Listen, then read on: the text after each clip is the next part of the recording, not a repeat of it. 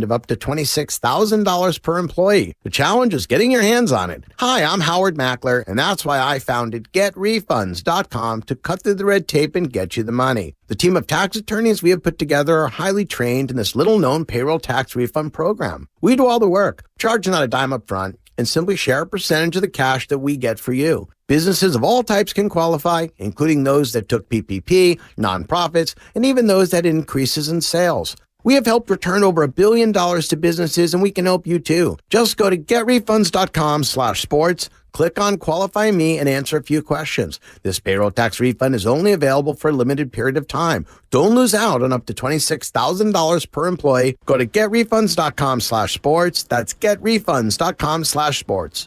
It's go time, California. The year-end sell-a-thon is going on now. Inventory is here now and moving fast, so it's go time. Now get 1.9% APR for 60 months plus $1,000 retail bonus cash on a 2022 Ford F-150 and Explorer. Go to the year-end sell-a-thon at your California Ford dealer today. Now during the year-end sell-a-thon, get low leases on select 2022 and 2023 Ford vehicles. It's go time, only at your California Ford dealer. Hurry in now, it all ends January 3rd. Now get a 2022 Ford F-150 or 2022 Ford Explorer with 1.9% APR for 60 months plus $1,000 retail bonus cash. Not all buyers will qualify for Ford credit financing. 1.9% APR financing for 60 months at $1,748 per month per $1,000 finance regardless of down payment. Bonus cash includes $1,000 retail bonus cash. Residency restrictions apply. For all offers, take new retail delivery from an authorized Ford dealer stock by 1/3/2023. See dealer for qualifications and complete details. Journey Wonderful with Celebrity Cruises' biggest offer of the year. Enjoy 75% off your second guest, savings of up to $800 per stateroom, and up to $800 onboard credit. Sail on the world's best ships to the world's best places like the Caribbean, Europe, Mexican Riviera, and Alaska. Hurry! Celebrity Cruises' semi-annual sale ends soon. Call 1-800-CELEBRITY, contact your travel advisor, or visit celebrity.com. Offer expires January 31st, 2023 and applies to non-refundable deposit rates and select sailings. Additional restrictions apply. Ships registry, Malta and Ecuador. Have you been naughty or nice this year? Cash don't care. At Jackson Hewitt, you could still get up to $4,500 for the holidays. Some bucks now, more bucks in January. So be naughty. Snap up all the ginger snaps. Wear a pretty sweater to an ugly sweater holiday party. You could still get up to $4,500 when you go to Jackson Hewitt today. Details at jacksonhewitt.com. Eligible clients can get up to $1,000 in December and up to $3,500 in January. Loans by Republic Bank and Trust Company. Finance charge may apply. Hey everybody, it's Boomer Esiason here. When a part of your offense isn't firing on all cylinders, it shows. And sometimes the only solution is to replace that part with something new. It's true on a championship team, and it's also true with cars. That's why I love eBay Motors. They have all the right parts at the right prices. 122 million of them, by the way. And that way you can get the parts that you need to make your car a winner. ebaymotors.com. Let's ride. Are you ready? At Lowe's, it pays to be a pro. Now through January 6th, Lowe's MVP's Pro Rewards members earn 1 bonus point for every $1 spent on qualifying purchases with the Lowe's Business Credit Account. Redeem bonus points for cool rewards for your business. Join Lowe's MVP's Pro Rewards today to start earning. Subject to credit approval, Lowe's terms and exclusions. See Lowe's.com/MVP's bonus points and Lowe's.com/L/Pro loyalty terms for details. U.S. only. In San Anselmo, 53 degrees and mostly cloudy today. Weather brought to you by Pfizer and BioNTech. This fall, there are now updated COVID-19 booster shots designed for recent Omicron variants. Learn more and schedule your updated booster at vaccines.gov.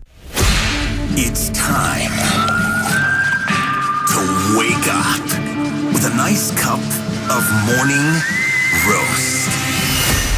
Featuring the Fillmore's finest, Monte Hill. The pride of the Excelsior, Joe Butcher Boy Shasky. You're listening to 95.7 The Game, the morning roast.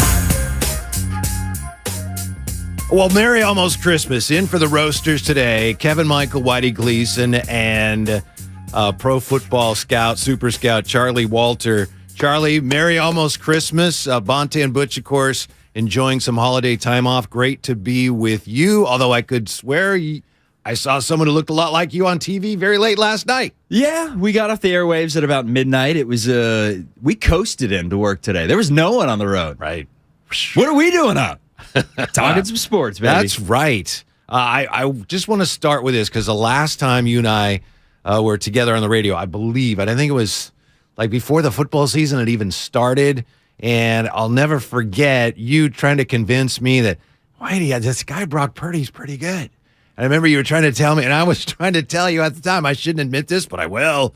I was trying to tell you, come on, let's not get carried away. Sudfeld's got experience. He's going to be the backup. Why are we even talking about this? So I bow to you, sir, and your superior football acumen. Well played. Appreciate it, because Larry Krueger gets so much credit around this station. His stock has just gone way up there. And me, I'm sitting in the corner like I've had the same take for a long time. Since the days of him battling Nate Sudfeld, I said this guy should have a roster spot. He looks like he could make a difference in the NFL at some point were he to be given the chance. And everyone, you were the only one that took me somewhat serious. Everyone was laughing in my face. Yeah. And here we are. I get a little victory lap because I don't think he's slowing down anytime soon. Enjoy it. The vision, the precision, the moxie, everything, that stuff travels. Yeah. Even more impressive is the next time I followed up with you on that, a week or two later, I remember you said, and we were just texting, you said, I'm kind of off Brock Purdy right now because I think Jimmy's coming back. And you were right about that, too. I'm a wizard. Yeah. I'm like Dumbledore. More Dumbledore than Gandalf? Oh, yeah. Yeah? Oh, yeah. All right. More of a Potter guy than Lord of the Rings. You're a wizard, Ari. So if you're such a wizard, can you tell us here what the hell happened with Carlos Correa? Isn't it amazing, Charlie? People are still dealing with that. I'm hoping it doesn't ruin the Christmases of any Giants fans. We got, of course, the 49ers playing tomorrow. On Christmas Eve, we got the Warriors on Christmas Day, fingers crossed. And the biggest story remains around here, the fact that the Giants had Carlos Correa and then, paper cut in the 6th grade. We don't know about that. And then gone. The one that got away. And it was so quickly. And when you're a journalist, I'm maybe not a capital J, but I'm the half J, at least in the TV side, not as much the radio side. But the questions you ask, it's the first thing you learn in journalism school, the who, the what, the when, the where, and the why. And that's what I want to break down, starting with the who. Who signed this off in the first place? Hey, we're going out and getting Correa. Is this Farhan going out on a rogue mission and then someone else in ownership saying, we may need to rethink these things? Let's start off with the who, Whitey. How did this go down in the first place? That's what I want to know. Yeah, it's a good question. Two things here. We're brought to you by Golden State, serving the Bay Area for 3 generations. When you succeed, we succeed. Visit goldenstatelumber.com. And Sam Lubman says he has breaking news for us now on 95.7 The Game. I'm not sure I'd say it's breaking news sounder-worthy breaking news, but it is a who, as in who just signed with the Giants. It is, drumroll, no drumroll, Michael Conforto. And the Giants have agreed to a 2-year deal per MLB trade rumors. Former Met. That'll show you, huh? Hey, Met, you got Pending Correa? Physical, of course. I think we should probably add Good that. point right there. Well played. At this point. Yeah, Conforto, somewhat, he's got a little bit of pop, outfielder, right? So he'll fill in the outfield picture for the Giants. Let's give you the details on Conforto. Left-handed batter, throws right. 6'1", 215. We'll throw in the stats there. Former first-round pick, 29 years of age, the ripe age of 29 years old. Has 132 homers in his career. For a 29-year-old, that's really good. 255 hitter. He can help you. 30 home runs, about 30 home runs in his career from 17, 18, and 19 in 3 seasons. So with 27 and 17, 28 home runs in 18, then 33 in 2019. Coming off a season where he hit just 232 with 14 home runs in 125 games. So his stock is down right now, but he was an all-star in 17 and had that really good 3-year stretch before the pandemic. So pre-pandemic, Michael Conforto, really good baseball player. Post-pandemic, but maybe a bargain to be had there. And in a way, nothing against Michael Conforto, but in a way, to me, this makes it worse because it's like you had Carlos Correa, and now, we don't have him, but we got this guy who's coming off some down years, but we're betting on the upside here. Doesn't it, in a way, just make it look like, wow, they really are cheap? That's nothing against Michael Conforto. It's just not real good timing for that signing. No, it's terrible timing. The worst timing you can possibly have. I do ask you this question, though. Yes. the narrative is switched tremendously on Farhan because it was just a year and a half ago that we're talking 107-win team and everything Farhan touches turns to gold. And these are the types of signs where you say, all right, Farhan knows what he's doing. You had faith in Farhan. He brings in a Michael Conforto, and you expect him to be a star. I mean, even J.D. Davis comes in, and for the first week or two, it's like, hey, Farhan may have pulled a rabbit out of his hat. But right now, with what has transpired with the San Francisco Giants, I don't think many people are positive about the state of this team, about the state of this franchise, whether it's fair or not. That's what's tough about it, because you did just set a franchise record literally, how many months ago? I know. It's incredible where this has gone now it's so quickly. Blow it up. Yeah. Blow it up. Look, I'm an A's guy, and we used to be the home of the A's, and my dad's uncle used to be the pitching coach for the A's, so I'm an A's guy. So keep that in mind here. When I say this, Giants fans don't want rabbits out of the hat. That's like what the A's do. Oh, you got a rabbit out of the hat, right? Because you don't have a lot of, you have a lot of money coming in, a low payroll. Giants fans want a horse in the barn. So we got a horse, an elephant in Correa, and instead, they're taking the elephant away, and we got another rabbit out of the hat in Conforto. And that's what's so frustrating. By the way, Farhan last night, or maybe it was yesterday, pardon me, according to NBC Sports Bay Area, Farhan had a Zoom call. It was in the afternoon that included players, Gabe Kapler, coaches, and members of the staff. He did the majority of the talking, according to the report, did Farhan. He took responsibility for what happened this week, told players he believes in the group, but many questions were still left unanswered. So we've been waiting for Farhan, for somebody to speak. At least yesterday, Farhan spoke, for what it's worth, to the players. Well, Scott Boras spoke. Yes. He gave at least a little taste into what happened that morning, and here's what we do know. Where Carlos Correa was when this all went down, he was in San Francisco at a hotel with his family. He has a wife, a 1-year-old child, and another child on the way. And the in-laws even, right? Didn't he even have the in-laws there? The in-laws in town and everything. He was probably down at the wharf eating a crab chowder bowl that day. No question. He was in Atherton looking up some real estate. He was invested, ready to go, ready to step up on a podium. Charlie, do you know? Hold up a jersey and say, I'm a Giant for life. I've always wanted to be here. Hold up. What's that? All right. Can you find me anywhere else to go? How about I'm already here. How about across the bay? Are they willing to shell out that kind of money? Oh, no, they're looking 3 years, $40 million. I can't do that. New York? That sounds good. He had to have had significant talks with New York prior in order for him to change his mind that quickly, right? Because that's a big lifestyle change. Hey, Mm-hmm. Yeah. Do you know that he literally was going to get on a cable car, and the Giants had set this up where I believe after the press conference, we're going to push you on a cable car with the whole family. Oh, hold on, we're going to have to get back to you. Don't tell me this. The story keeps getting worse. Cable car, and the cable worse. car ready to roll. He's probably going to buy a pretzel down there. I used to sell those pretzels down there at the Haddon Beach cable car turnaround. But there are some now that are suggesting, you don't know what to believe. But until the Giants clarify, I think it's fair to consider a lot of this stuff. Some think that maybe Giants, somebody in ownership saw, wow, we wanted Aaron Judge. Everyone wanted him. We didn't get him. But, we got Correa. Wait, nobody really cares as much about Correa. We thought everyone's going to get excited. They're not as excited about that. Wow, and it's going to cost us a lot of money. Maybe we need to rethink this. I don't know, but it makes as much sense as anything else. Yeah, I mean, if there's any silver lining here, it's that if Shohei Ohtani is a free agent next year, these New York teams don't have any more money. I mean, they do. Steve Cohen has all the money in the world. You know where he's going, right? But you know where he's going. And I don't want to say it, but you know where he's going. Staying in state, right? Yeah. Maybe going down the road. Staying in SoCal, Hollywood, and he ain't going down to the border.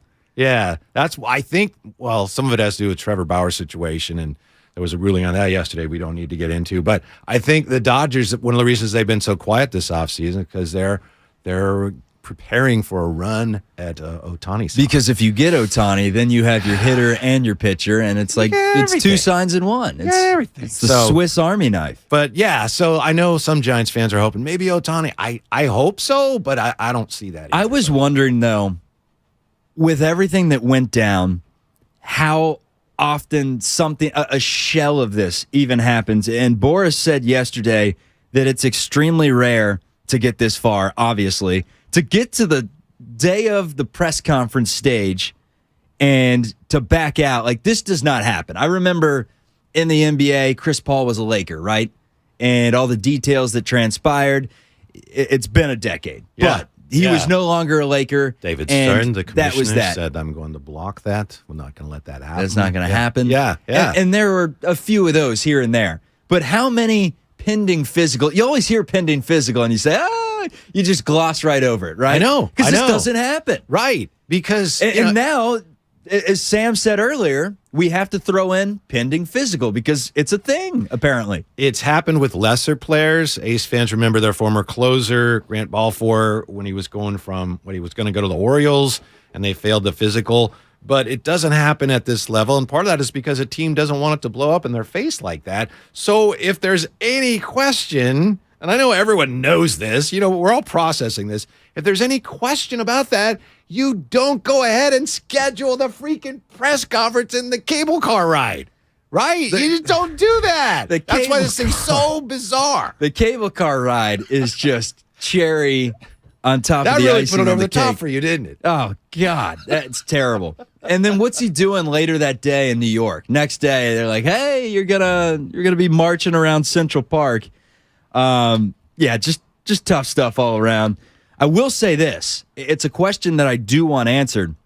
So Correa, within, let's say everything transpired within an 8-hour window, right? Because that seems, more of like a 12-hour window because it was 9 o'clock Pacific time on Tuesday to where the press conference was pushed back. You're probably making plans to attend that, right? Yeah, it was a couple hours before. So it was 11 a.m. The press conference was supposed to happen. 8 a.m. they cancel it. So 3 hours before. By 11:39 p.m., because it was 9 minutes after I got off the air, 11:39 p.m., so it's about 15 hours later, he's officially a New York Met per John Heyman. So in those 15 hours, what happened? That's what I want to get to. Did the Giants make a counteroffer? Because here's the thing. 13 years, $350 million, then the 12-year, $315 million deal. Scott Boras basically just left $35 million on the table with no issue at all. Didn't even sleep on it. In one day, he said, you know what? This is the best deal. We're saving $35 million here. So did the Giants counteroffer and say, hey, we're going to give you the same amount of money, but it's only going to be over 8 years? We don't want to invest 13 years. We think it's a little ridiculous. I agree. I don't know why we're handing out 13-year deals ever. A lot changes in 13 years, especially with the human body. Tell me about it. That's a cheap shot. It's a great question. Based on what we know, that's not what happened. This, of course, is the Morning Roast. Bonte Butch on vacation. Kevin Michael, Whitey Gleason, Charlie Walter with you today. The Xfinity Mobile text line, 888-957-9570. We have some news today on the Giants. Michael Conforto has agreed to terms. That's what we have to say, right, Sam? He's agreed to terms pending a physical, and we're still trying to figure out what happened with Carlos Correa. Yesterday, Farhan apparently had a Zoom call in the afternoon with players, manager Gabe Kapler, members of the staff. Because, Charlie, based on what Scott Boras is saying, and that's only one side of it, it's like the Giants said, we want to renegotiate, but they never actually did between the time they told him that and the time that something got done with the Mets. So I would think if you're the Giants, if you really want the guy, I'd be like, you know what, we got an issue here, but I'll tell you what, let's get this done. And it doesn't sound like they brought that sense of urgency to Scott Boras. But again, a lot of this we have to guess at until they fill some of this in for us. So why doesn't Scott Boras ask the Mets to match the deal? Why are they taking the cut? Why aren't they, when they hear 12 years, $315 million, why doesn't he say no? The Giants are getting ready to pay us $13,350. We're going to get that deal done and at least make Steve Cohen spend the extra cash. It almost seems like they know something's up. Like, maybe this is actually a terrible deal. So just take the money and let's, Yeah, I think there's an opt-out. Sam says there's an opt-out after 1 year. That's part of it. Also, I think the Giants were the ones that wanted to spread it out to lower the per year expenditure. So I think some of that, the reason it was so long was because that's what the Giants wanted. So you wouldn't necessarily take that to another team. But I understand your point. It's a great point. I hope it doesn't ruin Christmas for some Giants fans. Here's the thing. But I wouldn't blame them. Here's the Too thing. late. Yeah, I know. Well, it's not Christmas yet. So. Michael Conforto. Now, if Farhan can pull some of that magic that he pulled out in 2021, Michael Conforto, in his rookie year, 841 OPS. You know I'm a big OPS guy. I'm an OPS plus guy, but I like OPS. What's his OPS? That's 114 or something, 120? He had a 148 That's in awesome. 2017. He had a 939 OPS. 279, 27, and 68. Right, I'm with you. That's a guy that you could throw in there. That the thing that the Giants needed is they needed more 3, 4, 5 hitters and less 7, 8, 9 hitters. Because, Wilmer Flores, for as nice a player as he's been lately, you don't want to throw him at the 5. You'd rather throw him down at the 7. The lefties pitching, or the I'm 8. okay with Wilmer hitting there. But I get your point. You'd rather have him down there 6, 7, 8. 6, 7, preferably. Conforto, if he's hot, that's someone you could throw in the 5-hole, and you need more of those hitters, and that's what they get. So they don't get Correa, but they get Conforto, high upside guy, still young, coming off a terrible season, but in 2020, the shortened year, that 927 OPS, it's better than Correa's probably hitting. Isn't he from, or didn't he go to school up in the Pacific Northwest, Conforto? Like he's an Oregon guy or something? Oregon State. Oregon State, yeah. 888-957-9570 on the text line from the 650. They signed damaged goods, which is a total waste of money. And I'm not sure if Z is talking about the Correa thing and saying, yeah, it's good that they didn't do that deal, or if he's talking about Conforto. 209 comparing the Giants to what team? The Pittsburgh Pirates. Cheapskates. Oh, come on. Giants are a mess from the 209. This is a bad look to sign Conforto now on the heels of the Correa thing. It's definitely bad, but they spent some money this offseason. They went out and got a couple arms for their rotation. They went out and got, say what you want about him, Mitch Haniger can play. But Rodon left. Okay, here's the thing. Stripling and Manaea. I mean, Stripling's good, I know, but you lost Rodon. You have to get upgrades of what you had. And is Ross Stripling an upgrade from Jacob Junis? Is he he might be. He was last year. He should be. Is he an upgrade from Rodon? No. The Giants won, as you pointed out, 107 games. How'd they respond? They cut payroll. Kevin Gausman, we don't want to go there. So the Giants win 107. They cut payroll. The Mets win 101 games. They're out in the first round to the Padres. How do they respond? They spent $801 million. Yeah, well, the difference is Steve Cohen is the monopoly man, and he just chucks out money because he wants to win games. He wants to buy championships. That's what they're about in New York. And even though there's all the money in the world in this region, it doesn't seem right now, at least for the baseball teams, that buying championships is in their forte. The guys of that caliber, that's what they cost this year, and the Giants they're squeamish about that. So what happens? You get lapped in your own division. And not only that, you have the Padres, who played it that way, and last year worked for them. The Dodgers have had massive success. This year they've been a little quiet. But you also have in your own division the Arizona Diamondbacks, who go the other way. They do it the way the Giants were trying to do it, where you develop your own players, and they're ahead of the Giants too. Now, I know record-wise you could say, no, the Giants have 181, but Arizona, I think, is further along. So the Giants are stuck in that middle ground going, yeah, we're going to find some bargains in here. Come on out, man. We're having great bargain baseball. No! I'm fine with the bargain baseball as long as they get those crab sandwiches out in center field down to about $6. Get those down to $6. Not happening. Get the Coors Light and the aluminum cans down to $3.50, and then that ballpark will be popping. But that's not happening because they're selling 1 million crab sandwiches a season, and the best they can do is Michael Conforto. Although, I've said it and I'll say it again, if Michael Conforto can get back to what he was just 2 years ago, I mean, we're not talking that long ago, he is a welcomed addition. Do you have a wire to Farhan? Is he like telling you what to say right now or something? He is. Okay. I've been out at Farhan. Yeah. Right. What's coming up on the game? Farhan truther. Yeah. What's coming up on the game is brought to you by Fremont Bank. Full service banking, no compromises. More on the brand new Giant Michael Conforto and how much damage could this Correa crisis really do to the Giant fan base. That's next. It's the Morning Roast. In for Bonta and Butch, it's Whitey and Charlie on 95.7 The Game. the season for basketball. Ho, ho, bleepin' ho. The cutter is Poole. Squares up, fires, and hits a three. 39 points for Poole, new career high. And football. 2nd and 21. And down he goes. Bosa, 15 and a half now on the year. On the most wondrous sports station in the Bay Area, 95.7 The Game.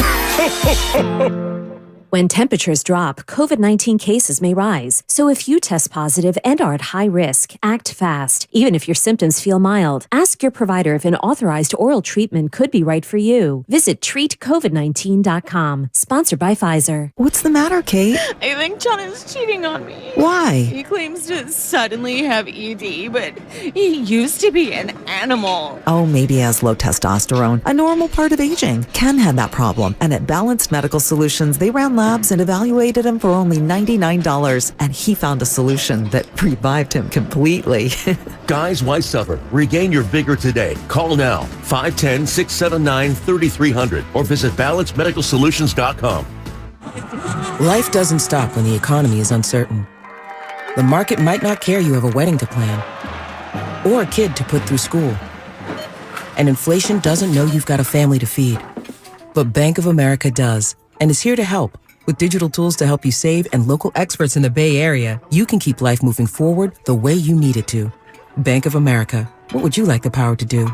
Learn more at BofA.com/San Francisco. Bank of America N.A. member FDIC equal credit opportunity lender. With car prices at an all-time high, Cars for Kids donors are now getting the highest receipts ever. Don't miss out for 2022. Donate your car today at carsforkids.org, and your car can be picked up tomorrow. Shame.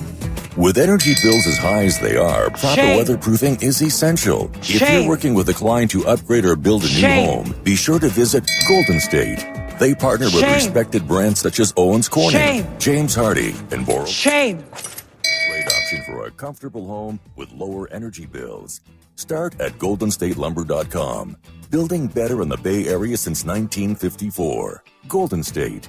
When you succeed, we succeed. Hi, I'm Aaron, owner of California Deluxe Windows. Ever notice? When your neighbors get new windows, there is a large black eye of broken stucco, uneven plaster, and even mismatched paint. At California Deluxe Windows, we never leave a ring around the window. Why? Because we are one of the only companies in California who custom crafts every window and door to your home's exact measurements. Almost everyone else on the radio is a distributor. They grab a window from a warehouse, break open your walls, shove it in, and patch things up. At California Deluxe Windows, we take pride in our work. Our installation technique is so precise, we do not break your stucco. Your house could be covered with potato chips, and we wouldn't crack one. Call now, and for a limited time, you get 30% off your entire order and 24 months of interest-free financing. 800-874-3600. 800-874-3600. That's 800-874-3600. California Deluxe Windows. Windows engineered for life. Certain terms and conditions apply. CSLB number 774518. Are you dreaming of an adventure? Ready for a getaway? Celebrate the season with SFO. Enter the SFO Holiday Sweepstakes by visiting flysfo.com/holidays for your chance to win a $1,000 credit toward a nonstop flight from SFO with more than 115 destinations to choose from worldwide and other great prizes with SFO this holiday season. SFO, your gateway to holiday cheer. Go to flysfo.com/holidays for your chance to win today. At Right Way Garage Doors, we consider what we do inspired craftsmanship. Our design pros are artists, using wood, glass, and metal as their brushes, your home, their canvas, all inspired by your vision. Right Way Garage Doors has been delivering the highest quality work with the right value and the right customer experience for 42 years. Check out their end-of-year blowout sale. For a limited time, receive 15% off your garage door purchase, plus qualify for up to 24 months no-interest financing. Call 877-DOOR-808 or visit rwgaragedoors.com. Wesley Financial Group is not a law firm. This story is called The Ugly Truth About Timeshare. If you think you've done your family a favor by buying a timeshare, you need my help. Hello, I'm Chuck McDowell, CEO and founder of Wesley Financial Group. 10 years ago, I started helping folks cancel their timeshare. And in the process, started what's now called the timeshare cancellation industry. Timeshare is the only thing that you can buy that you can't tell me how much it's going to cost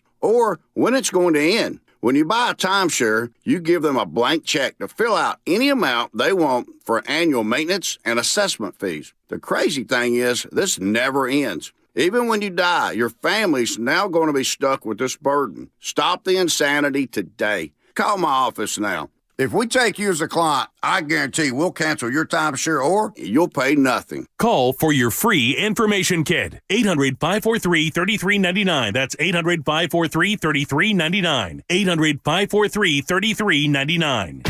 ZZ Top and Leonard Skinner are coming to Shoreline Amphitheater August 10th, and 95.7 The Game has your tickets. For your shot to win and get in the running for the grand prize, 2023 Shoreline Lawn Pass. Head to 957thegame.com.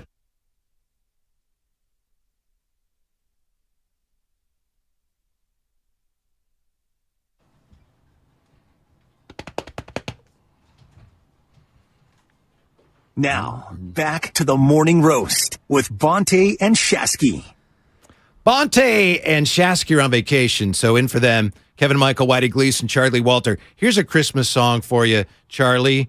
Giants fans shout, Giants fans cry, Giants fans pout. I'm telling you why Carlos is not coming to town. But who is coming to town? Apparently, Michael Conforto. And apparently the text line doesn't care at all. Like, yeah, we know who this guy was if he was good. I was just pointing out that he was an all-star, and he is coming off a season 2 years ago with a 927 OPS. And a shortened season, granted. But here's the deal. Yeah. He's coming off a really bad season.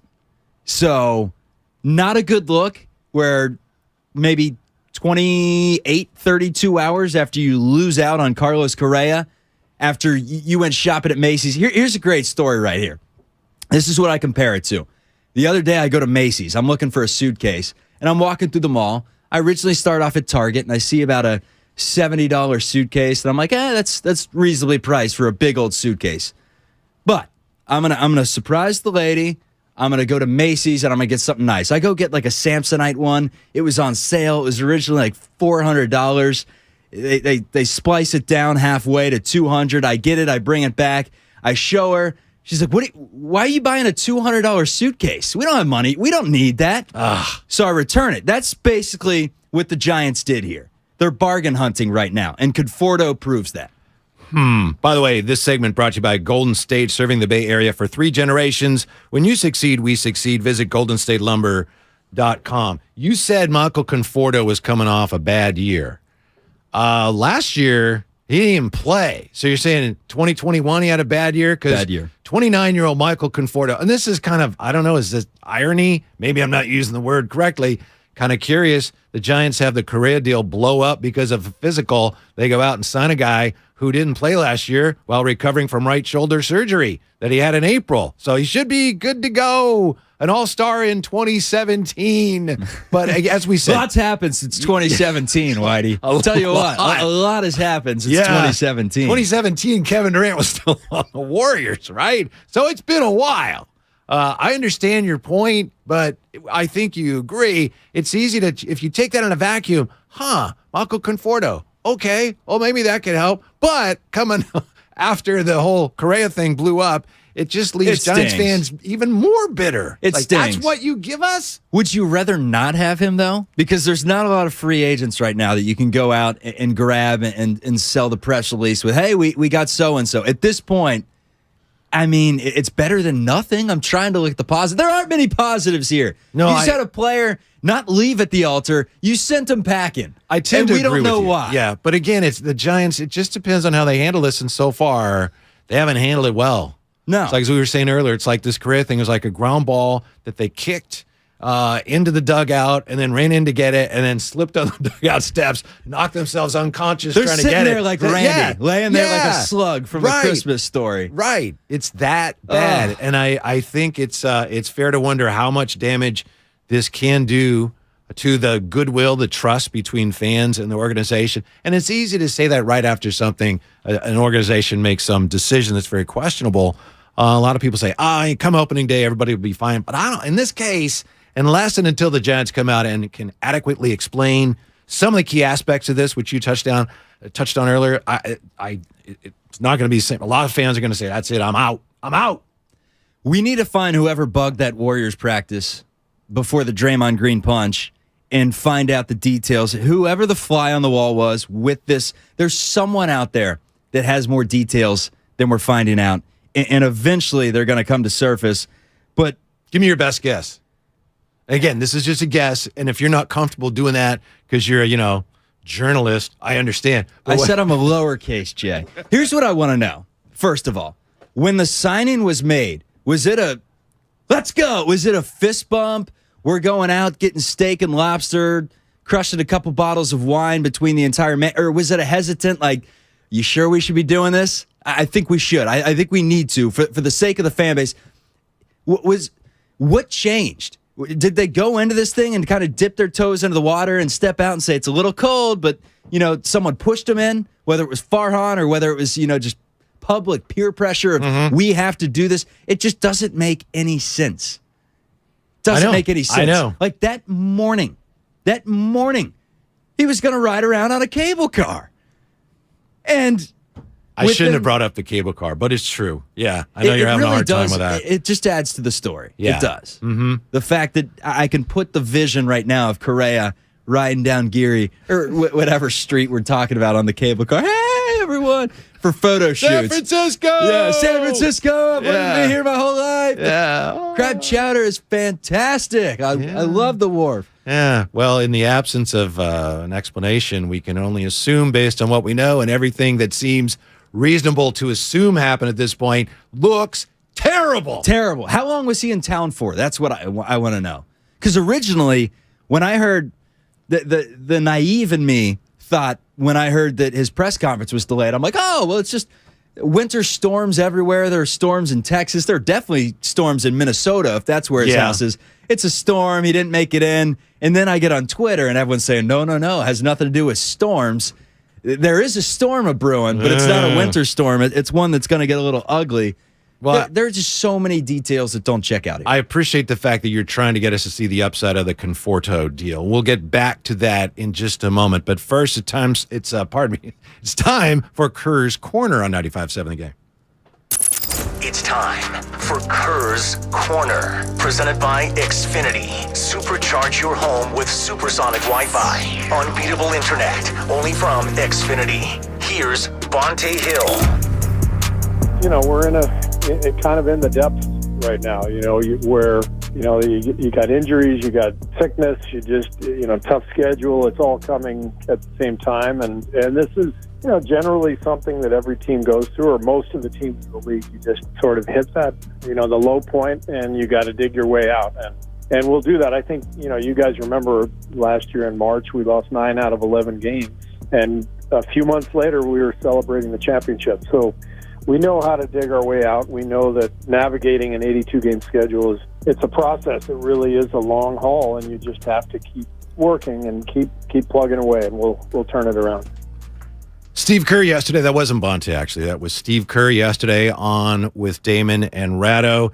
And Coach Kerr began the conversation, Charlie. I don't know if you had a chance to hear. He began by talking about, hey, you know what? I'm a grandfather now, so this is great. But then, of course, inevitably, conversation turned to more unhappy matters of where the team is right now. And that was Steve Kerr's attempt to, as you're trying to put a positive spin on the Conforto thing, to try to put something of a positive spin on where the team is right now with this 8-game homestand coming up, tip it off with the Grizzlies on Christmas. I think the positive was proved 7, 8 months ago with the Warriors playoff run when we wondered last year, can this team that has all these stars that haven't played together the entire year, because I think it was one game before the Nuggets series that all these talented players for the Warriors had played together, and they rolled the ball out there in the playoffs. You're right. It's like they never missed a beat. Yeah. So that is the hope that we're holding on to. However, at some point, you got to start talking about the playoffs. The playoffs. I mean, I know it's early in the season. We're not at Christmas yet. Playoffs? But I've sat here since November when the sky was falling, and I've said there's no need to push the panic button until Christmas. If we're talking reeling at Christmas and leading into the new year, then something needs to happen, because at some point this team does need to make a push. We're 30 games in. We're nearing the halfway mark as we enter the new year. And at the halfway mark, the Warriors right now are sitting at the 11 seed, a game and a half outside of even the play-in tournament. And you get to even the play-in tournament, I think your chances of winning an NBA title significantly go down, even if you are the Warriors. Here's the problem with the scenario you laid out, and you're right. That did happen last year. I remember, all the worries about the Warriors heading into the postseason, and then it was like that old cliche, well, they can't flip a switch, and they did. It's like, whoosh, they took off. Everyone was healthy? Yeah, Boom. yeah. But even going back to earlier this year when everyone was relatively healthy before Wiggins got hurt and before Steph popped out his shoulder, I know Clay has struggled, but they weren't playing well even then. They were at home. They were at home. Yeah, for the most part. They've but been overall, playing well at home all year. If they could find out a way to just get to 500 on the road moving forward, they'd probably be a decent basketball team. Yes, and they're nowhere near that to this point. They've been nowhere near a 500 team on the road. No, so the splits are as such. Warriors 12-2 at home this season. That's pretty good. And that's very good. And on the road, very bad. 3-16. Yeah. Yikes. I believe that's the worst. Last time I checked, it was the worst road record in the NBA. Yes, it is. I think Orlando was up there with them, but yeah. The Rockets have won 3 games, but they've played 3 less on the road. There you go. My question becomes, where are they staying at on the road? They, if it's the Hyatt, they may want to rethink to a Marriott or something because something's going awry on the road. That's Kerr's Corner for now. Coming up next year, what's coming up on the game, by the way, sponsored by Boxer and Gerson, Northern California's premier workers' compensation law firm, helping injured workers get their lives back for more than 40 years. We'll see if Charlie, and bless him, we'll see if Charlie can talk us into getting even a little bit semi-enthused about the Conforto signing. You up for that, Charlie? Sure. Why not? It's the holiday season. Let's be merry. That's next on the Morning Roast 95.7. Okay. It's the most wonderful time of the year on 95.7 The Game. Oy, oy, oy! It's the most wonderful time of the year. We're having a holly jolly time here on the Bay Area Sports Station. Yay! Wait a second. Ray, you can't open your Christmas gifts early. Oh, bite me. The Bay Area Sports Station, 95.7 The Game. Ho, ho, ho, ho, ho, ho. Norman, we need to pause this surgery. What, doctor? Well, we need to hurry to the Xfinity Hello 2023 sale. New Xfinity customers can get 75 megabit internet for just $19.99 a month for 12 months with a 1-year contract. Plus, when you add 2 lines of Xfinity Mobile, you get $500 back for a limited time. Drop everything. Get to the Xfinity Hello 2023 sale now through January 10th. Go to Xfinity.com/Hello2023 to learn more. Restrictions apply. Internet offer requires paperless billing and autopay with stored bank account. Equipment, taxes, and fees extra. After term, regular rates apply. Xfinity internet required for Xfinity Mobile. Uncle, Kate's gonna leave me, and I need your advice. What's the problem, John? She thinks I'm cheating on her, but I'm not. It's just that I have ED now, and I don't know why. Don't worry. The same thing happened to me. All men lose testosterone with age, and this can cause ED. I went to Balanced Medical Solutions, and they helped me rebalance my hormones. Now your aunt is happy again, and I lost weight, too. Thank you. I'm gonna call them today. Guys, stop suffering. Call Balanced Medical Solutions now at 510-679-3300 or visit balancedmedicalsolutions.com.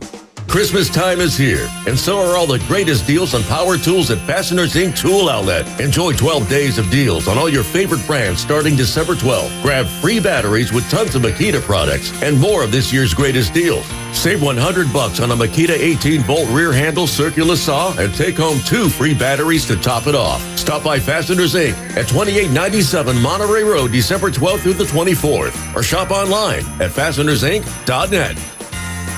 End this year on a high note at Big O Tires year-end sale. Get great deals on name brand tires for cars, pickups, and SUVs. Plus, save on auto care services with financing options available on credit approval. Visit BigOTires.com for all year-end sale offers. Ends January 8th. First, we decide where we want to go. Then we need to know the best way to get there. Hi, my name's Adam Barada. I'm the owner of Advantage Gold. We're the highest rated precious metals firm in the country. We teach people how to own physical gold and silver. Now, we've won the Best of TrustLink Award 4 years in a row because we educate our clients on how to buy gold and silver the right way. We don't pay celebrity spokespeople millions of dollars. We'd rather pass that value on to you.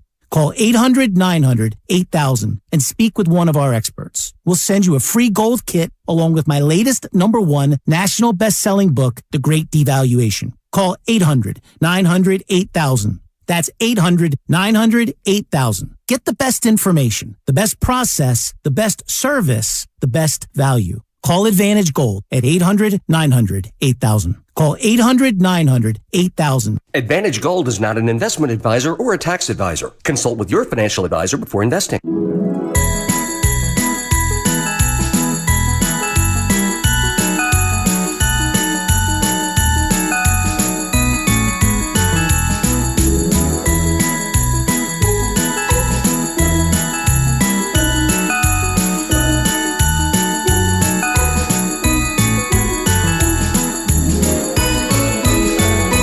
From all your friends at Dolan's, have a safe and happy holiday season.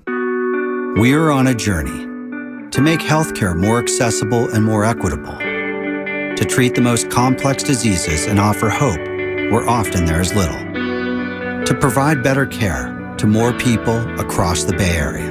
We are more than a hospital, more than a university, beyond science and technology. We are the people of UCSF. UCSF Health, redefining possible. How do holiday grill masters take food from good to wow? Kingsford 100% hardwood pellets.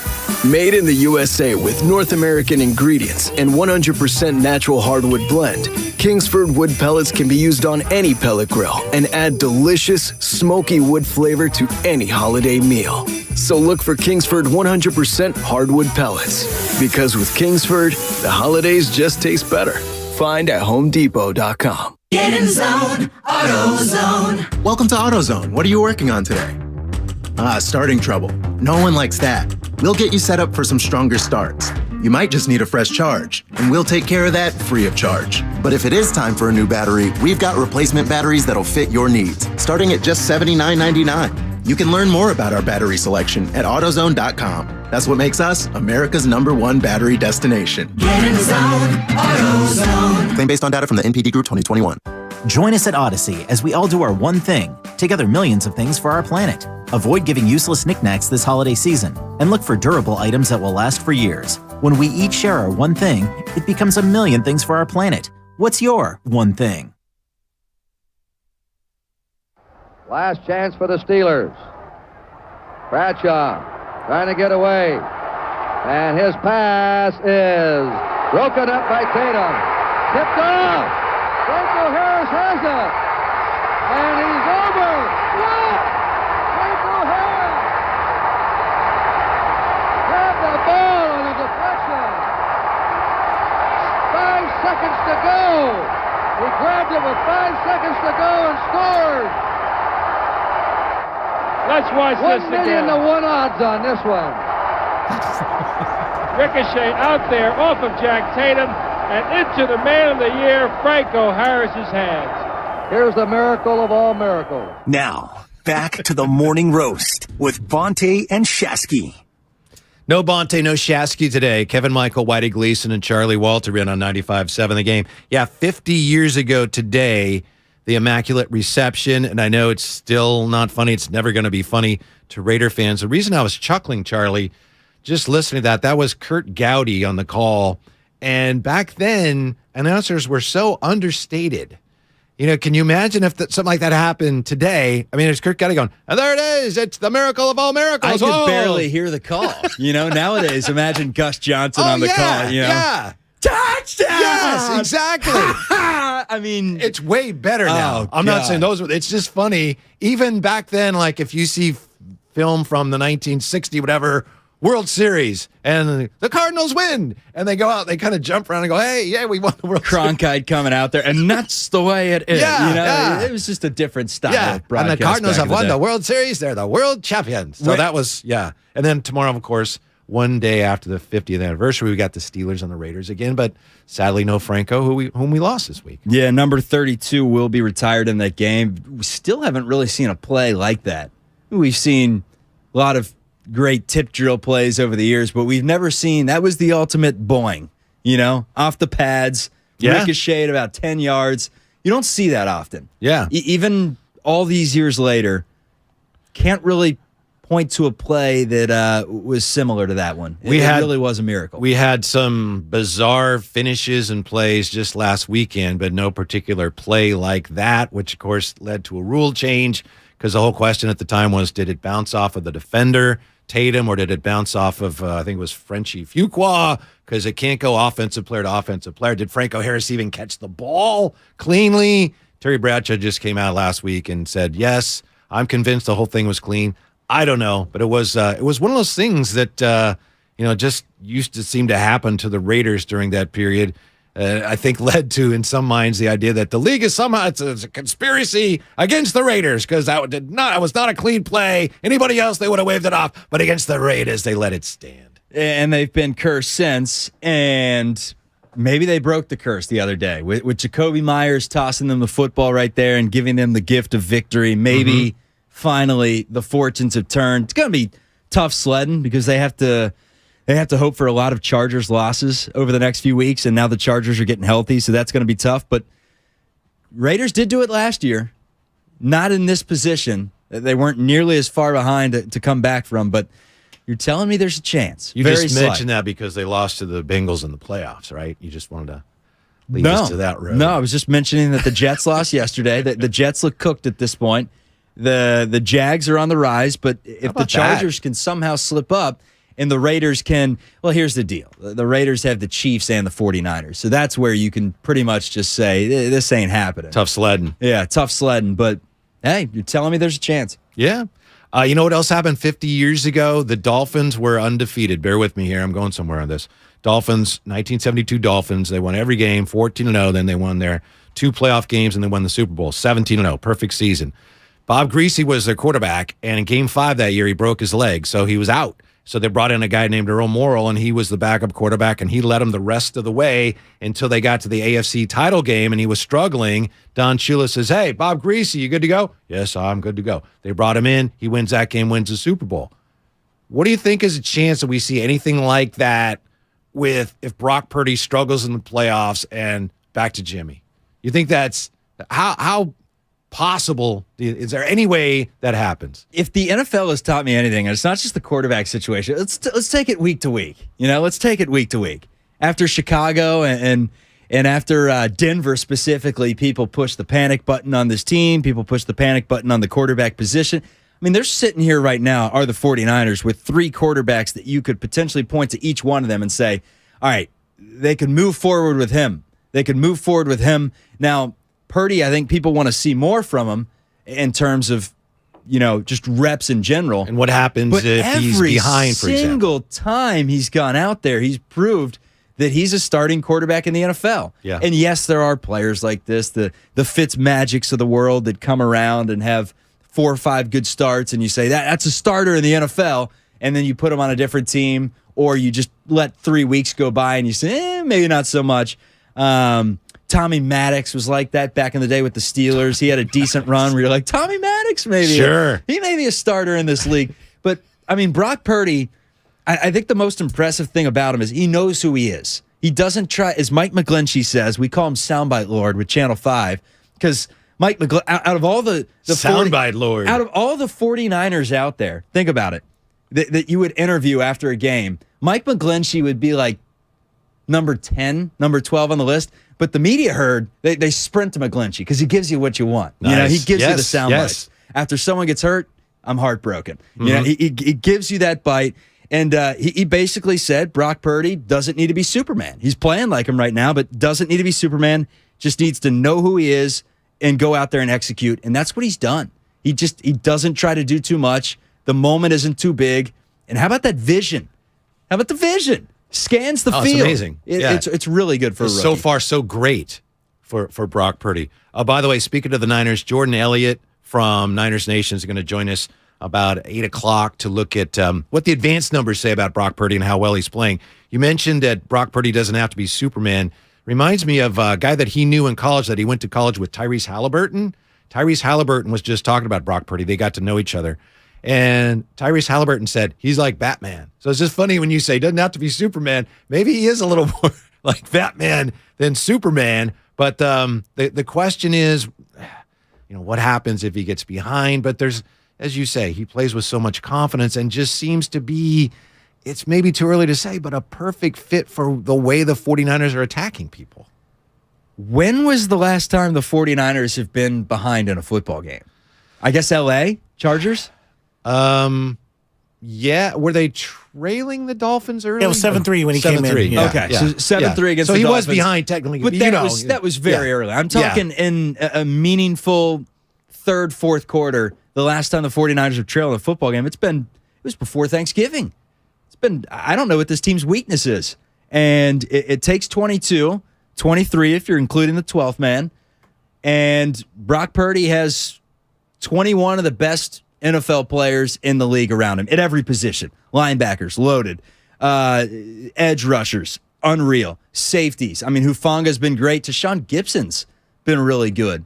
The veterans stepping in there. Corners, they've been good despite injuries to Emmanuel Mosley.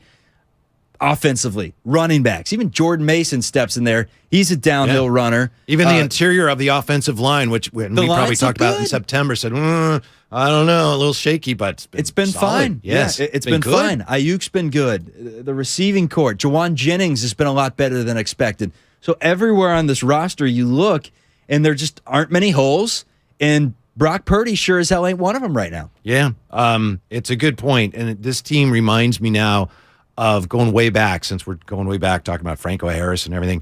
Bill Walsh's 49er teams, when they were just humming and winning multiple Super Bowls, they'd have a game against whoever, Tampa Bay, and Bill Walsh was great at saying, on any given Sunday, and Jack Thompson, he can sling it. And I get the same type of feeling from Kyle Shanahan this week, and I know he means it, but when he talks about Washington, boy, that defense, this is the best defense we faced in a while, and hey, they run the ball well, and this is they do things you need to do to be a playoff team. And I know the Commanders are not a bad team, but they got no chance to beat the 49ers, do they?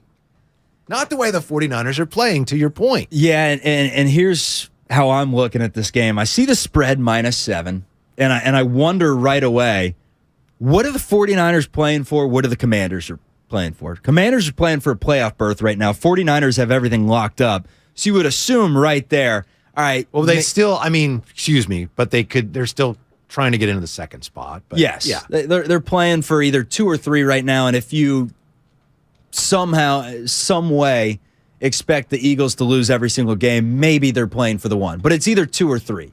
It's the difference between maybe an extra home playoff game, which is huge. Don't get me wrong. But they also need help from Minnesota.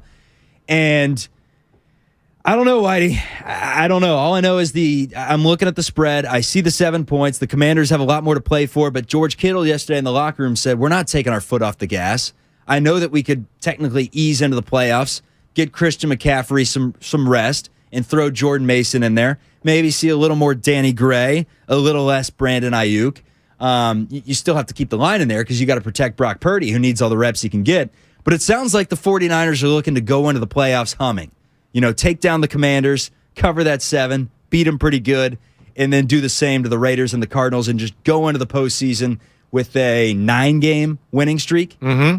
Charlie does this thing, and I love working with Charlie, where he'll be in the middle of something like he just was, and he'll say something about, like the 49er winning streak, and he'll start to smile, and I'm thinking, there's something in that's funny that I don't know about, and only Charlie knows about. Just every so often. You got that little grin that creeps in there, and it's like, good teams win and the great teams cover, and the Niners have covered in 5 straight. I mean, they're just taking care of business right now. Yes, they're they are. Better than everyone expects them. Yeah, in Vegas. So you better win it all this year, right? Tell you why Kyle Shanahan definitely does not want to rest players, why he's so concerned about keeping, as you say, the pedal to the metal. But first, want to remind you that you're listening to 95.7 The Game, KGMZ FM and HD1 San Francisco. Always live on the free Odyssey app. Download the Odyssey app and favorite 95.7 The Game for the best and most up-to-date sports coverage. Don't forget, you can also watch us every day on our YouTube and Twitch streams. Just log on, search 95.7 The Game. Be sure to like and subscribe to the channel while you are there. A moment ago, I mistakenly referred to Kyle Shanahan as a Mike Shanahan. Well, Mike Shanahan coached the Broncos when they won the Super Bowls in 97 and 98, right? And, of course, Kyle was a big fan and everything there. Well, 1996, the Broncos were 13-3 and they rested guys down the stretch. And Kyle talked about that this week and what an impact it had on him. So that's what the Broncos did in 96. 13-3. First round, they played Jacksonville, and I think the Jags were in their second year of existence. Final score was Jacksonville and Mark Brunell 30, Denver 27. And then after that, Denver won the next 2 Super Bowls. So you could argue, wow, they could have won 3 straight Super Bowls. Why didn't they? Well, in the minds of Kyle Shanahan, because his dad rested his players down the stretch, they were too rusty in that first game. So he definitely wants to avoid anything remotely resembling that with this 49er team. I love the segue there. First of all, I think you threw out Mike Shanahan on purpose so we can weave in that story. You know, you called Kyle Mike on purpose. You just admit it there. But most teams go into the playoffs that end up winning a Super Bowl. They go in on somewhat of a streak, whether it's 5-6, 5-7. No one limps into the playoffs, then puts it together, figures it out, and wins a championship. That just doesn't happen. You want to go in playing your best football. And quite frankly, the 49ers with the Commanders, the Raiders, and the Cardinals, it's 3 games on the schedule. They should win. They should be coming in potentially either 8 of 9 or 9 straight wins. And if that's the case, 9 straight wins, let's say you potentially do catch the Vikings and get that 2 seed, you're cooking with Crisco. Are the Vikings frauds? It's interesting. Online, Cowboy fans and Viking fans have a debate going about, you're a fraud. No, you're a bigger fraud. Frauds. Really? It's the pot calling the kettle black. Yeah. I think they're both. Your team's fraud. No, your team's They're big both fraud, in that same tier. I think I may be able to lump the Dolphins in there as well. Ooh. The 3 teams that are solid. They may be able to sneak one out. There's 5 or 6 serious contenders right now, in my opinion. I think.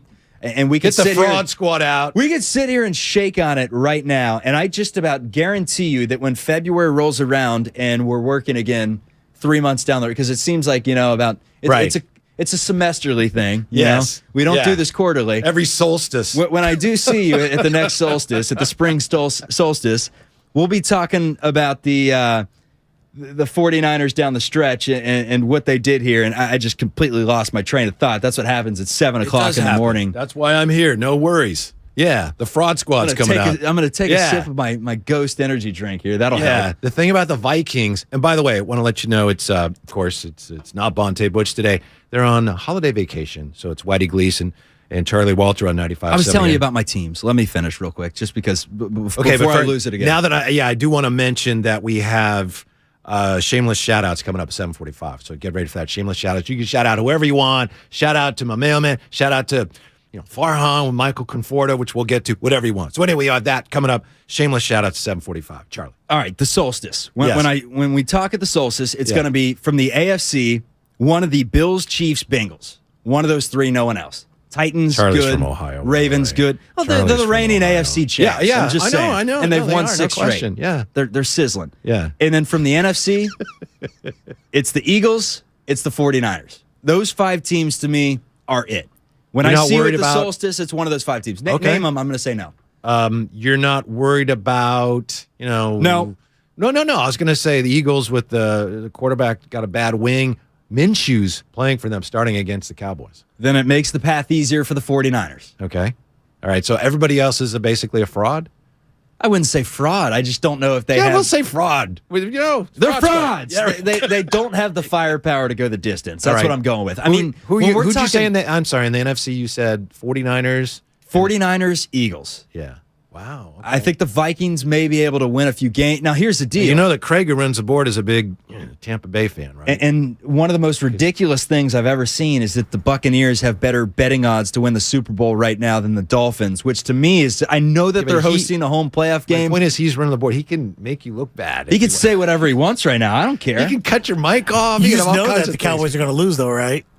Oh, yeah. Exactly. That's why they got better odds than the Dolphins do, because the Tampa will beat the Cowboys in the 4-5 matchup. I don't care how many games Tampa wins. They're not winning the Super Bowl. Oh, I'm not saying that either. Yeah, they may be able to sneak one out, but that line is putrid. They don't have a running game. Like any of their offensive linemen back? You can't win a center back or anything, Craig? Get 2 guys back here this week and next week, and hopefully the team gets healthy. That's why I beat the Cowboys, but you're not going into Philly. They can't go into Philly and win. So. No, they're not going into San Francisco and winning. They can't string together multiple wins. If they do, respect to Tom Brady. It adds to the illustrious career that he's had because that team stinks. They really do stink. I'm sorry, Craig. They're hurt, bro. I'll take it. There's just a nicer way to say it when the guy who's running the board is a fan. Craig, of the team. happy holidays, but your team sucks. He's been waiting 30 years for the Bengals to be good. Let him have his moment here, okay? Yeah. If the football gods have any mercy, they won't allow the 49ers to have a bad ending to their season because, fans who are fans of the Giants and the Warriors and the 49ers couldn't take that, could they? With everything else that's going on right now. And maybe the Warriors turn things around. But we're still dealing with the Carlos Correa situation. Like, well, at least we got, the Warriors, they're struggling right now. Hey, we got the 49ers on this incredible run. So the 49ers have to win it all this year because otherwise they have some fans that I don't know if they could mentally survive it. Yeah, you have to win it all because the thing is, if you get to the Super Bowl, while some would say, "Oh, what a wonderful season! Let's go to the airport and cheer on these guys when they get home." You're beyond that now. You're beyond that, A, and B, from experience, there is nothing worse than losing in that Super Bowl because you know how hard it is to get back there. You lost the Super Bowl?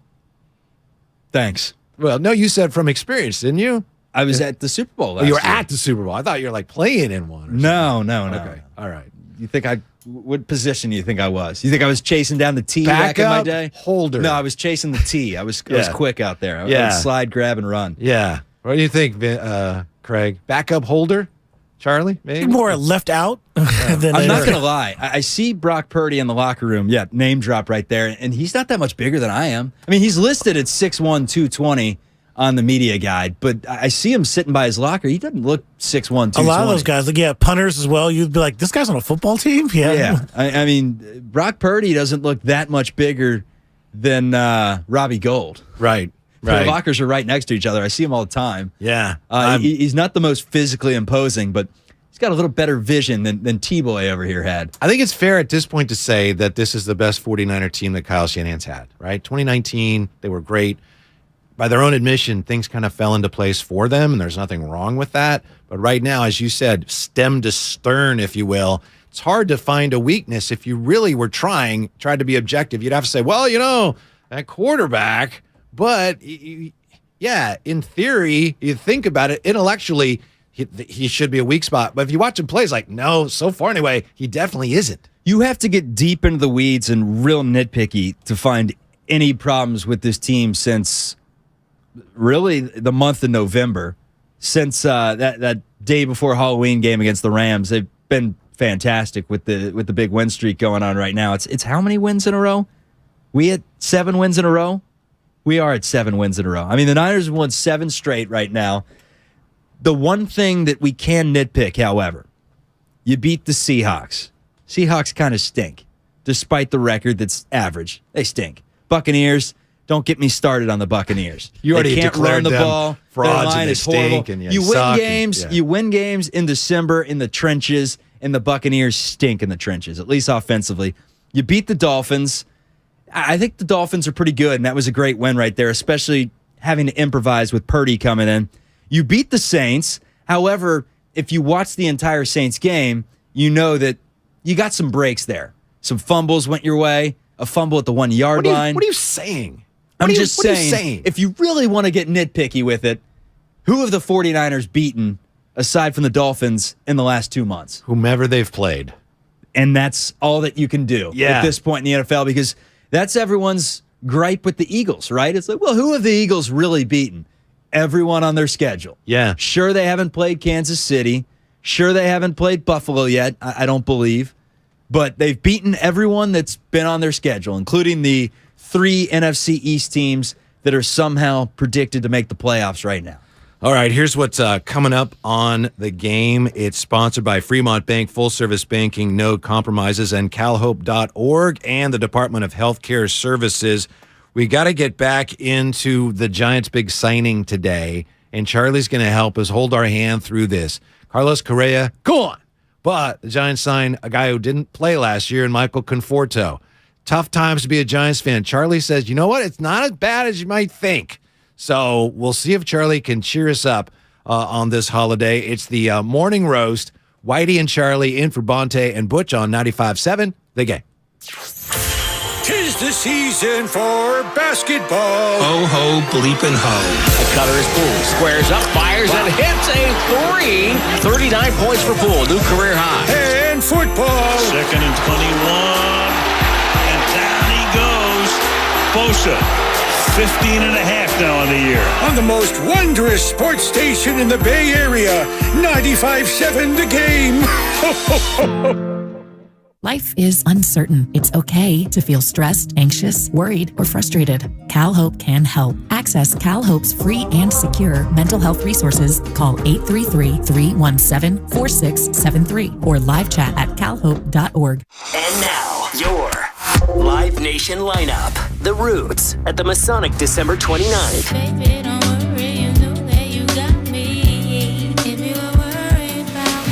Nimesh Patel at the Masonic January 21st. Sarah Silverman at the Masonic February 25th. And Margaret Cho at Palace of Fine Arts June 2nd.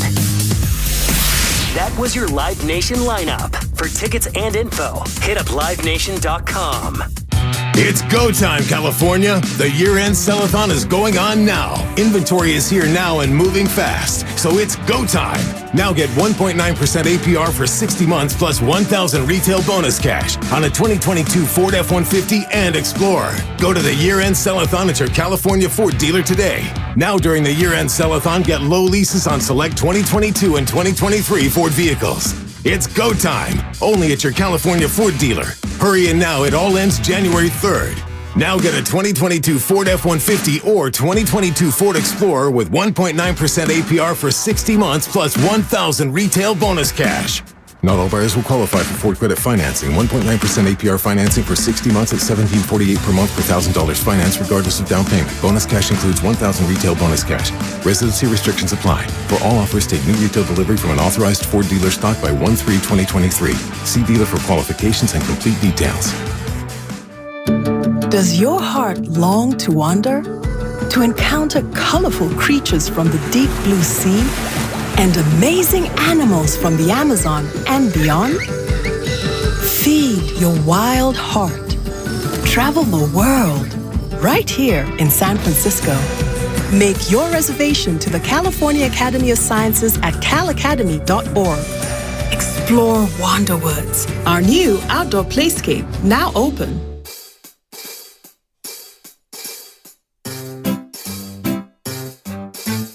1-877 Cars for Kids. KARS Cars for Kids. 1-877 Cars for Kids. Donate your car today. 1-877 Cars for Kids. KARS Cars for Kids. 1-877 Cars for Kids. Donate your car today. Donate your car today at carsforkids.org. That's cars with a K. Your car, running or not, can be picked up as soon as the next day. You'll get a maximum 2022 tax deduction and a vacation voucher. 1-877 Cars for Kids. KARS Cars for Kids. 1-877 Cars for Kids.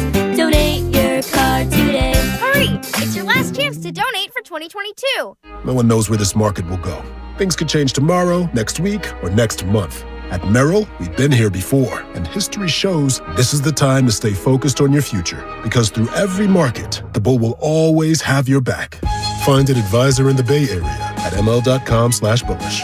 Merrill, a Bank of America company. What would you like the power to do?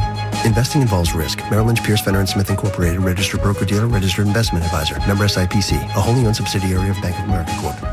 If you own a business, this has been a bumpy ride. From pandemic to inflation, I'm sure you could use a break. If your business has 5 or more employees and survived COVID, you might be eligible to receive a payroll tax refund of up to $26,000 per employee. The challenge is getting your hands on it. Hi, I'm Howard Mackler, and that's why I founded GetRefunds.com to cut through the red tape and get you the money. The team of tax attorneys we have put together are highly trained in this little-known payroll tax refund program. We do all the work, charge not a dime up front, and simply share a percentage of the cash that we get for you. Businesses of all types can qualify, including those that took PPP, nonprofits, and even those that had increases in sales. We have helped return over $1 billion to businesses, and we can help you too. Just go to getrefunds.com/sports, click on Qualify Me, and answer a few questions. This payroll tax refund is only available for a limited period of time. Don't lose out on up to $26,000 per employee. Go to getrefunds.com/sports. That's getrefunds.com/sports. I wanted to know why some people who get COVID-19 get it so bad.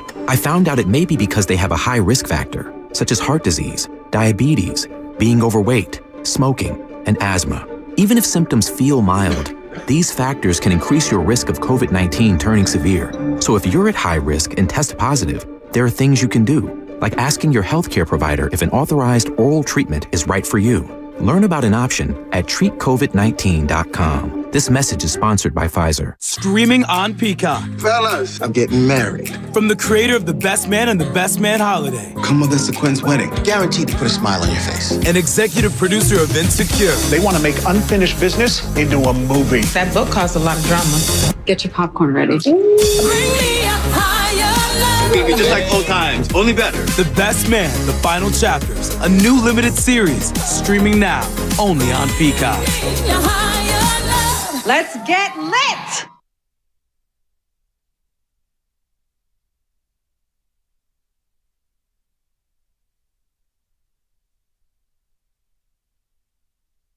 Now, back to the morning roast with Bonte and Shasky.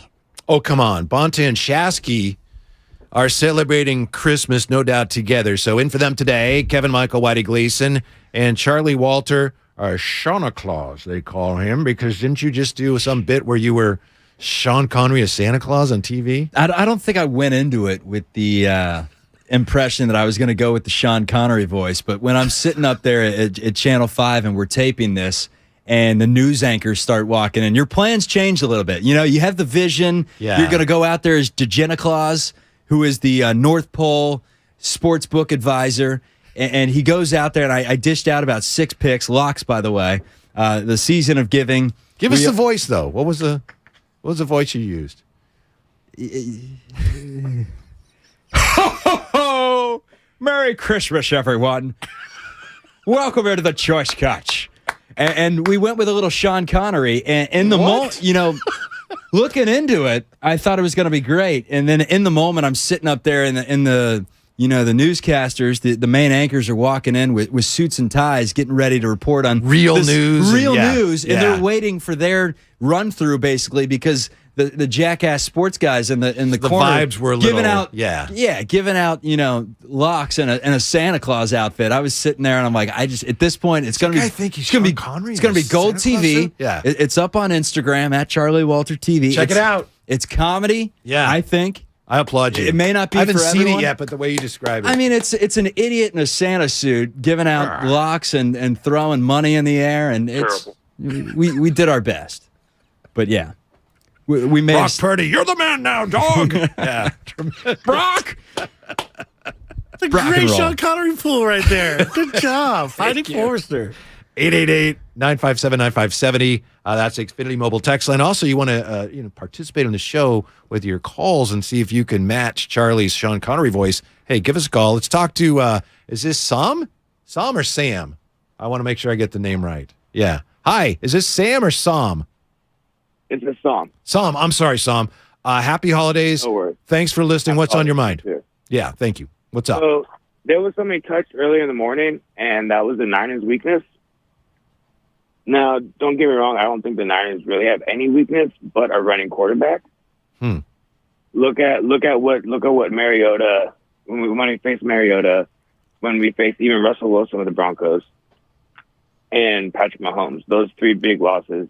All 3 of them can run, and they did run against our defense. Now, even if you go back to when we had that stellar 2019 defense, we had issues with running quarterback, even when the Eagles put in Jalen Hurts. Yeah. Do you have any idea why that is, Sam? I mean, I've heard a lot of theories. Do you have any guess as to why the 49ers seem to struggle with those running quarterbacks? I think it's because they run a lot of zone, from what I've seen. But now with God, why am I drawing a blank on the new defensive coordinator's name? D'Amico Ryans. D'Amico Ryans, thank you. I think with him, he's gone a little bit more man, but I mean, still, even last year with his start, they were still struggling with the running quarterbacks. Gotcha. Thank you, Simon. Thanks for hanging on. That's a great point, obviously, if you're maybe talking about playing the Eagles at some point. Yeah, I had actually thought about that because Mariota really was the last quarterback aside from Patrick Mahomes to dice up the 49ers and one of the only quarterbacks this year to do so because the defense has been so damn good. Now, he lumped in Russell Wilson. The 11 points that the Broncos put up, I don't think that was really on Russell Wilson as much as it was the 49ers just couldn't move the ball / put the ball into the end zone that game. But I'm looking around the NFC because AFC, you got a little bit of mobility from Patrick Mahomes, from Josh Allen. Joe Burrow can improvise a little. He's not going to run much. Charlie's from Ohio. You get all the way to the Super Bowl, then maybe you worry about it a bit. But in the NFC, it's really just Jalen Hurts, right? Kirk Cousins, you're not worried about the read option. The thing about Minnesota, though, and I understand that they're up, they're down. You know, are they still upside down in their points scored, points allowed? I don't know. But that win over over Buffalo, that was staggering. And then to back that up, I know the Colts were they contributed to their own demise, but to see Minnesota then come back from that 33-0, I'm not eager to dismiss the Vikings as they're total frauds because they've done some impressive things this year despite their inconsistencies, and they're defensively they're not what they used to be. Yeah, I mean that's impressive stuff. They have a lot of talent. There's no doubt about that, especially on the offense. I mean, you're talking Dalvin Cook in the run game and with the receivers that the Vikings have. I mean, Adam Thielen, is Thielen at this point the 2 or the 3? He's probably their number 2 receiver, right? Yeah. But if you're counting Hawkinson in there as a pass catcher too, Adam Thielen may be your 3rd best weapon. It's a pretty good 3rd best weapon to have. Right. They're loaded. So, I know they are. There's something fraudulent about them. The real ones know. When a team is fraudulent, the real ones know. And there's some, I can't quite put my finger on it, but there's something fraud. How much of that could be a vague Kirk Cousins bias? Maybe it is. It's like with the we were talking about the San Francisco Giants in 2021. They win the 107 games, but no one will give Farhan the flowers because no one thought they were serious. Vikings have the record to be considered a Super Bowl favorite, but they're not. There's 6-7 teams ahead of them right now, and it's because I think everyone just kind of knows there's something fraudulent there. More on the 49ers coming up top of the hour. Jordan Elliott from Niners Nation is going to join us. Shameless shout-outs coming up at 7:45.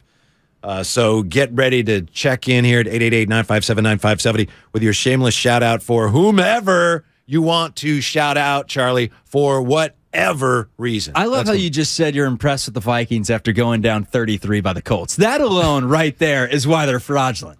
You Really? go down 33 to the Colts? And then to come Jeff Saturday's back. Colts? I don't care. It's Jeff Saturday's Colts, and you were down 33 points. Right. The comeback, great. Yeah. Indy clearly took their foot off the gas somewhat, ran out of some steam. So clearly to me, you have a Viking / Kirk Cousins bias because that's it. That's the test case. They were down 33-0. They won the game. Greatest comeback ever. What does that mean? They were behind 33-0. They suck. Well, the Colts stink. I know.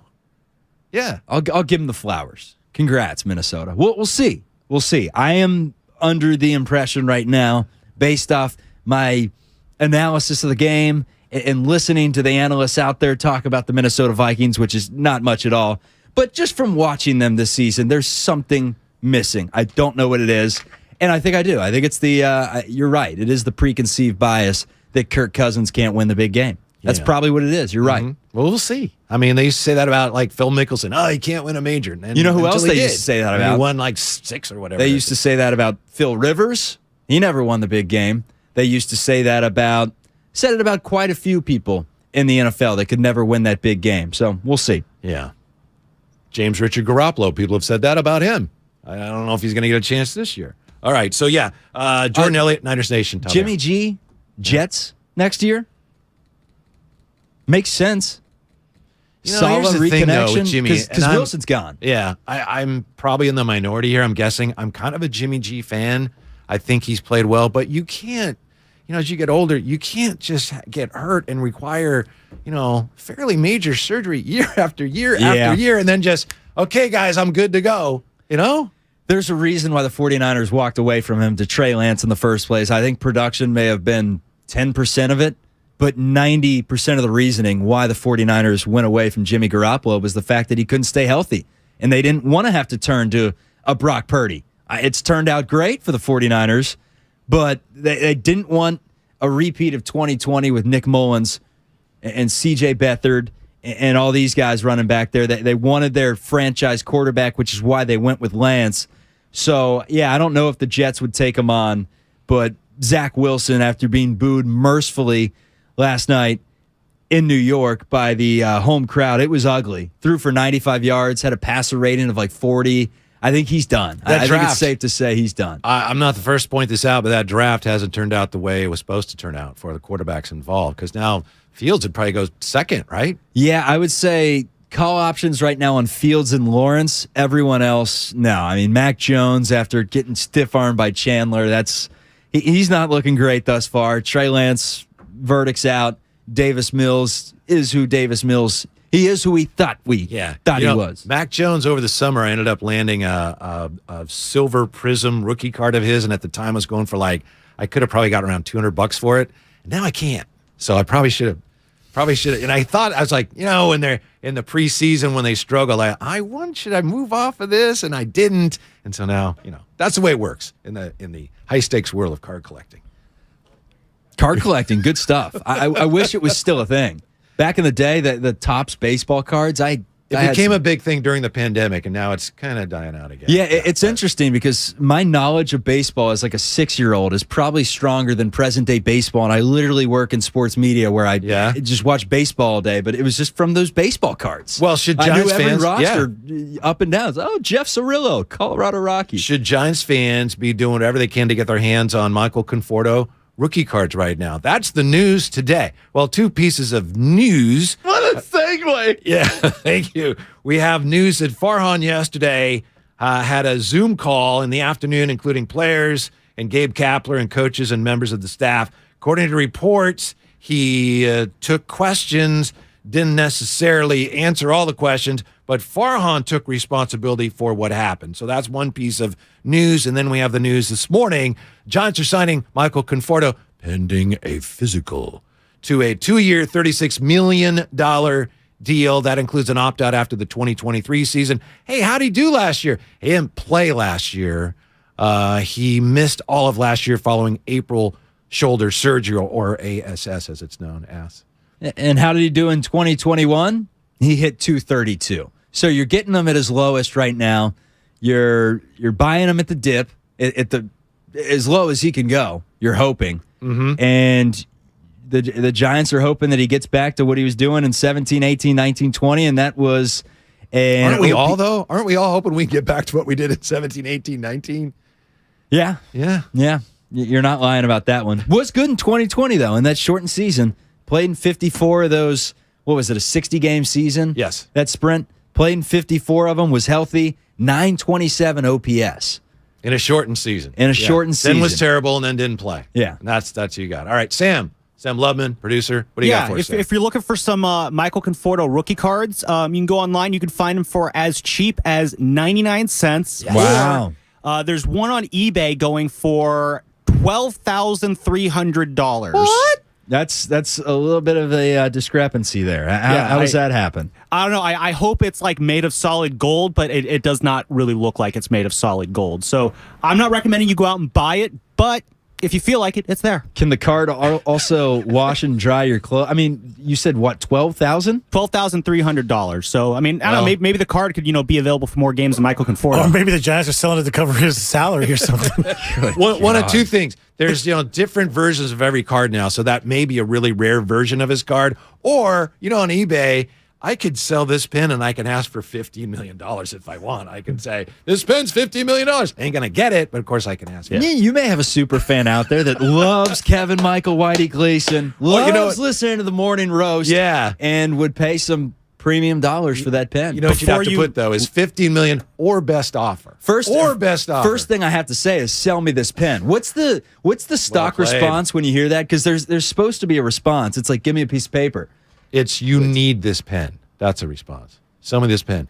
You need. It's not like this pen's really good because that's Wolf of Wall Street, right? Yeah. Sell me this pen. You need this pen. That's how you start. Okay. Well, there's supposed to be a stock answer, I think, to where you say, hey, you want this person's number? I don't know what it is. Digging myself into holes. Is Stanley Yelnats. Michael Conforto's signing going to make Giants fans feel any better in any which way? It should. About this week. It should, because it's better than nothing. 888-957-9570. Does the signing of Michael Conforto today, well, again, it's an agreement. According to ESPN, it is a signing, but they do have to do the physical. To make you in any way feel any better about this Giants week. It's better than nothing. He's coming off a year where he had the entire season to rehab and get healthy, and he has had some successful seasons. He's only 29 years old. He hasn't. It's not like you're signing a 34-year-old that's been out of the league for a couple of years. He may still have some pop in that bat.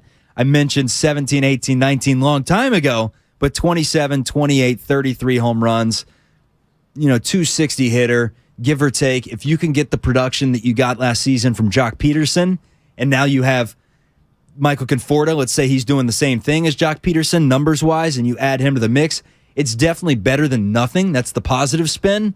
But the negative spin is, what in the hell just happened with Carlos Correa? We still don't have any answers. You had the cornerstone, so you thought.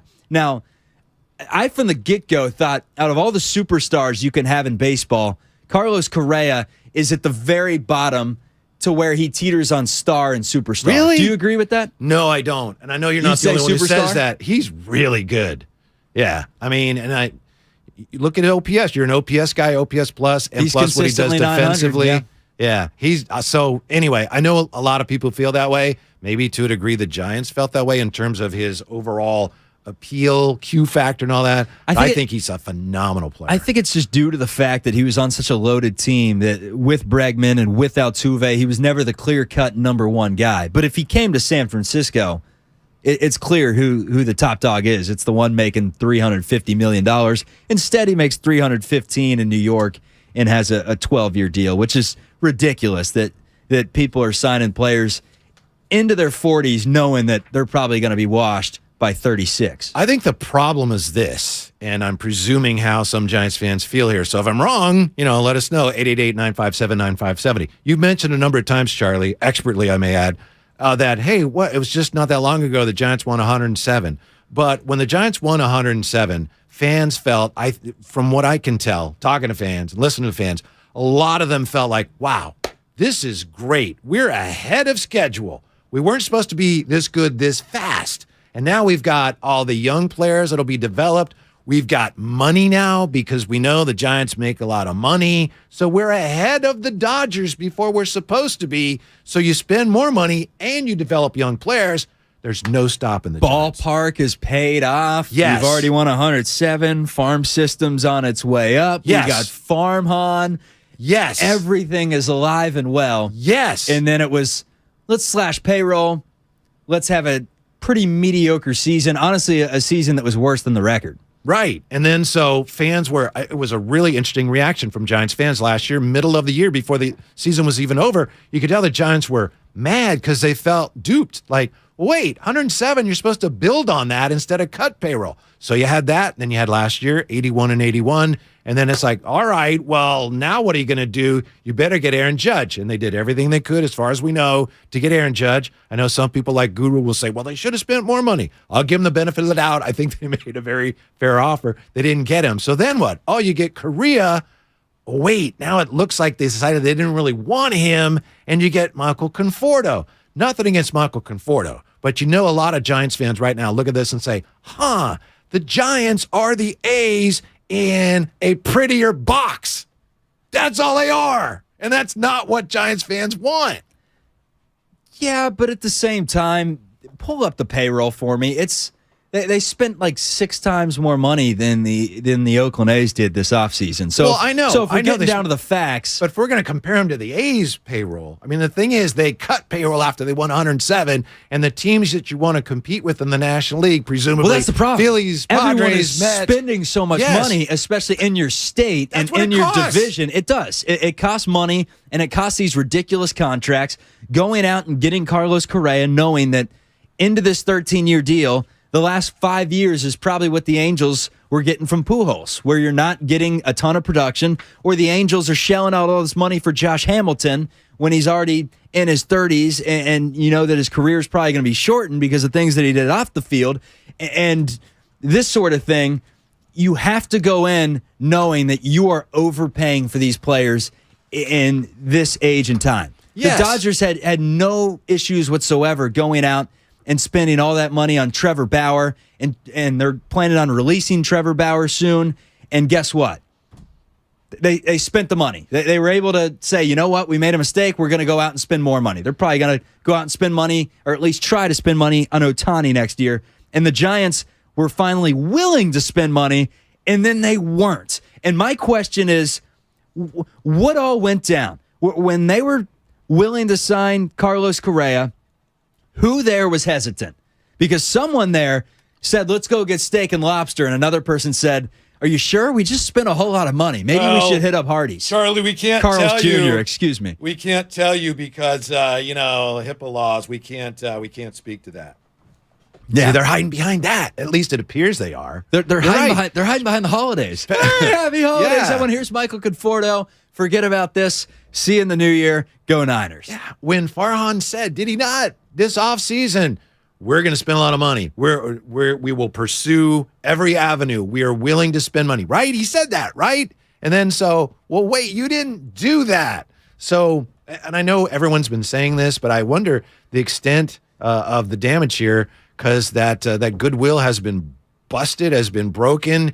And I don't know, Michael Conforto, nothing against him, but signing him ain't going to repair it. Yes, Sam, what do you got? We have another Giants signing. There we go. So, according to Ken Rosenthal, the Rogers twins are reuniting in San Francisco. Left-handed reliever Taylor Rogers is in agreement with the Giants on a 3-year, $33 million contract pending the physical. All right. Thank you, Sam. So the Giants are trying to dazzle us with a quantity of stars, including a feel-good story for Christmas. Oh, yeah, the Correa thing didn't work out. Oh, we got the brothers together again. We got the brothers. Let's welcome in the other Rogers that had a 4.76 ERA in 2022, and he did struggle this year as a closer for the Padres, and they traded him for Josh Hader. Both Rogers struggled mightily last year, to say the least, but was an all-star in 2021. You needed help in that bullpen. That's with the Twins, right? That's when he was with the Twins? Yes. Yeah. People get lost on the fact that because everyone talks about the bats and the lineup needed some bolstering, and it did. Don't get me wrong. But if you watched a lot of Giants baseball last year, there was a clear, glaring weakness, and it was when those bullpen doors swung open. I'm doing the sign of the cross right now because it was, pray for me. It got ugly at times. So, hey, you got to go out there and got to get an arm. Are you trying to sell us on this move, too? He's an all-star in 2021. I'm not trying to sell you on anything. It appears that Charlie is wired and getting instructions from Farhan on what to say about these moves. Who do you today. want to go out? And do you want to sulk on Carlos Correa for the next 2 years and just give up on the entire season? You know what? I'll tell you what. I don't think I want Taylor Rogers, period. I mean, the way he pitched last year, it doesn't fill me with a lot of confidence. I know 2021 was great. Last year, he couldn't hold the closer's job in San Diego. That's the thing. It is clear right now that the Giants have a type. Everyone out there has a type. Some have types. The Giants have a type, and that is bargain hunting. They like walking into the Goodwill. They don't even like, they don't even like the stuff off the rack. They go straight back to the clearance bin. And they're going through the rummage sale right now. And they don't have to do that, Charlie, because they have the money. They're not a small market team. They're not? Yeah. They're not. You're right. And they treat it like they are. Yeah. But they're not the A's. If people are trying to make that comparison, they've spent a lot lot more money this offseason. No, they have. My point is not, but it's the A's also bargain hunting because, smaller market, they've decided, well, going back to Moneyball, we don't have a lot of, we're going to exploit market inefficiencies. And then you had, as I've said this before, you had teams like the Cubs and the Red Sox who did both. We will spend money and exploit market inefficiencies. We will spend money and do all of that, and then look out, we'll win World Series, historic World Series. And the Giants are going the other way. We have the money, but we're still going to go for the bargains. You get Michael Conforto, someone that didn't play last year. And then Farhan's, like you said, he's wired into my ear right now. He's listening. He's like, they're not happy. He said the text line's not happy. Let's give him a feel-good story. How about Taylor Rogers? Let's reunite him. At FanFest, that'll get the fans going. It's a great feel-good feature right there until Rogers goes out there with another 4.5 ERA. And if people didn't see enough of Tyler Rogers last year, now you get to see Taylor, you get to see them both in action, blowing saves. What were his numbers? I assume you have them up there. I apologize, but his numbers once he went to the Brewers. Do you have them up there? How did he pitch with Milwaukee? Because he couldn't hold the job as a closer with the Padres. He was playing for something. He had the 4.35 ERA with San Diego. It ballooned up to 5.4 with Milwaukee. So a change of scenery didn't do him any good. Goodness. Yeah, but. Hey, maybe I like the guy. He misses his brother. He misses his brother. He just wants to get back. I mean, maybe the Giants probably see something. Oh no, we can fix this or fix that. But wow, no Correa. But you got Conforto who didn't play, and you got Taylor Rogers, who got destroyed last year. So tell me this hypothetical situation: the Giants. This is terrible. This is getting worse. It is. But the Giants go out there and they win some games this year, and they make the playoffs. Are we still talking fraud? Or are we going to give the front office some credit for bargain hunting and maybe pulling out some players that other people have given up on? Time will heal all wounds if they can win some baseball games, or there will still be a large percentage of the fan base out there that's upset about Correa even if they're winning games because people weren't fully satisfied when they won 107. I think it depends if they kind of sneak in backdoor, wild card, and then they get bounced. I don't think people are going to be happy just because, well, here's the problem. First, let's talk to Goose and Tracy. Then I'll tell you what the real problem here is about the way the Giants have reacted to the Correa situation. Goose, you're on the morning roast. Whitey and Charlie, what's up? Merry Christmas. Merry Christmas, guys. Good morning. Thank you. I started laughing when I heard about that they just signed. What's his name that they just signed from the Mets? Michael Conforto. Yeah. So he was out the entire year with shoulder surgery, and they signed him, but they were so concerned about something that happened to Correa 14 years ago. Man, that's just like putting eggs in their face, like, come on, you guys. Are you serious? I mean, can it get any worse than that? First, thank you, Goose. That's one thing. It can always get worse in anything. Never say, can't get any worse, because no matter what, it can always get worse. But I understand your point. And here's the problem as I see it, Charlie. That so many Giants fans now are still reacting. They're still trying to figure out how they feel about the Correa situation. That's why it's so important for the Giants to come out at some point and start to explain and try to explain. Because the longer you wait, the more those emotions get hardwired into your brain. It's like if you do something wrong and you want to apologize to somebody or explain, you want to do it as soon as you can, right? If they think that, we'll sign a few guys and everything will be fine and maybe we'll address this spring training, people's feelings about this are going to be so hardwired that they're not going to change them. And what they're giving the sports media and the radio talking heads more ammo right now. Yeah. Because we can just assume and we can guess and we can say, hey, they were in this hotel. Carlos Correa is there ready for his press conference. And the Giants literally within 3 hours of the press conference backed out, got cold feet, didn't want to spend the money, didn't have the money to spend.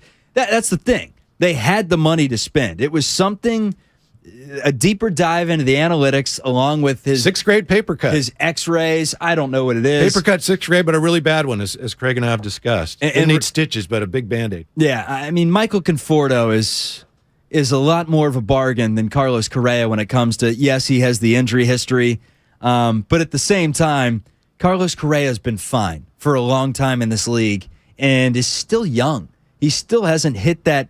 He's 28 right now? He's 28 years old, would be entering his 29th year of life next season. Looks good on a cable car, too. It looks good on a cable car. And I'm pretty sure the Giants could have squeezed at least half 6.5 years would be my over-under of Carlos Correa playing at all-star level. I'd even go as high as 7.5, 8.5 years of that 13-year deal. That's not bad. You know, what threw me was the whole part about, he's in the hotel room with the family and he's got, the in-laws looking at him. You think about that. You got her dad staring at you going, told you never was going to make it I know, to be anything. that's the worst. You're He's right. just shaking his head The at whole you in-law like, thing. you married this guy. He's a loser. Look at this. And Yeah. he's getting, ever since 12th grade, this is what happened to him. Told you you'd never make it to anything. Yeah. That's just wrong for a guy, man. You know what, Craig? It's like Dustin Johnson married to Gretzky's daughter. And, as great as he is, they go to the in-laws' house and Gretzky's got MVPs and Stanley Cups. Like, yeah. You won the Hager Slacks Open. That's cute. You won the John Deere Classic. Great job. I mean, I know he's a really good congrats golfer, on the but you're Barbasol right. Championship. Yeah, you're right. The in-laws thing is the worst thing about it. 888-957-9570. Jessica's in Sacramento on 95.7 The Game. Jessica, Conforto and Rogers are Giants. What do you make of that? Oh, Conforto, I gotta say, and Rogers just feels like consolation at this point. And I've been a fan for 32 years, which I feel like I've spent so much money at the park. I've spent a lot of money as a fan, and this is what we get. And it's like you guys were saying earlier, is that apparently this is just what our organization is. And I guess I have to accept that. But it's just been a really frustrating couple of days as a fan. And I wish that the front office would talk to us. Thank you. I know. That's it. It's like, hello, we need some help here, obviously. And this wasn't your guys' fault, but everything that happened with, Arson Judge, that kind of hurt. And okay, that wasn't your fault, but you got to understand how we feel about that. And then this, and then you, nothing except Silent night. We got Michael Conforto and Taylor Rogers. It's kind of insulting. The Giants need the season to start worse than anyone, and it's not close to starting. That's the problem. I mean, pitchers and catchers report semi-soon. We got a long way until this season begins, and no signing that they make. I don't care if there's a third Rod. I don't care if the Rogers are triplets that I don't know about, and they bring in the other Rogers. They bring in John Rogers to make a three-headed monster of Rogers. They got Conforto to the mix. Hell, they can go out there and trade for a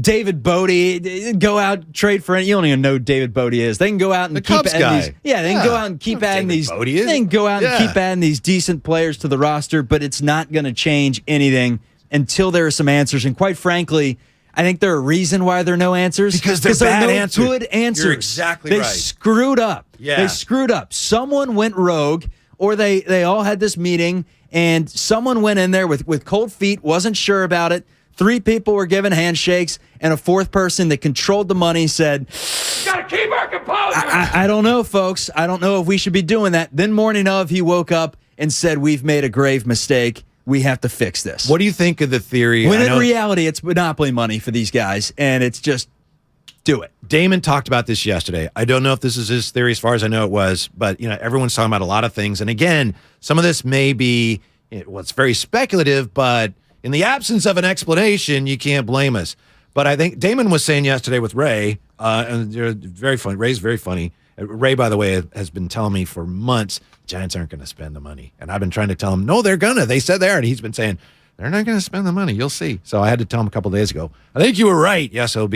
But Damon's saying, look, the Giants, they sign Correa. They come to agreement, come to terms. And then they realize no one's getting as excited about this as we thought they would. That's not good because we thought we were going to make a lot of money on this. We're spending a ton of money on this. Maybe we shouldn't do this. Do we have any way to back out of this deal?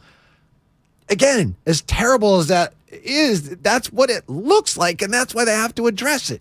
Well, that's amateur. That's Harry high school stuff. Everything can't be relative to Aaron Judge. You just landed, even if he is a star and not a superstar, which you're saying he's a superstar and he's played like it for a long time. Yeah. He's won a World Series. He's been the man in Minnesota.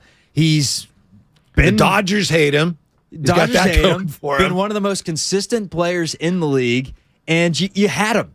He said he was coming here, and you broke up with him, and the question is why? You brought that on yourself. So I find it hard to believe. I know Farhan says I take full blame here. I think he's scapegoating. I tend to agree with you. I think he's scapegoating because I think he went out there and someone wanted Carlos Correa here. They didn't. Well, there weren't 4 people in a room that said, maybe we go with Carlos Correa here. I think someone very much wanted Carlos Correa and someone did not want Carlos Correa. And in the moment it worked out, and as time passed and as the day came, it's like in Love is Blind, the TV show on Netflix, if you've seen it, they fall in love, they get to the altar, they've known each other for like a week, and then sitting at the altar, they say, what the hell kind of a mistake have I made? I don't even know what this person's sister's name. Right. I don't even know what this person's favorite color is. I don't even know what this person likes to eat because they've been living in a frickin' pod for the last month. Now, if you don't understand the reference, finished season 3 is what you're telling us. That's applicable for any season. Yeah, very brilliant analogy. I agree with you on Farhan though, because my guess is that if this was coming from Farhan, he would have made his point and prevented any of this from happening. If Farhan had concerns about that, they would have surfaced because he's been in front offices for a while. He understands how this works and how it makes him look. I think if it was Farhan, it never would have gotten to that point. Maybe I'm wrong. Did he just think that by them releasing this or by Correa signing with the Mets at midnight right before the holidays that maybe people would forget, I got the weekend what they're hoping, off. but It's obviously that's not going to happen. Yeah, it hasn't worked. Yeah. It's we'll be talking about it on Christmas Day. I don't know who's doing the Christmas show, but I can guarantee you that'll probably be the lead. That'll be a big day of Warriors basketball here on 95.7 The Game. Christmas. That as well. Warriors taking Grizzlies. The Memphis Grizzlies. Yeah. If I were Farhan and that happened this way, where I'm like, okay, we got this. Wait, what? And again, we don't know if that's what happened. Who doesn't want us to do this? What? I mean, you have to think about resigning because just think how that reflects on you. Yeah, and your future. Anytime you're dealing with a free agent in the future. And now we're talking post Carlos Correa fallout. We're talking AAC after Correa. AAC, and they make the 2 signs. And first of all is Michael Conforto, which I'm on board with. I haven't seen the full details of the contract, but assuming you got him at a bargain because he didn't play for last year, I'm all for that. But I can tell you what those are, by the way. I don't mean to interrupt, but just you got it. Give it to me. 2 years, $36 million, and I believe there's an opt-out in there somewhere. 2 years, $36 million. Is it just me, or is that a lot of money for a guy that didn't play last year? There's an opt-out after the 2023 season. Okay, he wants to come here and then hit the ball so skillfully that he can sign somewhere else for more money. Yeah, no, what's going to happen there is he's going to be a 275 hitter, 21 home runs at the All-Star break. The Giants are going to be 10 games below, and he's going to be great trade bait to get that farm system up, is what's going to happen there with that 2-year deal. But Taylor Rogers made $7.3 million last year is what we're seeing. And after that 5 ERA last year, in 2 different spots, he looked terrible in San Diego. He looked putrid in Milwaukee. The Giants are giving a middle reliever $11 million. I know that you needed an arm bat in that bullpen. And I know that the casual baseball fan, that there aren't many middle relievers that you can bring in that are going to sell the press release. But are they literally trying to sell the fact that they're going to have the twin assassins on the mound? Hey, Taylor, you're going to pass the ball off to Tyler. It's going to be awesome. Yeah, right? Taylor's going to give up a 3-run homer, and Tyler's going to follow it up with a solo shot as he whizzes in that 76-mile-per-hour frisbee. I don't mind the amount of money they're spending on these guys, and I agree with you. I mean, it's not hard to argue that, well, these guys make you at least incrementally better, but it's just a matter of no. You can't keep up with everybody else that we want you to keep up with if that's who you're signing. 888-957-9570. John in Benicia, California. John, are you feeling any better about the Correa situation now that you have Conforto and Rogers? I got to tell you, I'll be completely transparent. I'm completely thrilled being a Dodger fan. But I mean, the thing is I think what happened was they took a step back. They looked at what San Diego did. They saw that the Dodgers lost the Turner brothers and probably are not going to miss a beat. And they said, wow, $300 million to come in third place. What are we doing? I mean, and I really think that that's kind of what they said. And they, we can try and sell tickets, but, if we're 20 games behind at the All-Star break, still no one's going to show up. I think that was the logic behind them pulling out. You may be right, John. That makes sense. But if that is the case, they obviously underestimated the amount of damage that decision would do to the trust that they had established with the fan base. Well, here's the thing. When you're signing someone to a 13-year deal, you can't think about the short term. You got to think about the long. That's the cornerstone. Do you? But that's kind of the way the baseball deals work now. It's like, yeah, we got this guy for 10, but he ain't going to be here that long. We will want to get, we want to get the benefits of the early years. I don't know. I understand your point, but I do think that the big spenders, they don't worry so much about the back end. It's like, we'll deal with that when we deal with it because they can afford to. Well, if it wasn't clear yet, I think it's clear. The Giants aren't big spenders. Right. They're just not. And they're not even up there with Philly. Philly's willing to shell out the cash. Yes. They're not up there with San Diego. And why not? That's the question, because we're in a very rich region. The ballpark's paid off. The crab sandwiches are very expensive. I don't know if you've taken the family down to the ballpark lately, but you get a couple crab sandwiches and a sud for Papa. You're paying about $50 there. I tend to steer clear of the crab sandwich, but I understand your point. Yeah. We got hurt feelings here, and it is time for the injury report, sponsored by Boxer and Gerson Law Firm. It's time for the injury report. That really hurts. Brought to you by Boxer and Gerson, Northern California's premier workers' compensation law firm, helping injured workers get their lives back for over 40 years. Commanders getting some reinforcements, Charlie, for their matchup with the Niners Saturday. Defensive end Chase Young expected to make his 2022 debut Saturday against the Niners. He's been out since week 10 of last season due to an ACL tear.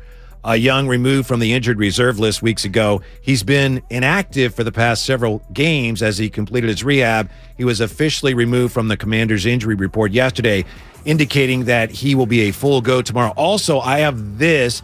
Dasher has a sprained right forehoof. He is probable for tomorrow night. And Rudolph is probable with a proboscis inflammation. What are you going to do without Rudolph? You need the red. He's probable. You need the red nose to light up the sky. I still would be in my reindeer fantasy. In this fog? I would still play him if you're in the fantasy reindeer playoffs this week because he's probable. All I got to say is start blitzing, folks.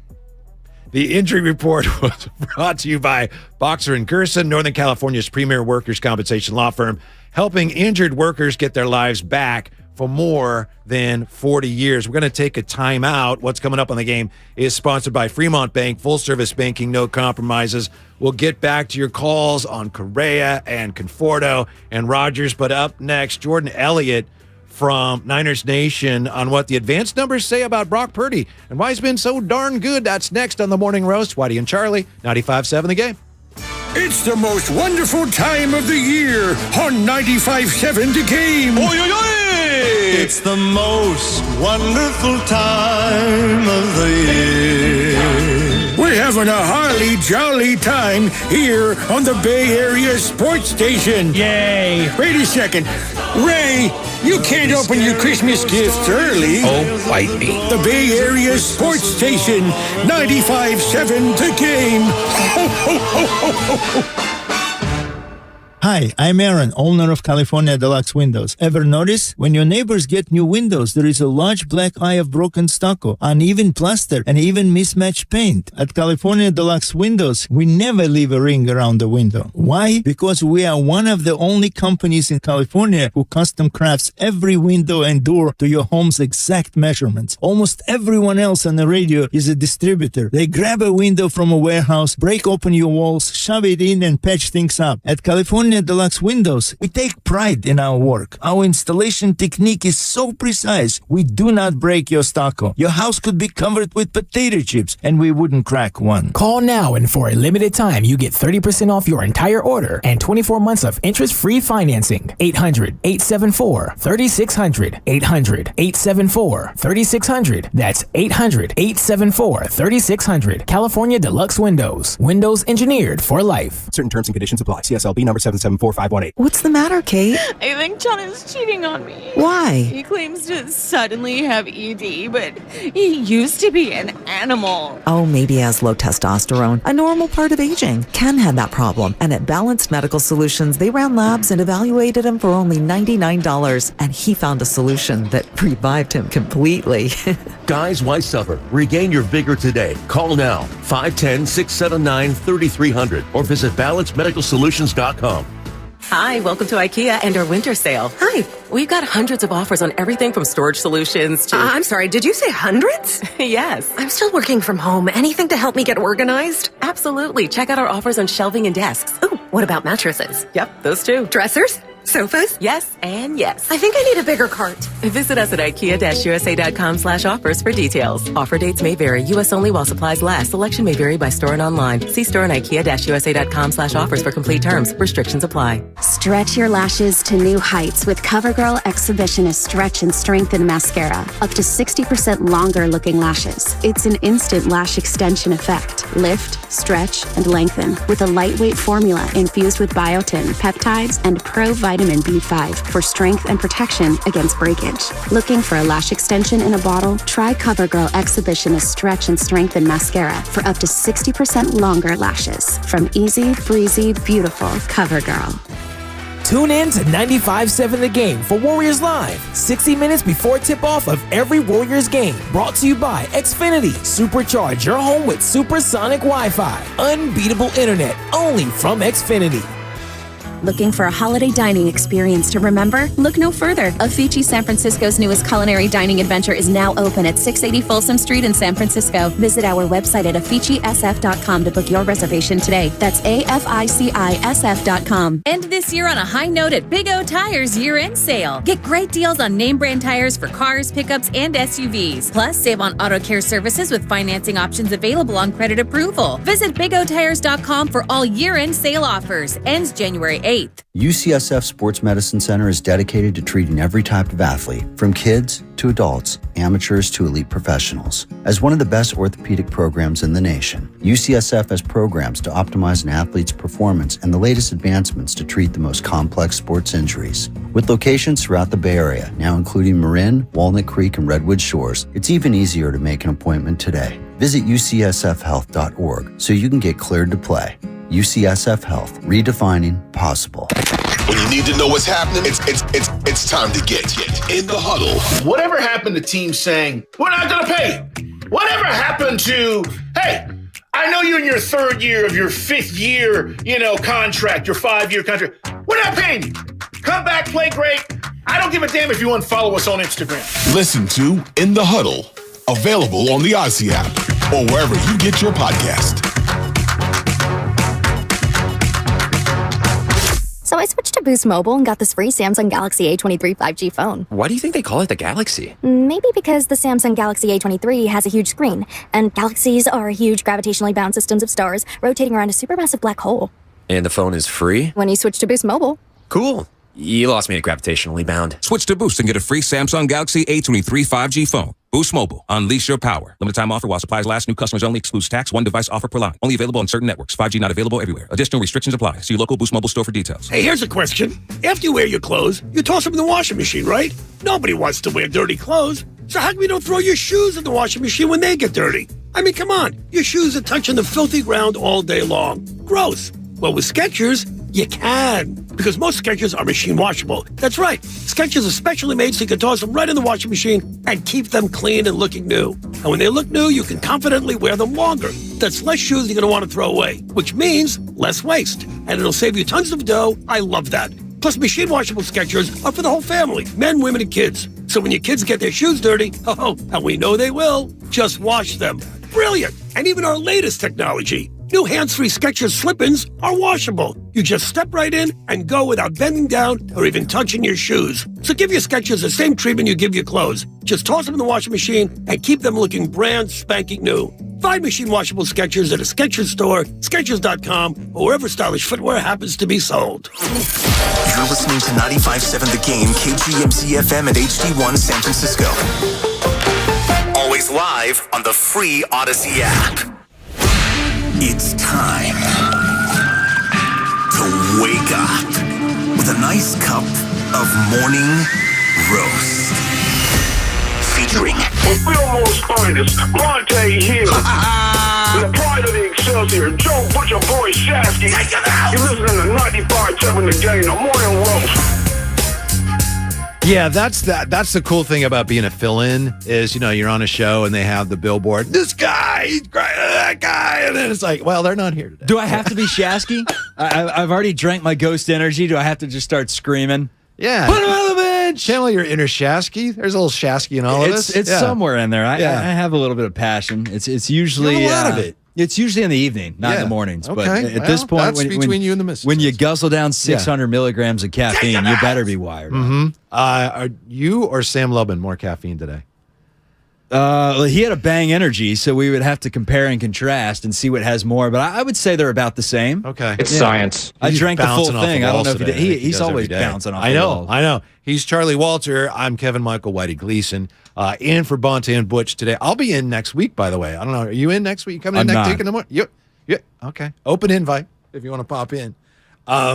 We have been talking a lot today, of course, about the two newest Giants, but we're going to talk about the 49ers now. And let me just once again restate this. Last time I was on with Charlie, which was September, Charlie was, I kid you not, trying to convince me that, hey, this guy Brock Purdy, I'm telling you, there's something there. I gamble on a lot of Big 12 football. I watched a lot of Brock Purdy. He was good. What did I say when you tried to convince me? You said he's not getting a job over Nate Sudfeld. Right. I did. You were right. And now Brock Purdy, oh my goodness. And it turns out some of the numbers would indicate that he's playing even better than we think. And with more on that, nice enough to join us, staff writer for Niners Nation, Jordan Elliott with us on 95.7 The Game. Jordan, are you all set for a glorious holiday sports weekend? Oh, absolutely. I'm actually in Denver visiting some family, and I flew in, and it was minus 30 when I landed last night. So I'm all hunkered down and ready to just stay inside and watch sports till it gets a little bit warmer. Yeah. Oh, my God. That sounds terrible. Weather outside is frightful. Jordan, we appreciate your time, especially during the holidays. We all see that Brock Purdy's playing, with a lot of confidence, and he's winning. What do the advanced metrics tell us about how he's playing so well and how he's winning? I think the biggest thing is just the comfortability that he's had throwing downfield. He's been 9 of 11 on throws that have gone 10 or more yards downfield and outside the numbers, which is an area of the offense that really hadn't been there consistently for the 49ers passing game.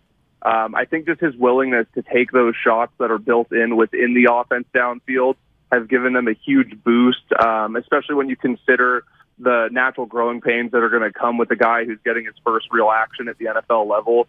So I think just having that ability to not be shy, to let it rip when you get guys like George Kittle who are, getting open on coverage busts, and you have guys like McCaffrey running those go routes outside the numbers. So what he's put on tape in the first couple weeks is just absolutely incredible. The thing I just keep coming back to is the comfortability and the instincts are there, which has just been phenomenal for them. You have such a strong team around him that you really just needed the guy to come in and, keep the car on the road and just keep the ship going steady. And he's done much more than that. It's absolutely phenomenal when you consider how the season's gone, that they're on their third quarterback and they're playing as good as they've played all year. Purdy's inserted, and first of all, good talking with you today, Jordan. Purdy's inserted against the Dolphins. He's down 7-3 when Purdy comes into the game, leads the 49ers to an easy victory over Miami. Then the next weekend, the storyline is Brock Purdy may get exposed on the national stage against the Buccaneers. I was talking to some of the beat writers, not going to throw out any names before the game in the tunnel. And some of the beat writers, some of the beat writers were saying that, Brock Purdy may struggle in this game against Tampa, and that defense may give him some fits. Nope. Mission accomplished. Oh, Brock Purdy may struggle on the road, takes down Seattle, no issues there. At what point, what does Brock Purdy have to do for people to, stop saying, pump the brakes on Brock Purdy and say, let's ride. This player's a QB1 in this league. If you haven't bought in at this point, I don't know what else you can do. The only other thing I can really think of is, they're going to have a home playoff game now for sure, and it looks like he's in line to start that. So maybe that's ultimately what's going to sell people. But like you just said, how can you not buy in at this point? Coming in cold against a really tough Miami team, and he did a great job keeping them in that game and ultimately winning that game by double digits. And then you go up against Tom Brady and a much tougher Bucs defense than I think people give them credit for. They were down a couple starters in the secondary, but they're still a top 5 defense this year against the pass. So I thought that was really what sold me. But when you go into Seattle and you play the way that he did on a short week while he's hurt, he has the oblique injury. You could tell that there were some labored throws in that game, and for him to gut through that and play the way that he did in that hostile environment and in the area and the city that's just given the 49ers so many problems over the last decade, I think the guy's done everything and then some that he possibly could have. But I feel like at this point, if anybody's holding out, if he wins a playoff game too, at that point, you're just choosing to ignore what the guy's done at this point. So I think he's legit, and he's every bit what he's looked on tape so far. And I think you're just seeing a guy who, the words I keep coming back to are just instincts and like comfortability. He just looks like a natural playing the position, and he looks like a guy that you can tell is putting in the work behind the scenes. You can tell is really working to understand the offense and put in the film study and do all the things that you'd expect out of a quarterback that's going to play at a high level in this league. So it's just a fascinating story. I just keep coming back to the fact the 49ers lost 2 starting quarterbacks, and they're still a playoff team that it has every bit of the look of a contender as any other team in the league right now. It's just truly fascinating. It is. It's amazing. We're getting ready for the 49ers in Washington tomorrow with Jordan Elliott, staff writer from N Squared or Niners Nation. Jordan, as you know, Kyle Shanahan has been talking up the Washington defense all week long. That's what coaches do. What will Brock Purdy see from the Commanders' defense that he perhaps hasn't seen yet as a pro? I would say probably just the interior pressure that they can bring is something that I don't feel he's seen from the 3 games that he's played a lot of action in so far. Durham Payne and Jonathan Allen are 2 of the better interior defensive linemen in the league. They've both combined for 84 pressures this season, and their ability to really generate pressure up the middle is going to be a big test for that interior offensive line for the 49ers. Has been fantastic this season. Jake Brendel got named as a Pro Bowl alternate. Aaron Banks and Spencer Burford have been fantastic. But I don't think they've seen a tandem like that on the inside. So I think that's really going to be the biggest test is how is he going to be able to hold up if maybe the interior of that pocket isn't holding up as well as it has, and he has to get the ball out a little bit quicker, and he has to really deal with that pressure up the middle. We've seen him do a fantastic job of extending plays and getting out of the pocket when the pressure's coming off the edge, but I don't think there's been a caliber of interior pass rush that they're likely to see this week. So that's the big thing I want to keep an eye on is how can the 49ers interior offensive line hold up, and when they do inevitably get beat, because again, Washington's fantastic. I don't think it's an indictment on the 49ers offensive line. If they do get beat a couple plays here or there, how is Purdy going to respond to that? Because I think that interior pressure is something that even the best quarterbacks in the league struggle with from time to time. So I'm really interested to see what Purdy does when that inevitably happens. All right, let's switch over to the defensive side of the ball, Jordan. Javon Kinlaw back, ready to go, it sounds like, for the stretch run. How big an addition is Javon Kinlaw to this team right now? I think it's huge because while the interior defensive line has performed very admirably in his absence, they were starting to lose bodies pretty quickly, and they were getting really thin there. So just having another healthy body in itself is tremendous at this point in the season. But Kinlaw is a guy that is so good at doing things that won't show up on a stat sheet, and I think that's why there's so much doubt with where he's been as a player in the couple years in the league, because people want to go to sacks and forced fumbles and all these metrics that are going to show up in a box score, but what it won't tell you is the double teams that the guy is eating, the way he's able to free up other rushers when they call these twists and stunts on the defensive line. So I think getting a player of his caliber back is not only going to help them with the direct impact he'll have against the run, but also freeing up guys like Charles Omenihu and Nick Bosa to run these twists and stunts and other things on the defensive line. He's such a rare athlete. The guy is 6'6", 300 pounds, and has a six-pack. Like he's a true one-of-a-kind athlete that's in the upper percentile in a league filled with guys who are just athletic freaks across the board. And I think getting a guy like that back will only serve to help an already stacked defensive line. Jordan Elliott, our guest from Niners Nation. And Jordan, I'm going to toss you really a multi-tentacled question. I apologize, but take it where you will. Grab onto whatever you want here. Talking about the NFC playoff field. What do you think it ends up looking like? Where do the Niners slot? And when it comes to the Vikings, Charlie and I have been going back and forth on this. Are the Vikings frauds? Charlie, like a lot of people, including all Cowboy fans, I think is saying, it's Kirk Cousins. You don't have to worry about them. There's something about that comeback over the Colts and that win over the Bills. I'm not ready to label them frauds. How good are the Minnesota Vikings? How do the 49ers end up fitting into this overall NFC playoff picture? Well, I'll start with the Vikings. I think the Vikings' biggest problem is they've just been inconsistent week to week, but I do think they're a team where if you catch them when they're firing on all cylinders, they're a very tough opponent. And I think Kirk Cousins is a guy who gets a lot of flack for what he's done in the league and what he's capable of doing. People always say he doesn't have the big win. He had a pretty big win a couple years ago against New Orleans in the playoffs, so he's shown he's capable of having that performance on that stage. Justin Jefferson, in my opinion, is the best receiver in football. Dalvin Cook's one of the more talented running backs in football. And they're really good at rushing the passer, and that's something that I think translates universally when you get into the playoffs. They have Zadarius Smith and Danielle Hunter. So if you catch them on a day where all those guys are playing their best football, I do think they're a very tough out, and they are going to be a team that gives opposing teams problems. Their problem has just been that they haven't been able to sustain that consistency week after week, which is why I think they get that fraud label. And then as for the 49ers, there's not a team that I look at where I'm like, this is a terrible matchup for them on paper within the NFC. If you start talking AFC, things get a little bit trickier. But the toughest opponent for me would probably be Philadelphia, just because I think they're so stout on both sides of the line of scrimmage. But that would be such a fascinating lineup to see that 49ers defensive line go up against that Eagles offensive line. That matchup would be one for the ages. So I'm hoping that ultimately pans out.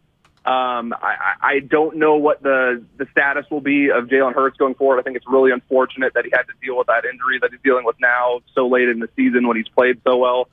If he's not near 100% come playoff time, I think things get much more interesting because a team like Dallas could easily knock them off, and then you're looking at a storyline of a potential 49ers-Cowboys NFC Championship game, which would be great for everybody because of the storylines and ratings that would bring. But even with Brock Purdy under center, I think the 49ers are going to focus on running the ball, and they're going to ride that number one defense and really control the flow of the game on both sides of the ball because of that. So there's not a team that I look at where I'm like, man, this is just a tough draw for the 49ers. They had a good year. They had a good run with Mr. Irrelevant, but it's time to start focusing on next year. Like, they're a genuine title contender in my eyes, and they definitely have a path to the NFC playoffs to, at the very least, get to an NFC championship game, which would be a remarkable achievement considering all the adversity they've faced this season. We received a call about an hour ago, and the listener basically said the 49ers' weakness right now is going to be when they play a team that has a dual-threat quarterback. Just look at what Marcus Mariota did to them. Now, granted, Nick Bosa didn't play in that game, and I know a lot of defensive players for the 49ers didn't play in that game, but I posed this question, and there has to be an answer because no one is perfect. What is the 49ers' weakness? I think the biggest thing is still them getting in their own way, because when I look at them on paper and just from a skill set standpoint, I don't think that they have a glaring weakness really on either side of the ball. But to me, their biggest problem is the lack of discipline that's appeared at times with penalties and self-inflicted stuff in key spots. Even in that game in Seattle, they had a couple big penalties that stalled drives or extended opposing drives on the other team. So that's the biggest thing that I would keep an eye on is, can they come out and play that just clean, disciplined brand of football where they aren't giving their opponents extra downs and extending, like with that roughing the passer, which again, it's questionable by the letter of the law. It was a penalty on Nick Bosa when he hit Geno Smith in Seattle, stuff like that. Like that takes away, a pick six. And you go from having a 28-6 lead to all of a sudden Seattle's driving still with the ball and down 2 scores. If they can avoid those big, costly mistakes from a discipline standpoint, I think that, again, they're as tough as anybody else in the league, because when you look at them on paper, especially defensively, like they're so tough at all 3 levels. They've shown the ability to run the ball on offense. Brock Purdy's showing that he can execute within the structure of the offense and sustain drives and force teams to honor that he's going to throw downfield. So I really think they're the biggest threat to their own success. And as long as they can stay in line and stay disciplined, they're going to be a very, very tough out. How is Brock Purdy doing what he's doing? Check it out, Niners Nation. Jordan Elliott has a story. Jordan, thank you so much for your time. We appreciate it. Enjoy your holiday weekend, sir. Thank you so much. Happy holidays to you guys, too. Appreciate that. This is a holiday weekend, sports-wise, I think, Charlie, like no other that I can remember, because tomorrow, of course, Saturday, Christmas Eve, you got the National Football League, you got the 49ers playing, and then Sunday, we still have, I think, 3 NFL games, and we've got the wall-to-wall, well, 5 anyway, NBA games as well. And I don't remember the Christmas holiday weekend ever laying out like that before. I don't remember the NBA ever giving up some of their viewership to the NFL. I think I've seen Saturdays around the holiday season, some teams have played, but I don't remember Christmas Day. Now, I've always remembered Thanksgiving. Maybe I'm getting the two lumped in together in the last few years, but I can't remember. I think a couple of years ago, I think the Saints and Vikings played on Christmas a couple of years ago. I know we've had Christmas Eve. And I think that was like the first time because it's like they've give for whatever reason, the NFL had given the NBA wide berth. That's your day. And a couple of years ago, I believe they had the game on Christmas Day. I was like, yeah, okay. People are not watching basketball. They're watching us. So the NFL has been, and I don't know what they did last year, but yeah, this isn't the first time they played on Christmas, but they've been trending more and more games in that direction, which obviously is not good for the NBA. No, it's crunch time in the NFL right now. In the NBA, it picks up a little more after the new year. There's still load management. It's There's almost still like opening. This is almost like when the season starts in the minds of some. NFL is the only sport out there that wire to wire is electric. Because think about it. College football, yeah, it's great during the regular season. There are weeks that stink, but then you get the bowl season. Everyone's opting out. The playoffs usually stink.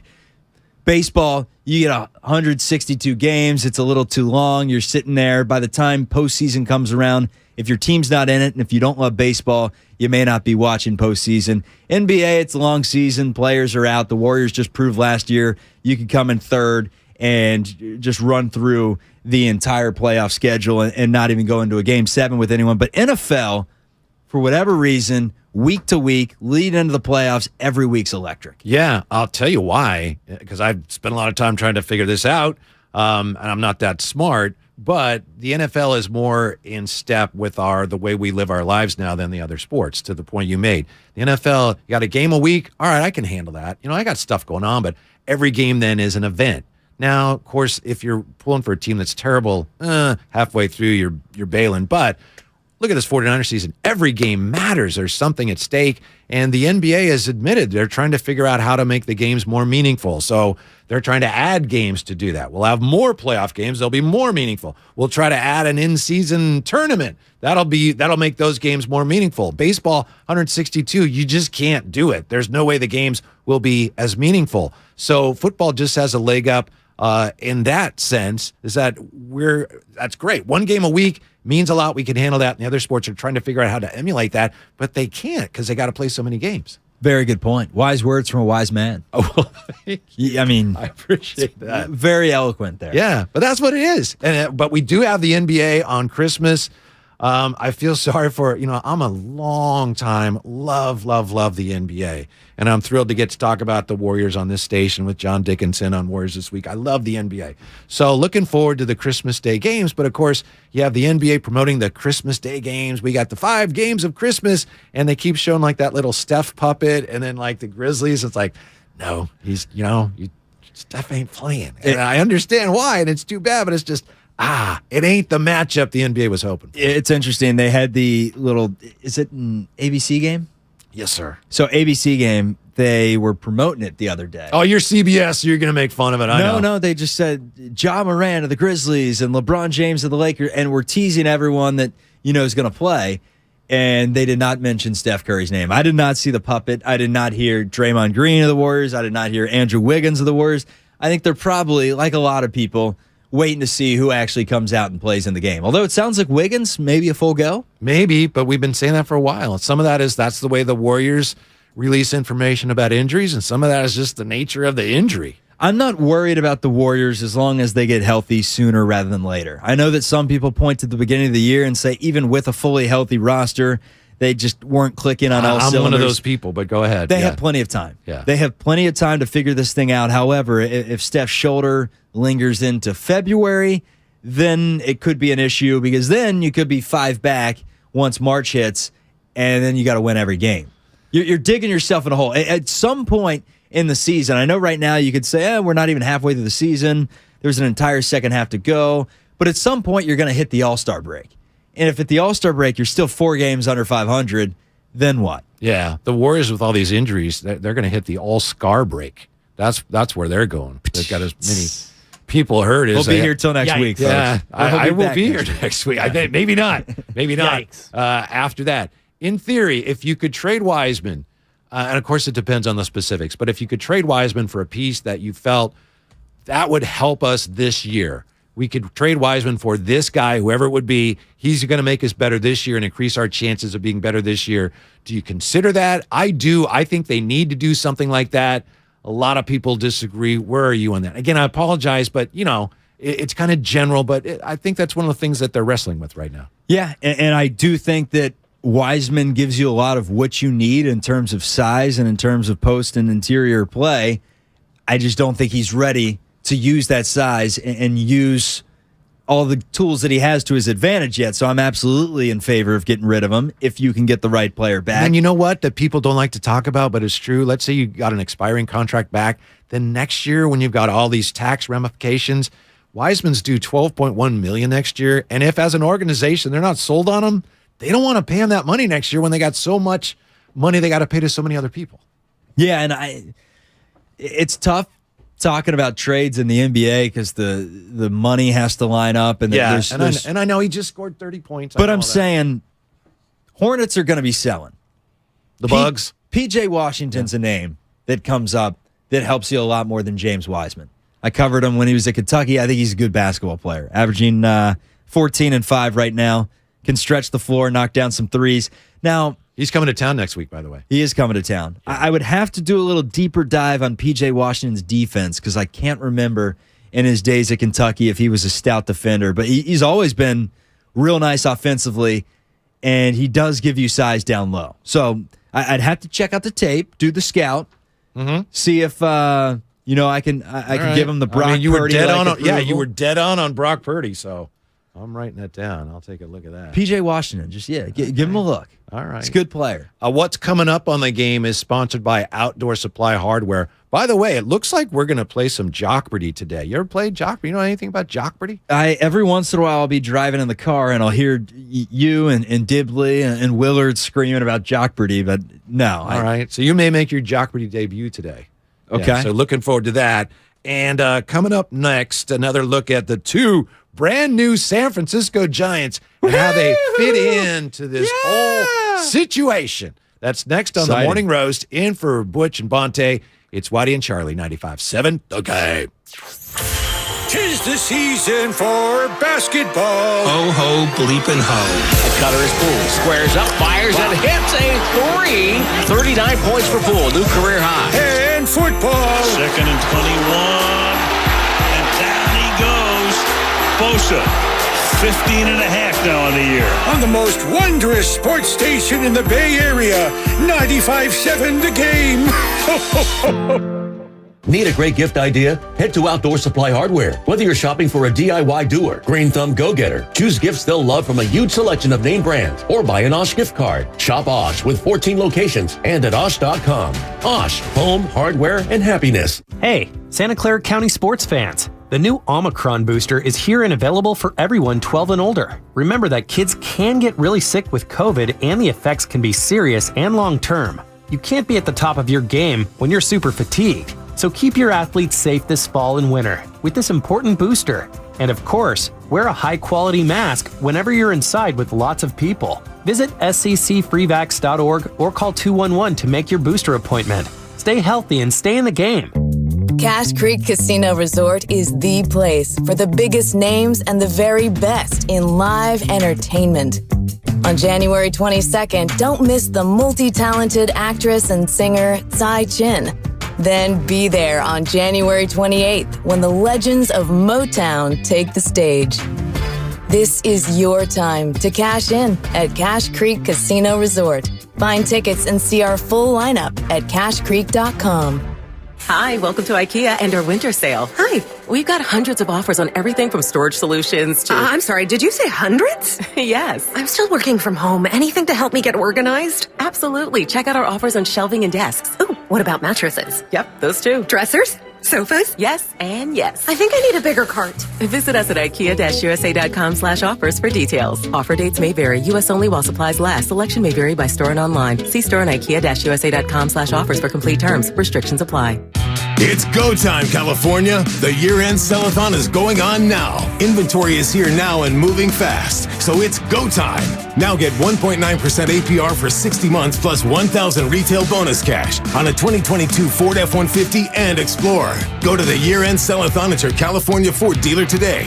Now during the year-end sell-a-thon, get low leases on select 2022 and 2023 Ford vehicles. It's go time, only at your California Ford dealer. Hurry in now, it all ends January 3rd. Now get a 2022 Ford F-150 or 2022 Ford Explorer with 1.9% APR for 60 months plus $1,000 retail bonus cash. Not all buyers will qualify for Ford credit financing. 1.9% APR financing for 60 months at $1,748 per month per $1,000 finance regardless of down payment. Bonus cash includes $1,000 retail bonus cash. Residency restrictions apply. For all offers, take new retail delivery from an authorized Ford dealer stock by 1/3/2023. See dealer for qualifications and complete details. Donate your car today at carsforkids.org. That's cars with a K. Your car, running or not, can be picked up as soon as the next day. Hurry to get a maximum 2022 tax deduction and a vacation voucher.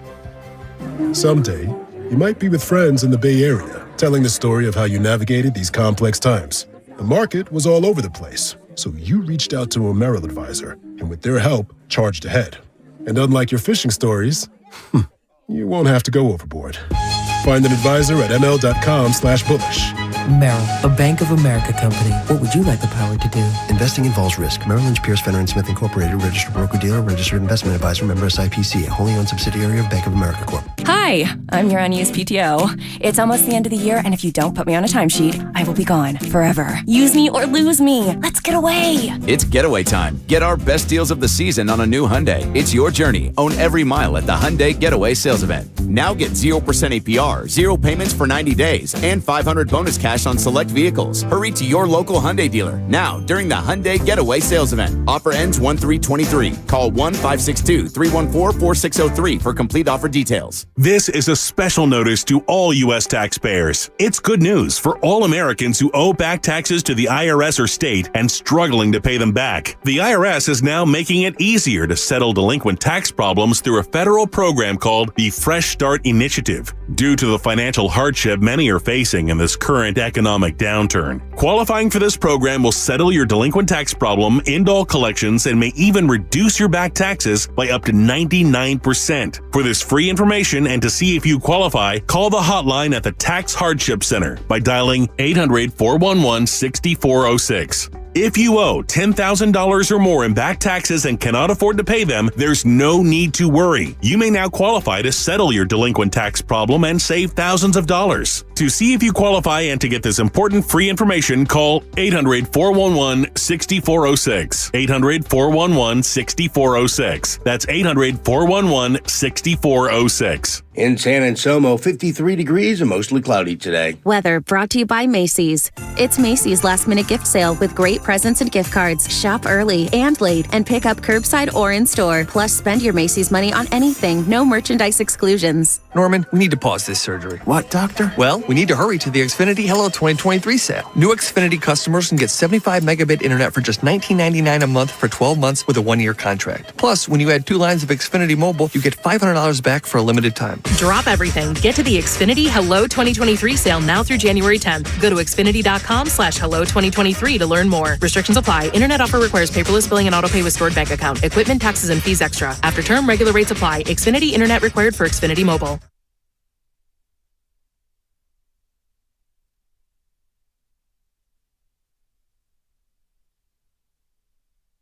Now, back to the morning roast with Bonte and Shasky. They're actually not here today. Kevin, Michael, Whitey Gleason, Ed, Charlie Walter. Merry almost Christmas. We have Jeopardy coming up, top of the hour. Looking forward to that with Kyle Madsen and Mark Willard. My understanding is my sources tell me that Mark Willard, who's had really tough week, like so many real diehard longtime Giants fans, he's already talking himself into these signings today, getting a little enthused about them. So looking forward to talking to him about that.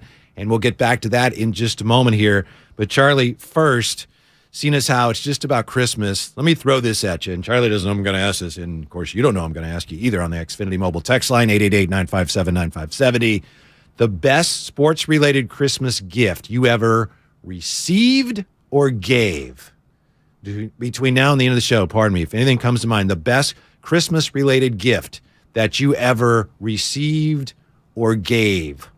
I'd love to know what it was or what comes to mind. It's an easy one. Is it? That's awesome. It's not going to relate to anyone from the Bay Area. That's fine. But it's a hockey puck? No, seriously, South Bay. My Aunt Shirley back in the day, she got me a pair of socks. So I thought, and I opened it up, and she would always mess with me and say, "You're getting socks this year." And nowadays, I could actually use the socks because the sock fairy comes in and takes one of the pair, and right. I only have one sock. I don't know how that happens. It's like, how do I have 40 socks here? Don't you have and dogs? One match. Don't you have dogs? I have dogs. Is that part of the problem? Maybe it could be part of the problem. You know, I see some hair on one, and I just throw it right in the trash can. Oh, this is worthless. I thought maybe the dogs would take them, but that too. Yeah. Maybe they're burying them in the backyard. But Aunt Shirley gets me some socks, and I throw them on the ground. I remember I was in 3rd grade. I was upset. I was like, "Really, Shirley, socks? Excuse me." And she says, "Open them." At that point, and I opened them up, and there were some tickets to. This is why it's unrelatable. A Cincinnati Bearcats game. At the time, under Bob Huggins, and in that Bearcats game, this guy, Steve Logan, actually drafted by the Golden State Warriors, 2nd-round pick, 30th overall or 31 overall back in the year they took Mike Dunleavy. Steve Logan, actually, in that game I went to, outscored Southern Miss by himself. He had 41, Southern Miss had 37. Never forget it. Aunt Shirley shoots and scores. Aunt Shirley shot, and she shot a deep one and nailed it. Shirley for 3. That's good. You know those hockey games that are like with the rods and a tabletop hockey, and it's not like foosball, but you pull the rods out and then you spin them and the players turn and they shoot the puck. Yeah. You seen those? Yeah. Okay, my dad one Christmas got me a version of that, and I've never seen one before or since, but it was basketball. And right in front of a couple spots on the floor, there was like a ramp. So you'd get the ball, a little basketball, and dribble it or move it into one of those slots, and then you flick the guy and he shoots it. It was awesome, and I've never seen one before. Have you seen one since? I have not. I don't know where he found it. I don't even know what it's called.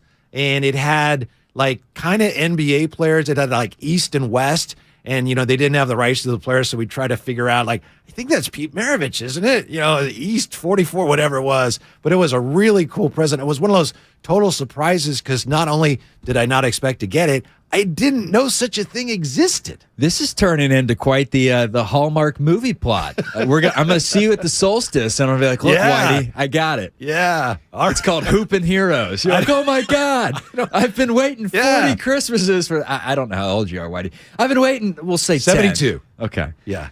40. It must have been... I've been waiting decades for this. It must not have been very popular because I don't know anyone else who ever had it. Yeah. Yeah. 888-957-9570. Brendan in Newark on 95.7 The Game. How you doing, Brendan? How's it going, guys? Good. So, best sports-related Christmas gift I've ever received. I'll preface it by saying we had season tickets to Candlestick, 13 rows up from the field for several years. And then when they moved to Levi's, to get comparable seats, we couldn't afford the licensing and everything like that because we had just had a kid. But when they were demolishing Candlestick, they gave old season ticket owners a option to purchase your seats. So my wife did that without me knowing, and I woke up Christmas morning to 2 Candlestick seats sitting in my living room, and they are still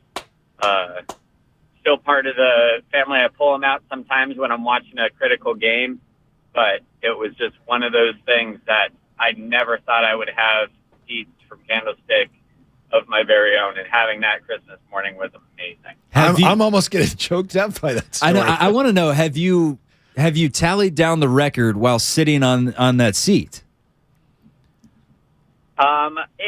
It's not great. Oh, no. It's better it's in 2019 and in 2022, it's a whole lot better.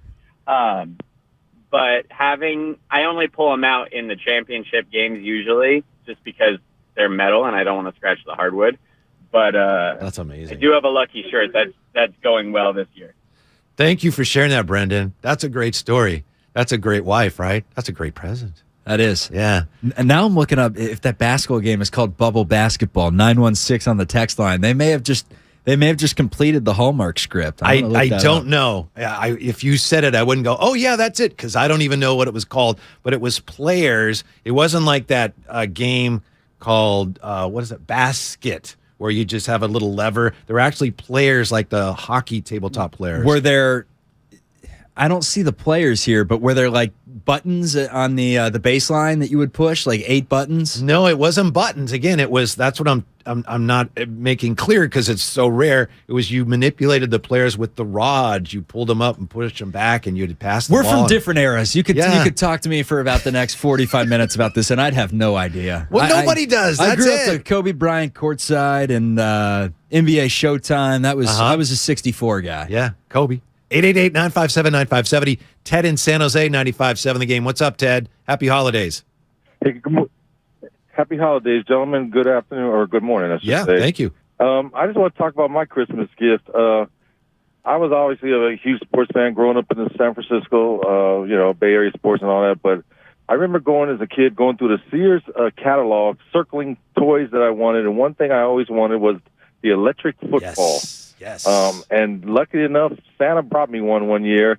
And then they also brought me the blank teams with paint. So we were able to paint our teams with them. And I was able to paint the 49ers on them. And it wasn't obviously, artwork type of thing, but it was great. And me and my friends, we had leagues and everything, and it was fantastic. Thank you, Ted. I appreciate that. I've got kind of a love-hate relationship with electric football, which, again, I'm sure predates you, Charlie. But you know electric football, right? You've seen it. Yeah. And it sounds like he had a great time with it. To me, it's one of those things that looks great. Dibs and I have talked about this a lot. It looks great, and you set it up, and you turn it on. It's like, where the hell's the guy going? He's going the wrong way. And then it takes, 20 minutes to set up the line again for every play. So, and completing a pass is impossible. It's the thought that matters. It but looks the great, but actually playing great. it to me is, I should have taken lessons from that college. Yeah. A couple decades later, you look at it and you say, we've come a long way in technological advancements. It's not as great as I once remember. But I think it's a little they loud, have, too. You can't play it late at night or early in the morning. They have, you can turn it up to make it go faster, but then it's like getting an MRI or something. Yeah. Will in Marin, 95.7 The Game. Hey, Will. Merry Christmas. What's up? Hey, Merry Christmas, guys. Thanks for taking my call. Yeah, so when I was younger, my mom, it was really cool. She bought it around Christmas. It was sitting under the tree, and it was just like a little pamphlet. And I was thinking, man, I'm normally used to getting a little box. So I open up, and it's a little paper thing. And my mom had bought me this awesome summer camp Giants hitting thing, and with a special guest. And when you go to those things, you're thinking, the special guest probably going to be Lucille, nothing crazy, but it was awesome. She, little did she know, she bought me a whole week of hitting lessons with Will Clark with about 10 other individuals, and it was the best Christmas present that I'd ever gotten, and probably some of the best humility and humble pie that I got. And I remember I was hitting with Will Clark and asked him, hey, Will, if I have a chance to go pro, I just want you to be honest. And he's like, you want me to be 100% honest? He's like, you're probably good enough to go to college and get an education, but not play in the pros. And it was awesome because when that time came, it didn't hurt my feelings. So shout out to Will Clark. Shout out to my mom. It was an awesome experience, and I got to learn from a legend. So something I'll always cherish and hold in my heart dearly. So it was great. Thanks, guys. No, thank you. That's a great story. Let me explain for Charlie because he's not from the area. It would be like you went to camp and like Pete Rose or somebody was there. Pete Rose wouldn't have done it for me. I'm just kidding. He's from Ohio. I'm kidding. Who would have done it? Ken Griffey Jr. Yeah, there you go. Okay. Right. Yeah. That's Craig's guy because of the Seattle connection. Yeah. Sweet Swinging Jr. Oh, what a baller. Mm-hmm. Yeah. You seen that dunk contest video of Griffey, Barry Bonds, and... No. Yeah. Look it up on YouTube if you ever have time. Dunk contest? A dunk contest, yeah. I don't know the exact details behind it, but it's Bonds and Griffey throwing down dunks. And there's not another guy? You whetted my appetite. Now I want to know if there was another guy in there because I'm trying to figure out who it would be. Deion Sanders. Oh! Michael Irvin. Yeah, it was a 1992 celebrity dunk contest. I don't know if that was the one Bonds. Yep, Bonds took part in it. The Foot Locker Slam Fest. Did Junior win? Starring Deion Sanders, Michael Irvin, Barry Bonds, Ken Griffey Jr., and more. The rim is like 7.5, 8 feet up. I would guess that Michael Irvin would win that, but I don't know. Do you know who won? I do not. Okay. but they were all pretty. Not off the top of my head, but I'm scanning through the video now, and I'll see if I can get it to you. So you asked me if I've seen it. Turns out you really haven't seen it either, huh? No, I've seen it. I just wasn't taking notes on who actually won. Gotcha. That was a little irrelevant. I gotcha. 888-957-9570. Brett in San Francisco. Best sports-related Christmas gift, Brett, you ever gave, or we haven't had one of these yet. You either gave, or we're getting a lot of ones that you received. What do you got? Brett? Brett is no longer there. But you know what is there? The winner of that dunk contest. It was Mike Conley, Sr. Mike Conley's in the dunk contest? Mike Conley was in it randomly. I didn't know he was in there. Michael Irvin or Ken Griffey Jr. It was Mike Conley that held up the giant check. All right. Well, I'm glad that we got some positive vibes going here before we get back to the Giants, because it's been a rough week for the Giants. And I don't know, maybe today's some good news. We found out that yesterday Farhan spoke to the players and manager, the Zoom call, and he took responsibility for whatever happened with Correa, though we still don't know what that was. Then the Giants today signing a couple of players. Michael Conforto, all-star, former all-star Michael Conforto, and Taylor Rogers, couple of new Giants, baby. Oh, baby. That's an easy press release to sell. I can already see the billboard right now on 280. Rogers Brothers. Yeah. Familia. Giants baseball. All about family. 5 ERA.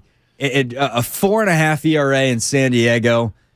All right. Maybe just needed a change of scenery. Rogers gets moved over to Milwaukee.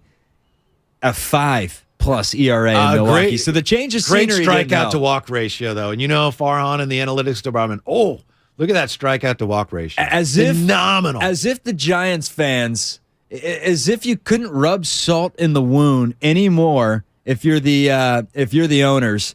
Like, the one thing that Giants fans were bickering about quite a bit last year was Tyler Rogers. And now you're adding his brother to the mix. And you're like, it's not Carlos Correa. But now, the guy last year that you said we should DFA? Now we have 2 of them. Let me try to take the Giants side of it, okay? I'm just trying. If you're the Giants and you have a chance to sign these guys, and we know everything that happened, but what are we supposed to do? Not sign them now because people are upset? If they make our team better and we can sign them, I mean, I know people are upset, but these are guys that we think are going to make our team better. If our team is better, that's what it's going to take to get people back on good terms with us. So, yeah, all right, it's easy to say, well, they're not Correa, but we're a better team today than we were yesterday. So why shouldn't we do it? What do you say to that? Yeah, I mean, I agree with that in a sense, but the issue to me is it's not that Carlos Correa walked away from the Giants. It's that you pushed him away. You had him. I want answers. Now, maybe it comes out in 5 years that the Giants knew something we didn't, and that's why they're silent on the front, and they're thinking, give it a couple years, and when his knees blow out in New York and he's not playing a full 162 games and he's out for a full season, we'll look like the geniuses here. Only time will tell, but you had him. Yeah. You had your cornerstone superstar of the future. You no longer had any selling to do. You spent a ton of money in the offseason. You went out there, you got your star, and last second, you panicked. No, you're right. I think the point there to me would be it's fine to sign these guys, but that's not what your fans need right now. That's fine, but fans need an explanation. Really desperately need to know. And okay, maybe that's forthcoming, but the longer you wait, as I said earlier, I think the more entrenched in the hearts and minds of your fans will that anger be. And that's why it's important to deal with it. Yeah, this is fine, but this isn't really the problem. Good for you, good for them. But Michael Conforto and Taylor Rogers, in some minds, just kind of confirm what people are afraid of. Oh, that's the kind of guys we're getting when other teams in the National League are going big money on big names, and we had one and decided not to. And that's not a good look. Let's go with a bargain that is coming off a season where he didn't play in Michael Conforto and had a bad 2021. And let's hope that we strike the fire that we had in 17, 18, 19 in Conforto, where he was a good player. That's the type of player that Farhan Zaidi seems to be bringing into the Giants organization and thinking that he can left right now, though, in all fairness, and thinking he can revive, and he's revived a few of them. Anthony DeSclafani was terrible in Cincinnati. He comes over to San Francisco, and granted, the verdict's still out, but he's already been a lot better than he was in Cincy. Alex Wood was hurt for a long time. hurt specifically in Cincy. Brings him in, all of a sudden starts playing good. I'd say Jock Peterson was on the decline somewhat. Comes into San Francisco, has a great year. So they have done well with reviving some players, and I could potentially see that with both of these players. Have had success, still young. Maybe they turn the corner. But is that the sustainable way to win? Henniger, Conforto, Rogers. Come down to the ballpark. We have Mitch Henniger. Does this Taylor, mean, I wonder, Tyler, does this mean Jacob Conforto would play left and platoon in left, and then Jock Peterson solely a DH? I'm trying to figure out how he fits into the roster structure. Who's on the mound at the time? That's the question. It's still Gabe Kapler managing. So in the 5th inning, it may be Peterson in left, and by the 7th inning, you could have Henniger, or you could have... In all fairness, Taylor Rogers fits into that, whether that drives you crazy or not. If you got a manager who does that, and we know that they do, Taylor Rogers is a useful piece in that regard. A versatile lefty. He can't close. He showed last year that he probably can't close right now, but you got Doval, so you don't need him to close. Amen. So the pieces fit. It's just, fans don't want the pieces fit, and they want the big chunk piece of the puzzle. You also had a 4-piece puzzle that was ready to be put together right there with Carlos Correa, and now you're going with the 26-piece puzzle. You've lost a couple of pieces because you don't necessarily know what they are. You think you know where they are. You think you know the pieces under the couch and that Michael Conforto can still play baseball, but you don't 100% know coming off an injury if he's going to be the same player that he was in 2021 or if he's going to get back to his old ways. So the puzzle right now, you think you have the pieces there, but a few of them are broken. You have to tape them back together, and you have to wait and see. We're on the island of misfit toys. Right? Is that kind of what this Giant roster is becoming? Like the A's used to be? Yeah. Or maybe it fits together, and we see I'm a water A's. pistol that shoots jelly. You've seen that, right? Is that Rudolph? Yeah. Yes, exactly. Yes, of course. Yeah. I mean, the line escapes me. I can't quote Rudolph like I can Happy Gilmore, but yes, I understood. I'm not a Jack in the box. I'm a Charlie in the box. Yeah. Nobody wants a Charlie in the box. I didn't play last year because I was hurt, but I was an all-star in 2017. We're all misfits. 930 OPS in 2020. Don't sleep on Michael Conforto, but the timing of it is tough. It's tough. No other way around it. Giants baseball. If the Giants torture next year, I asked people on Twitter to come up with some slogans, and they're amazing. And I got so many. They were amazing. If the Giants are competitive next year and they're competing for the wild card, say the second wild card, wild cards tend to be pretty bunched together in September. Is that going to be enough? I think I'm not sure how I was going to say. I think for the most part it will be, but I'm really not sure because, again, people are so upset, and I think they feel bamboozled. And if you have an overachieving team with a lower payroll, I think people are going to feel like, oh, yeah, big deal. They might make the wild card. If they had Correa, and if they were willing to spend some money, they would have already clinched a playoff spot. I think if they do somehow sneak into the wild card, everyone's going to talk themselves up. You know what's going to happen? Shohei Ohtani. There's going to be the Ohtani hype that's coming. And there's going to be a large portion. Ohtani ain't coming through that. There's going to be a large portion of the fan base that says, oh, Giants are going to pursue, and they're going to come in second. The Carlos Correa news probably doesn't help in that regard from the national perspective. Shohei Ohtani, I don't know if he's looking at the Giants right now this offseason and saying, hey, they did wonders with Carlos Correa last year. I want to go step into that organization. Like, does that, to you, bring up a red flag? In terms of players seeing this and saying, nah, that's kind of a joke. Yeah, it does, because it was so ham-handed. I mean, there's a number of ways you can look at it and say, yeah, that's a bad sign for free agents. That's a bad sign. The worst, and I think Ray was talking about this a couple days ago, is that it was so amateurish, the way they handled it. And even if they had a basis, a solid basis for deciding, yeah, this isn't a good move, the way they did it was so bad, so amateurish, that it reflects poorly on the whole organization, future free agents, and players talk. They talk to other players. Hey, what do you think of that place? Well, what's going on over there? And a lot of it will hinge on how those players feel about this. But it's a bad look. It doesn't help. It doesn't help anyway. Yeah, they had me staying at a Hyatt I was getting ready to hop on a cable car, and next thing you know, they said you're not on the team anymore. And Charlie, how can you try to sell that to fans? Let's say next year, let's just say they do feel they have a shot at Ohtani. I think he's all but a Dodger, but let's just say you're in the running. You really think fans are going to be excited when you say, we got a lot of money we're going to spend, and we'll leave no stone unturned? How are fans going to react to that? With the middle finger. Yeah, right. We've seen this story before. That's how they react. Yeah. So they got a lot of work to do to rebuild that bridge of trust. Trust issues right now. All right. Right now it's time for the flex moment of the show, brought to you by Xfinity. Hit it, Craig.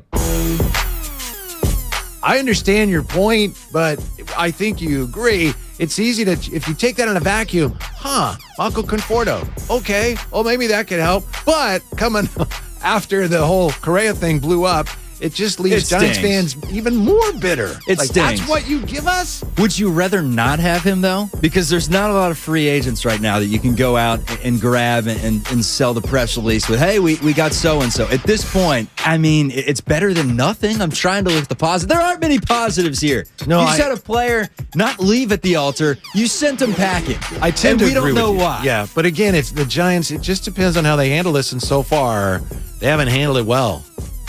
The flex of the show, presented by Xfinity Flex, the 4K streaming TV box with voice remote and Peacock Premium, free with Xfinity Internet. Better than nothing.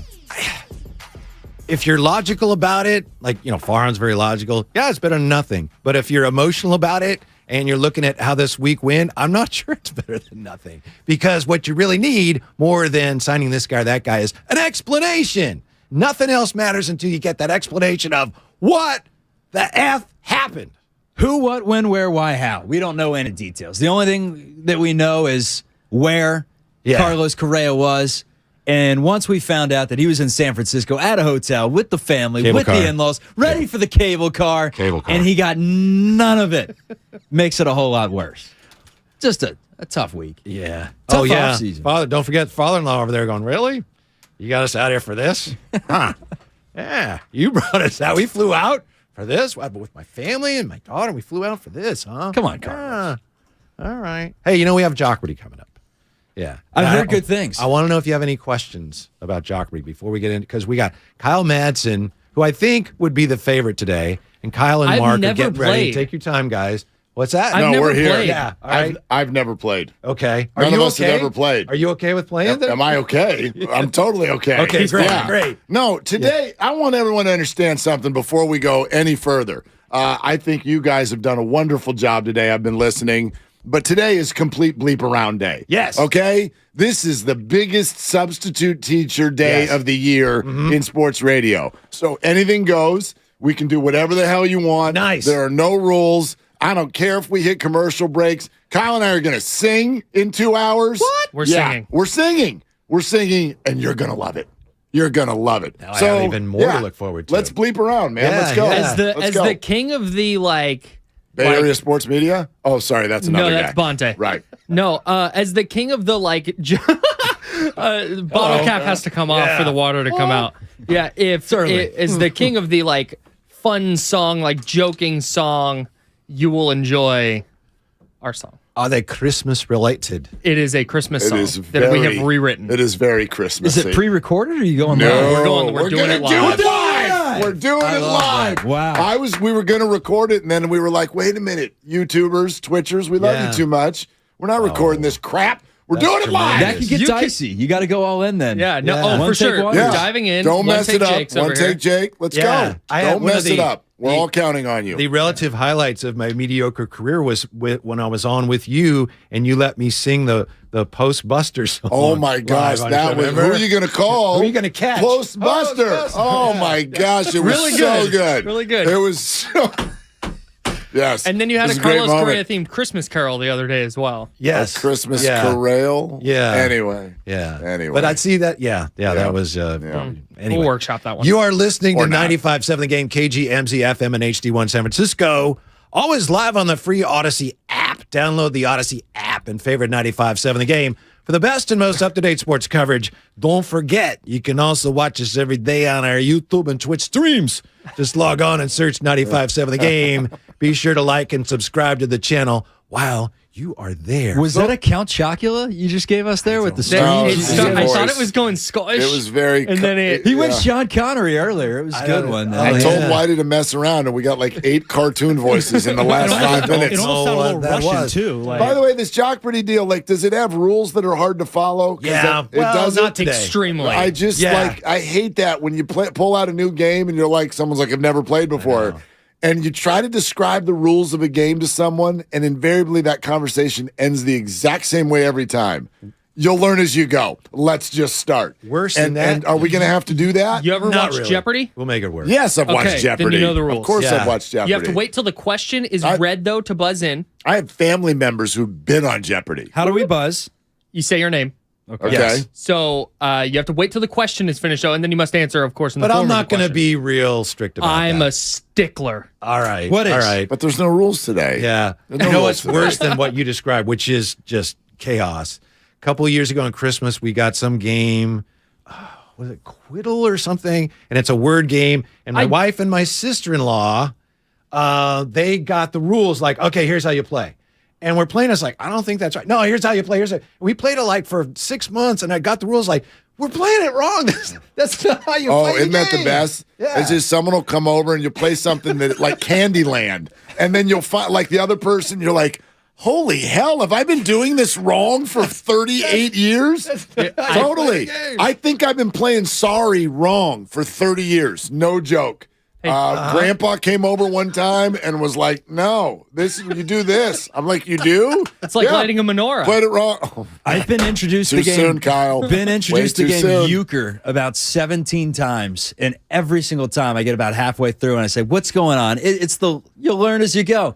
I've never learned. No, I hate Euchre. I hear it's great. Yeah, you're just like, I'm just the dumb one in the room. I do love Bob, though. Yeah. It's great. Joust a bit outside. So I go to hang out with some friends at a place called Drake's Barn in Sacramento. It's this outdoor brewery, really cool spot. And they're like, hey, we're going to play Uno. And I'm 6 beers deep. I'm like, yeah, I love Uno.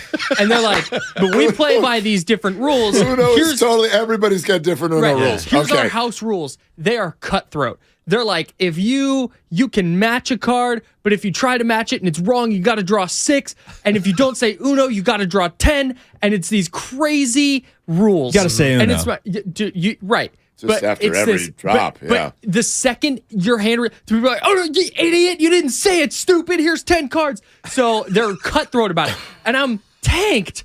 And I wound up with the entire deck by the end of the game. Because they gave me no slack, Not an ounce of forgiveness for getting the rules. Well, it's holiday season, so we will have some forgiveness for you. And Charlie, you have any questions before we start? It'll be. Don't worry. I like going in cold. All right. It's time for. I don't stretch. Are we doing it? We're doing it. We're doing Here it we live. go. Good luck. Taking my hoodie off. This is Jeopardy! He is the only one proudly wearing his orange and black this week because he is the only registered Cincinnati Bengals fan in the Bay Area. It's Charlie Walter. Hooray! He is so dialed into the 49ers, he is breaking news on the team before it even happens. Never one to resist a good pun. It's Kyle Madsen. He has traveled the world in search for the perfect garlic fry, but will also refuse to ever share them with his kids. It's Mark Willard. Hello, everybody. Hello. And your host, he has as many names as Klay Thompson has rings. It's Kevin Michael Whitey Gleason. Thank you, Sam. Great job. That's very good. That's very good. Yeah. I was a little, hey, Kyle usually does this, but Sam came you through. crushed it. Wow. Yeah. Sam, that was home good. run. It's a great moment for everybody, Whitey. 10. This is the first time any of us Giants fans have smiled in 72 hours. So I want to thank you for bringing a little levity. He's really excited about Taylor Rogers. Twins. Jeopardy round's how we're going to start here. This is the game of stupid sports knowledge. So, okay, I know this is a little bit of a challenge because in Jeopardy, people can see everything. You guys can't see. So if you're wondering, where are we, what category, I'm here to help you. Okay. We have in the Jeopardy round, we have 3 categories. We have $1, $2, and $3 answers here. There's one dibbly double out there somewhere. Do I need a pen? Am I going to need a pen here? You might. Does anybody have a You might pen? want to have one. This just sounds like a lot to keep track of. If somebody can throw me a pen. I'm here for you, though. I'll help you out. All right. So, good. play. A pink highlighter. Everyone's throwing pens at me. Hold on. Here are the categories for the Jockberty round. Remember, $1, $2, and $3 values here. Runs, Rudolph. Okay, we have runs, Rudolph. Okay. We have Saint Nick. That'll put you on the DL. With Nick in quotation marks, which means Nick is part of each correct response. What's that? Oh, wait, sorry. Go ahead. Nick. Yeah, hang on to that one. Sorry, I jump the gun. Keep that handy. And we have lights. Okay, so for $1, $2, and $3, runs, Rudolph, Saint Nick in quotation marks, and lights in the Jockberty round. Remember, if you miss one, you lose that value, Charlie. So if you miss a 3, you lose 3. Kyle, who do you think we should start with today? Me. I'll take runs for 1, please. runs, Rudolph for 1. Now I'm going to give it, and you guys got to shout your name to buzz in. Okay. Yeah, runs, Rudolph for 1. This former athletic is baseball's all-time leader in runs scored. Kyle. What more? Ricky Henderson. Oh, I didn't even call on you. Wait a minute. Yet. Does he have to frame it in the form of a question? Who is Ricky Henderson? Oh, no. You lost. I can't give it to you. All right, no, that's fine. That's fine. I'll wear that. Who is Ricky? Mark. Yes, Mark. Who is Ricky Henderson? Well done. Mark, you got Look at this. one. I don't even know the rules, and I'm winning because of the rules. Kyle, you're minus 1. I know. I'm down 1. What? Mr. Stickler for the rules. That's what I said. Take my minus 1. Eat I'm not that. going to argue. Eat that. All right, Mark Willard, you're Here's bored, my L. sir. I'm going to hold it. I'm going to go St. Nick for 2. St. Nick for 2. The NFL Defensive Rookie of the Year in 2019. Mark. Yes, Mark. Nick. Who is Nick Bosa? Well done, Mark. You've got $3 now. Yeah, I told you to keep that one handy. Yeah. Still your board. Let's go lights for 1. Lights for 1. It's the color of the light indicating an NBA coach is asking for a replay review. Kyle. Yes, Kyle. What is green? Green is correct, Kyle. You're back to... I'm glad I didn't answer that. I would have gotten that wrong. Your board, Kyle. Lights for 2, please. Lights for 2. In 1988, this iconic baseball stadium finally had the lights and played the night game. Kyle. Mark. Yes, Kyle. Charlie. What is Wrigley Field? What is Wrigley Field is right. Yeah, I need to get better. Stop saying your name, Kyle. Go ahead. Yeah, so Mark Willard with 3, Kyle 2. Charlie's still getting Charlie's feel for, which here. I know. It's weird. Charlie's here. Yeah, JD doing fine. won a You're game right where there. he didn't buzz in the entire first round. Good point. That has happened. I'm waiting in the weeds. I'm waiting in the weeds. Good job. Yeah, so You're like Farhan. Kyle, Yeah. where you want to go? Let's finish up I'll never lights. pounce. Lights for 3. The lights went out on both the 49ers in a Super Bowl and Steph Curry at the three-point line in this city. Mark. Yes, Mark. What is New Orleans? That is correct, Mark Willard. That completes that category. You have $6, 2 for Kyle. Charlie, not yet on the board, but lurking and hanging and still in decent shape. Let's go. Yeah. Sorry, go ahead. I was going to say let's go runs, Rudolph for 2. Runs, Rudolph for 2. He's 3rd in runs scored. No surprise, considering he drove himself in 762 times. Mark. I think that was Mark. Yeah, Mark. Who is Barry Bonds? Barry Bonds is right. 2 more gives you 8. Do we still have runs for 3? We do, sir. Okay, let's do that. Runs, Rudolph for 3. He's 6th in runs scored and is the godfather of the guy who ranks 3rd. Mark. Oh, what do you think, judges? Mark? We've got Mark. Yeah. Who is Willie Mays? Willie Mays is right. 3 more gives you 11. I would have given that to you just to keep it closer. Thanks. That's exactly what I would have done. Yeah, there you go. Mark We Willard break has- ties based on kind of what the score looks like. National questions? You do, I know you're sitting there going, I was ready for the Wrigley Field. No, I was ready for the Wrigley You're Field. actually As soon as doing you said fine. Is there a Will Myers question in here? We have St. Nick for 1 and 3 still left. But we still Who's have Barry Larkin? Let's do. I'll take St. Nick for 1. for 1. This member of the 2018 Warriors championship team went by the nickname of Swaggy P. Kyle. Mark. That Kyle. was you. That Yes, was you. Kyle. That was you. Who is Nick Young? That's right. Kyle gives you 3. Charlie is still and here. it leaves St. Nick for 3. He is. And He's that here. is. Charlie's you guys here. have the I don't want to be here. Diddly double sound. You have the daily double sound. Oh, yeah. There it is. Thank you. So Kyle gets that. This is where the dibbly double Well, comes here's in where play, it gets folks. I'm very ready. interesting.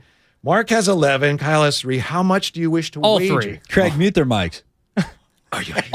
This is only me, by the way. Charlie's guys. here. Yeah. All 3. Here. Yeah. All right. St. Nick for 3. An all-star with the Lakers in 98. He's currently an assistant coach with the Hawks. Who is Nick Van Exel? That is correct. Wow. Bang. Well done, Kyle Madsen. I don't know if I would have got that. Yeah. So Nick that Van Exel's completes an assistant in the league. That completes the Jockberty round, Good and job, the scoreboard Kyle. reads Mark Willard has 11, Kyle 6, Charlie not on the board. But Charlie's that's okay. here. Charlie's right here. Yes, he is here. In the room. Still plenty of time left in this one as we head to the Dibbly double round. Double values. And 2 Dibbly doubles out there. Guys, here are your categories for the Dibbly double round. The weather outside was frightful. So we have $2, $4, and $6 values here. The weather outside was frightful. Frightful or frightful? Frightful. Frightful, okay. Frightful, yeah. Returns and silver bells, B-E-L-L in quotation. So bell, part of each correct response. Yep. The weather outside was frightful. Returns and silver bells with bell in quotations. Charlie, since you trail, you get to choose first where you want to begin here in the Dibbly double round. Let's go a big 3. I'm coming back with the silver bells. For 3? Silver bells for 3. Okay, for 6, actually. For 6, right. It's the Dibbly double. Charlie's here. Okay. He's here. Okay. All right. Silver bell for 6. A round 2 pick by the Dubs in 2017. He learned it's not wise to bill items to an assistant coach's room as a prank. Mark. I heard that was Mark, wasn't it? That was Mark. Yeah, Mark. Jordan. Who is Jordan Bell? Who's Jordan Bell is right. Wow, you got 17 now.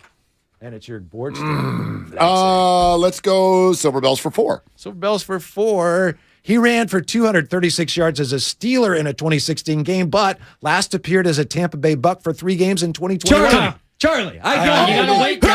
Le'Veon Bell. No, that's brutal. That's so bad. I'm going to give it to him. Yeah, no, that's Charlie. fine. Yeah. You gotta wait until the question's over. What do you got? Who is Le'Veon Bell? That's correct. Thank you. Cheating. I'll check He's myself cheating out. is what's happening. I just want some points. Charlie's here and You're the one over here not forming things in a question. Yeah, All no, right. and I took my minus You 1. did. Yeah. You did. So All right. Mark has 17, Kyle 6, and Charlie got 4. So You're back. I'm coming You're for back. you. Charlie's Right on your here. heels. Charlie is in the room. Your board still. My board. I'm going to go with the weather outside is frightful for 2. That's an incorrect category, but anyway, go ahead. That's always frightful for 2. After clinching the 2012 pennant in the rain, the Giants gave away rain globes featuring this infielder. Mark. Yes, Mark. Are you okay? Who is Marco Scudero? Marco Scudero is right. Do you have one of those, by the way? I don't. They're kind of cool. But I'd like one. Yeah. Do you? No, I don't. Okay. I don't. eBay. Yeah. Let's go. Let's do Fightful for 2. That was for 2. So we No, have let's 4 do and for 6. 4. You're Let's do it choosing for 4. categories that I aren't thought there. Uh, that was 4. Weather outside was frightful for 4. In 1982, a tractor came onto the field and cleared a spot in the snow so this team's kicker, John Smith, could nail a 33-yard field goal and beat the Dolphins 3-0. Mark. I think I got it. Kyle. I heard Kyle there. For the Buffalo Bills. That's incorrect. Mark. Yes, Mark. Who are the New England Patriots? New England Patriots was the team, Kyle. Big turnaround there. It was in the Northeast. Yeah, it was somewhere up there. So Mark has 23. I Kyle wasn't with alive 2. then, so. Let's complete Charlie. the. Hold on. So, I'm sorry. 1 second. No. Charlie, you're in second place. Charlie is here. Let's finish the Fightful category. Weather outside was frightful for 6. And that Oh, for crying out loud! on the first of our Dibbly doubles. What now? And what do I have? How big is my lead? You have 23, and Charlie has 4, and Kyle has 2. Oh, well then let's let's risk nothing. Just kidding. Just kidding. It's very Just kidding. come on, Farhan. Let's get it to an Don't even. be Farhan Let's here. give Risk it to an even 30. So I'll risk 7. He's going to risk I'll risk 7, seven. and Yeah. then at the last second be like, never mind. No, I don't want to. I risk 7. All right, here you go. And this is just for Mark. Within 4 degrees Fahrenheit, no wind chill. Within 4 degrees Fahrenheit, it was the temperature of the Packers-Cowboys Ice Bowl game in 1967, the coldest NFL game ever. Within 4 degrees of Fahrenheit. Forget wind chill. You said Fahrenheit, right? Yeah. And forget wind chill. Kelvin, please. I'm gonna go. What is minus 25? It was minus 13 degrees. Minus 13. Damn it. So, Damn yeah. it. Okay. That's all right. Only cost you 7. It's 26, 16. Yeah, 16. 16. Yeah, thank you. All right. That completes that category. You still have the board. You still have a lead 16 to 42. Let's go returns for 2. This former Bear returned a record 14 punts for touchdowns. Mark. Charlie. Damn Who is Justin? That was me. Yeah. I heard Kyle. I heard Kyle. Who is Devin Hester? Who's Devin Hester is right. that's correct. Gives you 4, Kyle. Returns for 6, please. 6 of his career record. Pardon me. Let me do that over. 6 of his career record 9 kickoff returns have been for more than 100 yards, including one for 103 yards this season. Kyle. Yes, Kyle. Who is Cordero Patterson? He got it. Oh, yeah. Wow. He got it. That was dramatic. I heard the buzzer first, folks. That was dramatic. Go to the tape. Yeah, Red Hanky. Yeah, Red that's Hanky. big because it keeps you now. You're half of what he has, which obviously can be very important. I tell him that every day. Yeah, I tell him that every day. So here's what's left in this round, and then we have the final Jockbreed. Returns for 6, silver bells for 2, Kyle. We'll do returns, please. For 6? Oh, that wasn't for I 6. thought that was for 6. No, I gave you for 4. Oh, so, well, brutal. that's not what he asked for, so now we have to go back and start over. Okay, I got it anyways. Yeah. Okay. You got the Gotta diddly start double. over. Hey, scrap this, write a new one. Okay. So you, how much do you want to wager? Down 16-8 here. 4, please. Enough for him to tie me. 4, please. Kyle Madsen now driving. He's ahead of you now. No, I'm saying if he loses. Oh, that's right. You're right. You're right. That was negative. My bad. That was super negative. Kyle, a former Raider and 49er, though better known for his play with another team. This Hall of Famer returned a record 12 interceptions for touchdowns. Who is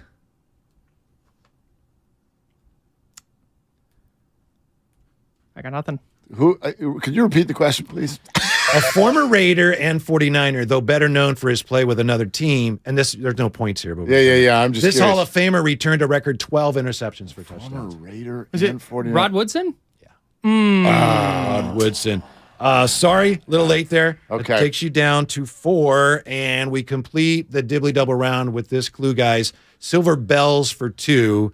His grandpa played, his dad played, and he played, but he now manages the Reds. Mark. Yes, Mark. Who is David Bell? David Bell is right. Well done. That's 18 for Mark Willard, who is in really good shape here at the end of the double Jockbreed round. Mark Willard, 18, Kyle, 4, and Charlie, 4. Charlie's here. Yeah. And so, Kyle, Charlie's if I gave you the wrong clue there on returns, I apologize. But you did No, it's get the okay. clue anyway. It didn't matter. I mean, I'm just not a good reactor. It's Well, as simple as that. You literally asked me a question. You need to read about and react. a Charlie. team I That's was what doing the we're pre doing and here. post game shows for, and I didn't react in time. And Not a yet- good reactor. Yet you're tied for second place. That's the How about that's that? the the beauty so of the game. You don't have to do anything. Well, You just and that's let one of the the- others suffer. That's one of the things with this game is like it's not whether you do or don't know. It's like how fast can you react. Like I know that you know the stuff. Yeah. It's just, yeah. Anyways, Charlie was very late last night. By the way. Yeah. All right, base Me your too. wagers. Kick Decide what ass. your wagers are going to be here, and you don't have to tell anybody. Base your wagers on this category: the NBA on Christmas Day. That's the category for. Do we go Final to commercial break now? That's what they do at Jeopardy. They Bing, give you, bing, Let's go No, to we're not commercial. gonna. We're not going to do that. Okay. Yeah. All right. So We'll be once you right decide back. what your wager will be, just jot that down. What on our was it? system The here. NBA on Christmas The Day? NBA on Christmas Day is Okay. a category for final All right. Jockbreedy. Does everybody decide what their wager will be? Yep. All right, here is your clue. We're all going to get a chance to answer individually, so yeah, relax. Well, Very I don't want stressed. anybody like blurting it out here. It's okay. They have played 54 times on Christmas Day, more often than any other team, and this year will make it 55. Good luck. Here's what we play a little. Yeah, there we go. Mark Willard has the lead, 18-4. Second place up for grabs. Who knows how daring Mark Willard will be? Maybe this whole thing's up for grabs. They've played 54 times on Christmas Day, more often than any other team, and this year will make it 55. Do we have to write it down and show it to YouTube like they do? Like, does it have to be on a? Okay. There's only. I mean, I trust you. All right. I don't know if Kyle trusts you, but I trust you. I do. They He's going to played win. So it doesn't 54 matter. times on Christmas Day, more often than any other team. This year will make it 55. Charlie, what say you? How many points can I wager? All of it. You could Yeah, wager 4. all of it, yeah. All of it. Okay. 4 points. Who are the Los Angeles Lakers? I'm sorry, that's incorrect. Damn it. Yeah, take you. Boy, this is a 0-5. flaw in the system. played. You just took one of the potential answers I might have said, and you told him it was incorrect. But anyway, That's go why ahead. you said you wrote it down. What's that? Oh, now I don't trust you. I did. okay. I did. But right. but I could also erase it now and write something else down. Yeah. We do have cameras on you. Just Kyle Madsen, what do you got? Who are the New York Knicks? That's the correct response. What was your wager? All 4. All 4. All right. Takes you to $12. right? No. $8. Takes you to $8. Pardon me. I have a lot of numbers written down here. $8 over to I had risked 9, and I wrote the New York Knicks. New York Knicks is right. New York Congratulations. Knicks. Yeah, 9. Mark 9. Willard. Happy holidays. You're a Jockey champion. It's been a wonderful week. Very nice total for your maiden voyage here of 27. I would like to donate all of my winnings to the San Francisco Giants front office so that they can spend it on free agents. Yes. Yeah, on doctors. Yeah, let's get some new doctors. Michael Conforto, thoughts? I mean, sure. Like good baseball player. He's better than nothing. He's like, you know what? I'm going to give him, I don't want to tag the guy with that. The better than, you know who, and I think we all can agree on one thing with the Giants. The one thing that's going to stink is this is going to kind of come down on the players. Like we roll our eyes. Mitch Haniger got signed, and before anybody could even go, oh, they signed Mitch Haniger, they didn't get Aaron Judge. And so Mitch Haniger becomes like the face of, you didn't get Judge. And now Conforto's going to feel like the consolation prize to Correa. And Haniger and Conforto did nothing wrong. And healthy versions of themselves completely have the ability to hit 60 combined home runs this year. But we're going to, I get it. Like it's not going to make it okay. Of course it's not going to make it okay. The issue is not that the Giants got worse or they're going to win 60 games this year. Their lineup's better. The issue is that they look kind of like they did last year for the most part. I know they're better, but in terms of their lineup's better. I don't know that they're a better baseball team. Right, their lineup's but better. in terms of how the team is constructed, we thought they were going to be constructed a lot differently with high dollar players and stars, and instead it's just like, why did people think that, Kyle? I don't know. Because they told us. Right. Yeah. No, Well, right. yeah. And that's the issue. It's not that like they can't go win 90 games. Kyle knows this. The number one phrase that I came in here was it Tuesday? No, Wednesday. Yeah. Wednesday morning. The number one phrase that kept bouncing around in my head was risk averse. And they still are. Because what they did was they took 13 years and $350 million and they've turned it into another 1+1 deal. And I think a fan can very fairly say, okay, Michael Conforto, he's literally the last and I don't even know if I want to call him impact, but he's the last potential impact free agent available. Sure, he's been an all-star. Yeah. If you go through whatever it is, I think 2017, 18, 19, this guy was 30 home runs a year. Then there was the pandemic year where he was actually pretty good. And then a half-injured year where he didn't play well, followed by a year he didn't play at all. So the point is this. If I'm a fan, this is another Rodon deal where I go, what's the win for the Giants fan? If Conforto plays horribly, then you have a horrible player who opts in and gets to stay. If he plays great, we got 1 year, he opts out, and his press conference is in New York a year from today. So much like the A's, right? Where you can't afford to get attached to anybody. That part of it could be a very good baseball player. And watch, Farhan, like it'll annoy the hell out of people. They may actually go out and have a winning record this year. Like I could completely see that. Yeah. But it doesn't address the problems that are bouncing around in a Giants fan's mind today, which is you're risk averse and you still didn't give us anything to sink our teeth into long term. And you're clear bargain hunters at this point. Yeah. I mean, with the two signings that they had today, two guys that are at probably the lowest of their careers, like it's bargain. Right, but at the same time, they will hide behind what actually I think, I have to look at the numbers, but even with it, you swap out Correa, which was like 26.9, you put in Conforto, which is only $7 or $8 million less, and on an annual payroll, they're going to be like, we're a top 10 payroll. And one way to look at it. Well, but no, that's what they're going to say. And it's going to be a fact. And the fan is going to be like, you're at the dollar shop all day long, and they're going to be like, we're the 8th biggest payroll in baseball. Mark, what you said about how fans unfairly view Conforto and Rogers is, they're not correct. That's certainly true, and it's inevitable. But some of that's on the team because of the way they handled this, because they announced these signings before they had tried to explain whatever happened, and it's happening in the wake of all that. So maybe there was no way around that, but the team is contributing to that perception. Well, and they also are supposed to be contending for titles, and they might be better. They might win 88, 89 games, but are you taking them in a 5-game series against? No one's going to pick them. No one's going to pick them. But then again, the Giants have never won a World Series where anyone picked them. Do you know what I mean? Like, it's baseball. And It's so different now, the though. bottom line is that it's a disappointing offseason. Mm-hmm. That's the bottom line. It's a disappointing offseason, and you have an emotional divide between the team and the fan base. They're doing it their way, and at times it's been effective, and at times it's not been effective, and I don't know which one is going to win out this year, effective or not effective. I don't know. But even if it's good, the fans are still going to have questions, potentially be angry. Like we said it even the other day, the only way that this gets fixed even a little bit in the near term is that they've got to go win 90-plus games. Mm-hmm. I'm not 100% sure that they won't. I'd bet against it, but they might. Are you 100% sure that would do it? No. Yeah, I'm not either. Not for some. I know it won't for some.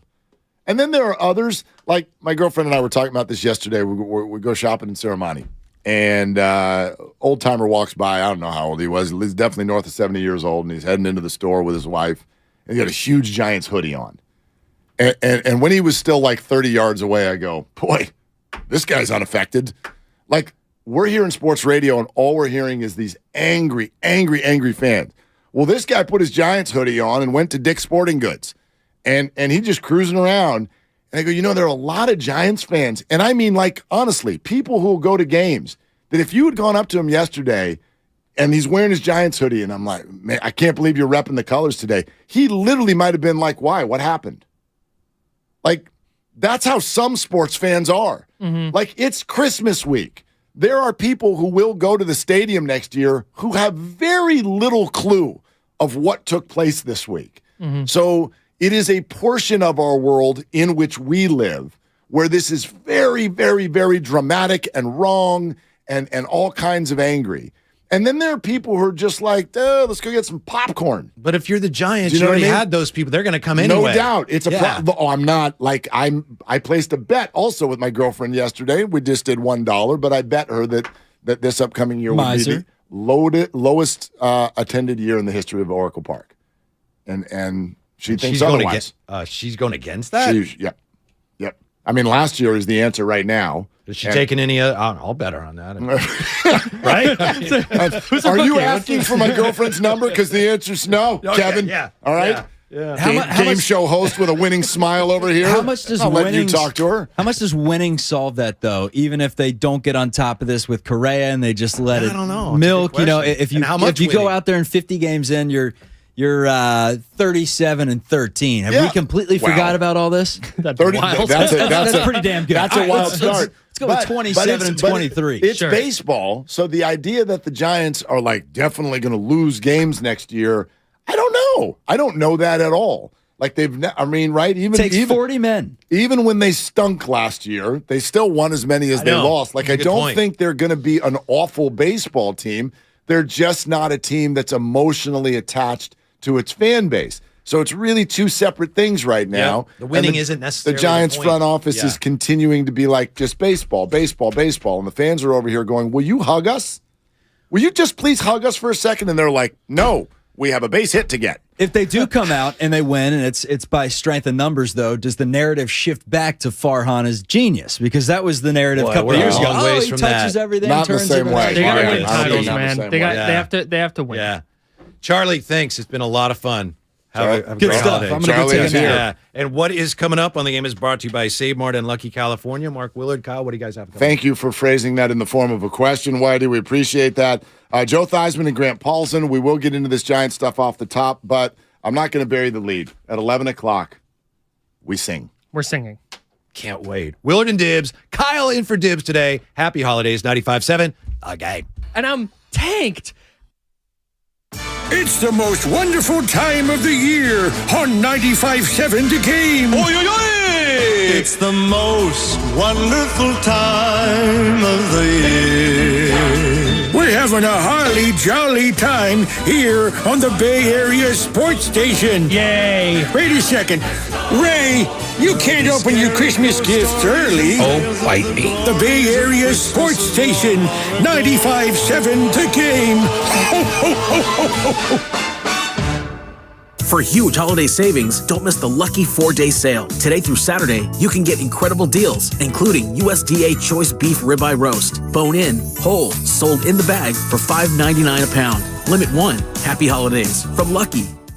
Christmas time is here, and so are all the greatest deals on power tools at Fasteners Inc. Tool Outlet. Enjoy 12 days of deals on all your favorite brands starting December 12th. Grab free batteries with tons of Makita products and more of this year's greatest deals. Save $100 on a Makita 18-volt rear handle circular saw and take home 2 free batteries to top it off. Stop by Fasteners Inc. at 2897 Monterey Road, December 12th through the 24th, or shop online at fastenersinc.net. Life doesn't stop when the economy is uncertain. The market might not care you have a wedding to plan or a kid to put through school. And inflation doesn't know you've got a family to feed. But Bank of America does, and is here to help. With digital tools to help you save and local experts in the Bay Area, you can keep life moving forward the way you need it to. Bank of America. What would you like the power to do?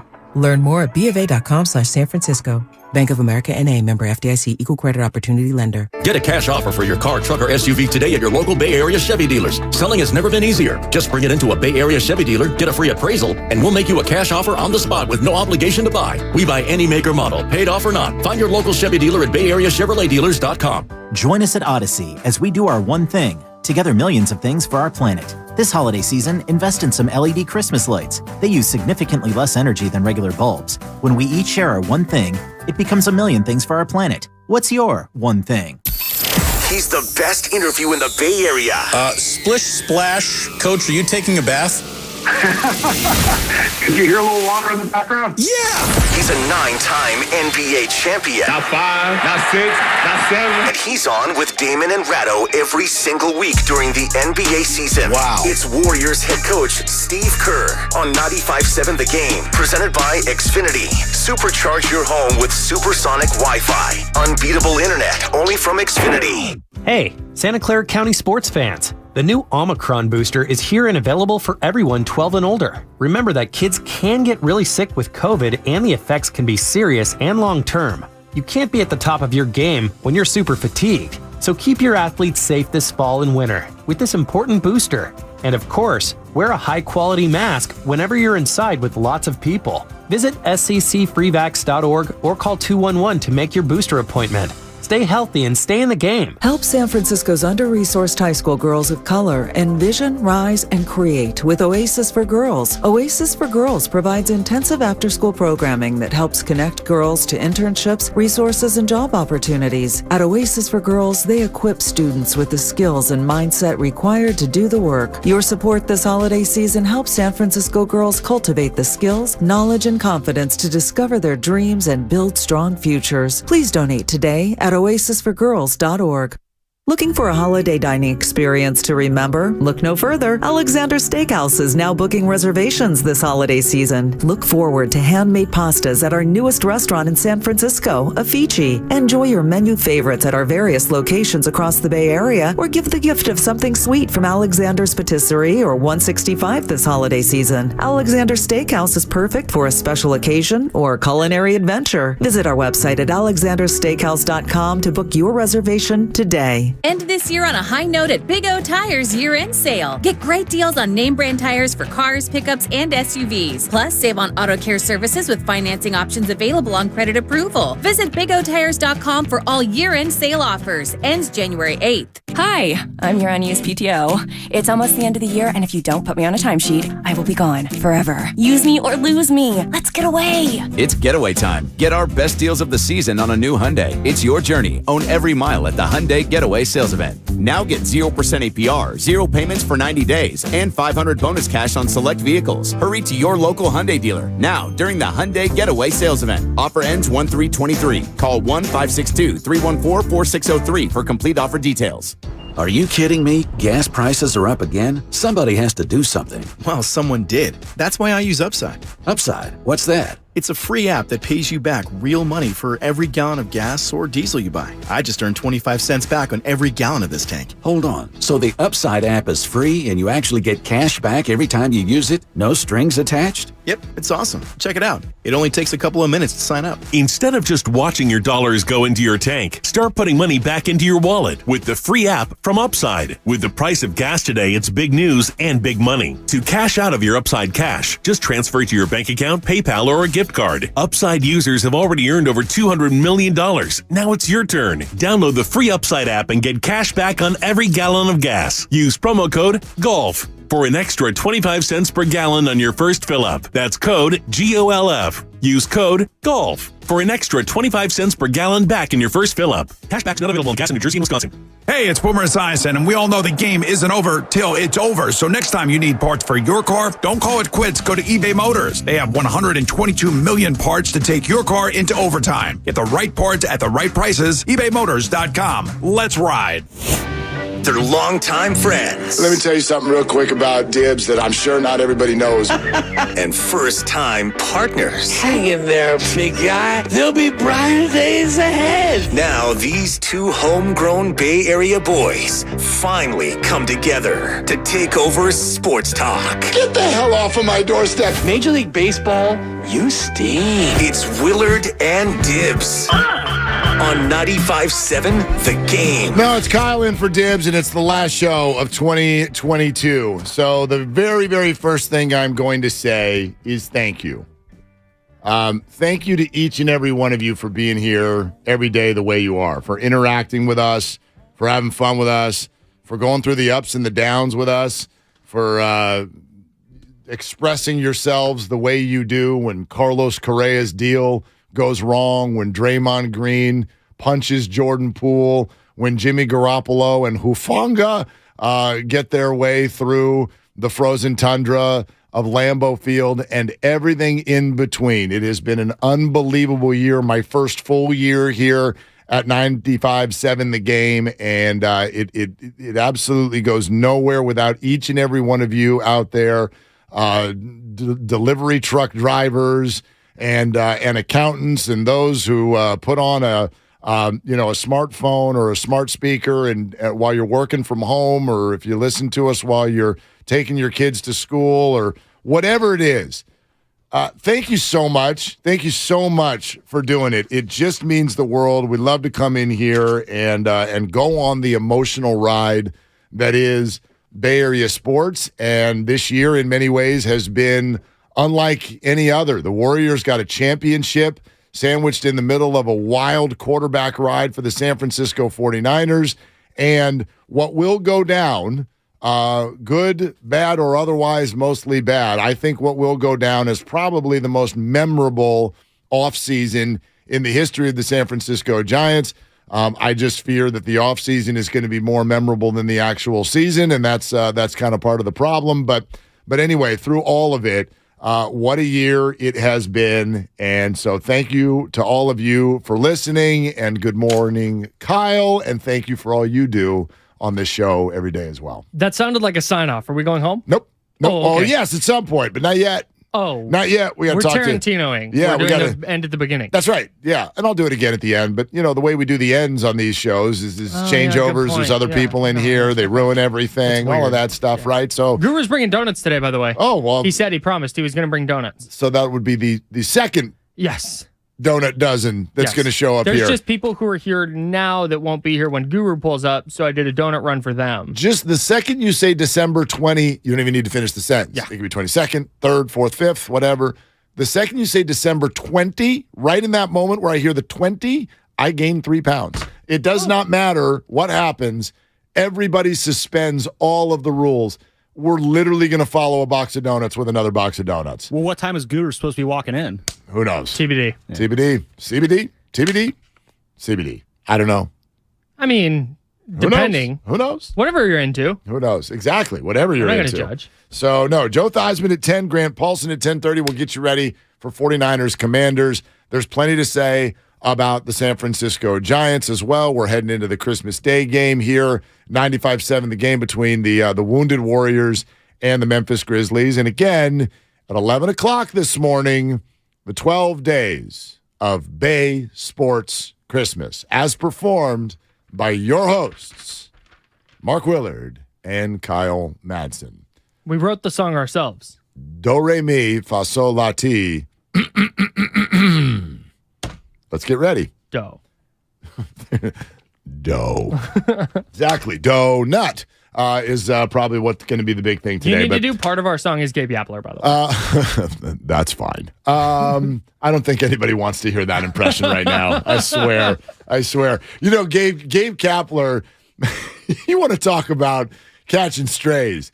He's got nothing. I've heard fire Kapler. He's more angry than anyone. He has as much to do with these signings as you and I do. Absolutely. I'm just sitting here watching. Like, he has absolutely nothing to do with it. But I wonder what everyone. So, a couple things on this. First of all, I don't want to ask the question, hey, does Conforto and Tyler Rogers' twin brother Taylor, him joining the team, that's not going to make anybody feel better about what happened earlier this week. It might make the Giants better, though. It might make the Giants better. And so it appears we are going to head into the Christmas week. This faux press conference that everybody wants, where you're going to get a pound of flesh, and the Giants will just sit there with sheepish looks on their face going, sorry, we blew that. That press conference that you want, it's very, very clear you're not going to get it. Well, yeah. You're not going to get it. Well, they're not going to have a press conference to be like, we screwed up. They're going to have to talk at some point, and that's actually my fear. Do you understand that the introductory Michael Conforto press conference, you're going to get a bunch of questions about a very different player. That's going to be on Zoom with no executives. So there you have it. But that's the thing, is this what we were talking about yesterday? The first time they talk, Farhan Zaidi's going to have to be in public in front of reporters at some point. It might not be till February down in spring training. Yep. But at some point, he's going to talk to a reporter who's going to go, hey, there's an absence here. Carlos Correa. Right. What happened? So their hope, and maybe they're right, because I've watched fans do this 1,000 times. We all do this. The anger will subside, whether it turns into indifference, whether it just turns into a different form, but it will. And they know that. Big companies know that. So I got into a really, really interesting conversation with the lovely Christy last night. We go down to San Jose. What up, San Jose Improv? Great job hosting us last night. Saw one of our favorite comedians. His name is Ismo. He's from Finland. He was hysterical. We had a great time. So we go down there last night with that drive and then just hanging out early and eating and waiting for them to take the stage. We had plenty of time to talk. And she's done quite a few things in her life in the PR world. So I started that conversation with a question. I go, hey, you've done some PR things. If you were running PR for the Giants, what would you suggest that they do? Because everybody wants to hear from the Giants. And invariably, it gets to this sentence. And this is where she pushed back. And this is where I would love not only your perspective, Kyle, but we would love to hear from any of you. 888-957-9570. This conversation always ends up in the same spot. They owe it to the fans. That was where she stopped and goes, no, they don't. Mm-hmm. And I went, yeah, they do. And then she went, no, they don't. And I went, yeah, they do. And right, it was sounds like a great argument. Second grade playground. You know, I know you are, but what am I? No, but we had this layered conversation where I think both of us are like, I get what you're saying, but here's why that doesn't work in a practical sense. Mm-hmm. Her point being, what if there's nothing the Giants can say that's going to make you feel any better, which is probable. Mm-hmm. So if that's the case, other than the fan getting their pound of flesh, why would they have this media availability that we all want? Mm-hmm. So that's one point. My point is, I get that in the business sense, in the business world, what does a business owe its customers? They didn't necessarily, like, other than people who bought season tickets on the idea that Carlos Correa was going to play, offer them a refund, and that's what they owe the customers. The business does not owe anything emotional to its customer. And then I went, except for in sports. Technically, you don't owe it. Does John Fisher owe anything to an A's fan? Technically, no, but sports are different because there's an emotional connection to the product. I don't go to Home Depot and have an emotional connection with a screwdriver. I don't do that. Speak for yourself, man.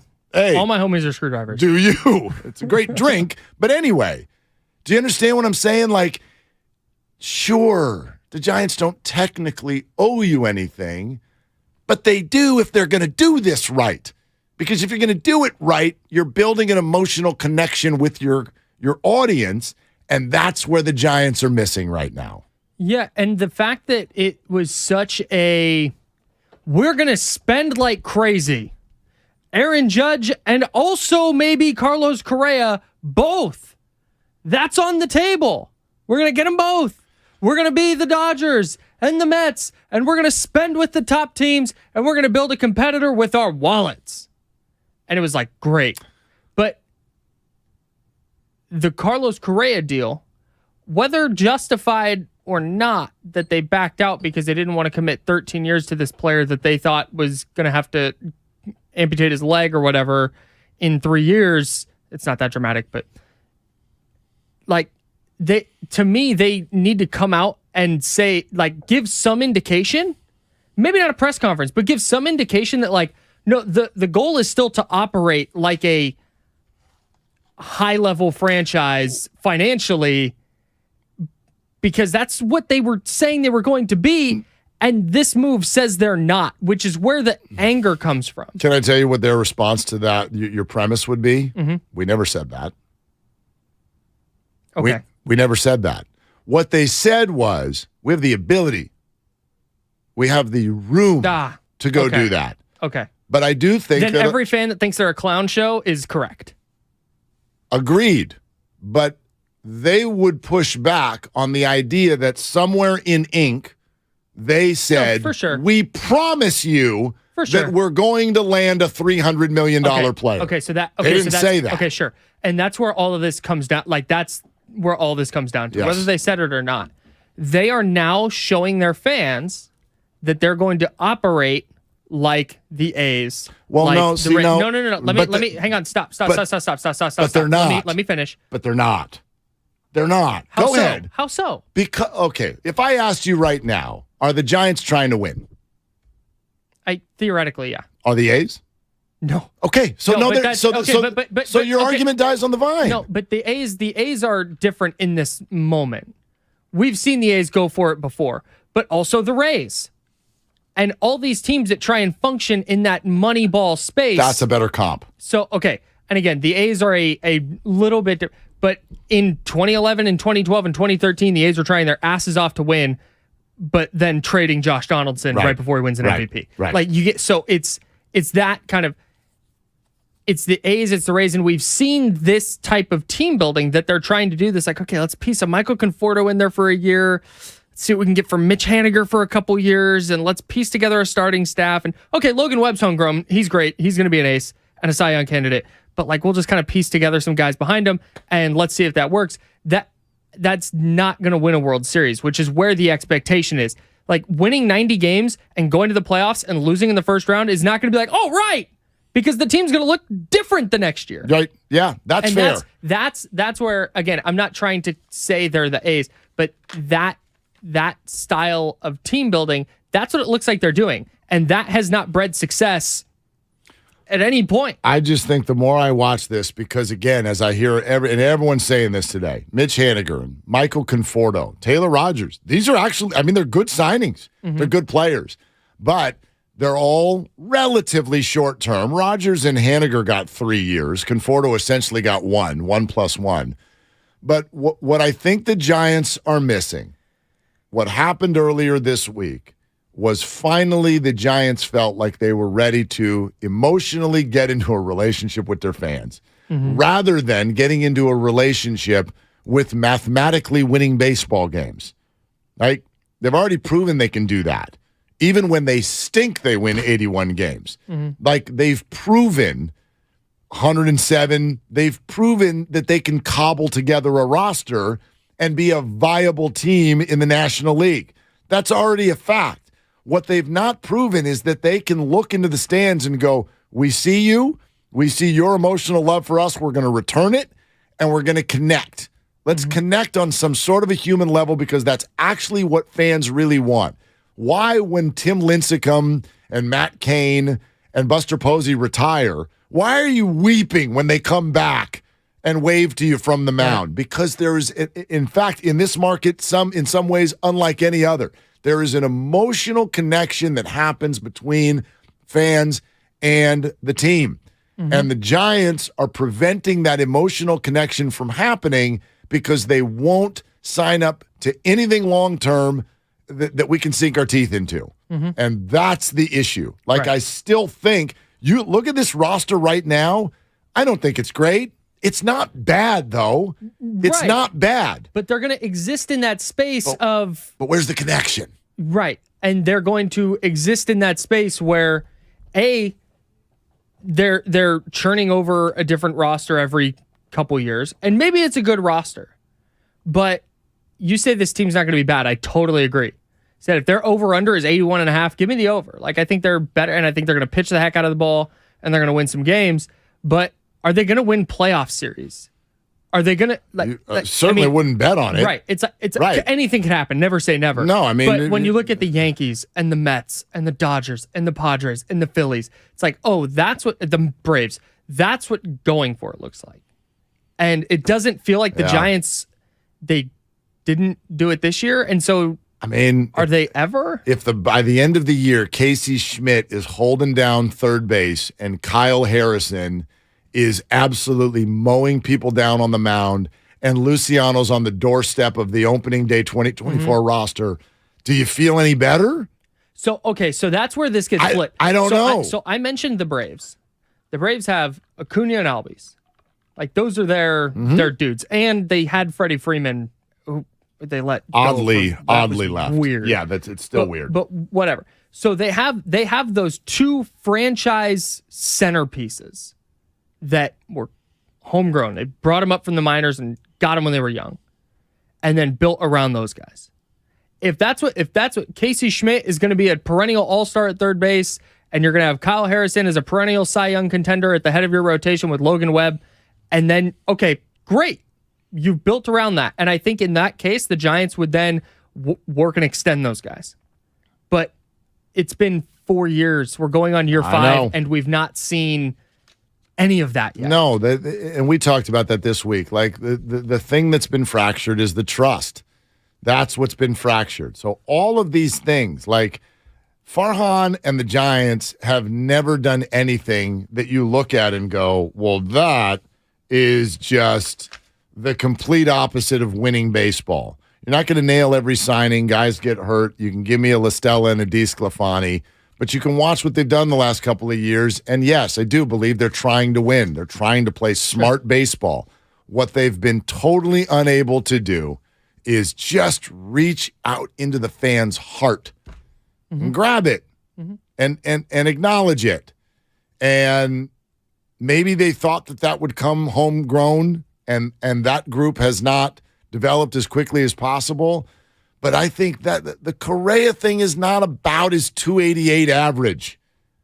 It's not about that, and it's not about what he would have been able to do at age 39. That $350 million, to me, was almost less about baseball and more about, okay, fans, let's all go do something together. Right. And then they yanked it out from under everybody's nose. And Conforto can hit 30 home runs, and I just don't think that's going to change that because he'll opt out and go play somewhere else the next year. No doubt, but I also don't think I'm a fan of the A's, and they've got me, and my emotion toward that team is different in this moment just because of everything going on with their relocation and stuff. But the Giants in this year are fans angry right now, and if there are people saying I'm done, I don't think one offseason is going to drive people away the way it seems like it right now, because the Correa thing was bad and the way it went down was really bad. But like Charlie said, if after 50 games they're sitting there at 30 and 20, 33 and 17, yeah. Right. No, but 30 and 20, and they're hanging in and they're vying for a playoff spot, and then they win a divisional series, or I guess a wild card series now. Yeah. And they win a wild card series. It's like, okay, like I don't think people are going to leave en masse the way it's being presented. Maybe not en masse, but like go back to the 107 year. The team and the city were conveniently able to blame the attendance on the pandemic. And it was like, I think there are enough people that are ready to get out, you know what I mean, who could fill the building, and it wasn't. And everyone went, well, pandemic. And that's fair to a degree, but I'm also like, even when they were winning 107, they didn't, it was more like, wow, look at these people winning almost every game. But there was never that connection that Boach, no doubt, and Timmy and Mad Bum and Matt and right, these names that I can just throw out the first name and you're like, yeah, those are my guys, man. Sure. My kid's got a jersey, I got a poster, whatever. That's what this team continues in this moment to still totally miss. And I don't know what the fix to that was. Correa felt like that was the fix, and then it got pulled away. So that's the thing about Michael Conforto and Taylor Rogers and Mitch Haniger. If those are the supplemental pieces to Carlos Correa, then great. You're like, hell yes, Yep. Great move. And instead, it's like the headliner. Like, cool, And man. it's the headliner, right? So you got to go to a smaller club because you can't fill the arena. Yeah. That's exactly right. All right, Joe Theisman is coming up in about 6 minutes. Grant Paulson in D.C. at 10:30. We sing at 11 because, damn it, it is the 12 days of base sports, and we're sending you into the holiday absolutely correct. Also, your phone calls. Do the Giants owe it to their fans to speak? 888-957-9570. That's the number. Twitch, YouTube, good morning. Thank you for being here, and the Xfinity mobile text line is there at your disposal as well. All of that is what's up next on the game. Brought to you by Fremont Bank. Full service banking, no compromises. 'Tis the season for basketball. Ho, ho, bleepin' ho. The cutter is Poole. Squares up, fires, and hits a three. 39 points for Poole, new career high. And football. 2nd and 21. And down he goes. Bosa. 15 and a half now on the year. On the most wondrous sports station in the Bay Area, 95.7 The Game. And now, your Live Nation lineup. The Roots at the Masonic December 29th.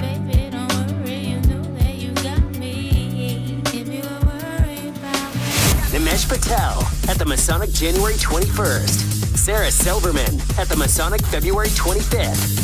And Margaret Show at Palace of Fine Arts June 2nd. That was your Live Nation lineup. For tickets and info, hit up livenation.com. Hi, welcome to IKEA and our winter sale. Hi. We've got hundreds of offers on everything from storage solutions to... I'm sorry, did you say hundreds? Yes. I'm still working from home. Anything to help me get organized? Absolutely. Check out our offers on shelving and desks. Ooh, what about mattresses? Yep, those too. Dressers? Sofas? Yes, and yes. I think I need a bigger cart. Visit us at IKEA-USA.com/offers for details. Offer dates may vary. U.S. only while supplies last. Selection may vary by store and online. See store and IKEA-USA.com/offers for complete terms. Restrictions apply. Stretch your lashes to new heights with CoverGirl Exhibitionist Stretch and Strengthen Mascara. Up to 60% longer looking lashes. It's an instant lash extension effect. Lift, stretch, and lengthen with a lightweight formula infused with biotin, peptides, and pro-vitamin B5 for strength and protection against breakage. Looking for a lash extension in a bottle? Try CoverGirl Exhibitionist Stretch and Strengthen Mascara for up to 60% longer lashes. From easy, breezy, beautiful CoverGirl. This is your time to cash in at Cash Creek Casino Resort. To rock and to roll. Over the hills and bluffs. Go all out or go all in. With 4 stars and rising stars, now we do more than ever, so you can do as much or as little as you want. It's your time to cash in at Cash Creek Casino Resort. Television sales on Black Friday set new records as millions of Americans snapped up the hot deals. But a lot of people were out of town or too busy to take advantage of the special pricing. So, how about a redo? Right now, you've got a second chance to save big on many of the top-rated Samsung, LG, and Sony TVs. Where? At Video Only, where the smart shoppers go. So, don't miss out. Check out Video Only now, or you'll be sorry. It's go time, California. The year-end sell-a-thon is going on now. Inventory is here now and moving fast, so it's go time. Now get 1.9% APR for 60 months plus $1,000 retail bonus cash on a 2022 Ford F-150 and Explorer. Go to the year-end sell-a-thon at your California Ford dealer today. Now during the year-end sell-a-thon, get low leases on select 2022 and 2023 Ford vehicles. It's go time, only at your California Ford dealer. Hurry in now, it all ends January 3rd. Now get a 2022 Ford F-150 or 2022 Ford Explorer with 1.9% APR for 60 months plus $1,000 retail bonus cash. Not all buyers will qualify for Ford Credit Financing. 1.9% APR financing for 60 months at $17.48 per month per $1,000 finance regardless of down payment. Bonus cash includes $1,000 retail bonus cash.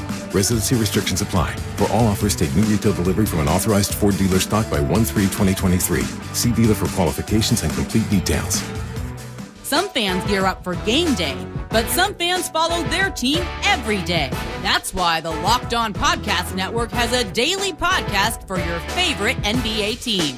Every trade, every overtime win, every game, our local experts cover the biggest stories around your team every day. Search Locked On plus your favorite NBA team on the Odyssey app or wherever you get podcasts. The Locked On Podcast Network, your team every day. Wesley Financial Group is not a law firm. This story is called The Ugly Truth About Timeshare. If you think you've done your family a favor by buying a timeshare, you need my help. Hello, I'm Chuck McDowell, CEO and founder of Wesley Financial Group. 10 years ago, I started helping folks cancel their timeshare. And in the process, started what's now called the timeshare cancellation industry. Timeshare is the only thing that you can buy that you can't tell me how much it's going to cost or when it's going to end. When you buy a timeshare, you give them a blank check to fill out any amount they want for annual maintenance and assessment fees. The crazy thing is, this never ends. Even when you die, your family's now going to be stuck with this burden. Stop the insanity today. Call my office now. If we take you as a client, I guarantee we'll cancel your timeshare or you'll pay nothing. Call for your free information kit. 800-543-3399. That's 800-543-3399. 800-543-3399. 1-877 Cards for Kids. KARS Cards for Kids. 1-877 Cards for Kids. Donate your card today. 1-877 Cars for Kids. KARS Cars for Kids. 1-877 Cars for Kids. Donate your car today. With car prices at an all-time high, our donors are now getting highest receipts ever. Don't miss out for 2022. Donate at carsforkids.org and your car can be picked up tomorrow. 1-877 Cars for Kids. KARS Cars for Kids. 1-877 Cars for Kids. Donate your car today. Hurry! It's your last chance to donate for 2022. You're listening to 95.7 The Game, KGMC-FM and HD1 San Francisco. Always live on the free Odyssey app.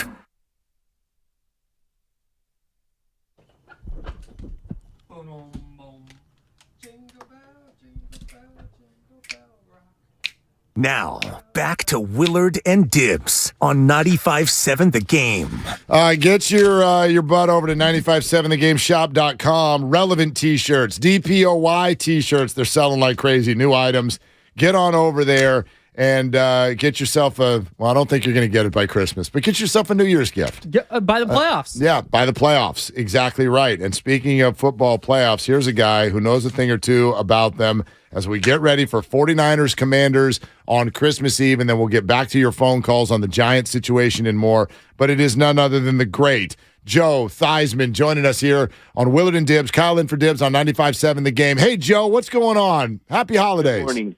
Good morning, guys. Happy holidays to you. I hope you're all staying safe. And, of course, being out there in San Francisco, you're not dealing with the stuff we are back east. No joke. Single-digit numbers are crazy. No joke. Actually, my guy Kyle here texted me this morning, goes, we should bet the under on every game east of Denver tomorrow. I mean, the whole eastern half of the United States, this is going to be, this will be some crazy stuff. Do you know every game except the Minnesota Viking game tomorrow is outside? Oh, no. Holy smokes. We did not know that. I looked at it this morning. I was looking at because I was thinking the same thing. If there ever was an under weekend, well, last night's game. Right. That's an example. Right. Yep. I mean, that wasn't because of weather, but anyway. Yes.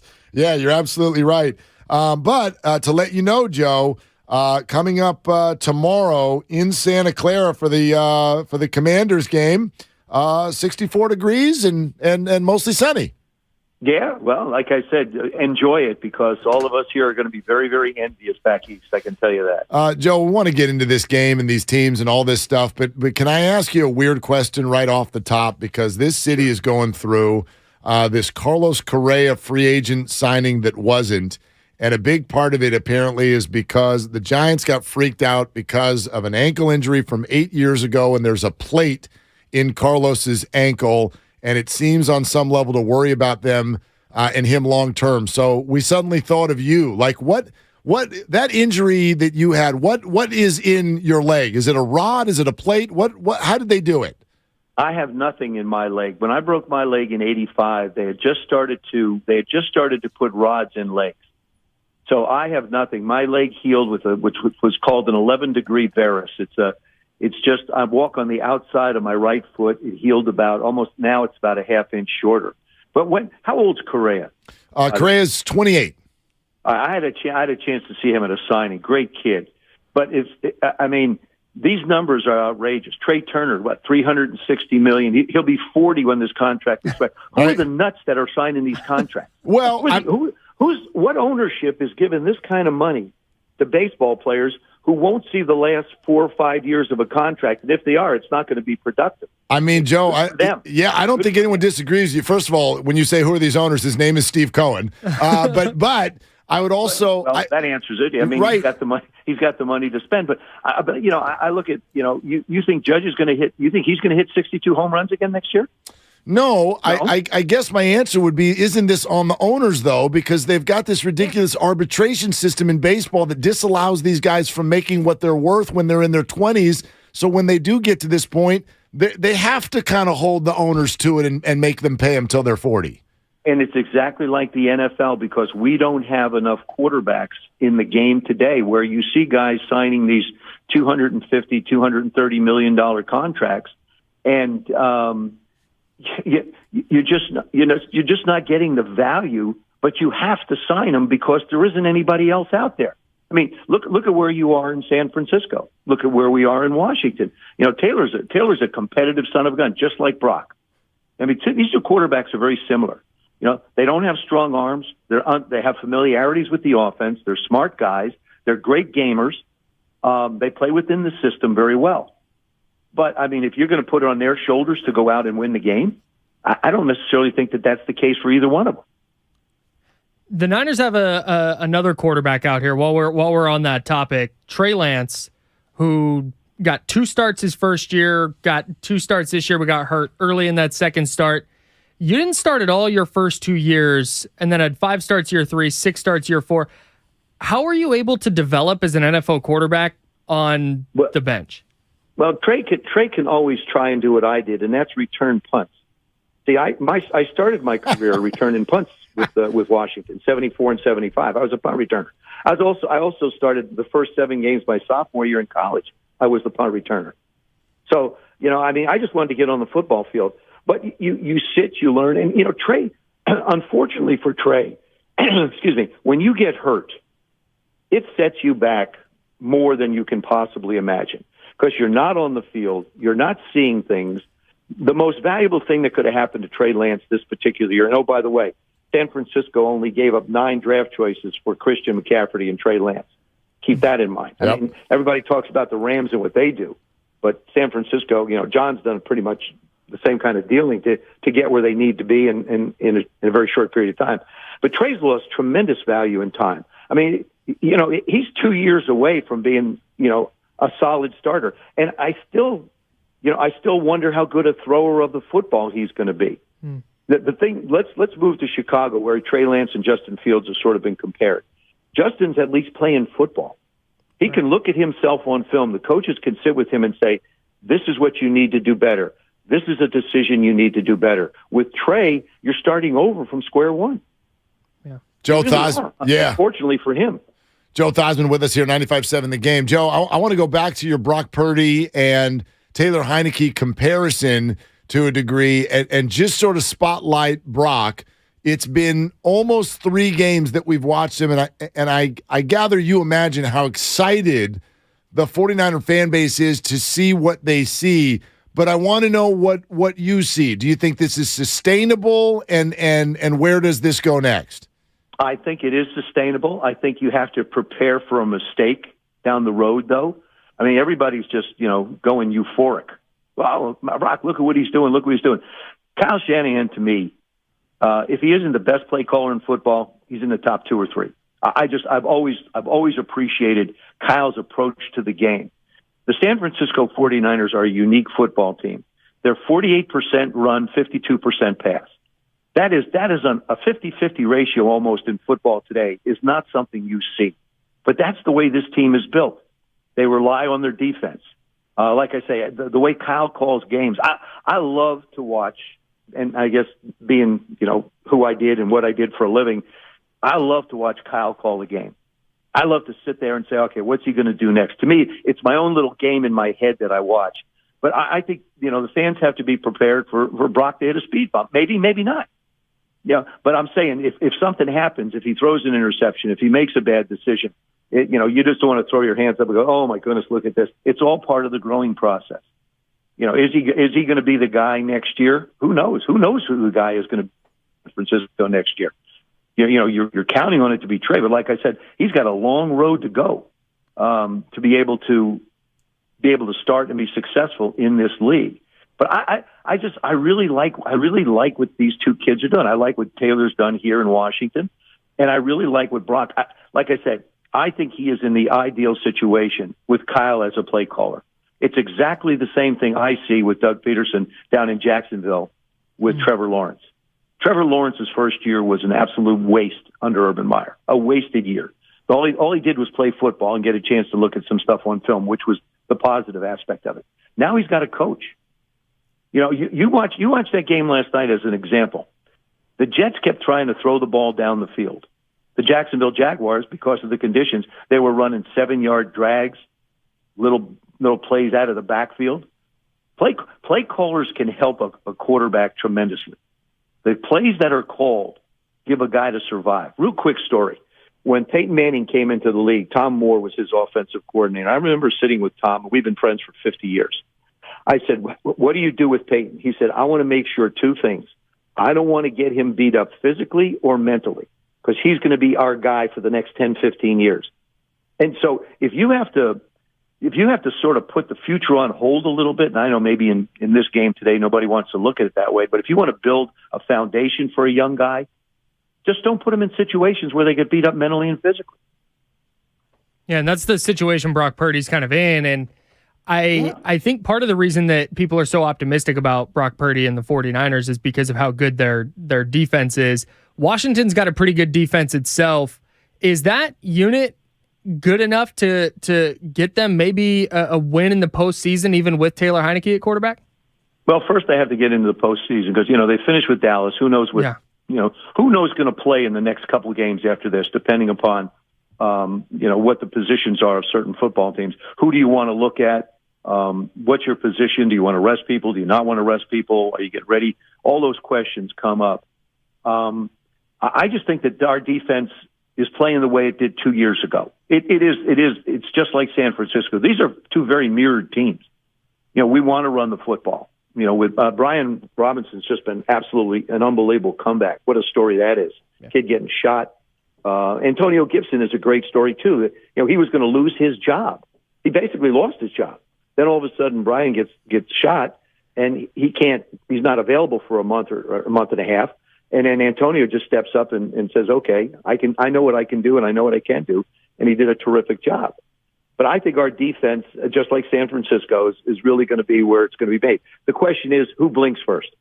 Who makes the mistake that gives the other team the opportunity to put points on the board? You can't, neither one of these quarterbacks are going to play cautious, but you need to play smart.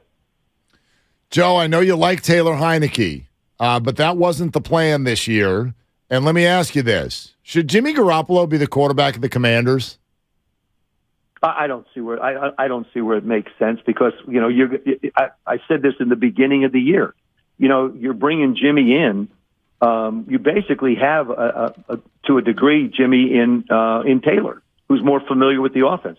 Carson had to learn a new offense, and all of a sudden he got hurt, and then they started winning. Hey, if anybody knows what it's like when a quarterback gets hurt and the other guy comes in and starts winning, it's San Francisco. Okay, yeah. When Colin took over there, like I said, similar situations. I just don't see Jimmy in Washington. I think Washington has to make a commitment. They went out and got Sam Howell out of North Carolina. He's not a tall guy. I think that at some point, as a football team, you have to make the commitment to a young guy. We're seeing it down in Atlanta. We're seeing it in different places where, in Pittsburgh. Okay, we're going to make the commitment to the kid that we drafted. We understand there's going to be growing pains. Maybe we're not going to be what we were, but this is going to give us a foundation to work from to go forward. I think thank goodness Jimmy did what he did out in San Francisco. I don't think he'd be in the situation you're in now. Huh. Yeah. Oh, no doubt. There's absolutely no doubt with what he did in the middle of the year. Yep. Saying, hey, I'm staying. I'm not going anywhere. Yeah. Nobody seemed to want him, and I said this in that Super Bowl. Now you guys see if you agree with me. If Jimmy Garoppolo, I believe it was Emmanuel Sanders. I don't need to bring this up, and I'm sorry to all the San Francisco fans out there, but I just want to make a point. If he hits Emmanuel down the middle of the football field against Kansas City in that Super Bowl, Trey Lance doesn't get drafted. Agreed. Jimmy Garoppolo is the quarterback of the San Francisco 49ers going forward in life. Agreed. Yep. 100% agreed. So and actually, I can think of a few other passes thrown in that fourth quarter that if he had completed, they probably would have won, and he would still be the quarterback. Yeah, I absolutely agree with that. Barring injury and everything. Yeah. So it's funny how people say, one play doesn't make a difference in a game. It may not make a difference in a game, but it sure can make a difference in a career. Absolutely. Amen to that. Really Joe, thank you so much for doing it. And again, happy holidays, happy New Year. Same to you guys. Everybody, please stay safe. Take care. Bye. There it is. All right. Thanks, Joe man. Theisman here on 95.7 The Game. He's great. Joe's awesome. I was expecting him to have a thought on the Carlos Correa thing, but dude, he read up on it. He knew the contracts of everybody else. Totally. That was great. Well, and he's put off by them, which most ex-athletes are, and sometimes even just athletes from the other sport. Right. Where they're like, dude, so wait a minute. Like, $350 million, and the second you sign that deal, and this is why maybe the Giants got ridiculous cold feet, that's it. There's all no guaranteed. There's no Parag Marate like, whoop, actually 3 years from now, bye-bye. There's none of that. It's baseball. We're paying you till you're 41, and if the plate in your ankle goes wild, too bad. And so I say that, I'm not walking back anything that I've said this week. This thing was handled absolutely ridiculously. I can't stand the cold feet. I can't stand the risk averse. I just don't know how the Giants build a relationship with their fan base. But you can hear from other athletes when they're like, good Lord. Like, so, you hit 290 and we give you $500 million guaranteed, And a football player, I get why a football player is so offended. They're out there getting their legs bent sideways every single week, and it's like, we can cut you next year if we want. Yeah. It's brutal. It's really tough. It's brutal. So I think that's the one. If I had the power to change one thing, I think that would be it. Every contract's guaranteed. Like, just here you go. Well, it's funny. We should change the word. If it's not guaranteed, it's not a contract. It's a guideline. It's an agreement. It's a guideline. It's a handshake agreement. Right. Right. I mean, like, and I understand all contracts. Like, hell, our contracts here are like that. There are outs and different and all that stuff. Like, everybody's got that. But the NFL, man, the crazy thing about the NFL is plastered all over the internet. This person signs a 6-year deal worth $180 million. No. It could be $180 million if he plays for the whole 6 years and plays well. It could also be 12. That's right. One of it's like, okay. That's one of my favorite things is the smart football guy when Jimmy Garoppolo signs with the Jets for 2 years and $90 million. Yeah. And the immediate quote tweet is, well, gotta wait and see the structure. Yeah. You gotta wait and see. Gotta wait and see how much are guaranteed. Guarantees are what's important. Like, yeah, dog, we got it. Yep. Thanks. Yep. Like, let us react. By the way, you mentioned that, and I don't know if it was Freudian or what, but that's all over the place today. Jimmy Garoppolo to the Jets after that performance last night. Like, hey, stop instant coffeeing. Let him grow and develop. Salah's point is not going to go, and I know that's what you're referencing, and for people who don't know what you're referencing, Salah got upset earlier this week about all the conclusions being made about Zach Wilson, and he said this is the instant coffee nature of the NFL right now, and saying basically that it's too soon to judge Zach Wilson. And the problem for that is he's actually got about as much experience as any of these guys who were drafted last year. He's got 6 times the experience that Trey Lance has. Mac Jones has played probably a little bit more. Justin Fields, maybe a little bit more. You look at Trevor Lawrence, I don't know. Like, he had Urban Meyer. It's almost like you got to just he's already had a coaching change. Mm-hmm. The guy, he looks like he can't play. And so you can call it instant coffee, but I also believe Robert Saleh will be in conversations about who their quarterback's going to be next year, and it's not going to be Zach Wilson. Because if you look around that team, they've got a squad.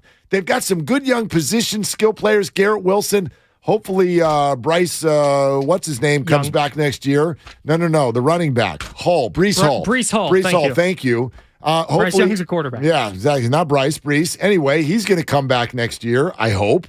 But they've got some interesting things going on there. And Sauce Gardner in that defense, man, that's elite. And they're a quarterback away. And they've played 4 different QBs this year, and they're still hanging around in playoff contention. Jimmy is exactly the kind of QB that team needs. They don't need, I mean, you'd want Mahomes or Allen. Anybody would. Mm-hmm. But with that defense and some skill position, like you can see it. The 49er assistant is running the show. Like, they're trying to build the 49ers. Mm-hmm. And Garoppolo, that's got to be on the list next year for sure.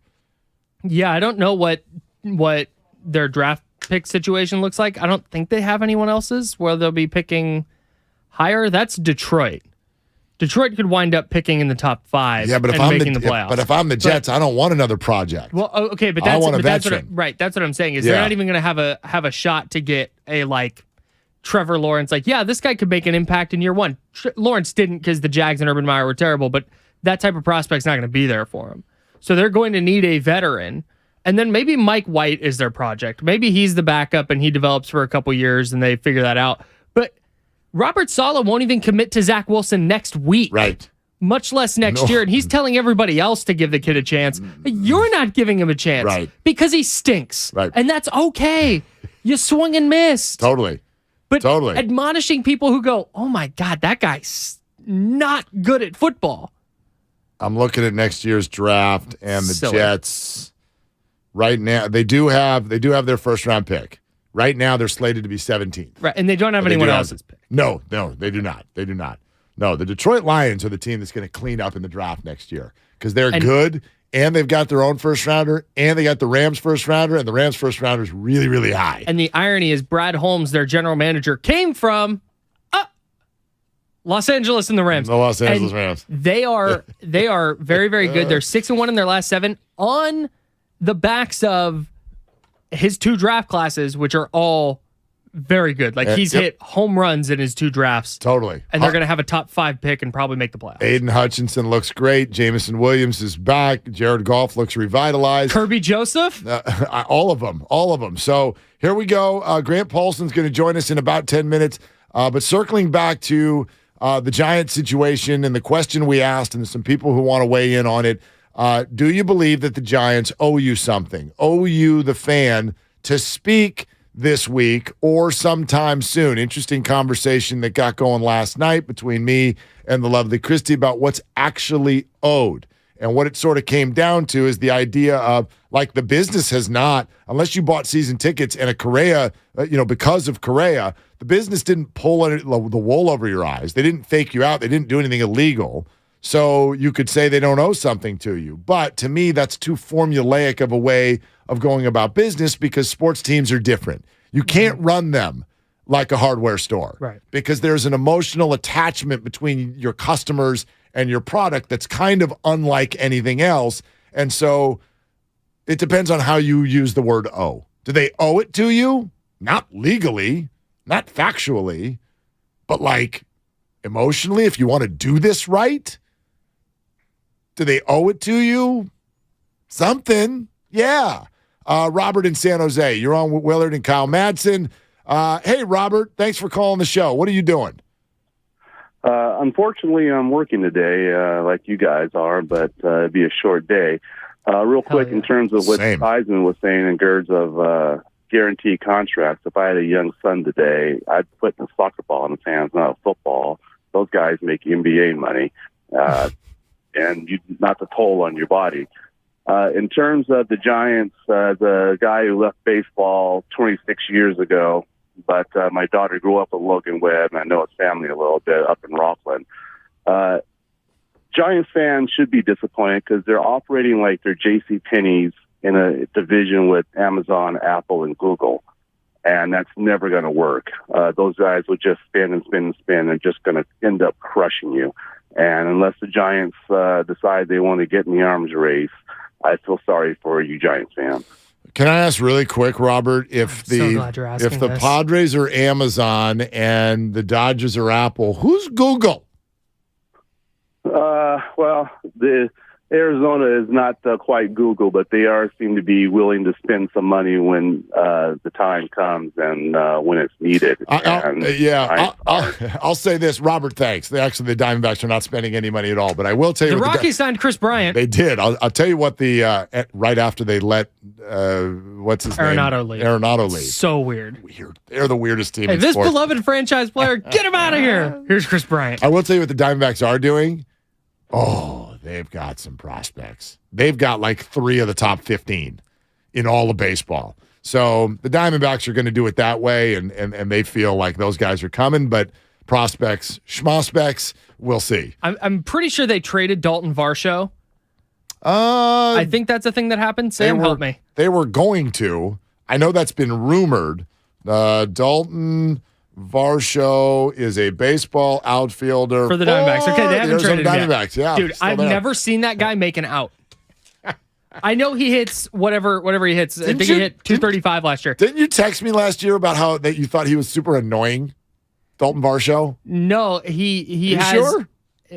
No, it wasn't. It definitely wasn't. I'm going to do a text search. I think you ripped Dalton Varsho to me earlier. I do think that. Yes. I know I've said he has an SEC quarterback ass name.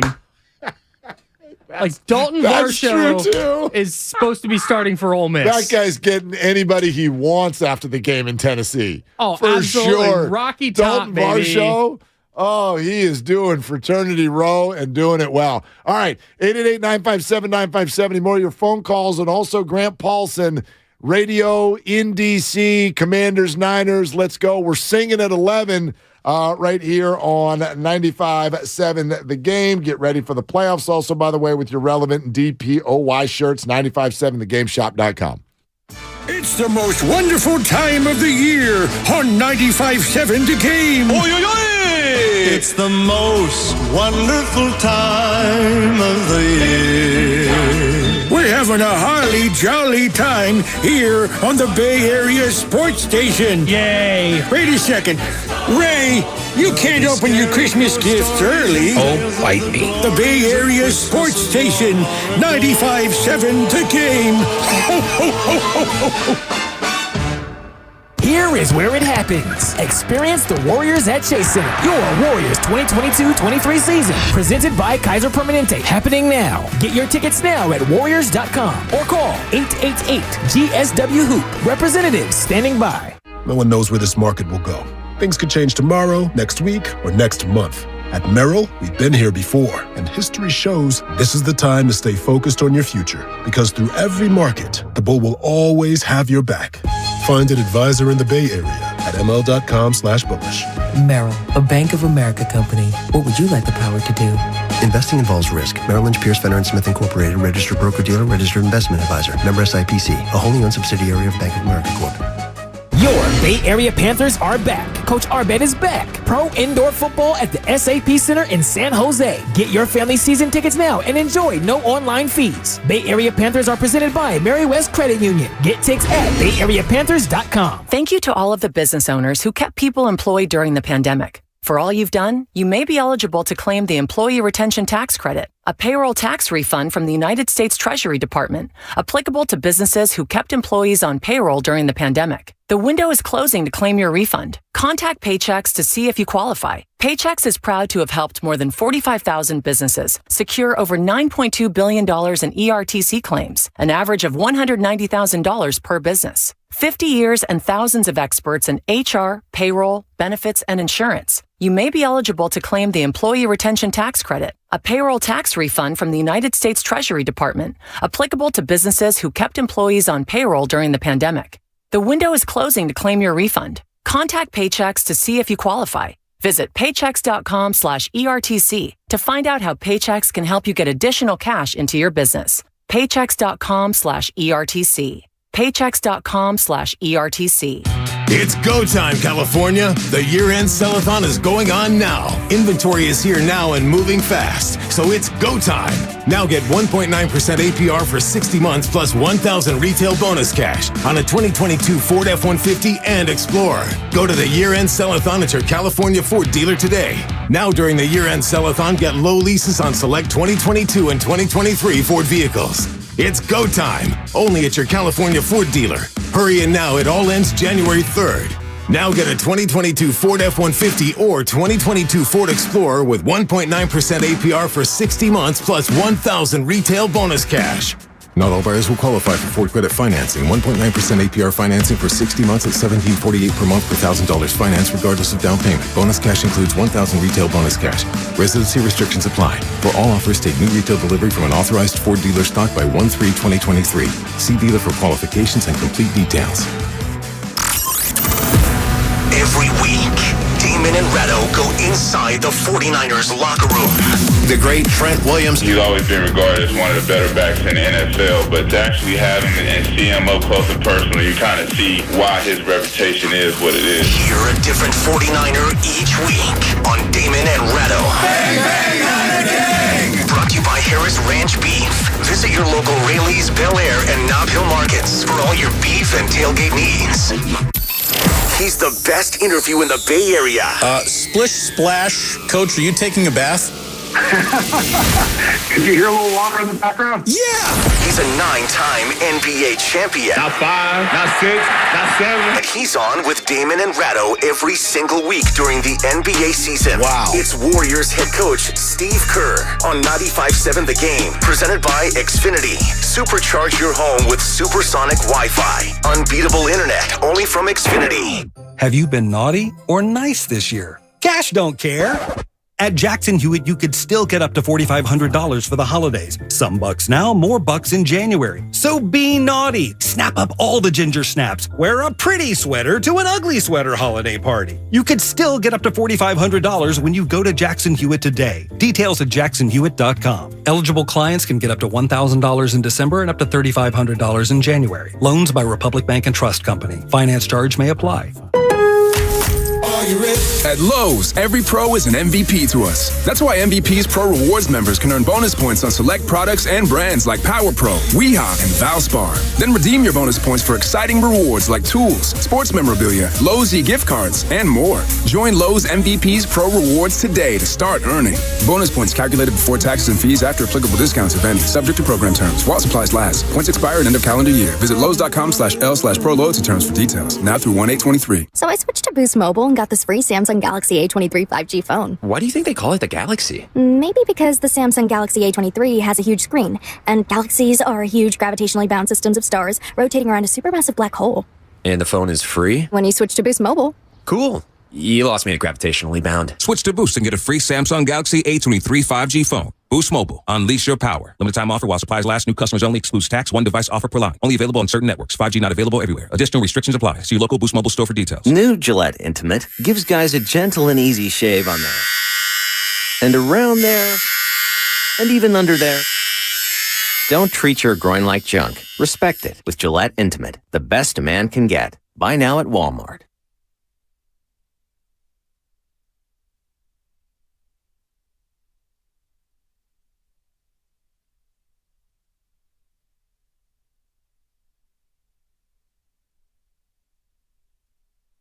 Now, back to Willard and Dibs on 95.7 The Game. No. It's not Dibs. It's Kyle in for Dibs. Willard and Dibs. How's everybody doing? Merry Christmas. Happy New Year. Happy Hanukkah. We got night number 6 coming up. Night number 6, my favorite of all the Hanukkah nights. Is that the middle candle? No, it is not. The middle candle is the shamus. You don't burn that sucker. There's 8 others. There's actually 9 in a menorah. The middle one doesn't. I know exactly. Did you know that? No, yeah. I didn't even know there was a name. And for the there middle are candle. menorahs where it's not in the middle. Sometimes all the way over on the side. My grandmother had one where it was all the way over on the side. Artistic, yeah. But no, the other 8 are the ones you actually burn. And tonight is night number 6. So now, do you burn? So you start. You're supposed to start on the right. So yes, you burn the first one, which I'm still not doing so it you right. have empty menorah. Okay. And then let's pretend the one is the middle one. Is that one there already, or are all the candles in there, or do you put the candle in? No. Like night 1, there's the one in the middle that you use to light the first one over on the side. So you do light it. You light it to light the other ones, and then you blow it out. Okay. Yeah. And now, do you? Some people let it each burn, night, but do you light? So you start with 1, and then you light 2 the next night, and then 3 the next night. Right. Okay, right. got it. Yeah, This it is goes. great. It's chronological like that. Okay. Right? The numbers. Yeah, it's all mathematical. Kind of like and our everything. song that's coming up in 25 minutes. 25 minutes away, we sing, but right now we talk to the great Grant Paulson in D.C. every single day. 106.7 The Fan, also MLB Network Radio. So, we might talk a little bit of baseball. But first, let's get Grant in here and talk a little bit about the Commanders and the 49ers. Joe Theisman was on a half hour ago, Grant, and he compared Brock Purdy to Taylor Heineke and said pretty similar situations. Do you agree? No, not necessarily. I love Joe Theisman, though. Yeah, my guy. We do, too. He's very good. Here's what's different. You got Kyle Shanahan drawing up plays. That's not the case in Washington. You got Trent Williams at left tackle. They ran him out of town a few years ago. Otherwise, I guess they both play quarterback, and they're both the little engine that's good. But, that San Francisco situation's really good. I mean, I get what Joe's saying, though. Stick aside. Now you look at it, and these are 2 teams with really good defenses. The 49ers probably the best in football. Washington has dominated throughout this second half of the season, where they've turned their year around. Their defensive line, which is coming off of one of their least productive games of the year, frankly, has been tremendous. So Montez Sweat and Daron Payne are alternates for the Pro Bowl and probably should be Pro Bowlers. John Allen's going to the Pro Bowl for a second straight year and could very well be an All-Pro. They lead a group up front that's phenomenal. So Washington's script is similar, I guess, to San Francisco's with Garoppolo or with Purdy, which is to play D and to run the ball effectively and to hit some shots. The problem is their quarterback, Heineke, just hadn't been able to. You mentioned that defensive line, and I think their defensive line is going to give San Francisco some problems. But Chase Young also coming back. Are we expecting to see him on an every down basis? Is he going to play 10 snaps, 20? What are you thinking we see from Chase Young on Saturday? I think somewhere between 8 and 12 reps probably, like a maximum of 15 if they really let him let his hair down. And if it doesn't go well or he doesn't feel great, maybe like 7 or 8. I don't expect him to have a big impact. I mean, the story is larger just that he's back on the field here locally than that he's going to be a big, producer or impact performer for Washington.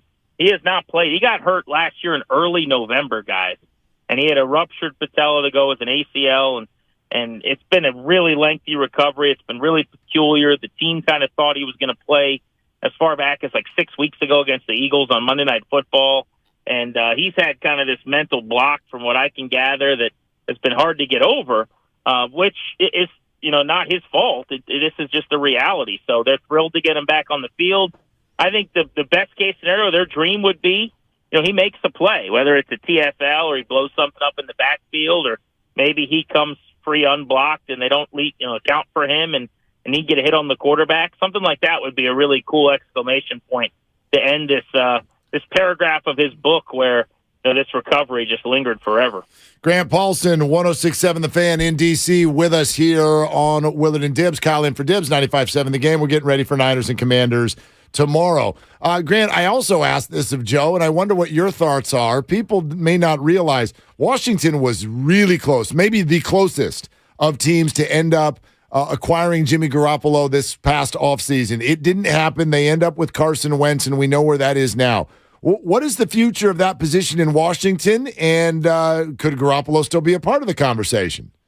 Yeah, I absolutely think he could still be a part of the conversation. I mean, Ron Rivera got really upset when he was asked about that Schefter report that the team had tried to trade for Jimmy G, but then wasn't able to pull off the deal.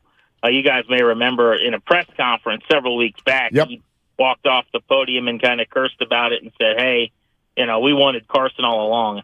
I think that was kind of an act and a show they put on to make Carson feel wanted, which is ironic and funny because that was the night that Wentz played for the last time. He got hurt and then subsequently lost his job. I think there's a chance you could actually see Wentz, though, in this game. As you fast forward, life comes at you fast. Heineke's now on the precipice, if he doesn't play well, of being sat. They could go back to Wentz. If they don't do it during this game, I think they're going to go back to Carson Wentz next week against the Browns for the final game or two of this season. But yeah, they're going to be in the quarterback market. I mean, Carson Wentz is due close to $30 million next year and is playing, while healthy, behind a guy last year that they told everyone they had to upgrade from, wasn't good enough, and who they feel like a backup. So it's going to be hard for them to tell or justify to anybody that they feel like they could pay Wentz and make him the starter, barring the only thing that would keep them from being back in the market is if Wentz were to, say, come into the game against San Francisco and look okay in a loss or whatever this week, and then, the next two games plays really well, they make the playoffs, and he plays okay in a playoff loss or something like that. Then maybe you could justify, hey, we want to see more of this guy. But I think they are going to be back in the veteran QB market, and Garoppolo will be a name they'll be interested in. You mentioned Kyle Shanahan and his play calling, but you just discussed kind of the Commanders' issues at quarterback. Is that quarterback issue their biggest problem offensively? Oh, for sure. Unequivocally, yeah, definitely. I mean, there are some concerns and questions still about how good their coordinator is, to kind of your point on Scott Turner. Like, I think most of us know you don't have Kyle Shanahan or Sean McVay or Kevin O'Connell or Mike McDaniel here, right? One of these hotshot young head coaches. A lot of the guys I named actually were in Washington at one point in time. But, this is not a situation where, Turner is going to be interviewing for jobs and getting a head coaching job and being some savant in 2 years. Having said that, I think there's a conversation to be had that he's good enough, that he's fine, that he does a okay job.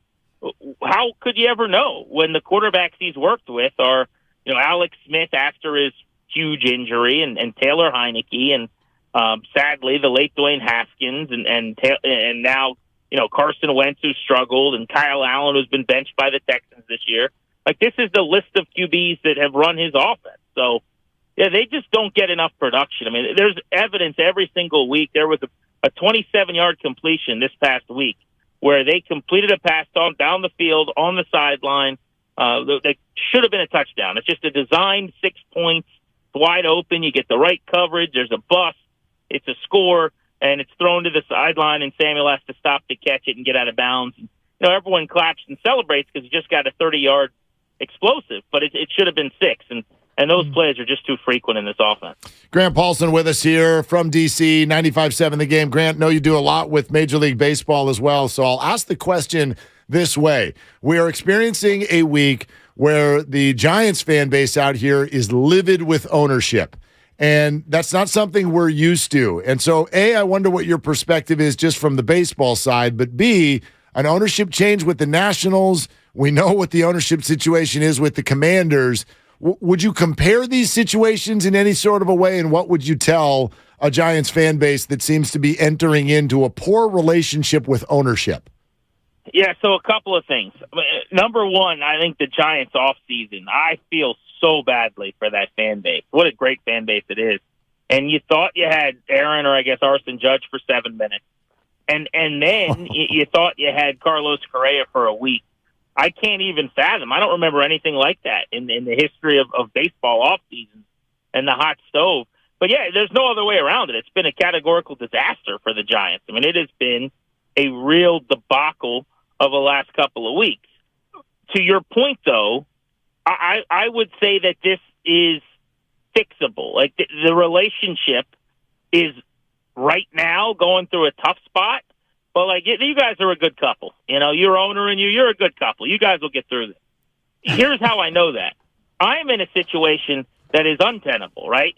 The Nationals don't spend money. Like, their owners have essentially checked out at this point from what we can tell. They're trying to sell the team. This is off-season number 3, where the big move so far has been Trevor Williams in the rotation and Erasmo Ramirez back in the bullpen. And they're, everyone's supposed to be excited because they claimed Jeter down when he was DFA'd, and they added him to the 40-man. And, like, that's their offseason. Like, their president is given $10 million to spend when their payroll is basically $60 million when you take out what they're paying Max Scherzer to pitch in their division for the Mets, and the Steven Strasburg contract, which is a real problem. But some of these examples we're mentioning, I think this is indicative of kind of what happens when ownership here in Washington, I think, and agents have relationships, right? If you can make a call and get something done, and it gets real tough real fast for the front office executives. But you'll get through this if you're Giants fans. They got money they'll spend eventually. Look, the Judge thing, you can't blame them for. I mean, they tried. The Correa thing is just a mess. Totally. Yeah, I think that's all well said. Hey, Grant, really good stuff. Thank you so much. Happy holidays to you, bud. Appreciate you guys. Happy holidays. I'm going to have to pull up the app and hear you guys singing. That's coming up in 15 minutes, brother, and I think it's worth it. You're not going to want to miss it. I got you. All right, the Odyssey app. There plug it is. at the The end Odyssey here. Grant, app. what That's pro. really well done. What That's pro. Grant Paulson, 106.7. The Fan in D.C. An Odyssey station. An Odyssey station. Yeah, we're singing. We're singing in 15 minutes. Even while, like, you were asking some of your questions of Grant, I was rehearsing and looking at my little Finish that sentence quick, please. My chorus sheet. There you go. Your script. Yeah. Your I lyrics. don't like the word Your script. lyrics? I don't like the word script. This is unscripted. Okay? This is our well-designed game plan to execute a parody song. No, do you know that people think that when we do what we do that there's a script? There are people who think that. I get that question, not a lot, but now and again. Clones. How do you know what to say? Thank you. This is great. This is a great show. It is unscripted, and it is great. No, there's no screen in front of us telling us what to say. Do you have a producer in your ear that tells you what to say? No. Yes. Are you reading off of the screen? No.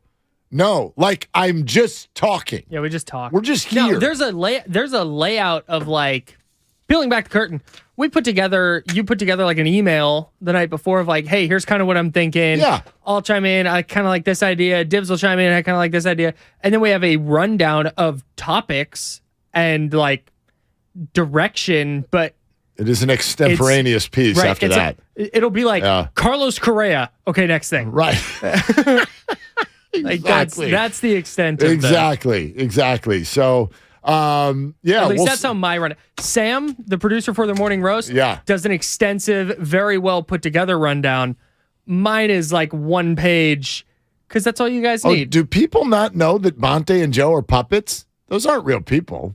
Sam is actually right, like Jim Henson. I'm basically the brains of the organization on the Morning Roast. Do you think there's a human being that would actually be like, I'm the king of Bay Area sports? Sam, tell me what to say. That's not a real thing. Yeah, I'm the one who gave him that idea. Yeah. I'm like, hey, Bonte, you're on TV a lot. You should pretend you're like the king of Bay Area media. And he's like, well, Lubman, I know that's really you. And I was like, it's okay, Bonte. You know what? Just for today, I'll let you run with that. Give him the title. I can't believe you guys thought those were real people. That's not real. It's a puppet. AI is crazy these Yeah, days. it is. Good technology. Am I right? Huh? Am I Totally. right? Okay.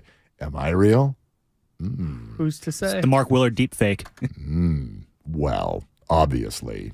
Anyway, so we'll sing in 10 minutes. It's the last hour of the 2022 year on the Willard and Dibbs show. So we're going to mess around and get a triple-double coming up here in a little bit. But I don't feel like I've gotten the full answer from you on our Correa question.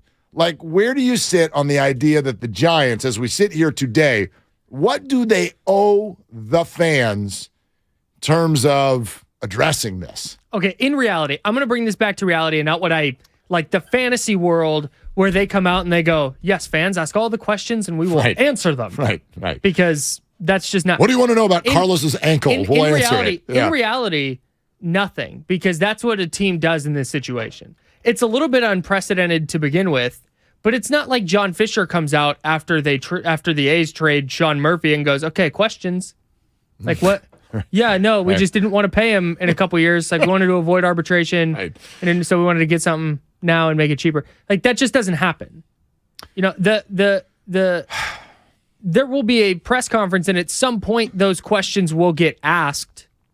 But the 49ers didn't hold a DeForest Buckner trade specific press conference. Right. I guess there was a presser after it, but not because of that move. The word you hear is they owe Giants fans an explanation. All right, let's focus in for a second on the word explanation. Sure. And how many times in history can you think of a press conference, and it can be anyone in sports, where they held a press conference to deliver an explanation? The PR disaster, in order for that to actually happen, has to be epic.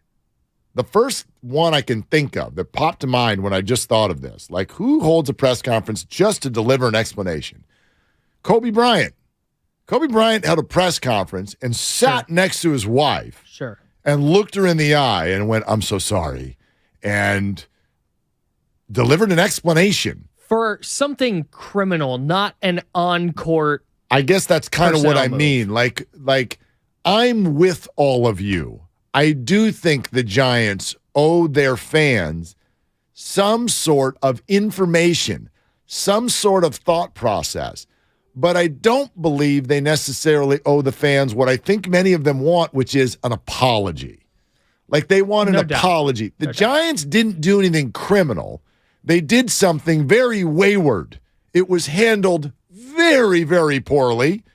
And I think it underlies a larger issue with this organization, which is A, they feel risk averse, and B, it feels like they don't understand how to create an emotional connection with their fan base / customers. That is a huge problem. It felt like Carlos's arrival was addressing that, and then it ended up not addressing it in the very, very worst way you could possibly not address it. That's a huge problem, and that remains. But none of that necessarily warrants an apology. I do think there are questions that need to be asked, so those questions must be faced. But do the Giants owe that in any sort of a time frame? I don't know. I don't know. Because I also think... Ideally, yes. Like, how many people... I'll just give one devil's advocate for a second. How many people showed up Wednesday morning and went, well, Scott Boras is never talking to the Giants again. He talked to him today. Like, they got on the got a deal phone done. hours after Correa went to New York. Farhan called him and said, Conforto. Poof. So I will also admit, are we overly emotionally reacting to what just happened? Of course we are. Yeah. We're right. Correct. But yes, we are overly emotionally reacting, and the Giants are not going to hold a press conference at a time where they are literally on the phone trying to sign other free agents and shoot themselves in the foot again by getting in front of a microphone and going, we suck at this. Right. We're terrible. We're trying to get Conforto and Rodgers right now. They're on line too, but we put them on hold so we can tell you how bad we stink at what we're trying. I mean... Oh, and while they were on hold, the Mets signed him. Right. It's in New York again. Just in the middle of the presser. What's that? I know you want a pound of flesh. I do too. But... That's not how it works. There's not... Yeah.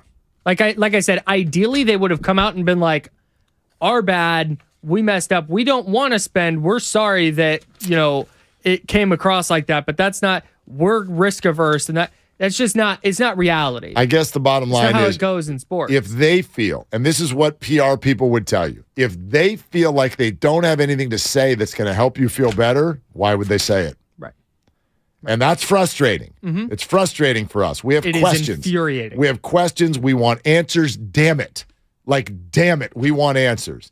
But if they know that the answers aren't going to satisfy you, why would they do it? Because it's only going to tick you off more. Right. And I don't think they have the answers you want. The answer that I guess that they would give you, we feel very strongly that what we saw in that imaging was bad. Mm-hmm. But I don't even know if they can say that because that's like against the law. Like, right. Yeah, I don't even know that they can. Like, right. I think that's their answer, and they can't say that. Right. And then the stuff you want them to say, they either don't agree or they know it's only going to make you more mad. And if they say, we didn't feel the financial commitment was going to bear what it needed to, whatever, we weren't going to get the return on investment, fans are going to go, who cares? Right. Like, there's no right. You are a billionaires. Right. And who cares? And the questions that are obvious, like, well, if this is how you felt, why did this come up with an hour and a half to go? That's my question. Right. Why did you take us on this ride? When you have Pete Patella in your front office, by the way, who right. was with the Astros? Well, Carlos Correa was there. I mean, guy's literally named after a tendon. He should be able to read a freaking imaging scan and get that thing figured out. Before we get this far down the road, the guy was house shopping. He was house shopping. That is never not going to be embarrassing. And the truth of the matter is, as frustrating as this is the one area where what Christy was saying to me last night, she's right. There's nothing that they can say right now is going to make you feel better about that. Nope. And there's nothing that they can say that's going to make it not embarrassing because they messed up. Yeah.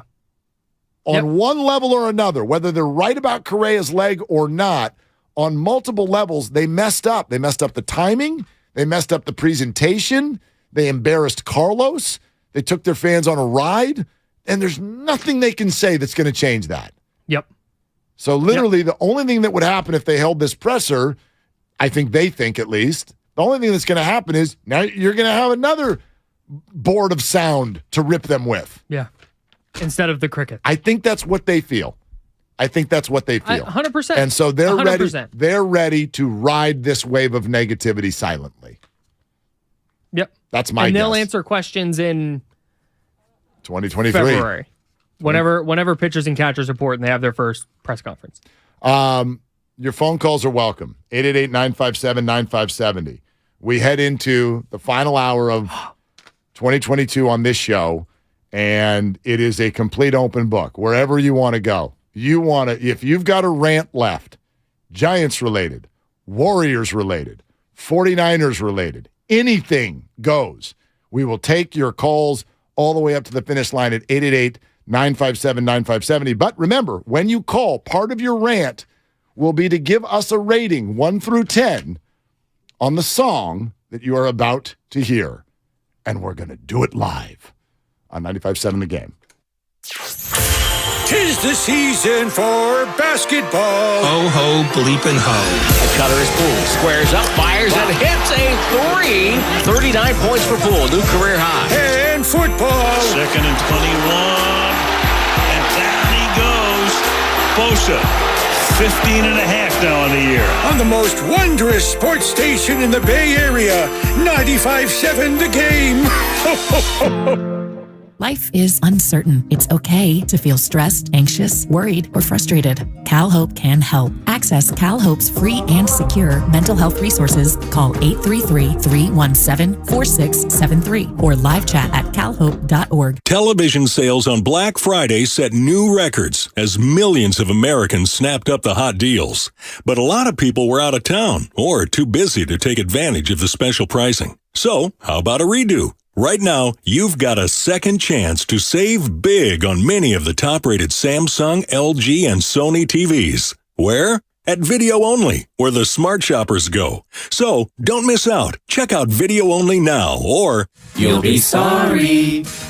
Now presenting at Osh. If you need a great gift idea, head to Outdoor Supply Hardware. Whether you're shopping for your favorite DIY doer, green thumb go-getter, or anyone in between, you can choose gifts they're going to love from a huge selection of name brands like DeWalt, Traeger, Carhartt, and Stihl. Swing by and let Osh's friendly faces point you to presents you'll be proud to give. Is that special someone hard to shop for? Don't fret. Osh has gift cards too. Savor the season at Osh with 14 convenient locations and at Osh.com. Osh, home, hardware, and happiness. Hey, this is Kenny Mayne, host of something called Hey Mayne. That's a podcast. We're working busily on season 2, but let's not forget about season 1. Remember Roy Wood Jr.? Wow, opening for Ron White. I've arrived. He's such a nice man. Maybe he wants a ride. Maybe he wants me to drop him off at the American Airlines terminal. Roy, I have a private jet. My pilot hangs with me like my homeboy. If you missed that episode of Hey Mayne, check it out on the Odyssey app or wherever you get your podcasts. I wanted to know why some people who get COVID-19 get it so bad. I found out it may be because they have a high risk factor, such as heart disease, diabetes, being overweight, smoking, and asthma. Even if symptoms feel mild, these factors can increase your risk of COVID-19 turning severe. So if you're at high risk and test positive, there are things you can do, like asking your healthcare provider if an authorized oral treatment is right for you. Learn about an option at treatcovid19.com. This message is sponsored by Pfizer. Get in zone, AutoZone. Welcome to AutoZone. Thinking about gas mileage? If your check engine light is on, it may be affecting your MPGs, but the free AutoZone Fix Finder service can help. With the most complete free warning light report backed by technician-verified fixes, you'll know what's affecting your gas mileage and more, and you don't have to drive too far to find the fix. The free AutoZone Fix Finder service is available at all 6,200 stores. Get in zone, AutoZone. See details at AutoZone.com. Christmas time is here, and so are all the greatest deals on power tools at Fasteners Inc. Tool Outlet. Enjoy 12 days of deals on all your favorite brands starting December 12th. Grab free batteries with tons of Makita products and more of this year's greatest deals. Save $100 on a Makita 18-volt rear handle circular saw and take home 2 free batteries to top it off. Stop by Fasteners Inc. at 2897 Monterey Road, December 12th through the 24th, or shop online at fastenersinc.net. Mr. Clean, Mr. Clean. Of course I use Mr. Clean Magic Eraser to clean tough messes off my stovetop and bathtub. But then I discovered I can also use it to easily clean my patio furniture and even my shoes. I'm hooked. And when wipes won't cut it, I use Magic Eraser Sheets. They're thin and flexible erasers, perfect for everyday messes, like gunk on my counters and sinks. They really are magical. The reviews are in. Mr. Clean Magic Eraser and Sheets make cleaning look easy. Let me guess. It happened again. You're out holiday shopping at the last minute. No judgment here. That's why I went to Kohl's, where I earned a ton of Kohl's cash and found what I needed for less. Like stocking stuffers starting at $6.39 and silver jewelry sets for $17.59. Plus, I got Sephora fragrance sets for $25 and under and saved 20% off other presents. More gifts and more savings. It's Kohl's, even at the last minute. Select styles, 20% offer ends December 24th. Coupons and Kohl's cash not valid on Sephora at Kohl's. See store or Kohl's.com for details. 'Twas almost the holidays, and all over the state, not a creature was stirring, except for, well, Nate. He was panicked, in need of a really good gift. Nate's a procrastinator, if you catch my drift. So off he dashed to the closest store, and there found holiday scratchers galore. Now Nate won't get a lump of coal, unless he burns the holiday casserole. Yes, scratchers from the California Lottery are great, especially for Mr. Procrastinate. So when it's time to get your gift shopping out of the way, try scratchers. A little play can make your day.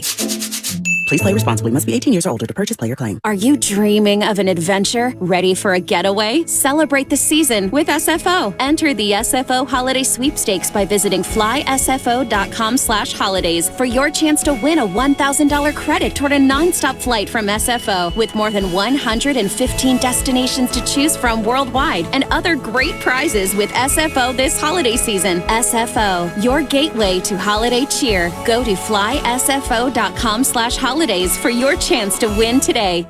End this year on a high note at Big O Tires year-end sale. Get great deals on name brand tires for cars, pickups, and SUVs. Plus, save on auto care services with financing options available on credit approval. Visit BigOTires.com for all year-end sale offers. Ends January 8th. You're listening to 95.7 The Game, KGMC FM at HD1 San Francisco.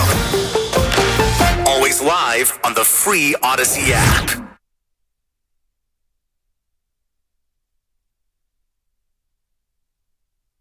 Kissing Santa Claus. Now, back to Willard and Dibbs on 95.7 The Game. Oh, this is getting me in the musical spirit for sure. Jackson 5 does like no other. The 12 Days of Bay Sports Christmas about to make its first ever debut right here on 95.7 The Game. And that's what's up next on The Game, brought to you by Fremont Bank. Full service banking, no compromises. Also sponsored by calhope.org. Go to 957thegameshop.com. There are new items, the ones that are really firing off the shelves. There aren't actually shelves, but the ones that are really firing off the shelves are the relevant Brock Purdy t-shirts and the DPOY with a someone who looks sort of like Nick Bosa doing the little shrug. Also not necessarily a Brock Purdy t-shirt. It's not. It's relevant.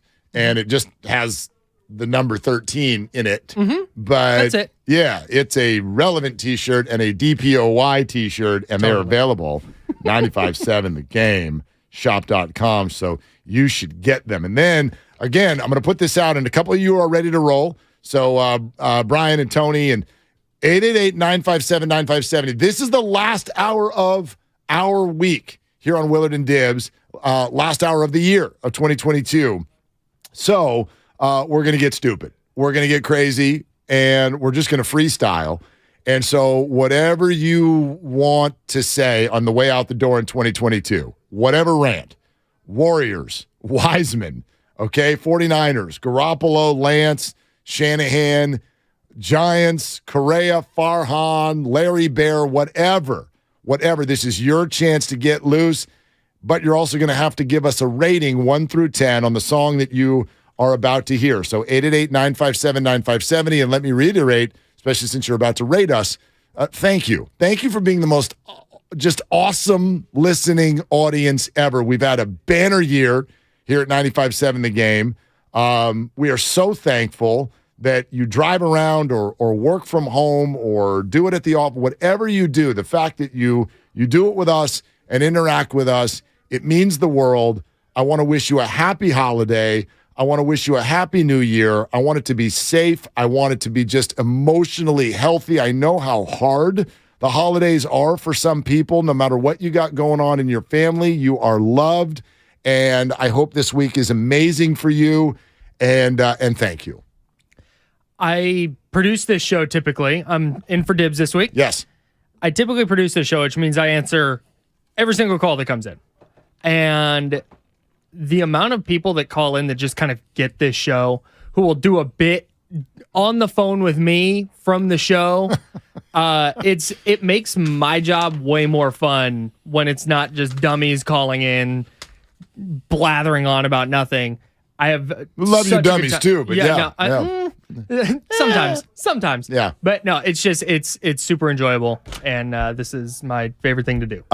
Thank you for everything you do for this show. Thank you. So often behind the scenes, and love getting to do this with you this week. So thank you so much. All right, are you ready?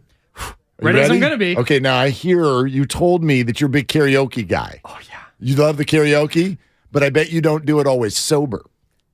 Oh, I'll do it sober, too. You will? Yes. That's good, because are you sober right now? Get this. I was at a bar in Sacramento. Which is how Kyle starts at least a third of his sentences. This is a bar in Arizona. Okay. And we get there for my friend's birthday, or my friend's wife's birthday. And we get in and there's karaoke at this bar. Yeah. And I walk in, it's like 7 o'clock. I'm like, I'm signing up. And so I sign up and I sit down, we order drinks, and the guy's like, we'd like to welcome Kyle to the mic. And I'm like, oh, great. God, and, right away. And my buddy's wife is like, how many drinks have you had? And I'm like, none. We're rocking it. We're doing it. Forgot about Dre, for anybody wondering what my go-to karaoke song is. Dog. Yeah. I always do, I try to get a group and do Boys to Men because A, if there's a group, you can hide. And B, if it's really bad, we just get to the deep voice guy part where he just talks. And I that's just, all you. Yeah. Girl. Forgot about Dre is pretty fast, though. Good job, man. Dude, I'm on it. You know we belong together, right? And that's it. And you're like, cool, he did that. And then that's all I need to do, and it's all really safe. So anyway, all right, you feeling it? You're sober? Yeah. Okay, Kyle's sober. Maybe. We did buy each other alcohol this morning. That's a fact, actually. No word on whether or not it has been consumed as of yet. But here we go, ladies and gentlemen, for your audio pleasure, the 12 days of Bay Sports Christmas.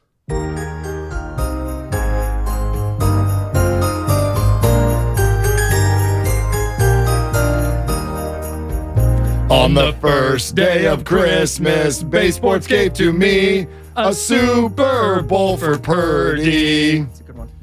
On the second day of Christmas, Bay Sports gave to me 2 Kumingas and a Super Bowl for Purdy. On the third day of Christmas, Bay Sports gave to me 3 Debos, 2 Kumingas and a Super Bowl for Purdy. On the fourth day of Christmas, Bay Sports gave to me 4 Draymond Techs, 3 Debos, 2 Kumingas, and a Super Bowl for Purdy. On the fifth day of Christmas, Bay Sports gave to me 5 Ross Striplings, 4 Draymond Techs, 3 Debos, 2 Kumingas, and a Super Bowl for Purdy. On the sixth day of Christmas, Bay Sports gave to me 6 Jimmy handoffs, 5 Ross Striplings, 4 Draymond Techs, 3 Debos, 2 Kumingas, and a Super Bowl for Purdy. On the seventh day of Christmas, Bay Sports gave to me 7 arson judges, 6 Jimmy handoffs, 5 Ross Striplings, 4 Draymond Techs, 3 Debos, 2 Kumingas, and a Super Bowl for Purdy. On the eighth day of Christmas, Bay Sports gave to me 8 canceled pressers, 7 arson judges, 6 Jimmy handoffs, 5 Ross Striplings, 4 Draymond Techs, 3 Debos, 2 Kumingas, and a Super Bowl for Purdy. On the ninth day of Christmas, Bay Sports gave to me 9 Wiseman minutes, 8 canceled pressers, 7 arson judges, 6 Jimmy handoffs, 5 Ross Striplings, 4 Draymond Techs, 3 Debos, 2 Kumingas, and a Super Bowl for Purdy. On the 10th day of Christmas, Bay Sports gave to me 10 Farhan small trades, 9 Wiseman minutes, 8 canceled pressers, 7 arson judges, 6 Jimmy handoffs, 5 Ross Striplings, 4 Draymond Techs, 3 Debos, 2 Kumingas, and a Super Bowl for Purdy. On the 11th day of Christmas, Bay Sports gave to me 11 Bosa non-calls. 10 Farhan small trades. 9 Wiseman minutes. 8 canceled pressers. 7 arson judges. 6 Jimmy handoffs. 5 Ross striplings. 4 Draymond texts. 3 Debos. 2 Kumingas. And a Super Bowl for Purdy. Sing it, everybody. On the 12th day of Christmas, Bay Sports gave to me 12 Shanahan hats. 11 Bosa non-calls. 10 Farhan small trades. 9 Wiseman minutes. 8 canceled pressers. 7 arson judges. 6 Jimmy handoffs. 5 Ross striplings. 4 Draymond texts. 3 Debos. 2 Kumingas. And a Super Bowl for Purdy. Wow. Thank you, everybody. Oh, hold your applause, please. Hold your applause to the end of the show, everybody. We're clapping for Thank ourselves. you. That's weird. Yeah. All right. I guess the applause button on the thing was broken. That's fine. It's okay, Craig. I looked down at YouTube at one point, and all I saw was, "Bring it home, boys." And I want to let you know, whoever said that helped. That helped. I closed YouTube because God. when the viewers cratered to 0, that was going to hurt me. Oh God. 3 Debos. Yeah. All right. Great. So now we wrote it ourselves. Your rants on 95.7 The Game. Yet they must include a rating 1 through 10, and it must be authentic and honest. The 12 days of Bay Sports Christmas, which will be taking over a social media platform near you within hours, I hope. Okay? Send it out. And 2022 would not be done if we did not hear one more time from BPA. Hello, Brian in Palo Alto. Thank you for all the calls this year. What are you doing? Not much, man. That's a lot of effort you guys put into that. No, thank you. We tried really hard. You. That was like 2 weeks in the making, not lying. Go ahead. It was well done. I'll give it an 8.5. Wow. Thank you. An 8.5 from BPA is like a 15 from a normal person.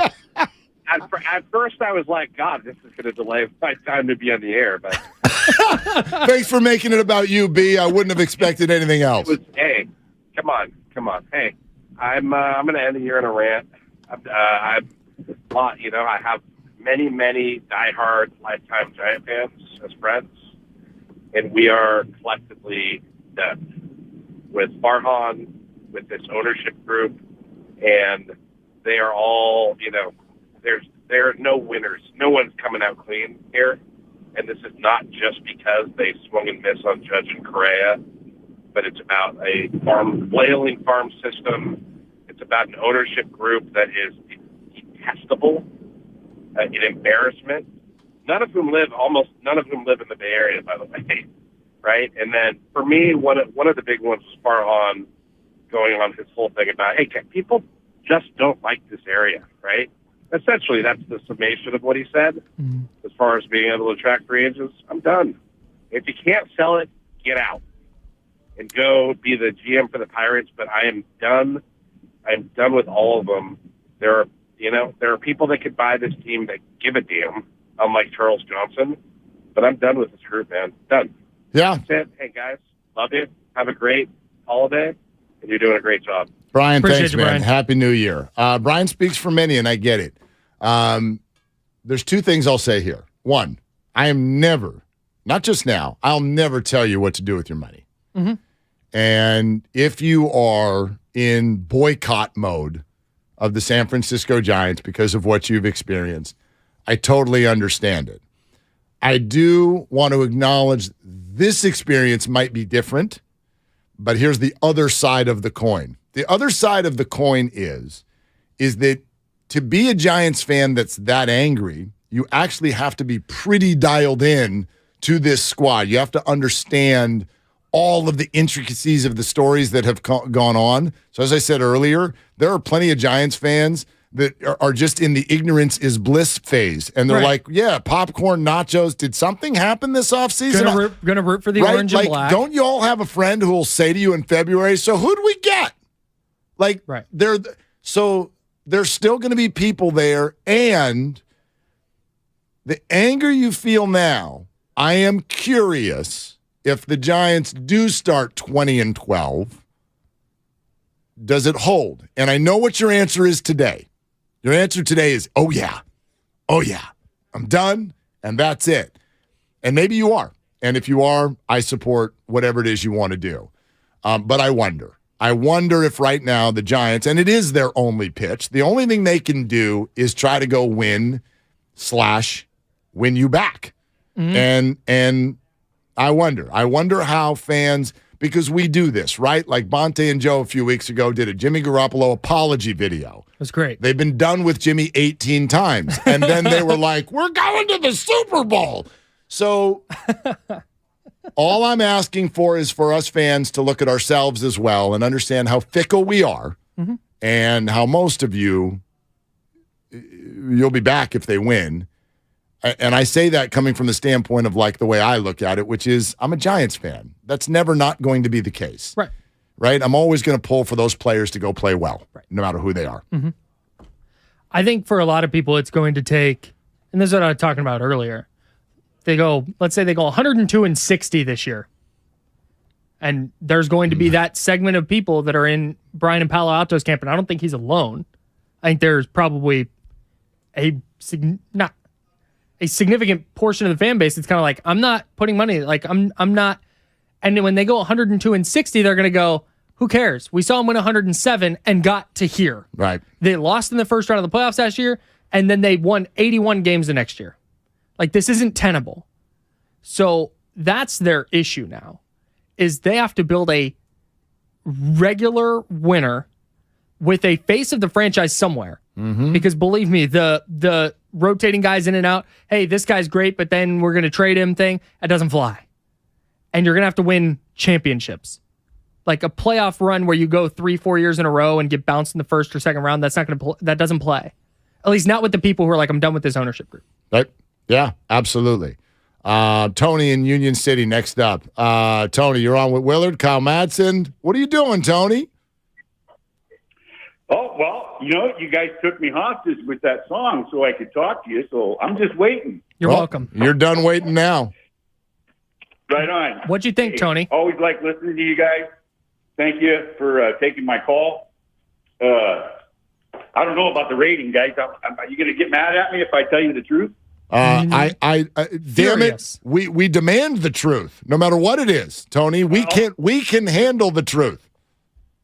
Just keep doing your radio show, but don't do the singing thing. What if I told you the singing was our radio show? You have entered.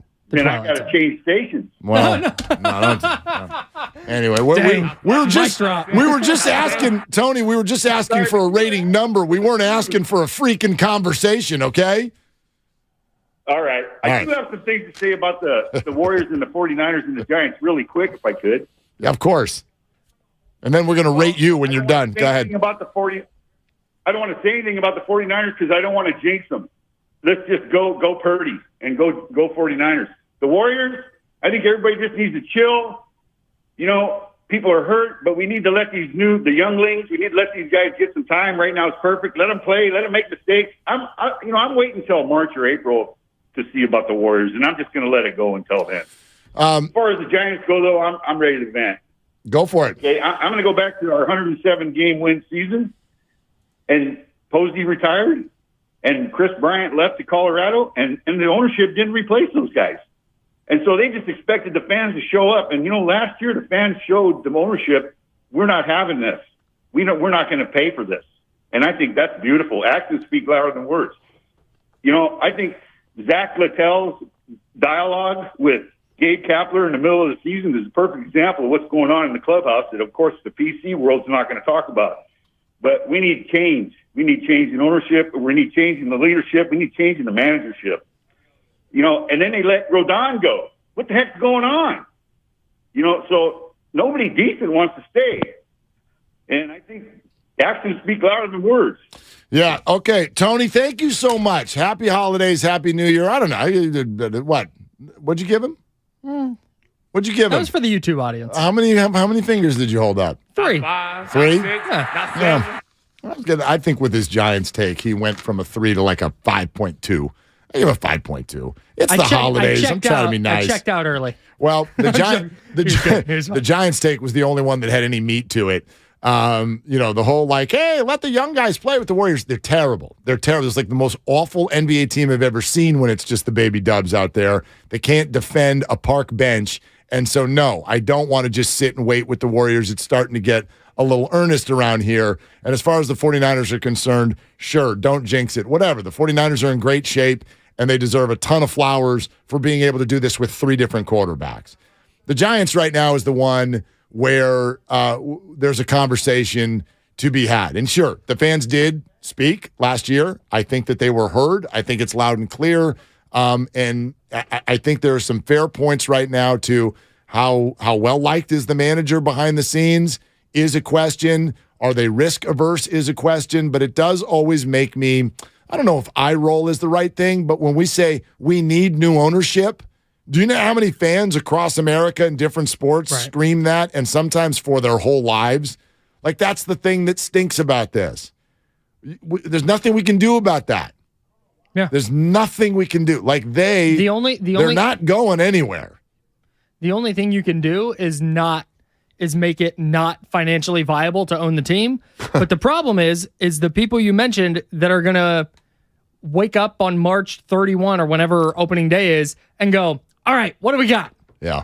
Well, I got you a bigger problem, which is even if the fans do that, owning a baseball team is still financially viable. Yeah, that's a great point. Like John Fisher's making money. Major way. Yeah, that's a good point. What did the Suns go for the other day? $4 billion? $4 billion. And I know what? The Arena and the Mercury were in there too? Yeah. Is that right? Yeah. Okay. So the Suns were what? $3.8 billion of that deal. So the San Francisco Giants on the open market would be north of that. Mm-hmm. So they can play in front of they can play in front of those cardboard cutouts that they played in front of 2 years ago, and it's still totally financially viable. JoJo Vols 580 makes a good point. They said, I can keep complaining and comparing them to others. And yeah, for sure. But it's not like they can fire somebody or that's. How long have we known that Dan Snyder was ground scum? Years. Still here. He's finally maybe leaving. Because he committed 18 crimes. I mean, can I real quick on the subject of the Warriors and fans and stuff, there's this faction of Warriors fans that popped up this year where anytime you have a complaint about the team, they go, these new fans don't know what it was like in the Cohan era. Yeah, I do. But also this year sucks as well. The two things can be equally true. I can have complaints about this year's team while also knowing that the last decade was awesome and the decade before that was terrible. Look, yeah, the decade plus before. The bottom line is the fan experience is to, and we love this, we thrive on this. The fan experience is a daily thing. Mm-hmm. It's every day. Mm-hmm. So we're at times going to speak to the context of the larger picture, but also where the fans are today. Do I actually think Giants fans are going to be this mad on opening day? No. No, but there's probably going to be a lot more apathy. You're still going to be very, very mad. And yes, you may be indifferent. You may be apathetic. And yes, some of you will still be this mad. Mm-hmm. But, that's just not the way anger works. You don't hold it for 3 months and have it still be the exact same thing 3 months from now. Some people do. Most don't. I know a few. What's up next on the game is brought to you by Fremont Bank, full service banking, no compromises. Here's the deal, okay? If you're on hold, stay right there. I promise you we're coming to you. Your rants, they can be Niners, they can be Warriors, they can be Giants, hell, Sharks, A's. I don't care what you want to talk about. It is the final half hour of 2022 on Willard and Dibs on 95.7 The Game. It's the most wonderful time of the year on 95.7 The Game. Oy, oy, oy! It's the most wonderful time of the year. We're having a holly jolly time here on the Bay Area Sports Station. Yay! Wait a second.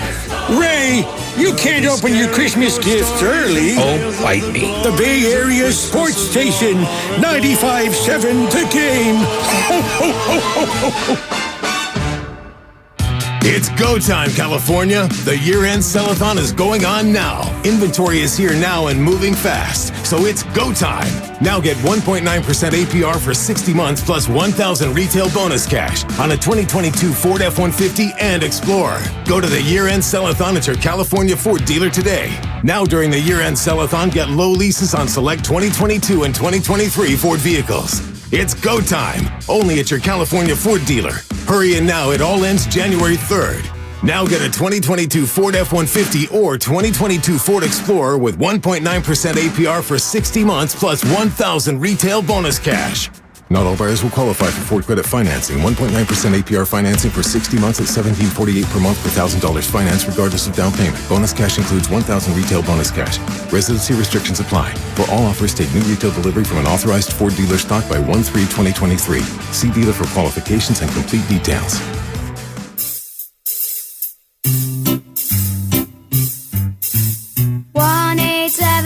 Cars for Kids. KARS Cards for Kids. 1-877 Cards for Kids. Donate your card today. 1-877 Cars for Kids. KARS Cars for Kids. 1-877 Cars for Kids. Donate your car today. Donate your car today at carsforkids.org. That's cars with a K.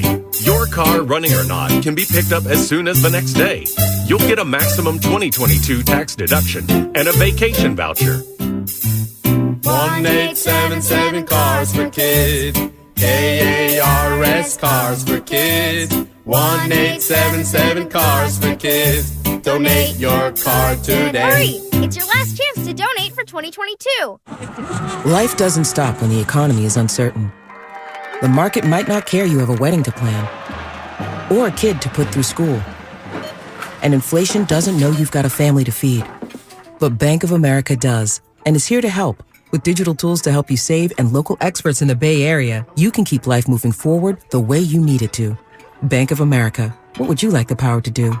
Learn more at BofA.com/San Francisco.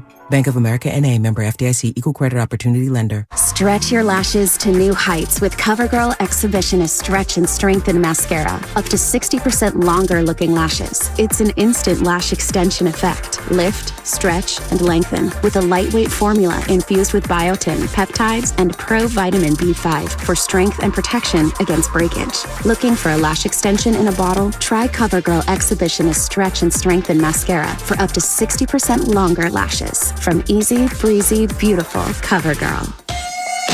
Tune in this week to kick off with Boomer and Valenti, where they'll break down all the headlines in the NFL. Brought to you by Hyundai. There's never been a better time to get away with a great deal on a new Hyundai at the Hyundai Getaway Sales Event. Visit buyhyundai.com today. Television sales on Black Friday set new records as millions of Americans snapped up the hot deals. But a lot of people were out of town or too busy to take advantage of the special pricing. So, how about a redo? Right now, you've got a second chance to save big on many of the top-rated Samsung, LG, and Sony TVs. Where? At Video Only, where the smart shoppers go. So, don't miss out. Check out Video Only now, or you'll be sorry. Looking for a holiday dining experience to remember? Look no further. Afici, San Francisco's newest culinary adventure, is now open at 680 Folsom Street in San Francisco. Enjoy handmade pastas, house-made charcuterie, and a multi-course menu showcasing both Italian and French flavors for an unparalleled culinary experience this holiday season. Whether you choose Afici for a special occasion or a culinary adventure, you're sure to be wowed. Visit our website at aficisf.com to book your reservation today. That's AFICISF.com. Prescription products require an online consultation with a healthcare provider who will determine if a prescription is appropriate. Restrictions apply. See website for full details and important safety information. Subscription required. Hey guys, did you know there's a generic form of Viagra that works just the same but is 90% cheaper? And you can get it online? Just go to 4hims.com/joy. At Hims, you'll get a free medical consultation, discreet shipping if prescribed, a 100% online process, and trusted generic alternatives to the biggest brands at 90% off. That's right, get generic for Viagra, the same active ingredient as brand name Viagra, but 90% cheaper. It's the same medication you get from your doctor, but with zero copay, no expensive appointments, and no awkward face-to-face conversations. To start your free online visit, you need to go to this exclusive address, forhims.com/joy. That's forhims.com/joy for your free online visit. forhims.com/joy. On the 12th day of Christmas, Bay Sports gave to me 12 Shanahan hats, 11 Bosa non-calls, 10 Farhan small trades, 9 Wiseman minutes, 8 canceled pressers, 7 arson judges, 6 Jimmy handoffs, 5 Ross strip legs, 4 Draymond texts, 3 Debo's, 2 Kumingas, and a Super Bowl for Purdy. Now, back to Steiny and Guru on 95.7 The Game. I don't know if They that pulled was, the plug on I don't Willie know if that after was that. on purpose or not. Apparently, we've been canceled. See, you sing one time, and they brought in Steiny and Goose starting at 11:30. People are going to come back after the new year, and it's going to just be dibs from 9 to 9. Steiny and Goo, their new show in 2023 from 11:30 to 3 starts next week. So should be fun. No, that was that was something.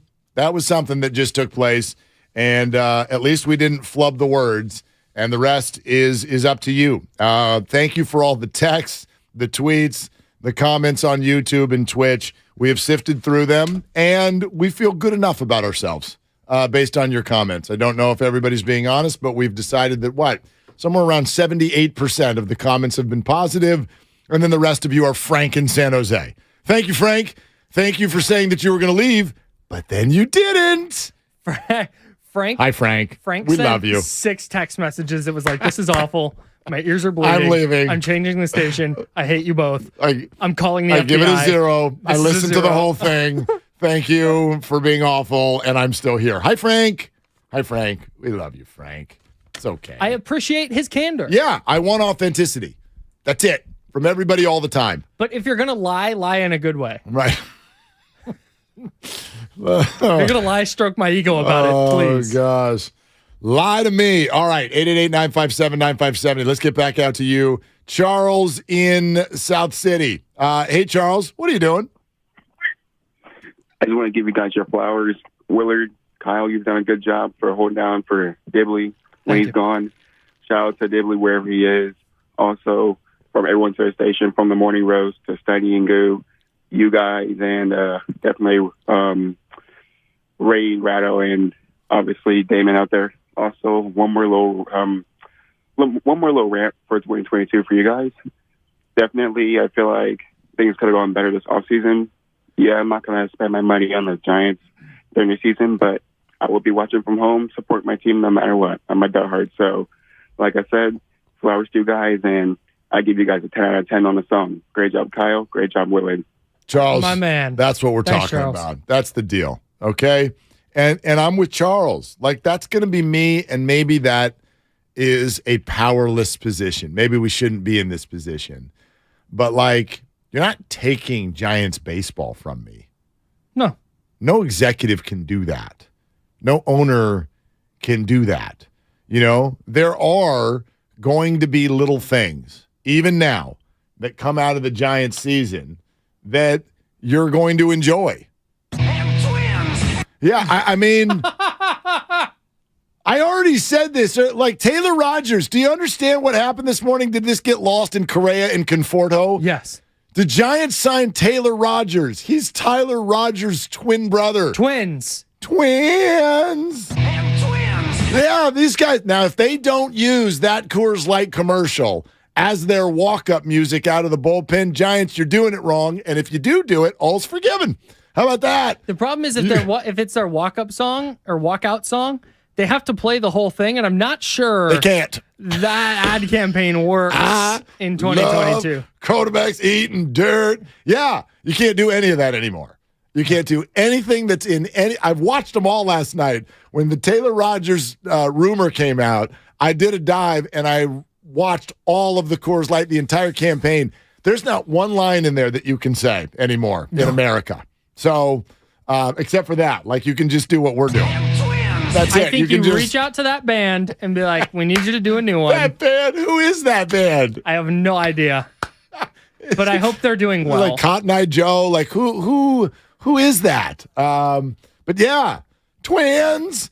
I mean, he used to play for the Twins. Carlos Correa, Twins. Tyler Rogers. Literally twins. And I love those Twins. Taylor Rogers now has the exceedingly rare distinction. In fact, I'm going to go, I haven't checked this with Elias, but I am going to go out on the limb and say that he is the first person to be a former Twin and also a current Twin. Well played. And have identical twins ever played together in any American sport as teammates? Like in high school, sure. But I feel like there's a obvious one that we're not. Identical twins. I know. And by the way, if you haven't seen Taylor, you will not be able to tell them apart. I was flipping back and forth between their baseball reference pages, and I think it's just the same photo. I saw this and I go, man, the Giants should really mess with that 3 batter minimum rule. Like have Taylor Rogers throw to the lefties, and then if they can just get the umpire's attention for a second, like Gabe could come out of the dugout.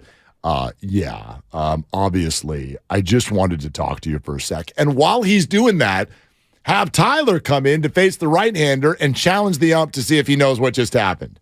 They look exactly the same.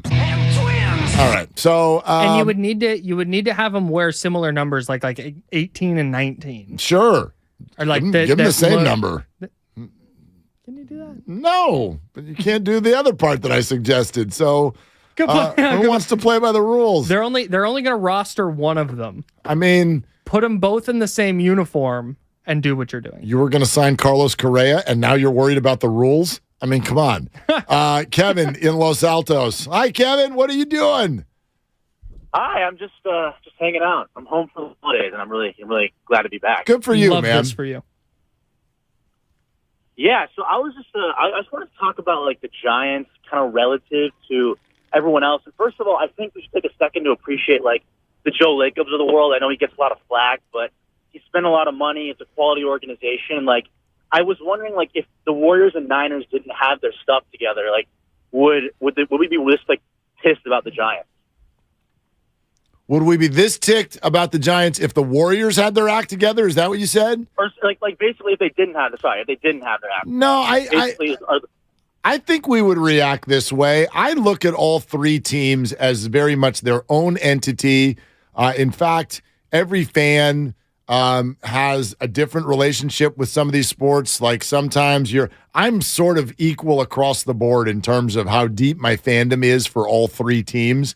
But a lot of people you might like baseball more, you might like football more. But the relationship between Giants fans and the Giants, that's a big thing. That's just a huge thing, no matter what the other teams are doing. We could completely be distracted right now by the 49ers. We absolutely could. Mm-hmm. They're doing phenomenal stuff. But that's not going to stop a Giants fan from going on the roller coaster that we've just been forced to go on, and have no interest in ever going on it again. So, yeah, I don't think it would have changed the reaction at all, no matter what the other teams are doing. Yeah, it's just it was it's not that Carlos Correa is now on the Mets, because had the Giants just been finished in second again, they outbid us, then there would have been a negative reaction. Angry reaction for sure. But there were multiple reports. That's when Jeff Passan and John Heyman's confirming, and it's Ken Rosenthal, and there's the Bleacher Report graphics and the ESPN graphics, and this is what the lineup's going to look like. This is what they're going to do for the next decade. Watch out. It was done. And in every other instance where we go that deep into it, it's done. There's the press conference. They had scheduled the press conference. There's the press conference, and then there's the media availability, and then they sail off into the sunset until late February. Yeah, and then that didn't happen. I think this is it's an important distinction to let everybody know, because there have been failed physicals before, but never anywhere close to this size of contract. And the reason that's significant is you don't enter into conversations like this, 13 years and $350 million, if on some level you have major concerns about injury or the physical nature of what's going on inside someone's body. You don't even enter into those conversations. And you certainly don't let it get all the way up to the buzzer where you're walking up to a podium to shake hands and meet the media and then pull the plug then. There's no, like... Unprecedented in sports. That's why I sort of, I mean, I understand the whole, like, we're not having a press conference. There's nothing they can say. It was ridiculous. Mm-hmm. There's nothing that's ever going to change that. They were going to spend money this offseason and show we are not a small-time organization. We are going to spend with the Dodgers and the Mets and the Yankees and we're Padres, and we're going to be one of those teams. Not only did that not end up happening, they looked like a clown show doing it. Yeah. They did it. Every bit of anger that's coming is warranted. It was the worst way to not do it, is literally what happened. It's all sponsored by ChooseChange.org. Remember, 957thegameshop.com. Relevant T-shirts, DPOY T-shirts, selling like crazy. Go check them out. Get one for yourself or a loved one. More of your phone calls next. Stay on hold right there, 888-957-9570. Plus, Guru and JD. Guru and JD will jump in here next as well. Kyle's in for Dibs. It's Willard and Dibs on 95.7 The Game. 'Tis the season for basketball. Ho, ho, bleepin' ho. The cutter is Poole. Squares up, fires, and hits a three. 39 points for Poole, new career high. And football. 2nd and 21. And down he goes. Bosa, 15 and a half now on the year. On the most wondrous sports station in the Bay Area, 95.7 The Game. When you're young, life is full of choices. Don't let opioids like highly addictive and deadly fentanyl take away your life or your choices with just one wrong pill. Find medically proven treatment options at choosemat.org. If you own a business, this has been a bumpy ride. From pandemic to inflation, I'm sure you could use a break. If your business has 5 or more employees and survived COVID, you might be eligible to receive a payroll tax refund of up to $26,000 per employee. The challenge is getting your hands on it. Hi, I'm Howard Mackler, and that's why I founded GetRefunds.com to cut through the red tape and get you that money. The team of tax attorneys we have put together are highly trained in this little-known payroll tax refund program. We do all the work, charge not a dime up front, and simply share a percentage of the cash that we get for you. Businesses of all types qualify, including those who took PPP, nonprofits, and even those that had increases in sales. We have helped return over $1 billion to businesses, and we can help your business too. Just go to GetRefunds.com and answer a few questions. This payroll tax refund is only available for a limited period of time.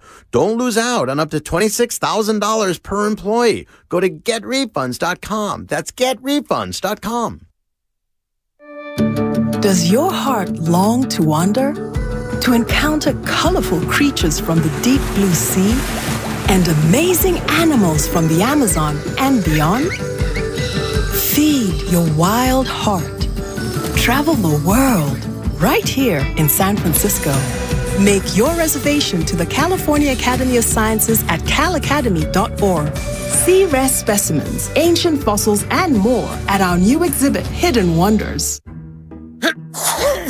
When cold symptoms keep you up, try Vicks NyQuil Severe for max strength nighttime relief. Just one dose of Vicks NyQuil Severe starts to relieve 9 of your worst cold and flu symptoms to help take you from 9 to none. Get some rest and feel better with Vicks NyQuil Severe. The nighttime sniffling, sneezing, coughing, aching, sore throat, stuffy nose, fever, best sleep with a cold. Medicine. Use as directed.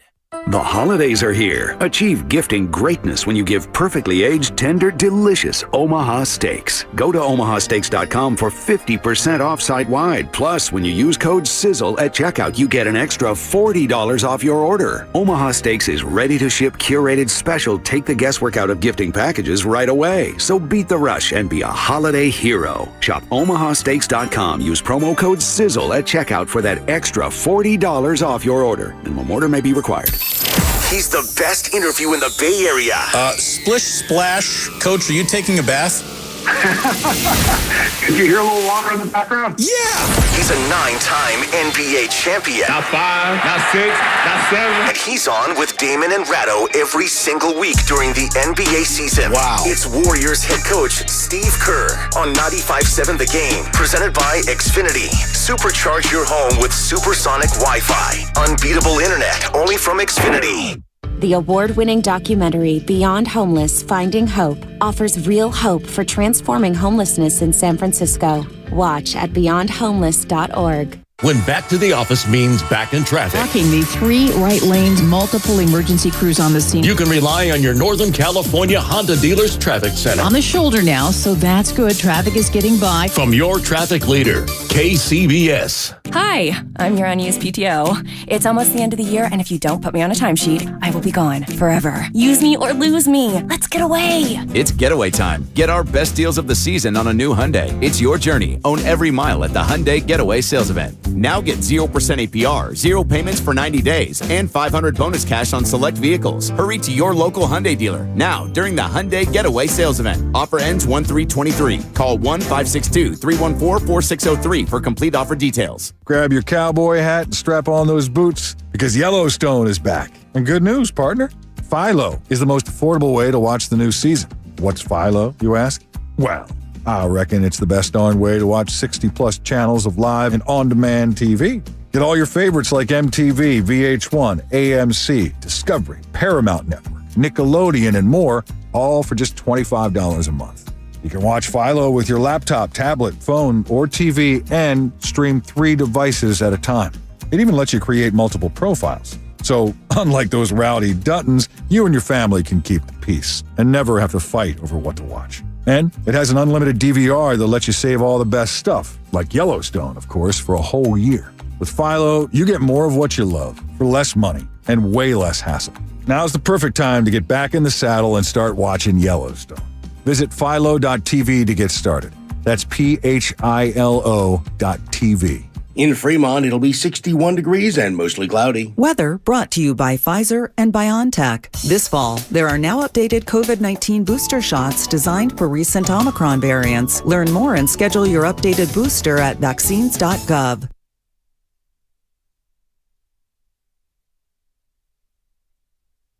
Now, back to Willard and Dibbs on 95.7 The Game. Dude, I snuck in a couple of bucket list items before the end of 2022. I'm pretty excited about today. We sung on the air. Sung? Is that the first time you've ever No, definitely not. No, but this is that was a, we wrote that together. We co-wrote that. Mm-hmm. And that would just be a random text here and there. Right. Like 2 Kumingas. Like, yeah, oh, you had Kumingas. okay. You had a lot of the Warriors stuff. 9 Wiseman minutes was definitely yours. I loved that stripling rhymed with ring, right? So that was the first one. That was the centerpiece. Raw striplings. Yeah, and by the way, a lot of people were asking afterwards, what was the 5th one? Ross Stripling, Golden Ring, Ross Striplings. One of the players the Giants signed this offseason. Starting pitcher. Yes, thank you. I think I had Arson Judges, too. Arson Judges was, yes. Well, that was obvious. We were definitely putting that in. That was an easy one. So, anyway, we did that. I won at Jockberty in blowout fashion. You did. It was a rout. And I will never, ever play again because that's it. I'm walking off. That's 1-0. I love that for you. Undefeated. Yeah. Dibbs is going to be like, I mean, Dibbs been, how mad is Dibbs today? We had you sing instead of him. He's been asking me to play Jockberty for a year. I don't play it till he's gone. And BPA called in and complimented the hell out of the show, and Dibbs was not here to hear it. But he was complimenting. Right. We know. Right. He said the show, but we know what time it is. Yeah. So instead of get better, Dibbs, it's get back here, Dibbs. If you want to be a part of the fun, then you need to be here. So anyway, before Guru and JD jump in here, just one more time. Like, please, it's so cliched. We're be nice to each other. Like, seriously. I don't know about y'all. I'm going to leave here in about 20 minutes, and I'm going to hightail it to every mall I can find. I'm not done. I'm done with all the big stuff. I got stockings to stuff, and I'm going to do them with joy. And I don't care where I park. I know that you're in a hurry too. I know that you have last-minute stress going on also. Like, I really want to focus on taking the stress out of the next 48 hours. We're doing this because it's fun. It's supposed to be fun. Focus on whatever the little, teeny, tiny, awesome, loving things that you do have in your life this weekend rather than the things that you don't. And we've all got the whole everybody's going through something thing. So I know it's cliched. Oh, Merry Christmas, Happy New Year, be nice to each other. Like, really, like, take a moment, take a big, deep breath. Whatever's going on in your family, whatever has gone on in your family in the past around this time of year, just focus on those things that you do have. Focus on what you do have rather than what you don't. And really, truly enter into these next 48 hours and know, A, you got this, and B, the things that you don't end up getting, it's okay. It's okay. Everybody's going to have an awesome day, okay? So just healthy, happy, have fun. I'm so excited about this weekend and so thankful for each and every one of you. Keep the vibes good. Yeah, vibes. Yeah. This is supposed to be fun. It's supposed to be fun, right? Totally. The holidays? Yeah. Right? You mentioned the mall. Are you one of those circle for 20 minutes to sit up front guy or just park wherever and take the shuttle? Bro, he drives into the back of the parking lot and parks in the first spot he can find in the back. I go to the back on purpose first. Yeah. I don't want to ever. I'm not using my turn signal in the parking lot, right? Unless literally it's full. Like, I'm not going to park in the middle of the freeway. Like, if there are no options, there are no options. Quitter.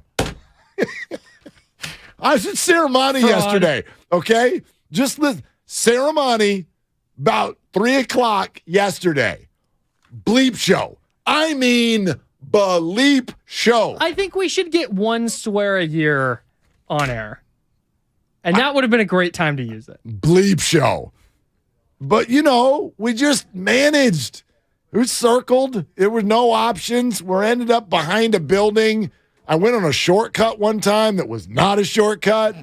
Just breathe, and you're going to get the Pez dispenser or whatever the hell you need to throw in there to make the kid okay. Right. Did you try my suggestion of place to go?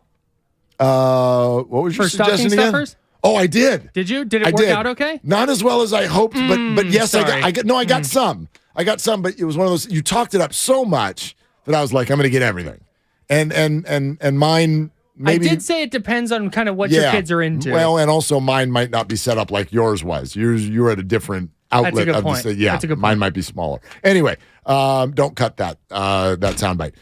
John, SFO, on Willard and Dibs with Kyle in for Dibs. Hi, John. What are you doing? Hey, guys. Nice work today. I got 3 quick things. 1, keep singing. I see a holiday album in your future. Thank you, John. We both love Christmas music, by the way. So that's a big part of why we did it. I feel you. Number 2, identical twins. There's two sets in the NBA right now. The Morris twins and the Lopez twins. Identical. Right, but are they teammates? Are they teammates? The Lopez's have definitely been teammates, I think. Though they were teammates at Stanford. I said definitely, I think. I think they were. Yeah, Stanford, right. And the third thing is, ownership matters. I grew up a Giants fan in the 60s, really, 70s. Warriors, Niners have been my 3 teams. The Giants ownership currently, man, they are checked out. I mean, they're busy giving money to right-wing candidates that are anti-democracy instead of, putting good people in place to run their team like the Warriors and the Niners. So the ownership of the Giants, man, they need to change because they are terrible. But you guys have a great holiday. Thank you so much. John, thank you. Appreciate you listening. The ownership of the Giants is where my larger concern lies. Brooke and Robin were NBA teammates in 2019-20. There you go. There you go. Although, whether on purpose or not, they not anywhere near the level of Taylor and Tyler Rogers. Correct. Do they look exactly alike? Like one of them got that big old fuzzy hair and the other one's kind of almost bald. So anyway, easy to tell them apart. Thank God Taylor Rogers is left-handed. If he was a right-handed submariner, we would just be in a complete hot mess. But anyway... that's where my larger concern lies with the Giants. You can be a Farhan hater. I've certainly been a defender for a long time. That's become much more difficult this week. They've all got egg on their face for the way this played out, and there's no getting around that. But my larger than any GM's concern is about ownership, because as we've said for, I think, the better part of 2 years, we don't really know who these people are. We don't know them. We don't have a track record. We don't know what they would do in certain situations. And now suddenly here in 2022, December, we've gotten our first real good window going into a massive offseason, who they are, how they're going to conduct themselves. We know how they'll conduct themselves politically. I get that. But in a baseball sense, an operation sense, a connectivity to the fans, and it was a total F. It was a total F. And that's the part that concerns me, because you only get a few of those, sometimes only one, before you're going to really start losing people. So, Kyle, great stuff this week, man. Yeah, thanks. That was a lot of fun. Yeah. And thank you for not forgetting to wear your Santa hat, because I meant to do that too, and I forgot. That's okay. You know, Eminem, man, you only get one shot to do the last show of the year. So now I got to wait a whole year to do it. You only live once. That's true. All right. And here comes Guru and JD. Hi, boys. You guys are the best. Well, you just hit me in the cardiac muscle with the make things right with your family and friends. You get one life, man. It's the holidays, you know, and I try to preach that, Kyle, so I'm having a little moment. Listen, this is like, you just learn, I think, the more years you're on the earth, you learn how hard this month is for so many people. Man. It's so hard. And so you watch people who are like, they go through emotions, and sometimes they don't even know what's hitting them in that moment until maybe a couple days later, a couple hours later, whatever. And I've watched it so many times, and it's become a different thing for me through the years. I am so, loving parents, loving sister. Blessed. I love my 3 kids so much. My girlfriend, this will be like, it's our second holiday together, but our first where we're like, awesome. Like something more than like, last year we'd been dating for like a couple of months or whatever. So, like that, all that stuff. And there's plenty of other going on too. Oh, no doubt. Yeah. There's plenty of that too. But like, I don't know, man. These weeks can be so hard for people. But that's what I try to do. Like, try to just block that one side out and focus on, even if you only got one person in your life, man. Just think about that this weekend. Yep. I hope it goes well for everybody. The move for me, because just blocking out, like, hey, this is a bad thing. Not that I have a lot of awful things going on in my life. I'm fine. But this is the time of year that I try to, like, really make sure. I try and do this all year, but I really try to make sure to, like, let everybody know, like, my friends, family, coworkers, like, I appreciate you. Like, this is, I want to make sure that before we hit that calendar, the end of that calendar, that in this year that we just went through together on some level, like, you are appreciated immensely. That's big too. Yeah. I mean, it's big too, because, especially those of us who were conscientious enough to take this all the way up to the buzzer here of the holidays. Shots fired. No, I'm kidding. I'm kidding. I love that I'm one of them. I'm kidding. But, no. Yeah. I mean, and we love you. Everybody knows this. Like, the people you think about and talk about when you're thinking about your family, like, we probably spend more time with each other than we do with them. Right. In many cases. So, I hope that for everybody too, because we're so damn lucky that this is what we get to do for our lives, and it's not that serious, and like when it is really bad, it's like the Giants didn't sign someone, and that. But I mean, to come in here and do it with people, right, with people you love and respect, whole lot of fun. You're listening to 95.7 The Game, KGMZ FM and HD1 San Francisco, always live on the Odyssey app. What's bouncing around in those brains today? Well, I'm going to be heard. Yeah, I'm going to be heard and not seen apparently today, because there's a computer malfunction. All right, a couple minutes. It's beyond user error. And I know he loves his mom. So I'll just be the voice, the cloak, kind of hanging over this whole thing. We did a show one God. day, and his mom was listening, Miss Dickinson. Yes. And we were talking. Somehow I said, Jay, what did you look like with hair? And then Ma Duke sends a photo with JD with lettuce. Wait, so Jay had the little curly top. What is your hair story? What is your hair story? Like what? There's, I don't know this. Preemptive strike. When did you go? Okay, preemptive strike. Because I actually do. I mean, I could have a line. Yeah, you have. It's you not. Can see the outline where you could have hair. Yeah.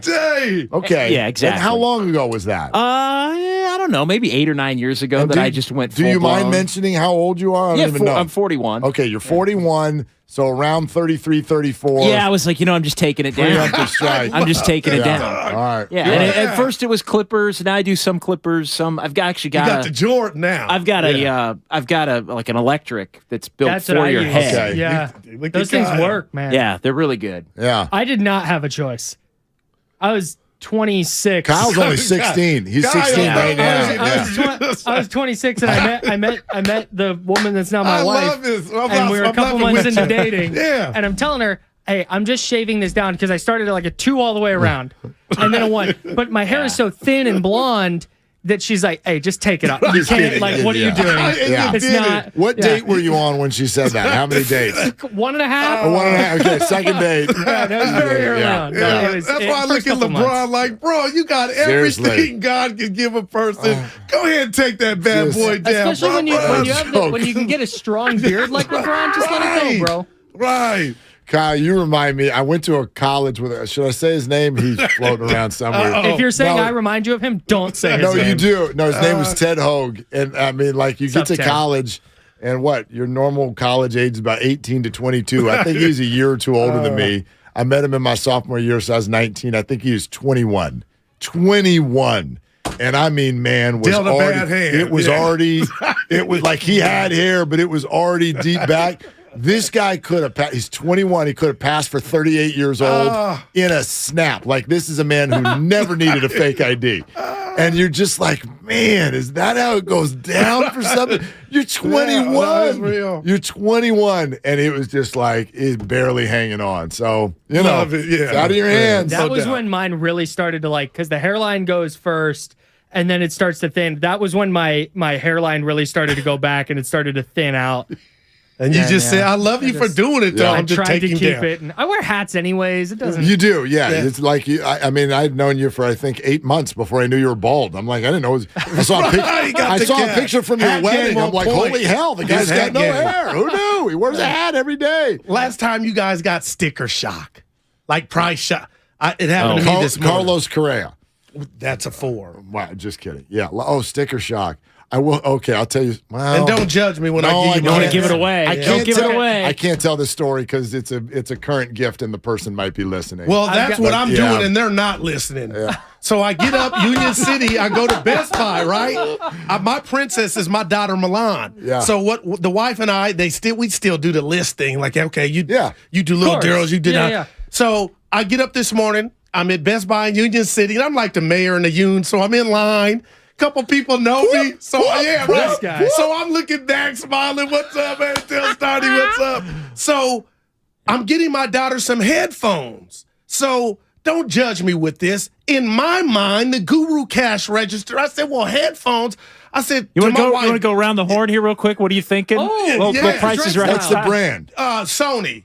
Okay. The headphones. But like the ones we wear or like noise canceling. The noise canceling Sony headphones. All right. So my wife sends a picture. $389. So in my mind, my little warped brain, and I ain't being cheapskate, I'm like, it's gonna be $150 at the most $200. Okay. And I'm in line, didn't look at anything. It's about what I would have thought. And I get the Guru, so they're looking at me, right? So I'm not thinking I'm in and out. This is good. I got up early, 9:08. She goes 364. I'm like, 360. Does it come with an elliptical? 364?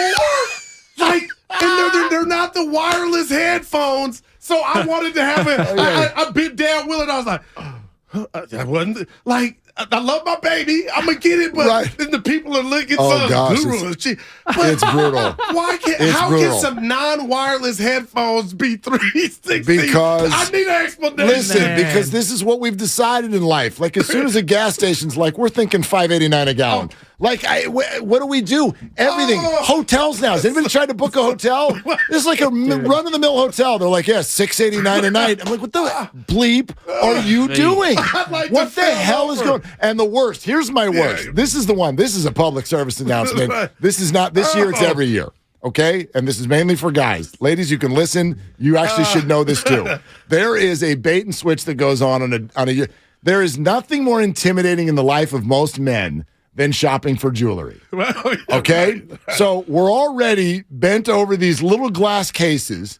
You can't see, and they purposefully, you turn those damn little tags over, so all you can see is a barcode and no prices. And even if the prices are so small that you're like, I'm not pulling my readers out in the middle of a department store. So we're looking at this stuff, and as a dude, like I know, ladies, you can figure this out. As a dude, I can't tell the difference. No idea. When I'm looking down at a difference between a $75 item and an item that's $17.50. I can't tell the difference. So, men, you've all been through this.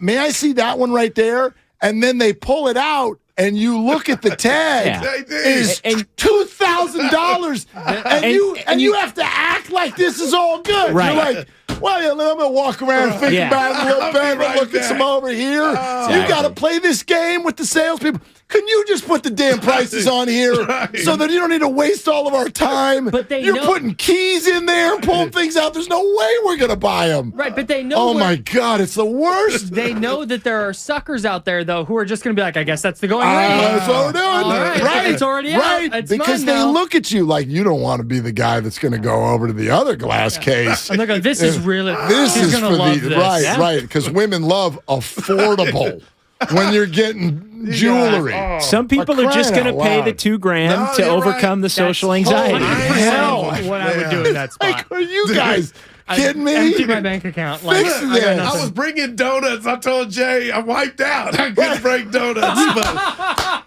I called JD. I texted. I said, So you brother, saved $20. You spent I said, $370. You got a second? He goes, yeah, Goo, you all right? I just had to tell the story to somebody. Like it was just what I thought, and you guessed it. So you must have knew the going rate for him.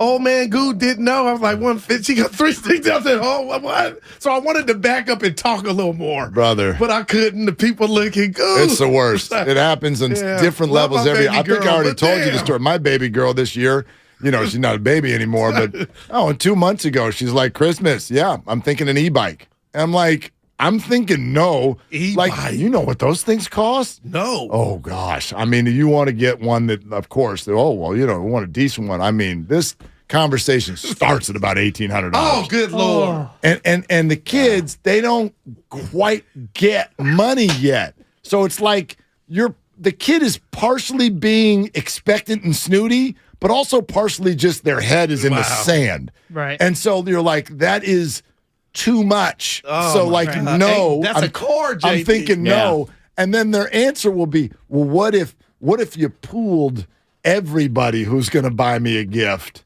And they all pitch in. I go, that's still way too much. Right. Like we could pool the next 5 Christmases with every family member, and it might start reaching that level of. I'm like, good Lord, Wow, man. is there anything that is not an arm and a leg anymore? I remember anything. when I was young. I was probably like 9 years old. I was in elementary school.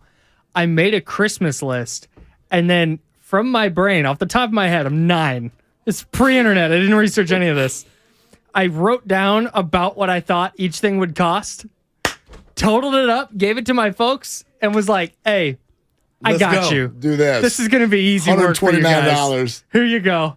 My mom's like, I'm not doing this. By the way, Mom has checked in with the. There's JD here. Yeah, Mom has checked in again. Lineup. Wait a minute. Let me see again. Let me see. Hold that up longer. Yeah, right there. That's with Dad as well. I think it was Dad's birthday. And he had hair. Yeah. Still does. It still does. He's doing better than I am on that front. Well, I guess that confirms the In whole. his 70s now. He's still got hair. He's still got hair. Well, that confirms that whole thing they tell you. They're like, you're supposed to look at your mom's dad. That's what. Is that right? And by the way, my mom's dad was bald. Here's where I knew He loved it.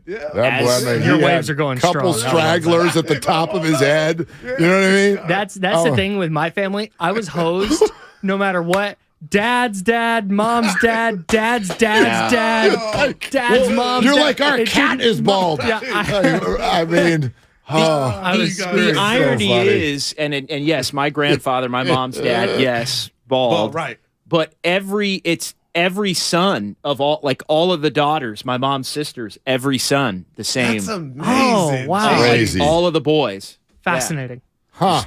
Well, And it's all the daughters. Yeah, I don't know. We need to start a band because we were out there.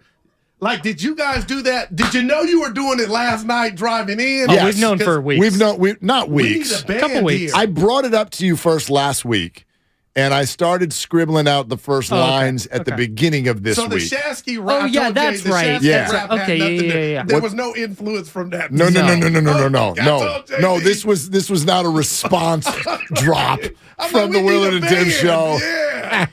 Come on, you were into This is it, not a both battle of you. rap. This is not a battle rap. Your boy from San Jose was the only one that did he went Frank, Frank's still 408. listening. I guarantee it. Hi, Frank. We love you. The key when you stink at singing is to just know that. Like, people are going to make fun of that's it. what I'm not karaoke's trying to be for. good. Brother, there are some of you somewhere listening on the peninsula. Bowditch Middle School, true story now. Bowditch Middle School in 8th grade in my life, I won the drama award. Wow. Okay? But it was extremely ironic. It was definitely for an ability, I would say, for stage acting, not singing. However, drama teacher, Virginia Musante, I don't know if she's listening, but her husband I know is a sports radio listener, so she's the best. She's the greatest human being alive.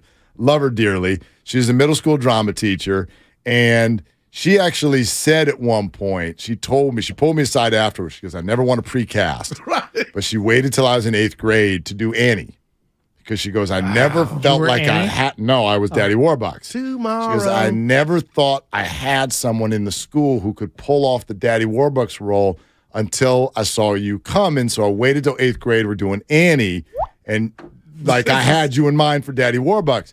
But your boy had to go now. We had to sing. Now, the beautiful thing of Daddy Warbucks is kind of like what you and I just did. You can kind of sing your way through it. Right? And YC, you can kind of just and do you that. sounded like Barry White as an 8th grader. Totally. Like 1 bajillion percent.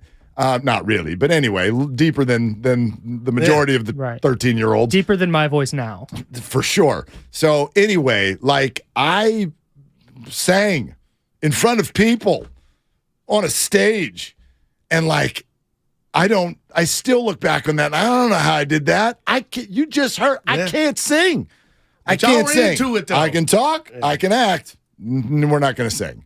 JD, he said act. Stella. I'm a great actor. I actually hate Farhan. Pulled one over on Mark, you guys. diehard A's fan. Diehard A's fan, by the way. What was your tweet? The Giants operating nighttime. Seriously, I tweeted earlier today, are they going to do anything while we're awake?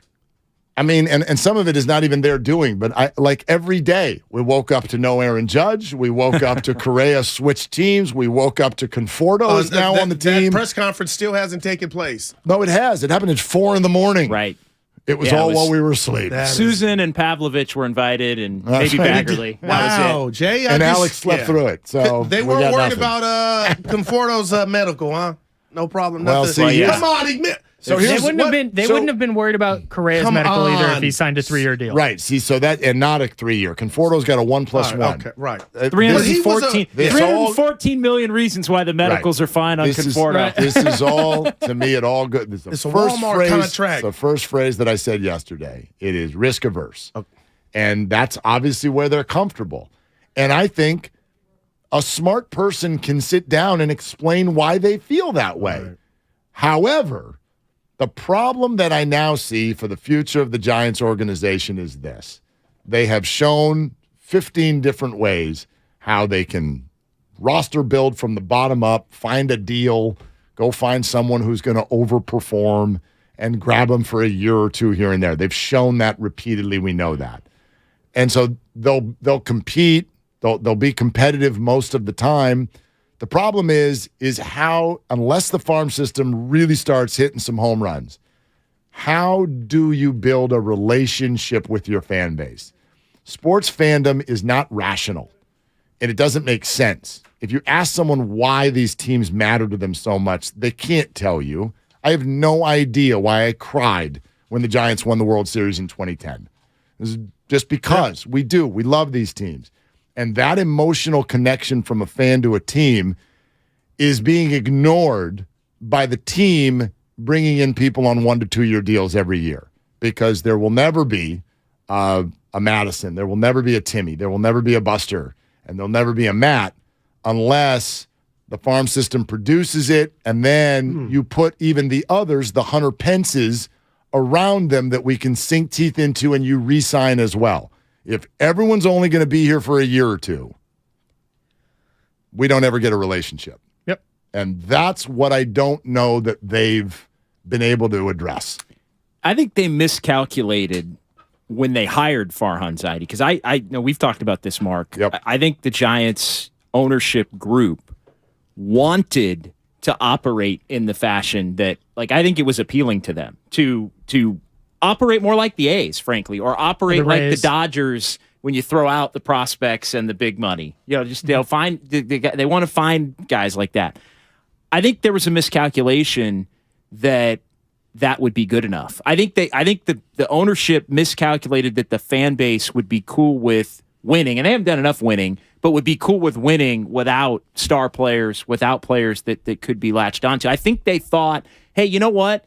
Anybody can come in here and be the next guy who they make a hat about. And I think it hasn't been true. And I think the 2021 year where they win 107 and it just nothing resonate. Like it just like that's the ultimate test of all time in that you can win a lot and still not have it matter in a way. Like it feels like it didn't. It feels like it didn't even happen, which is kind of crazy because it was not even a year, a little over a year ago. Yeah, and so I don't know how they get it back other than some of these draft picks start to hit. Luciano, Harrison, Schmidt need to be like stars within a year. But and a Mark, half. But they asked for this, Goo. Like they asked for this from far. They wanted to be cheaper in that vein. Okay, hey, to put it bluntly, both of you are correct. But what you guys are talking about is their strategy, how they conduct their business. What I'm talking about is the fallout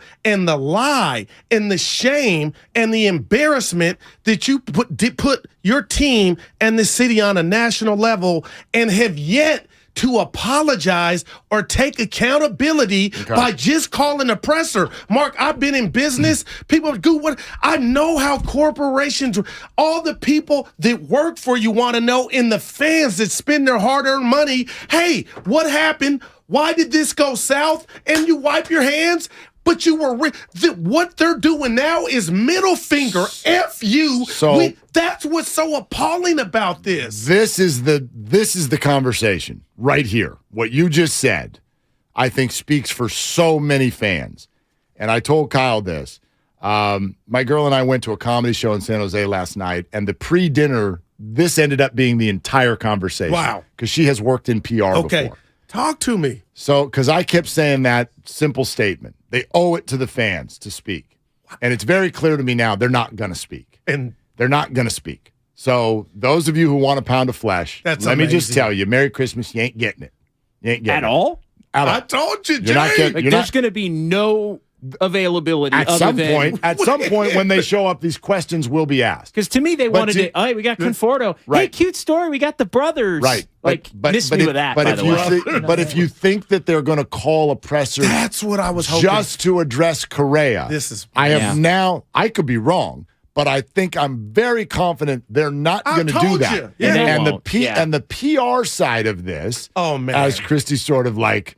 We pushed back on each other a couple of times on this because she's like, it's not only as a business, you don't owe the fans anything unless you actually pulled, like those who bought season tickets after Correa signed. Oh my goodness. They should get their money back. Okay. And that's a fact. All right. Okay. But the idea that they didn't commit a crime, they bungled something, but the idea that they now need to owe something to the fans, she pushed back on that, and I said, well, they're not running this like other businesses, the corporation, as you said, because their product has an emotional connection with its customers. It's not like going to the store and getting orange juice.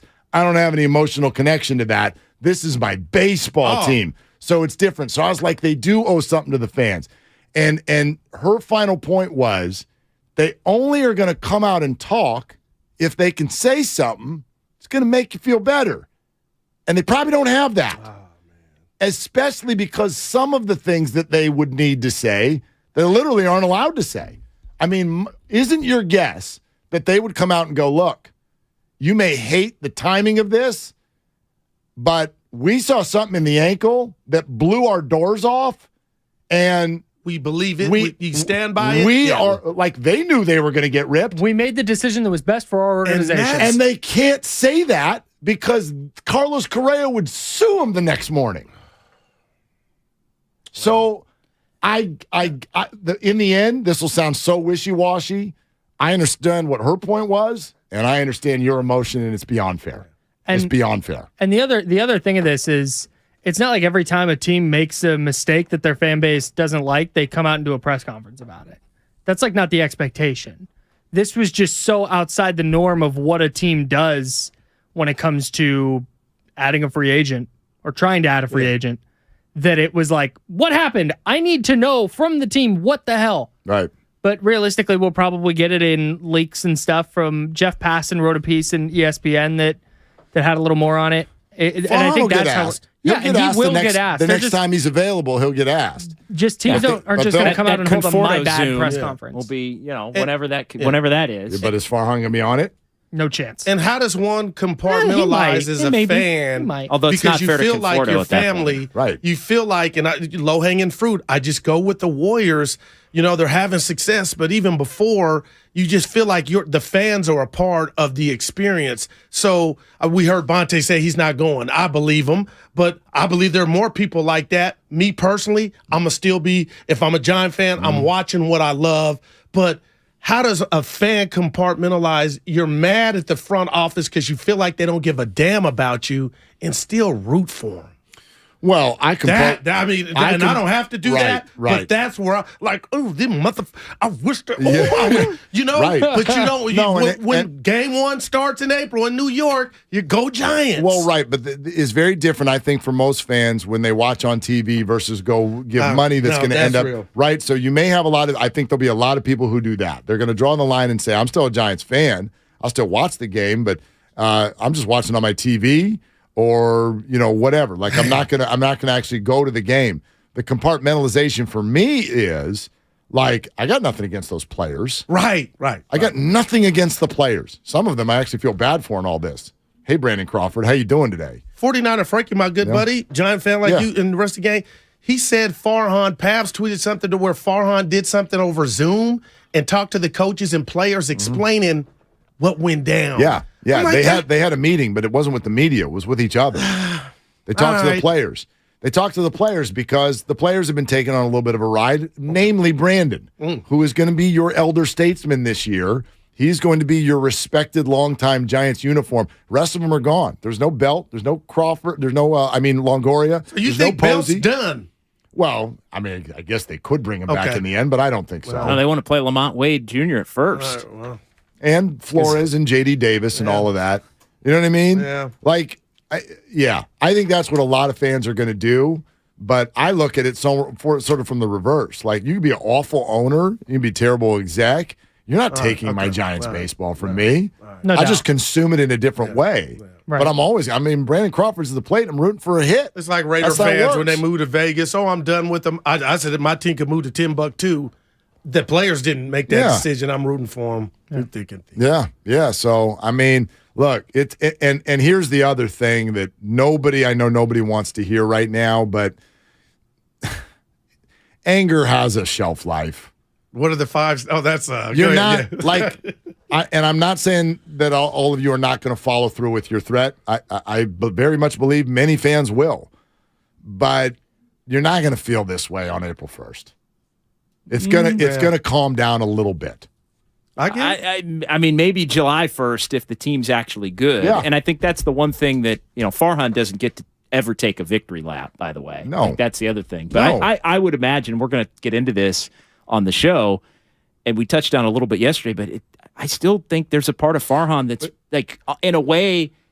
Very comfortable with, I got Conforto, I got Rodgers. Well, if he's got I feel like he looks at his, I'll just say the spreadsheet because that's what we all go to. But I feel like he looks at the spreadsheet and might in a quiet moment go, you know what, dude? All these jabrones, like we're gonna be good. You can look at the we're lineup. Gonna be good. You can look at the go look at the lineup right now. Like we're gonna be good. You're like, oh gosh, actually, if there's health, they're gonna hit a lot of homers. Like you can look at it right now, and JD, I think you're right. Like this is their comfort zone. 1+1, 2-year deals. That's their comfort zone. And you say no victory lap, and you're right, except for one thing. What if this were to happen? We love to speculate, right? What if by next June the Giants are 10 games over 500, Haniger and Conforto are both on their way to 30 homer seasons, and Correa is on the injured list with an ankle problem? Wow. Then what? Quiet on the set, everybody, euphoria. Fair, and we'll jump off that bridge when we get to play it. That way, but. The other thing that they've done though with this path is they've set up the catastrophic scenario, and that is this team as cobbled together has their own injuries and isn't a good team, and misses the playoffs or is more similar to last year's team than the team from 2 years ago. And at that point, it's fire everybody. Yeah. And Correa's raking for the first place Mets. Exactly. We're throwing to the fans. What would you give a gift? Because there's always going to be the every belief Bay Area team. Oh, go ahead. Yeah, what gift would you give every Bay Area team? We're going to throw that out to the fans. I think Giant fans. Well, I'll let them talk. But yeah, exactly. They might want something new. I look forward to listening to that. All right, JD and Guru happy are coming holidays, up next. Guys. Yeah, happy holidays, happy New Year, Kyle. Awesome, man. Appreciate you. Love you, brother. JD and Guru are coming guys. up next. Brought to you by Bed Bath and Beyond. Like, oh, them I wish that. Yeah. Hey, here's a holiday gift from Bed Bath & Beyond. Between now and Christmas, get 25% off your entire purchase by texting JOY to 239663. That's 239663. New offers every day at Bed Bath & Beyond. Exclusions apply. See website for details.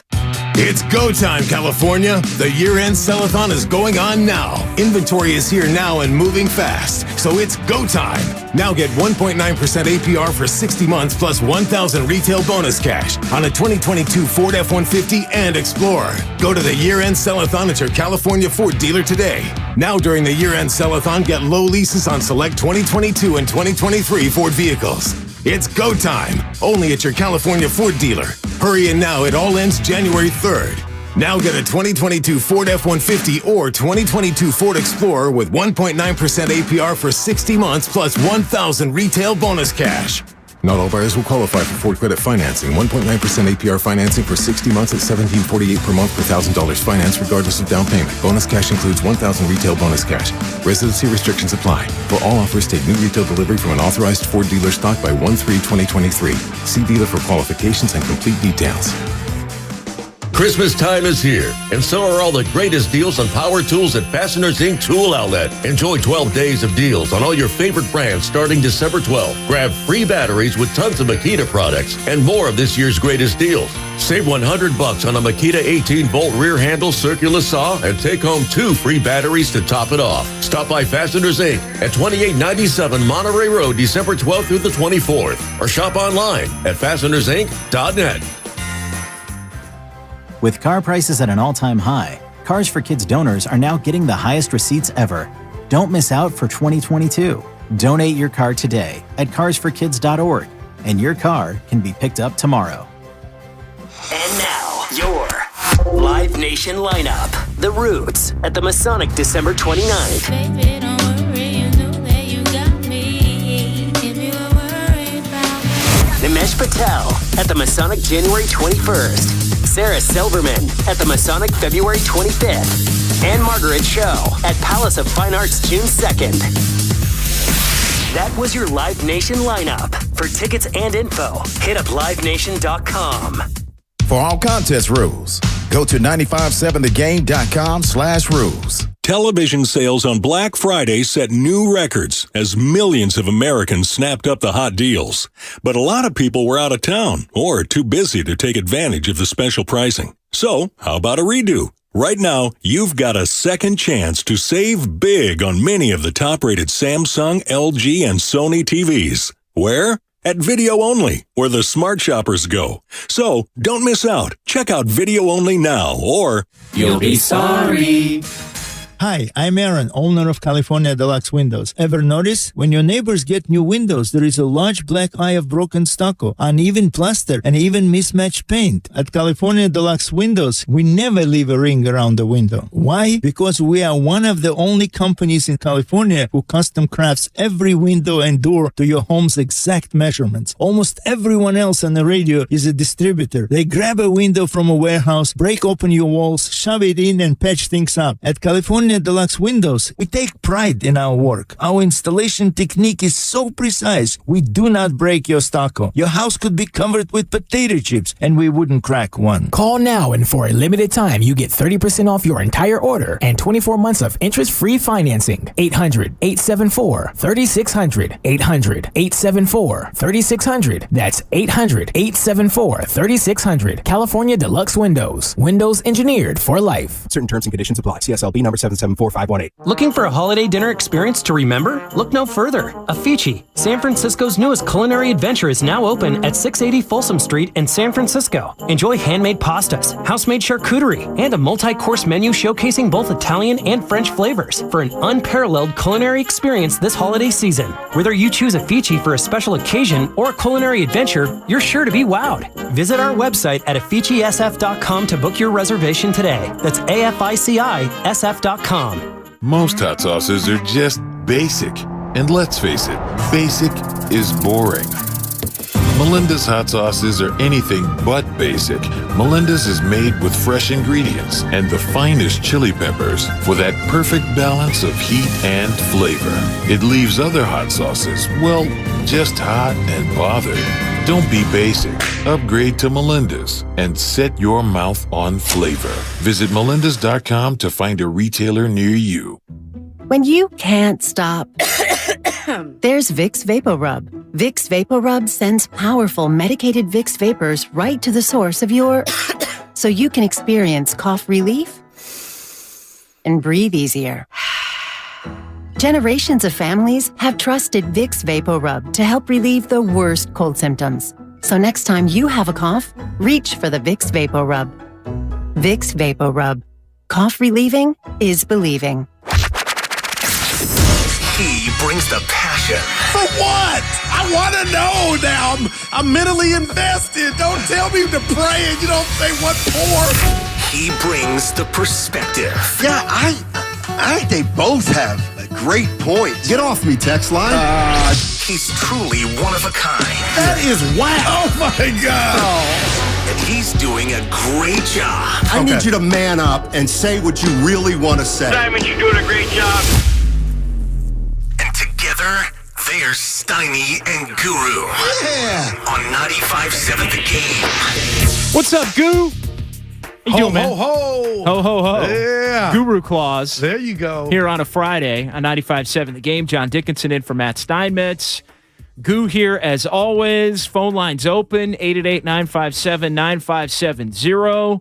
888-957-9570. Xfinity mobile text line as well. And the Giants just keep making news and keep making moves, Goo. Yeah, I'm going to go Tom Cruise. Not all the right moves. Because the one move that everybody wanted to see him do was Judge. And then we know how that ended up. And you know what? At the end of the day, I don't fault them. They put their hat in the on the table. They tried to make a bid. They couldn't land it. And then Correa, I went to bed a few nights, JD, thinking, you know what? Okay, they got something. They closed the deal. But Conforto, who hadn't played, who's injured, and this comes on the heels of you saying to the world here in the Bay Area, the baseball world, medicals concern you. And this guy has missed a season, Jay. And again, it's just, I feel like they're shopping at Walmart. No shade at Walmart, but it's not Nordstrom or Neiman Marcus, where the Dodgers and Padres, who are in your division, that's where they're doing their shopping. So that tells me you don't want to compete or you're trying to be cheap. And what are you doing with that money that you're saving, cheating the fans that have watched this team their whole life with this rich history? It's not the best situation by any means. And I think I found myself almost with the announcement, the breaking news this morning waking up to it again, to Conforto being a Giant, a 2-year deal, 2 and 36, but it's really 1 and 18, I guess. And again, the type of deal that the Giants are the most comfortable with, in that they're hoping Conforto is so good that he opts out and leaves. Like, that's like you're hoping that winds up being a 1-year deal for a really productive player, because if he winds up opting in to the second year of the deal, that means that he had a bad year and you're stuck with him for another year at that point. So it's a player-friendly kind of a deal to bring Conforto into the mix. And Taylor Rogers comes over, the lefty reliever who had been with the Twins and the Padres and all of that. He comes over, he joins Tyler Rogers, his brother, and and I'm like, you know what, isn't that cute? Isn't that, like, don't think you're getting cute points for that. Like, don't think that's going to be some story where, I can already see every beat writer and a couple of national writers are going to write about how cute it is that the brothers, the lefty and the righty, are in the same bullpen together. I don't give a rip about that. Like I don't want to hear, like, coming off of the Correa thing, I don't want to hear about how cute it is that you got the lefty and the righty twins pitching in the same bullpen. The debacle that was the Correa situation. And again, Willard, I believe it's Christy, his girlfriend, that conversation they had, like, Jay, do I need to come off my high horse? And do I sound like I'm on one? Because I just can't believe Giant fans have to deal with an organization that doesn't give a rat's behind about them. And that's why I'm so fixated and stuck on the non-presser. And it shocked me to hear you ask Willard, like, you're Forrest Gump at the bus stop. It seems like you're still waiting for them to call one. Yeah, I mean, at some point they're going to have to talk. And the next time that they talk, it's going to be all about that. Because you caught me. I'm talking about the urgency of, we owe our fans an explanation. Yeah, there wouldn't be. I'm coming around on the notion that there's going to be a press conference specifically to address Correa. Like, I never really thought that was going to be the case.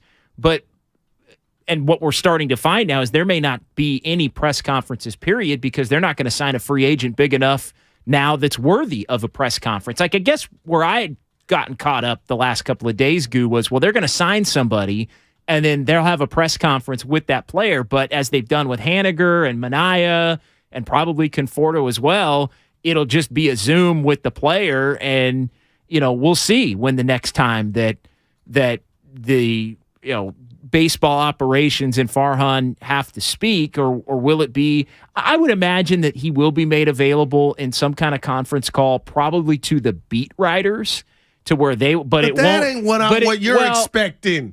Stan, we want to see you talk, answer some questions, take these bullets. And you'll have to take these darts. You may hear the audio from it, you may not. You're probably going to have to read the quotes from it. And honestly, in just the way the media works now, with the baseball writers and all of that, and the beats in particular, I mean, they may end up getting a one-on-one with them. It's, each of them. Jordan versus Burt, remember that game with Commodore 64? Get their little one-on-one with them, but I think what it will probably be is, the beat writers would be cool with that, because they'll be the only ones who get to ask the questions and get the information from it. So that, typically when somebody doesn't speak, it would be the beat writers that would be putting the pressure on the, in this case, Farhan, the front office, to speak to it. So as long as they get theirs, they're not really concerned about everybody else getting theirs, if that makes sense, just from a logistical standpoint. So I would imagine that's what it ends up being, some kind of conference call with the 5 or 6 regular beat writers, to where it all gets addressed, and then we'll all read their stories and have them on. Yeah, and it's just like hearing a song on loop, man, the same one, to where, before this free agency jumped off, it leaked, or it was said that money ain't a thing. And Giant fans were hoping that they would, be able to get a big fish. And again, even with Judge, JD, I couldn't come in here. I know how baseball's play. What you need, timely hitting, pitching, defense, even with Judge, they still had to kind of shock the world to compete with the Dodgers and Padres. So that's off the table. Enter Correa. You think you have him, and even with him, who is not Judge, MVP, it was going to be hard. Now you're going to war. You're going to battle with duct tape and Gorilla Glue. Do you think Farhan right now is arrogant enough to believe that this team's actually going to be pretty good, and he's going to, in some ways, get the last laugh? Because that was that was a part of when I woke up to, Taylor Rogers is coming over and Conforto signs his deal. Part of me was thinking, you know what? These aren't on their own horrible moves. But in the context of what the Giants had done this week in Correa and missing out on Judge, it actually made me angrier for the Giant fan base. Yeah. Almost like, he's right back in his comfort zone with the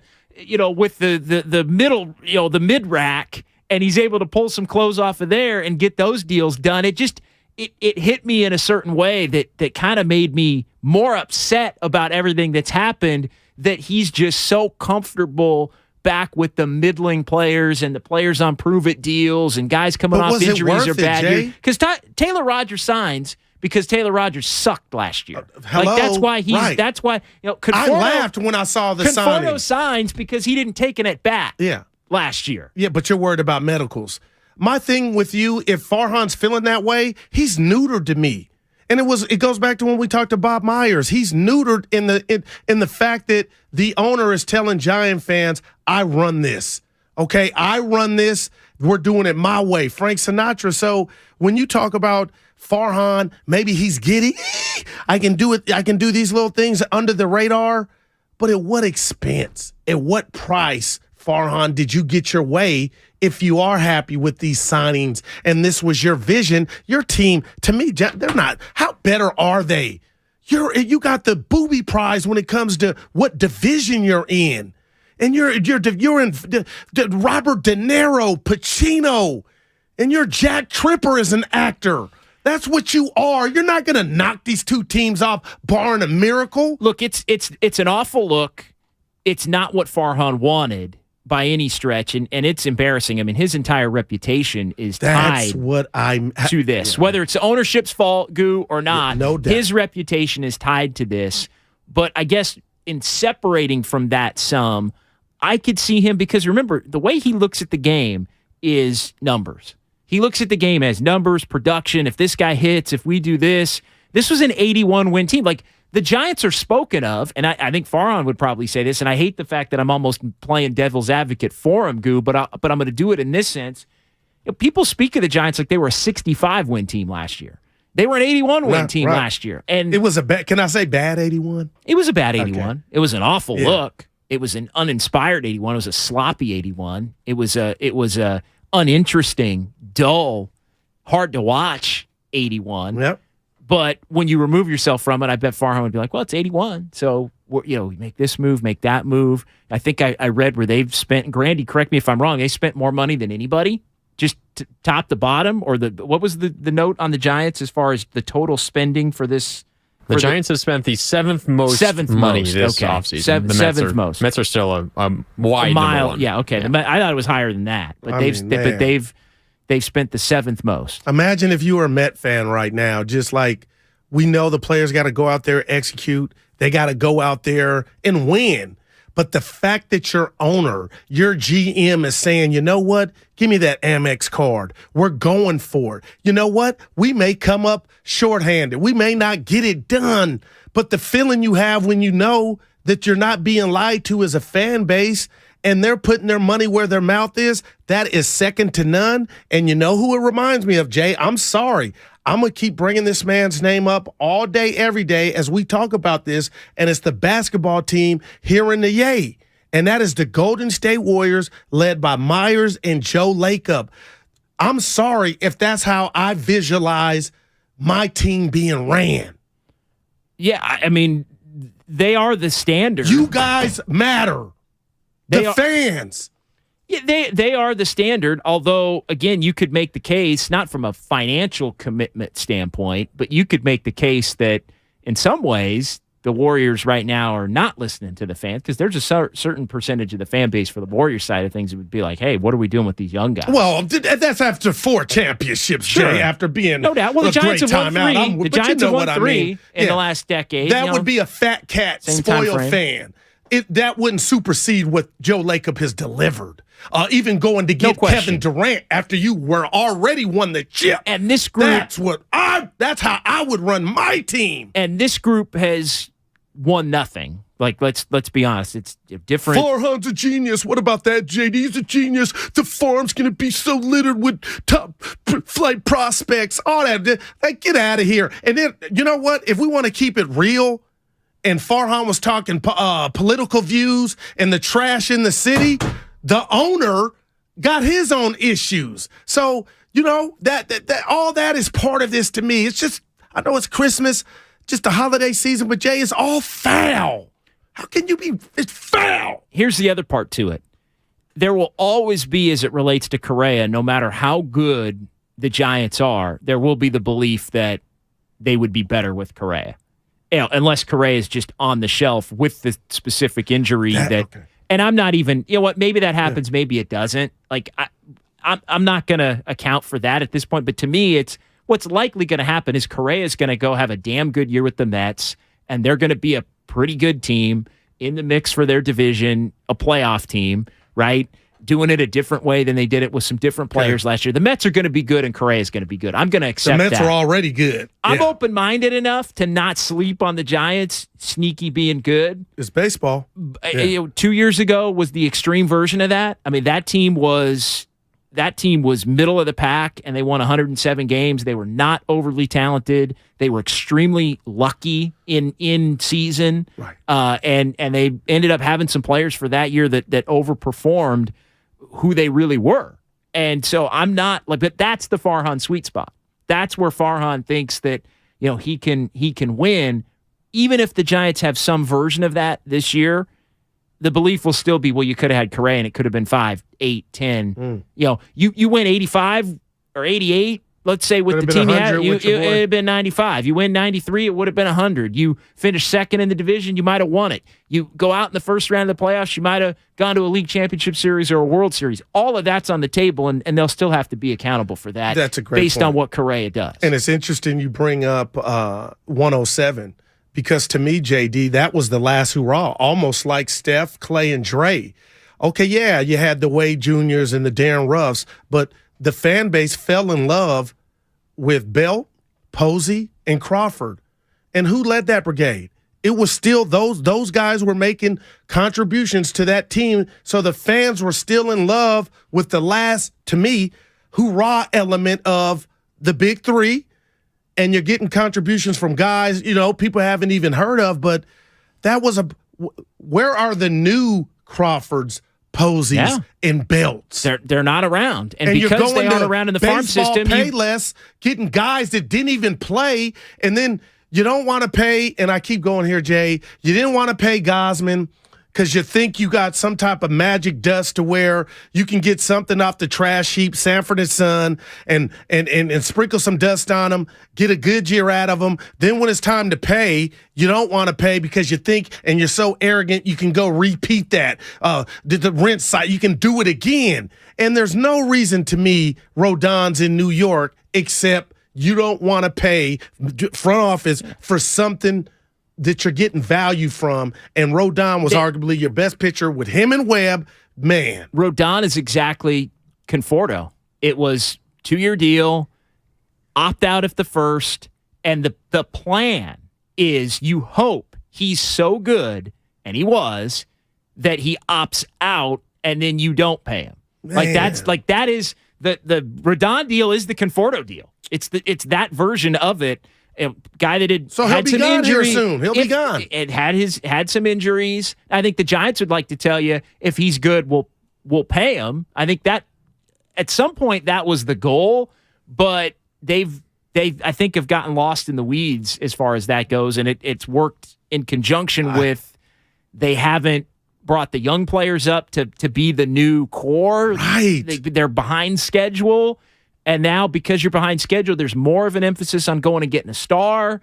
Now you've struck out on the stars. I mean, they're reinventing new ways, Guru, to finish second on superstar players. I don't think they're going to be better than the Diamondbacks. Now, I will sit in the same microphone and tell the people, hey, I got it wrong. They were.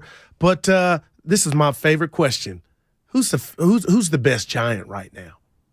And I'm going to put a clock onto your answer because I'm going to need to their best hitter. Their best hitter. Their best overall player. And you can't say Logan Webb because he's one of five. That's what I'm saying. Everyday you want me to player. say a pitcher? Everyday player. I mean, Wilmer Boy, Flores. that's a great question. Conforto.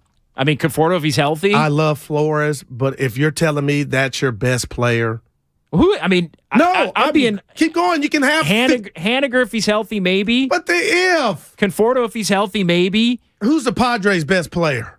Jock Peterson if he's healthy, man, maybe. This is a joke. But he's a hitter only against righties, so he's not playing the whole time. You know what it is? I watched. We'll take your pick for the Padres. Did you watch the HBO Max doc of Willie Mays? Say Hey Kid? Yes. And it was just a reminder to me, Jay, real talk, of this rich history, this tradition this organization has when it comes to boppers. And maybe that's why I got caught up in Aaron Judge mania, and I fell for the okie doke. He was from Linden. This was his favorite team. It made sense because the Giants need a giant to roam the outfield, Jay, and knock the ball out the park. Darrell Evans, Jack Clark, Mays, Bonds. But you know what it is now? Oh, we don't have those type of guys. We got projects. And I just man, that's just a turnoff. No doubt. There's no doubt. And we're going to go shock the world with our smarts. They've set this thing up. Again, that goes back to the smart you. It goes back to the changeover. It was, to me, that's the ultimate miscalculation in this from the ownership on down. They believed that the name on the back of the jersey didn't matter. They believed that the only thing that was going to matter was winning. And in a way, I think they kind of, it was disrespect to the fan base. I think in a way they talked down to the fan base, like almost as if, you know what, you guys are so dumb that if we win, it doesn't matter who we put on the field. You're going to support them. No, you're going to fill the ballpark. You're going to, and I think that's how they got in this position to where it was all the scrap heap guys and guys on one-year deals. Now, I think they realized that wasn't going to work, which is why they were going after Judge and going after Correa. But that's not, that's the part. We can blame ownership, and ownership's gotten the blame. We got a lot of people that want to talk about it. We'll get to the phone calls, 888-957-9570. But I still maintain, and this is not a defense of Farhan by any means. All right, go ahead. Give it to us. But I still think there's a part of Farhan's ID that is, he likes being considered the underdog. Like he likes the lack of expectation. The Giants won 107 games in part because there was no expectation in 2021. Everybody thought they were going to be bad. But you couldn't Everybody sustain thought they it. were going to be right. And why couldn't you sustain it? That was his job, because there were though. expectations last year. Like I think he likes being the little engine that could. I think that's where he thrives. I think that's where he is his most successful. I think we've reached a point though where that may not even be good enough. And the Giants have set this thing up where they could even be a good team and have that still not be enough for this year to the point where he's got to be shown the door. Or they've also set up the worst case scenario. Like this thing feels combustible. When you go back to the Alex Pavlovich report, you were talking about your buddy who 49er Frankie. who said, hey, they had to have a Zoom meeting. He's talking to coaches and players via Zoom. There were already players in that clubhouse who weren't down with Kapler. The chemistry issues were not what they were in 2022 or in that they were the year before when they were winning all those games. And now you've got expectation to be good or people are going to be fired. And that's the reality of this thing. If the Giants are mediocre this year, Farhan's done, Kapler's done. Okay, I'm going to push back on that. Why? Because Mr. Johnson is in control. Well, yeah. He obviously is telling you he doesn't give a rat's ass about the product or the fan base. Why would he run Farhan out of here? Because to me, he nixed this deal. Well, they did the bait and switch. Let's get some street cred. Let's get some credit from the fans. We're supposed to be big spenders, and Farhan comes here and you turn into penny pinchers. Why would Farhan get pushed over the deck by Johnson, who to me with this move and no words from management to tell us what's going on? Why would he even tell Farhan at that point, and I had to count it on my the pandemic and all that. I was counted on my hand. It would be 5 years, and it would be one playoff, and it would be one winning team. in 5 but years. That's predicated on Bye-bye. an owner that cares. No doubt. But I don't think that way anymore. If the Giants were, let's say the Giants go 81-81 again, Goo, should Farhan keep his job? Should. And if the guy above him is not just Pepe Le Pew, you can't. I'm with you. He should be gone. I would have had a conversation about it if the Correa stuff hadn't happened. Right. I would have been like, let's see. What have you done? But I'm telling you right now, if the Giants aren't a playoff team, Farhan and Kapler are fired, and Farhan and Kapler should be fired. And the ownership. I just can't believe the ownership change and who's the figurehead person and all that. Like, I get it. It's a big part of the equation. You think they're going to get mid-air? Oh, we got the wrong guy who couldn't get it done? Because to me, they're going to be wasn't forced Farhan to appease the fans. They're going to be forced to. The fans that you don't care about, obviously. The Giants have put themselves on the hot seat. The whole freaking franchise is on the hot seat going into 2023. If there was a Joe Lacob running the Giants, I would. Well, there isn't. There isn't, and there isn't going to be. Right, and so it's a lot harder to change owners than it is to change GMs and JD, managers. Just real quick, you're talking like there's accountability that Farhan has to answer to. What makes you believe that that's the case? If you don't perform, you're done. Like, the owner doesn't have to be accountable. Owners never have to be accountable, to be honest, unless they want to. They don't. Right. Unless they do something off book that's, personal life or culture, things like with the Suns owner and stuff like that. All right, 888-957-9570. Good conversation. A lot of people that want to talk. We're going to get to the phone calls coming up here. Guru also has a holiday question, which we're going to get to, and we'll do that coming up next. What's coming up next is brought to you by Fremont Bank, full-service banking, no compromises. Your phone calls, that's next. We're also sponsored by calhope.org. Life is uncertain. It's okay to feel stressed, anxious, worried, or frustrated. CalHope can help. Access CalHope's free and secure mental health resources. Call 833-317-4673 or live chat at calhope.org. 'Tis the season for basketball. Ho, ho, bleepin' ho. The cutter is Poole. Squares up, fires, and hits a three. 39 points for Poole, new career high. And football. 2nd and 21. And down he goes. Bosa, 15 and a half now on the year. On the most wondrous sports station in the Bay Area, 95.7 The Game. It's easy to think all money managers are pretty much the same, but at Fisher Investments, we're clearly different. Different? How? You sell high-commission investment products, right? No, Fisher Investments doesn't sell any commission-based investment products. Well, you must earn commissions on trades. Nope, never at Fisher. We're a fiduciary, obligated to act in our client's best interest. It's the highest standard of care for a financial advisor. How do you know what's in their best interest?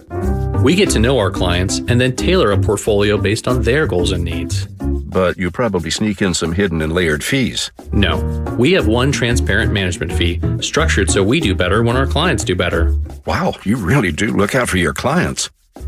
That's because our top priority is helping them achieve a comfortable retirement. It might be why most of our clients come from other money managers. Visit FisherInvestments.com to find out why investors like you switch to us. Fisher Investments. Clearly different money management. Investments and securities involve the risk of loss. Hi, welcome to IKEA and our winter sale. Hi. We've got hundreds of offers on everything from storage solutions to... I'm sorry, did you say hundreds? Yes. I'm still working from home. Anything to help me get organized? Absolutely. Check out our offers on shelving and desks. Ooh, what about mattresses? Yep, those too. Dressers? Sofas? Yes, and yes. I think I need a bigger cart. Visit us at IKEA-USA.com/offers for details. Offer dates may vary. U.S. only while supplies last. Selection may vary by store and online. See store and IKEA-USA.com/offers for complete terms. Restrictions apply. What's up, San Francisco? If you're a fan of the team, which I'm sure you are, you've been following Christian McCaffrey light up the competition. This season, Christian will be hydrating himself with Body Armor sports drinks. It has potassium-packed electrolytes, antioxidants, and no artificial sweeteners, flavors, or dyes. In fact, Body Armor has 820 milligrams of electrolytes per 16-ounce serving. Body Armor is the sports drink of choice for Christian McCaffrey. It's more than a sports drink. It's Body Armor sports drink. Available at your local Safeway.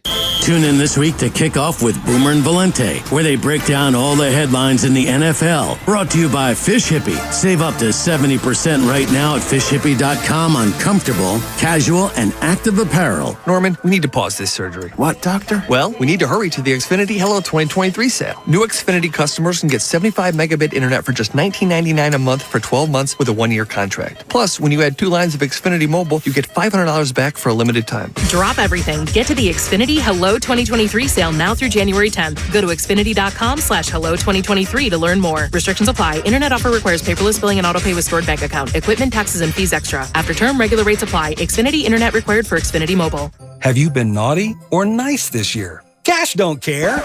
At Jackson Hewitt, you could still get up to $4,500 for the holidays. Some bucks now, more bucks in January. So be naughty. Snap up all the ginger snaps. Wear a pretty sweater to an ugly sweater holiday party. You could still get up to $4,500 when you go to Jackson Hewitt today. Details at jacksonhewitt.com. Eligible clients can get up to $1,000 in December and up to $3,500 in January. Loans by Republic Bank and Trust Company. Finance charge may apply. Here's how we long for Skechers hands-free slip-in footwear. The world has gone hands-free. However, if you want to put on a pair of sneakers, you still need to bend down and help your feet in. Until now. Introducing Skechers hands-free slip-in footwear. You don't need to reach down to help your heel in. You just step into them and off you go. So what's the secret? Well, there's a special smooth comfort pillow in the heel that helps your foot slide into place. And they stay on just like a pair of laced-up sneakers. Get hands-free slip-ins at a Skechers store, Skechers.com, or wherever stylish footwear is sold. Streaming on Peacock. Fellas, I'm getting married. From the creator of The Best Man and The Best Man Holiday. Come with us to Quinn's wedding. Guaranteed to put a smile on your face. And executive producer of Insecure. They want to make unfinished business into a movie. That book caused a lot of drama. Get your popcorn ready. It's gonna be just like old times, only better. The Best Man, the final chapters. A new limited series. Streaming now, only on Peacock. Let's get lit! When temperatures drop, COVID-19 cases may rise. So if you test positive and are at high risk, act fast, even if your symptoms feel mild. Ask your provider if an authorized oral treatment could be right for you. Visit treatcovid19.com. Sponsored by Pfizer. Are you dreaming of an adventure? Ready for a getaway? Celebrate the season with SFO. Enter the SFO Holiday Sweepstakes by visiting flysfo.com/holidays for your chance to win a $1,000 credit toward a non-stop flight from SFO with more than 115 destinations to choose from worldwide and other great prizes with SFO this holiday season. SFO, your gateway to holiday cheer. Go to flysfo.com/holidays for your chance to win today. Stretch your lashes to new heights with CoverGirl Exhibitionist Stretch and Strengthen Mascara. Up to 60% longer looking lashes. It's an instant lash extension effect. Lift, stretch, and lengthen with a lightweight formula infused with biotin, peptides, and Pro Vitamin B5 for strength and protection against breakage. Looking for a lash extension in a bottle? Try CoverGirl Exhibitionist Stretch and Strengthen Mascara for up to 60% longer lashes. From easy, breezy, beautiful CoverGirl. You're listening to 95.7 The Game, KGMC FM at HD1 San Francisco. Always live on the free Odyssey app.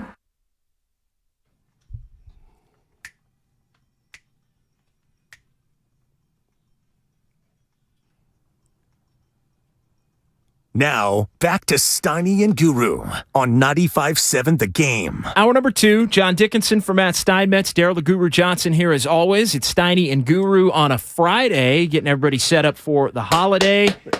888-957-9570. A lot of people that want to talk. Man. Also, remember, Goo, we're streaming live on YouTube and Twitch, so go to youtube.com/957 The Game or twitch.tv/957 The Game to see Steiny and Guru, and today, JD and Guru. Yeah, and I'll say this.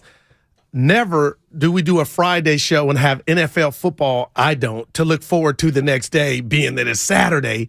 But today, pre-Christmas Eve, we got football tomorrow, dog. You're going to be at Levi's. I'm going to be at Levi's. That's going to be a good game. It is going to be a good game. It'll be the best defense that Brock Purdy's faced. Man. And your boy Chase Young is back for Washington. The Commanders. Help me out. And this could be a team that the Niners end up seeing in a couple of weeks. Again, back at Levi's in the first round of the playoffs. So, yeah, looking forward to it. And this with Christmas on a Sunday. One of the years where when throughout history, when Christmas is on a Sunday, then the Saturday, Christmas Eve, becomes the day of days. Look at you. As far as the we'll NFL have NBA goes. on First Christmas. time since 2016, Goo. See, that's what I love you for. I didn't know I could actually run it back. 16, 11, this is 2005.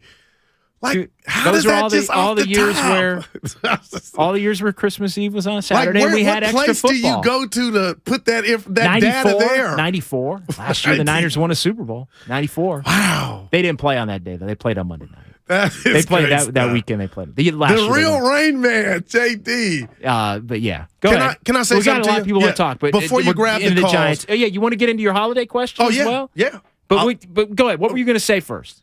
I feel like you don't feel where I'm coming from, and I'm gonna wrap it up quick. Yeah. Okay.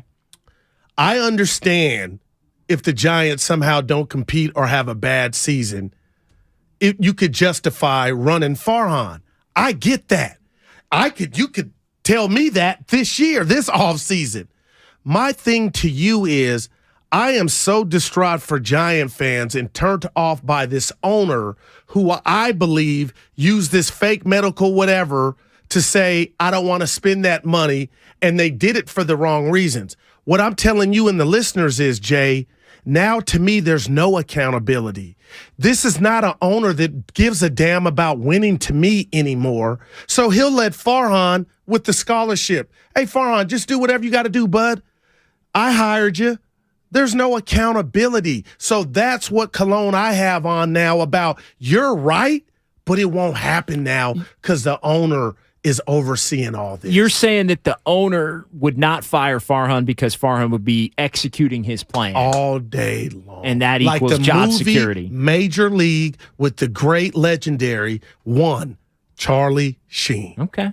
All right. I hear where you're coming from. I don't think it's going to matter because it's so bad and it's been so bungled. Last thing. Do you think owner Johnson cares about winning? I do. I think he yes. Wow. I think he wants to win for sure. I think he wants to win on a budget. Okay. And balling on a budget is never champagne taste with beer money. Balling on a budget is why Farhan Zaidi was hired, and I've said that from the beginning. Well, Correa doesn't fit that. This deal that was supposed to go through. But the reason they were going after Correa was because the original balling on a budget plan was not working to a point where the fan base was angry and not showing up. And so they had to change course. Still the case, yeah. They had to change course. They were forced to because the original plan for Farhan was he's going to come in, it's going to be Confortos and Rogers and Wilmer Flores and what about the farm system? And I'm getting to that. Okay. It was going to be that, and that was going to cobble together with Belt and Crawford and Posey until those guys were gone. And then you were hopefully going to win enough. And then the young players, the Lucianos and the Ramos and those guys, Harrison, all those guys were going to come up and be really good players really quickly. And then you were going to choose to keep those. And then you were going to pepper in a player here and there on top of it. Maybe do the big expenditure after you were already good and after you were already sustainable, which is what the Dodgers did with Betts, right? The Dodgers, going back a decade, had cobbled together teams, had scrap heap players that worked out well, developed the farm system, had a bunch of young players come up and really contribute, and then they went and got Trey Turner, and then they went and got Mookie Betts, and then they went and got Freddie Freeman on top of all of that stuff from the outside. So that to me was the plan, but it went awry over the last couple of years, and the pandemic it was part of it and all that, but it went awry to a point where they misjudged the fan base. They thought that the fan base wouldn't care about who was winning as long as the Giants were winning, and they found that that was not the case, and the young players hadn't arrived yet, so they turned their attention to, no, we got to go spend big or create the illusion that they want to spend big. And that's fraudulent, JD. Well, it's because that's what. There you go. Well, I'm not illusion. condoning it. Yeah. I'm not condoning it. That's for sure. My question, real quick. You want to get? We'll mix this in as we go. We got almost full lines here on people that want to talk Giants. So you want to set it up right now? Yeah. Okay. Go ahead. So we want you to call, text, YouTube. What gift would you give every Bay Area sports team? And you and I are going to give our gift that we put under the tree for We'll give Warriors. all of them, but you can do Giants, you can do Warriors. Whoever you want. You can do, Niners, anything like that. All right, so we'll get to that. We'll pepper that in throughout the show here on 95.7 The Game. All right, let's get to it. We appreciate the people waiting. We'll get to all the phone calls on the board here, and we'll start with Dog Trainer in Milpitas up first here on 95.7 The Game. What's up, Dog Trainer? Hey, I want to make some really quick points, and you guys can pick what you want to talk about. So with Bochy, you didn't have AI, but you had a lot of consistency, and he never gave wacky answers in press conferences. Number two, Moneyball. The A's make a lot of money when the players do well for 2 or 3 years, and they're all over all the other teams in the league because they sell them off, but they never win a title. Number three, AI takes out heart. In other words, those scrappy players, they can't play with heart because they don't get these players anymore. And four, when's the last time you saw anybody from the Giants get dirty grass stains or skin their knees or elbows diving for a ball in the infield or outfield? You know, it doesn't matter that they don't win even a pennant. As long as you leave a game knowing you saw some faces, some new players maybe you can lock onto, you see the hustle, they're running into the fences, they're diving at the dirt. People want to see baseball. I'll go to a game if we get beat 5-2, as long as I see those young players hustling and it's fun to watch. That's what the little kids want to go see. They want to see people getting dirty. Thanks for the call.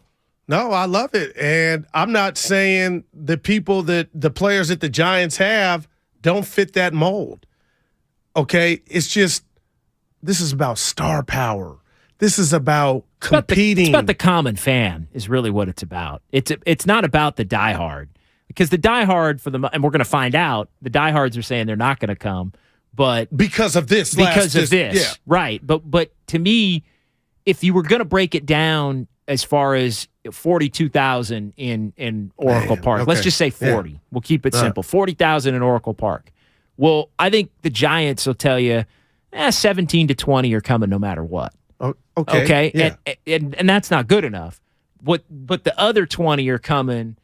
And this is where the miscalculation was. They thought the other 20 would come if the Giants win. And the truth is that might get you another 5 or 6 . But and they haven't won in a while, Jay, technically compared to their standards. But that doesn't get you the other 20. They thought now, all right, you got your base 17 to 20. If you win, you get another maybe 5 to 7. Now you're in the 25 to 27 range as far as filling it up. But you get a star and you win, then you're back into the 35 a night. Pushing 40. That's how I would try to run it. But I think that's the calculation that they made, and they've just absolutely failed. Okay, I'll say this. Also, so now everybody's pissed. Yeah, about his call. Say what you want about Kapler, because now there's some rumblings that every player or players his job's harder. His job got harder based on this week. Don't agree with his methods, but when I do watch the Giants, Jay, I got to keep it real. They play hard. I don't know that they did last year. I thought they did the other 2 years that Kapler was the manager. Now, when you say they didn't last year, like you didn't see anybody half-assing or lollygagging. Like I see guys, marginal players, still trying to bust their ass. You know, I don't know. It was definitely a different. It was definitely they were a losing last. Yeah, no doubt. Well, but they were losing. That's part of it. I don't think they were buttoned up. I think they were a really buttoned-up team in 2021, which is in part why they won as many games as they did. It wasn't the only reason, but it was a big part of it.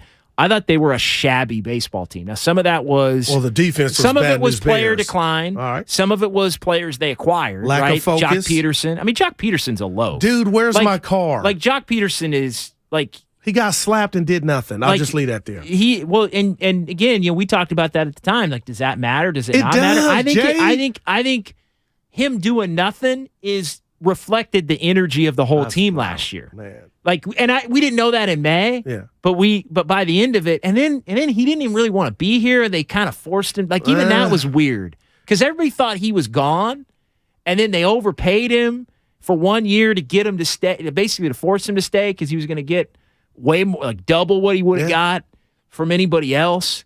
Like that was, but they had a bad energy last year, and I think didn't help it. Kapler led up because here's the thing: Kapler's a yes man to the he was to the Posies, Crawfords, and Belts, right? He was not going to tell them to do squat, and he also was trying to garner favor in that clubhouse, right? He's somebody that he wants to be liked. Yeah. He wants to be liked, and he knows if they win, then Nothing wrong with that. Then the quirky can come out, and everybody will. He was a phenom the year they wasn't won a phenom. But He you wasn't know a what I mean. phenom. Dude, But his they won beard, games. his biceps, nobody said any none of that stuff matters. last year. None of that mattered Nobody when they cared. won. Exactly. None of that mattered when they won. Right, because they fell off. None of it mattered when they lose, really, either. That stuff, appearance and all that. Like that.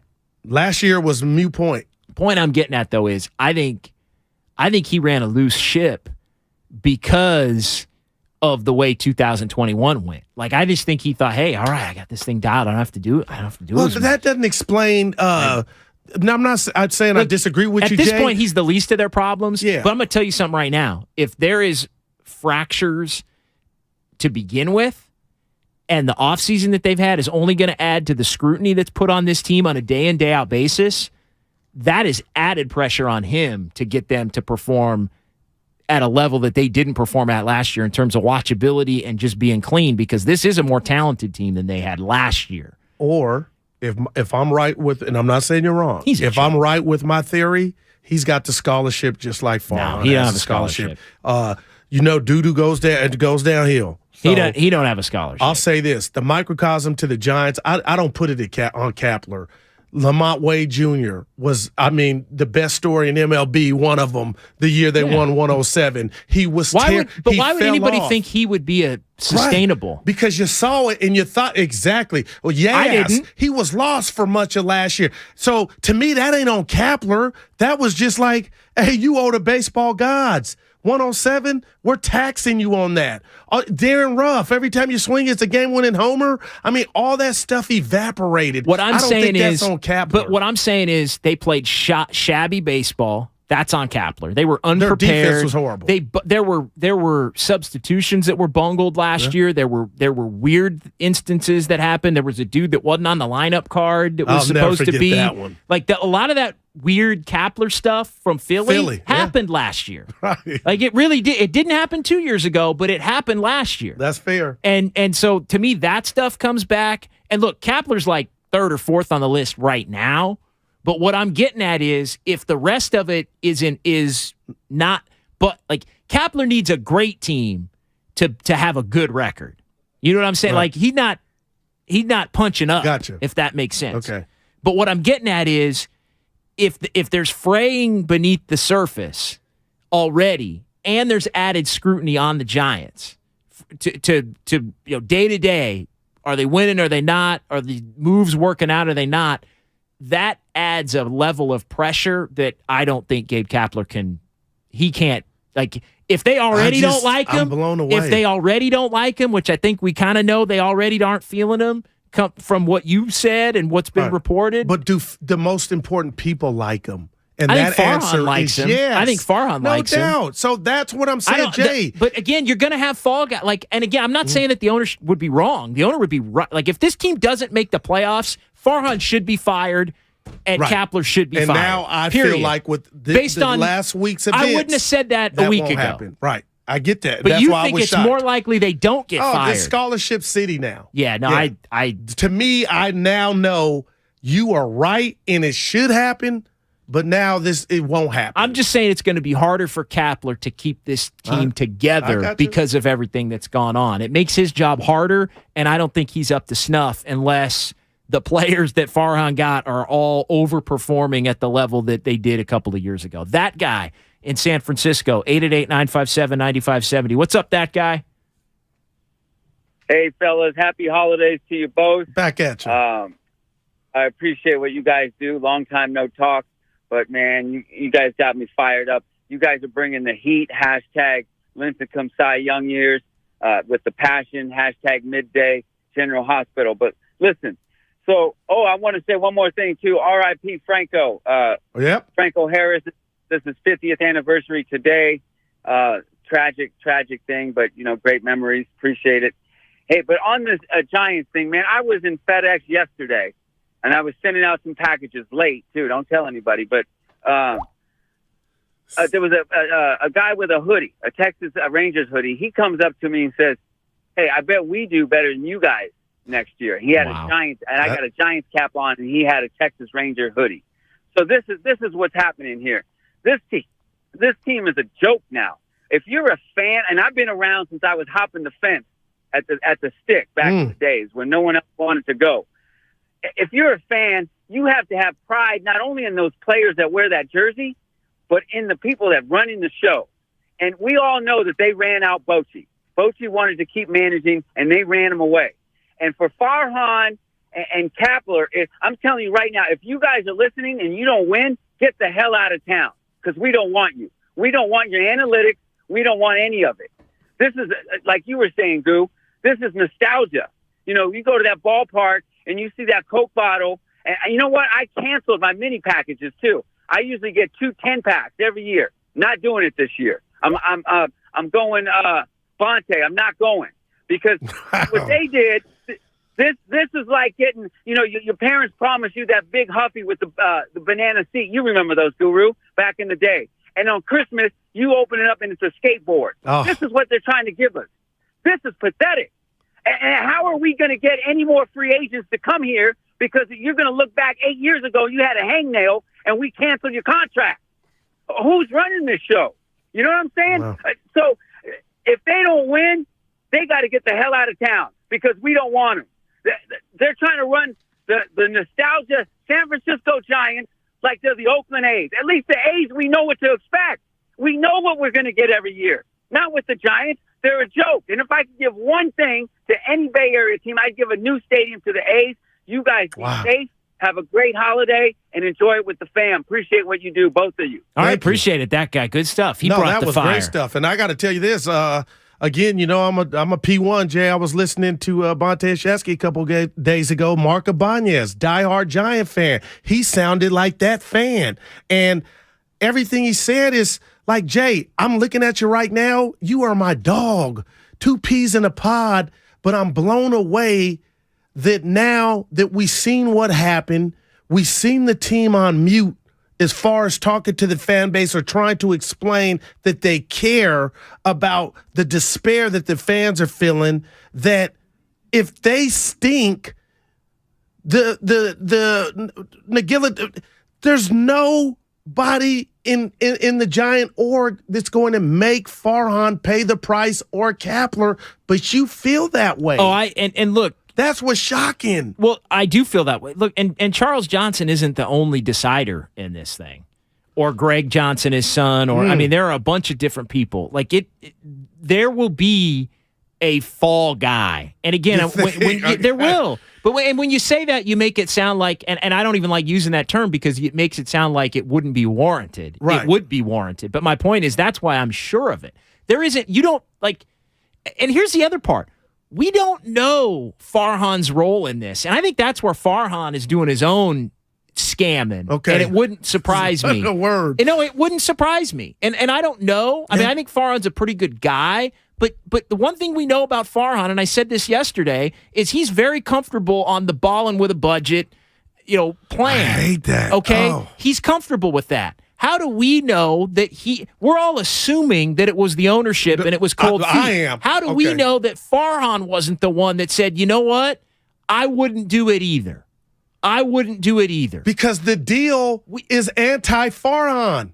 That's my point. Style. But that's my point. My point is it would have been easy for him to pull the plug. Like, let's say ownership wanted it because they wanted the splash, and it's not just Charles Johnson being cheap. It's the collaborative of the owners. They wanted the splash. They wanted the big name. Right. They wanted the Judge or the Correa, something that was going to sell tickets. They overrode Farhan, who, when they're all in the room talking about what to do, Farhan says, yeah, guys, I wouldn't do this. But if you want to, we'll do it because you want to make a splash, but I wouldn't with Judge or with Correa. Right. Okay. So we're giving Farhan Zaidi the benefit of the doubt that he wanted the Correa deal and that ownership ripped it away. And look, Farhan's extremely savvy, and Farhan also, I think, he's very good with the beats. He's very good with the beat writers. Okay. And so for him to be able to shift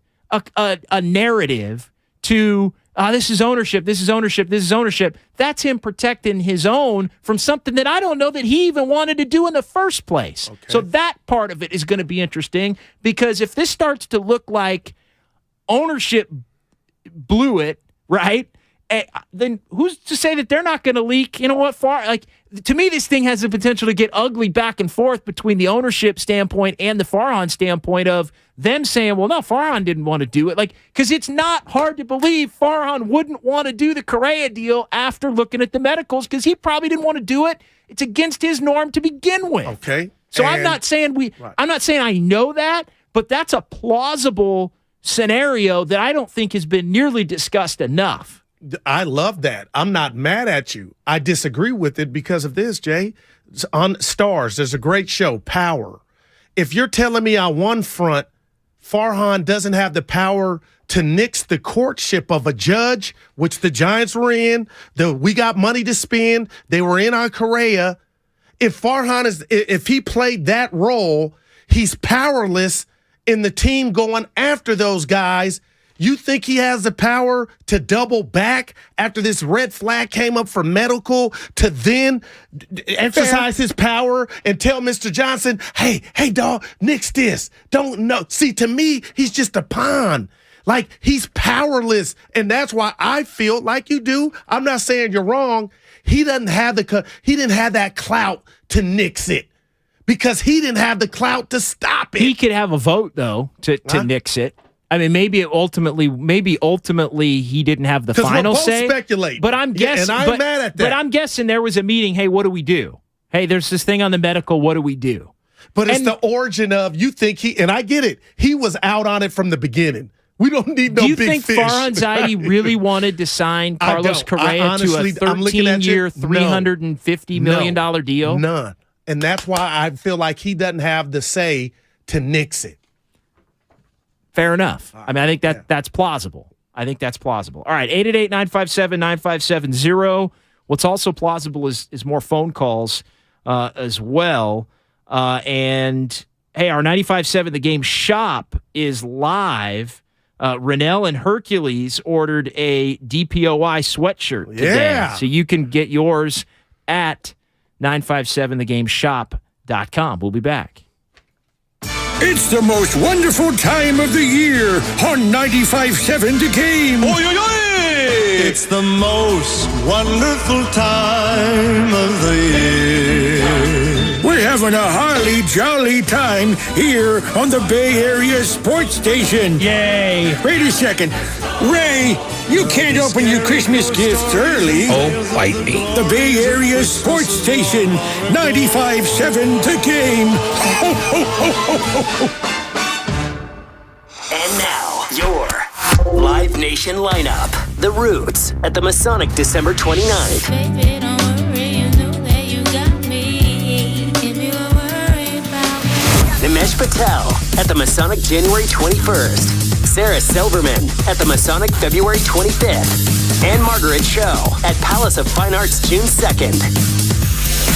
That was your Live Nation lineup. For tickets and info, hit up livenation.com. Television sales on Black Friday set new records as millions of Americans snapped up the hot deals. But a lot of people were out of town or too busy to take advantage of the special pricing. So, how about a redo? Right now, you've got a second chance to save big on many of the top-rated Samsung, LG, and Sony TVs. Where? At Video Only, where the smart shoppers go. So, don't miss out. Check out Video Only now, or you'll be sorry. When a cold comes on strong, knock it out with Vicks DayQuil Severe for max strength daytime relief. Just one dose of Vicks DayQuil Severe starts to relieve 9 of your worst cold and flu symptoms to help take you from 9 to none. Power through your day with Vicks DayQuil Severe, the daytime non-drowsy, coughing, aching, fever, sore throat, 9 to none medicine. Use as directed. I wanted to know why some people who get COVID-19 get it so bad. I found out it may be because they have a high risk factor, such as heart disease, diabetes, being overweight, smoking, and asthma. Even if symptoms feel mild, these factors can increase your risk of COVID-19 turning severe. So if you're at high risk and test positive, there are things you can do, like asking your healthcare provider if an authorized oral treatment is right for you. Learn about an option at treatcovid19.com. This message is sponsored by Pfizer. If you own a business, this has been a bumpy ride. From pandemic to inflation, I'm sure you could use a break. If your business has 5 or more employees and survived COVID, you might be eligible to receive a payroll tax refund of up to $26,000 per employee. The challenge is getting your hands on it. Hi, I'm Howard Mackler, and that's why I founded GetRefunds.com to cut through the red tape and get you the money. The team of tax attorneys we have put together are highly trained in this little-known payroll tax refund program. We do all the work, charge not a dime up front, and simply share a percentage of the cash that we get for you. Businesses of all types can qualify, including those that took PPP, nonprofits, and even those that had increases in sales. We have helped return over $1 billion to businesses, and we can help you too. Just go to getrefunds.com/sports, click on Qualify Me, and answer a few questions. This payroll tax refund is only available for a limited period of time. Don't lose out on up to $26,000 per employee. Go to getrefunds.com/sports. That's getrefunds.com/sports. Donate your car today at carsforkids.org. That's cars with a K. Your car, running or not, can be picked up as soon as the next day. Hurry to get a maximum 2022 tax deduction and a vacation voucher. It's go time, California. The year-end sell-a-thon is going on now. Inventory is here now and moving fast, so it's go time. Now get 1.9% APR for 60 months plus $1,000 retail bonus cash on a 2022 Ford F-150 and Explorer. Go to the year-end sell-a-thon at your California Ford dealer today. Now during the year-end sell-a-thon, get low leases on select 2022 and 2023 Ford vehicles. It's go time, only at your California Ford dealer. Hurry in now, it all ends January 3rd. Now get a 2022 Ford F-150 or 2022 Ford Explorer with 1.9% APR for 60 months plus $1,000 retail bonus cash. Not all buyers will qualify for Ford credit financing. 1.9% APR financing for 60 months at $1,748 per month per $1,000 finance regardless of down payment. Bonus cash includes $1,000 retail bonus cash. Residency restrictions apply. For all offers, take new retail delivery from an authorized Ford dealer stock by 1/3/2023. See dealer for qualifications and complete details. Hi, I'm your unused PTO. It's almost the end of the year, and if you don't put me on a timesheet, I will be gone forever. Use me or lose me. Let's get away. It's getaway time. Get our best deals of the season on a new Hyundai. It's your journey. Own every mile at the Hyundai Getaway Sales Event. Now get 0% APR, 0 payments for 90 days, and $500 bonus cash on select vehicles. Hurry to your local Hyundai dealer now during the Hyundai Getaway Sales Event. Offer ends 1/3/23. Call 1-562-314-4603 for complete offer details. Are you kidding me? Gas prices are up again? Somebody has to do something. Well, someone did. That's why I use Upside. Upside? What's that? It's a free app that pays you back real money for every gallon of gas or diesel you buy. I just earned 25 cents back on every gallon of this tank. Hold on. So the Upside app is free and you actually get cash back every time you use it? No strings attached? Yep, it's awesome. Check it out. It only takes a couple of minutes to sign up. Instead of just watching your dollars go into your tank, start putting money back into your wallet with the free app from Upside. With the price of gas today, it's big news and big money. To cash out of your Upside cash, just transfer it to your bank account, PayPal, or a gift card. Upside users have already earned over $200 million. Now it's your turn. Download the free Upside app and get cash back on every gallon of gas. Use promo code GOLF for an extra 25 cents per gallon on your first fill-up. That's code GOLF. Use code GOLF for an extra 25 cents per gallon back in your first fill-up. Cashback's not available in gas in New Jersey and Wisconsin.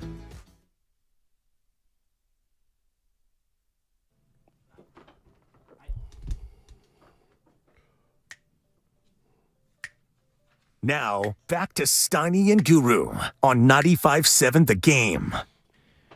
Being put in positions to succeed. That man. That's what it's all about. You gonna tell the people what Guru Claus brought you today? In life and you want me to reach into the bag here? You don't got it. Well, you can show them, but I was gonna show. I kept my word. Tell them what Guru got you. You got me rock star. Yeah, little rock baby. star. Yeah. Little rock star energy. Let's give my boy something. I got plenty of holiday fury today, so I'm not dipping into it. But 49er Frankie said you hot. But it's gonna be a long weekend. You got Niner game. Then we got NBA. You'll back be in the studio. Doing the pre and post for the Warriors. Going to see some family.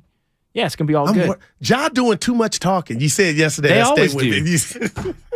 Memphis win something, damn it. They have a fixation. Dude. I'm not going to say fetish, but they have. Oh, wait, I just did. They have a Warrior fixation. this has the ingredients to get that's my new word for 2022 I've used ad nauseum. This could get ugly for the Warriors Sunday. It but could, this will be the game win. they win. But Come on, Dre. I'm not going to say it could get ugly. They could also win. No doubt. So let's not. Like against Boston.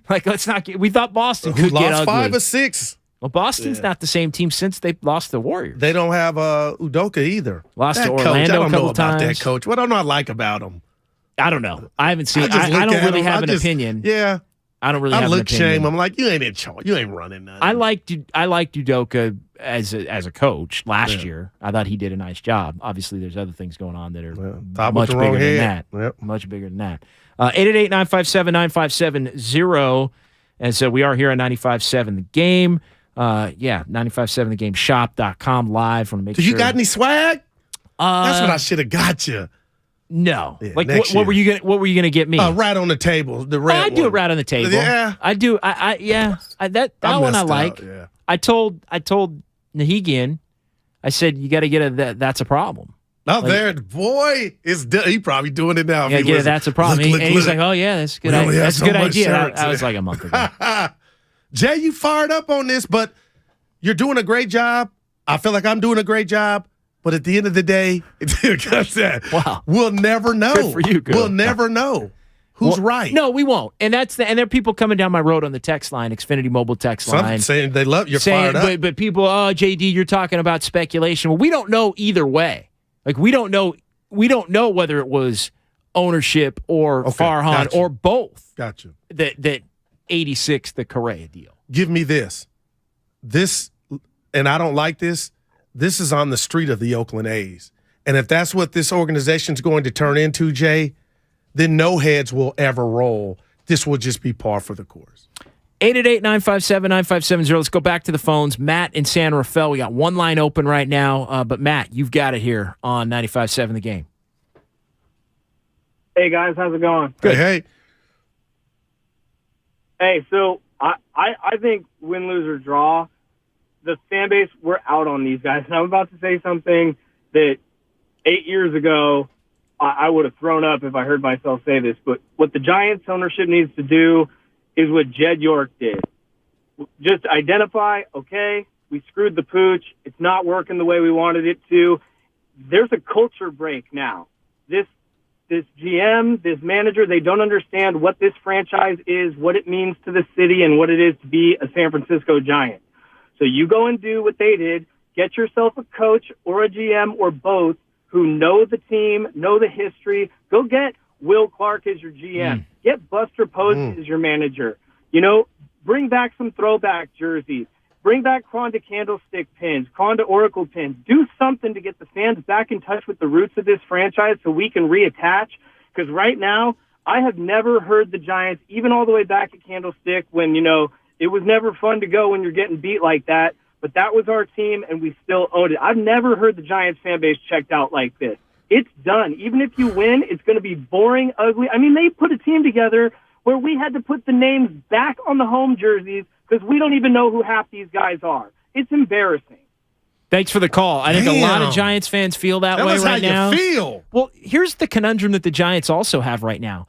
They made the move to Farhan in an attempt to update their baseball operations, right? Like when Sabian and Bobby Evans were gone, when Brochin was going to make the decision to go, they did that to be more in line with the way Major League Baseball operates today, and it's fallen flat. Well, like that's an even bigger problem because it's like, I love Will Clark was my favorite player as a kid.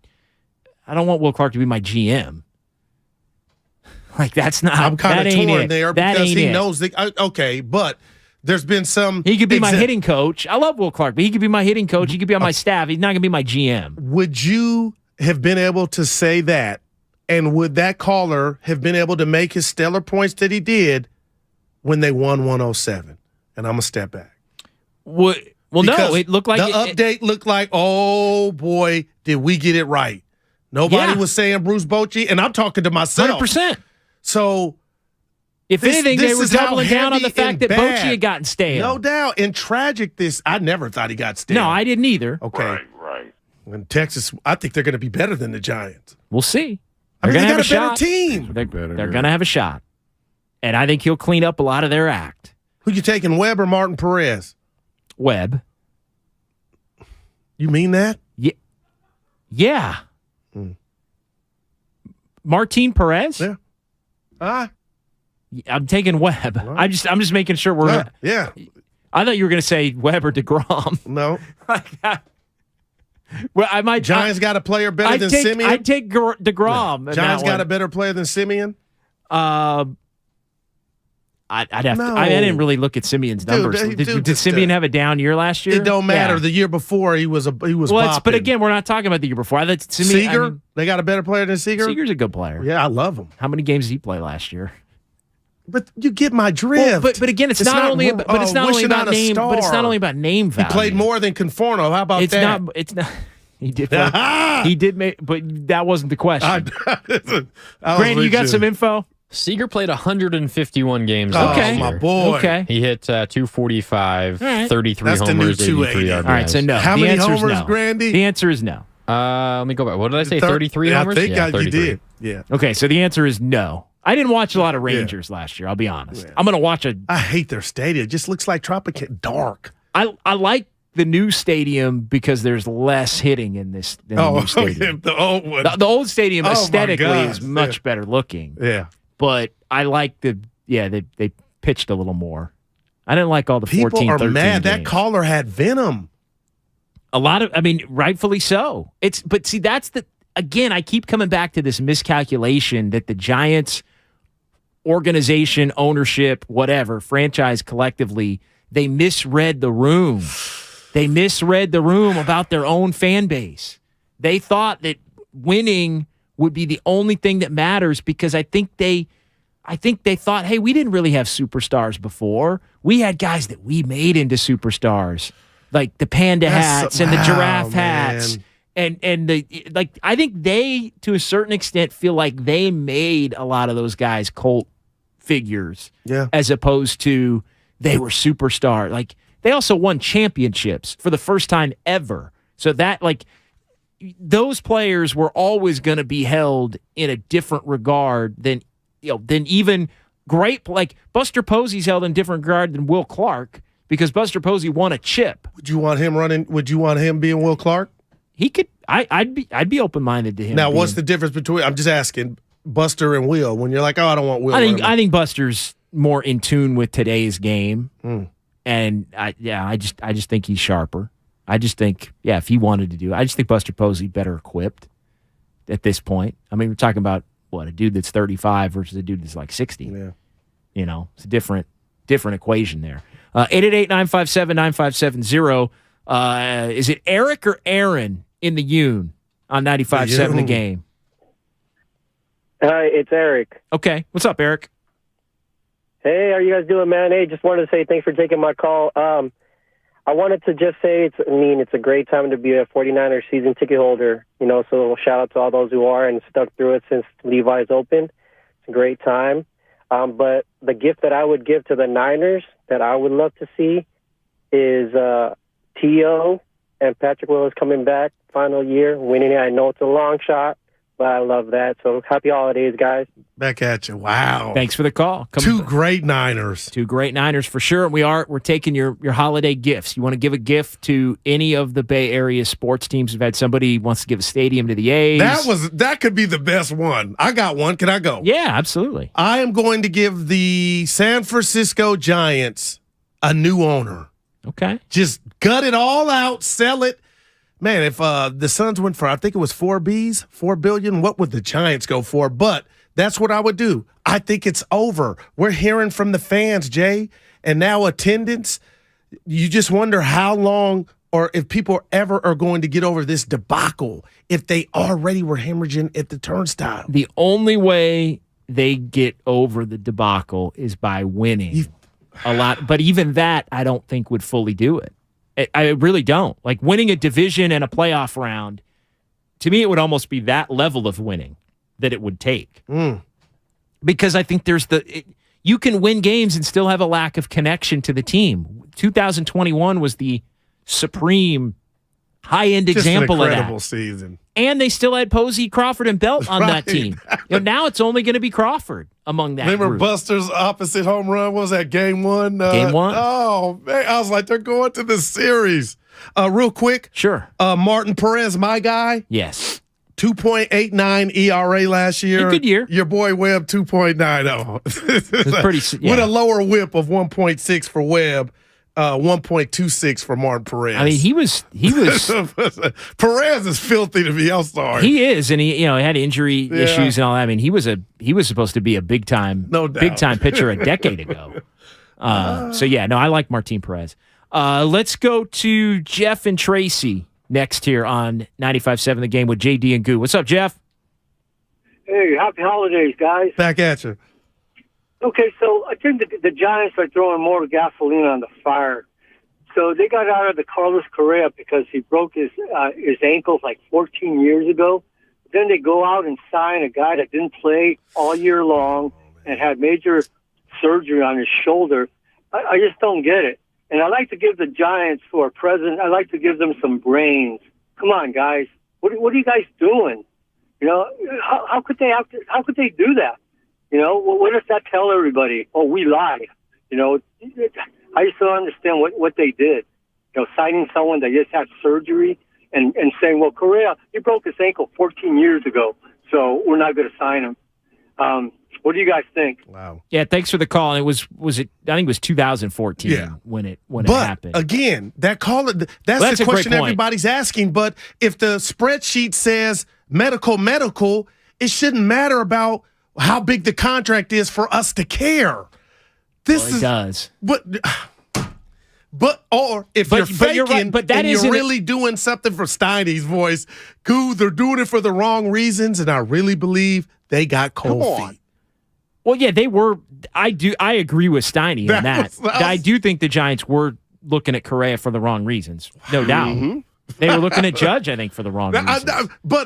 But that doesn't mean you don't necessarily do it. But for the fan base, it was the right they reason. needed to do it. That's what I'm all day. But the Conforto signing with him missing the entire year. Oh my goodness! Granted, it's very different in terms of the contract length and the total guarantee. But that's to sign Conforto, who didn't play at all last year, on the heels of the Correa deal is talk to me, Jay. It's a slap in the face. It's hot water in the face. It is. I mean, it is a slap in the face. There's no question. And to be hung up on it in one vein and not on the other, and that is the irony in a lot of this for the Giants, is the fact that they take flyers on dudes that were hurt. My neck all and the my time. back. Yeah, like that's part of their deal. That's how they got Rodon. That's how they've gotten a lot of the guys that have been able to come here is either down years or injuries, and you get the bounce back from them and you move forward. Filmo Mike next here our guy. What's up, Filmo Mike? Hey man, y'all having a great conversation. You feel me? I'm gonna have to let Steiny know. JD and Guru is the new gangsters. And by the way, y'all got the best intro song, Guru, by far. Bonte was saying that too. You know what that's from, right? Drew Down. Of course I know that. Yeah, I know that. For it's sure. Lit. Now, but anyway, though, I agree with the one caller, man. Like, it don't even make no sense of the moves they do. Like, they try to make it seem like it's so deep and analytical, but at the same time, you picking up people off the scrap heap that ain't did nothing. And then also, I think they need like a czar of baseball. Like, they need like a Jim Leland. Like, it would have been lovely if they could have brought Bruce Bochy back to be a czar of baseball and kind of work with Farhan. And I totally agree with JD. Who's to say that Farhan wasn't the deciding factor on all these deals? Like, we just automatically saying it's the Johnsons, but it could have been Farhan to easily say, you know what, I don't think this is a prudent move. No. And then last but not least, go ahead. No, I think that is a lane that Farhan, Mike, is very comfortable in, because he knows that a lot of the reporters will carry that because they don't want to make him out as the bad guy. Like, I think that's an easy lane for him to try and deflect. Again, we don't know that it's true, but it wouldn't surprise me if it's not. I totally agree. And then he going to come back with that little weak-ass laugh that he got and whatever he be doing. But my last point is this, man. Analytics is cool to a certain extent, but you need ball players, bro. Like, baseball is a game of luck, and if the better ball players you have, the more quote-unquote lucky you're going to be. If you always on the fringes, you never really go like, you feel me? You may hit once every 50, whereas if you got ball players with your analytics, you may hit 10 out of 50. You know what I mean? So you got to have a yin and a yang. That's all I'm saying. Love it. Thanks, Happy Mike. holidays. Happy holidays. And I'm going to say this to you to piggyback off of Mike. Analytics, when I hear the word, it's book smart. But you always know the term. I try to do this to my kids. You can book smart, Jay, but that ain't all. You got to be street smart. And that applies to sports, too. You got to have what Bruce Bochy perfected to me, a gut instinct. You have to be able to look at – you can't just let the spreadsheet talk to you. And that's what I feel like is going on. And Farhan coming here, if you're right, and that's what the Giants wanted, an update, look at things. Look what, again, you got 107. But again, Jay, Phil and Mike, I'm not disagreeing with you. Now. I'm just dying on this hill. If Farhan had the juice to nix the deal, he should have had the juice to stop them from courting the courtship. Is it that hard to believe, though, that it would work one way and not the other? Like, to me, it's not. Like, to me, if you've got an owner that's looking for a reason to not do the deal, and Farhan at that point says, you know what, I probably wouldn't do the deal, then they're on the same page at that point. Like, it doesn't surprise me in the sense that if Farhan didn't want to do it, ownership would be like, okay, yeah, you don't want to do it. Right. But then if Farhan says he does want to do it, it's still on the ownership. Or if they didn't even ask him, Jay, we're doing this. Well, I don't know. And that we'll see if that comes out that he didn't. And that's a completely different scenario. But to your point, it's got to be, they got to wear it, and he's got to wear it. And the reality is Farhan Zaidi and Gabe Kapler are the ones that are going to wear it because ownership doesn't get fired. And that's a great one. And I'll say this about the sport we love. It's played on the diamond, but this will shock the world if they come back and make the playoffs to me next year with this roster. See, I don't. Willard was saying, "Hey, Goo," and I was out. Hey, I'm tapping my foot in it, but. Come on, man. I'm not going to say place at best if you're better than the Diamondbacks. But third place can make the playoffs. Right. Third place can make the playoffs. But these are the Giants, 3-5. That's not good enough. But they're not anymore. And no, making the playoffs actually is good enough, I think. Where were the people in this? I mean, you're losing fans, and this doesn't help that.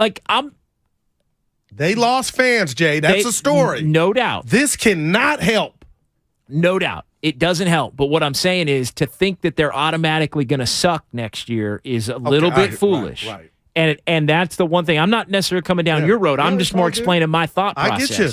Like, I am not going to take 2021. Like, I'm going to keep 2021 in the back of my mind, and I'm going to keep that in the back of my mind every year that Farhan's around as don't underestimate his ability to cobble a good team together. Right. Not 107 and all of that. Like, that was a fluke. We all knew it at the time. Those players were not that good.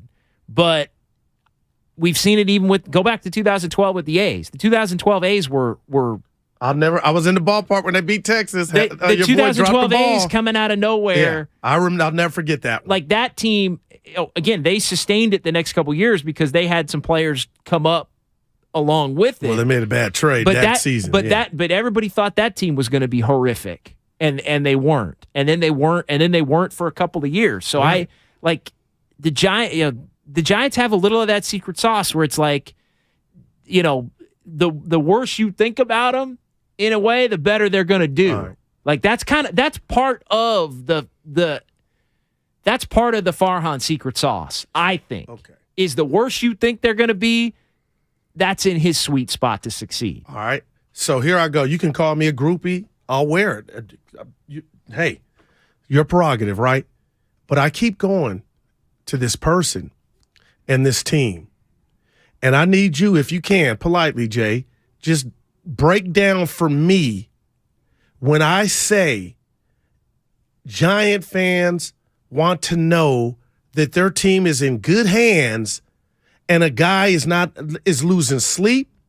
He's riding the elliptical, whatever he's driving, whatever he's doing, he is so invested on building a winner.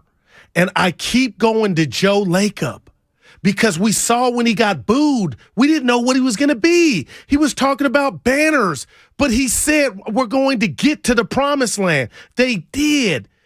As a Giant fan now today, you cannot feel like, with the politics by Mr. Johnson and that whole group, JD, what is the difference in the gut feeling that between the Giants and what the Warriors are doing with Joe Lacob? And again, I think Charles Johnson is an easy scapegoat. No, he never talks in this thing. Like it's just whether it's the politics or all that stuff. Like, are you really or the fact invested? that he doesn't talk, whatever. Yeah, but he's not the one. He's not the only one. Like the Giants have a group, 20 people that, and who knows what that vote was. And again, I don't want to defend him by any stretch for what the personal stuff and all of that, which has been documented. But this is not just. We don't know that it's just Charles Johnson nixed it. Well, I think what I'm saying to you, Jay, is we should down. start to find out. I would think they would take initiative to put a face on the bigger than Farhan. How do we know they didn't take a vote of you could? I was about to go there. 15 owners, and 9 of them said no deal. As soon as you said that, that's yes. what I thought. As soon as you said, "Hey, Guru, it's more than." I was like, that okay, power, strength, and numbers. But my point is, somebody has to be a face of the franchise. Say. Well, it's not Farhan. But this isn't Joe Lacob makes the final say, and it's on him, win or lose. That's not how it is. I think Farhan would love to make everybody think it's just Charles Johnson, 89 years old in Florida, making donations. Especially right now. Like, I think that's in some ways, that's the easy narrative right now. It's ownership. This nameless, faceless, guy that nobody likes and isn't on par with San Francisco and all this other stuff. Like that's the easy way. Like Farhan would love that. Yeah. Because it brushes all the accountability aside from him. All right. 888-957-9570. We got gift ideas coming in here. We got some text messages to get to, but more of your phone calls have been lit all afternoon. That is what's coming up next here on 95.7 The Game, which is brought to you by Fremont Bank, full-service banking, no compromises, also sponsored by Lucky California. For huge holiday savings, don't miss the Lucky 4-Day Sale. Today through Saturday, you can get incredible deals, including USDA Choice Beef Ribeye Roast, bone-in, whole, sold in the bag for $5.99 a pound. Limit 1. Happy holidays from Lucky. 'Tis the season for basketball. Ho, ho, bleepin' ho. The cutter is Poole. Squares up, fires, and hits a 3. 39 points for Poole, new career high. And football. 2nd and 21. And down he goes. Bosa, 15 and a half now on the year. On the most wondrous sports station in the Bay Area, 95.7 The Game. Flying Ace, this is Sky Hunter. I've got my compound eyes on the target. Copy that. You're on his flight pad. I'm going in. Got him! Nice move, my 4-wing friend. Tasty. That mosquito never saw me coming. See how dragonflies catch a mid-air meal at Bugs, a new exhibit at the California Academy of Sciences. Explore the secrets of bugs, massive models, and more. Now open. Get tickets at calacademy.org. Thank you to all of the business owners who kept people employed during the pandemic. For all you've done, you may be eligible to claim the Employee Retention Tax Credit, a payroll tax refund from the United States Treasury Department, applicable to businesses who kept employees on payroll during the pandemic. The window is closing to claim your refund. Contact Paychex to see if you qualify. Paychex is proud to have helped more than 45,000 businesses secure over $9.2 billion in ERTC claims, an average of $190,000 per business. 50 years and thousands of experts in HR, payroll, benefits, and insurance. You may be eligible to claim the Employee Retention Tax Credit, a payroll tax refund from the United States Treasury Department, applicable to businesses who kept employees on payroll during the pandemic. The window is closing to claim your refund. Contact Paychex to see if you qualify. Visit paychex.com/ERTC to find out how Paychex can help you get additional cash into your business. Paychex.com/ERTC. Paychex.com/ERTC.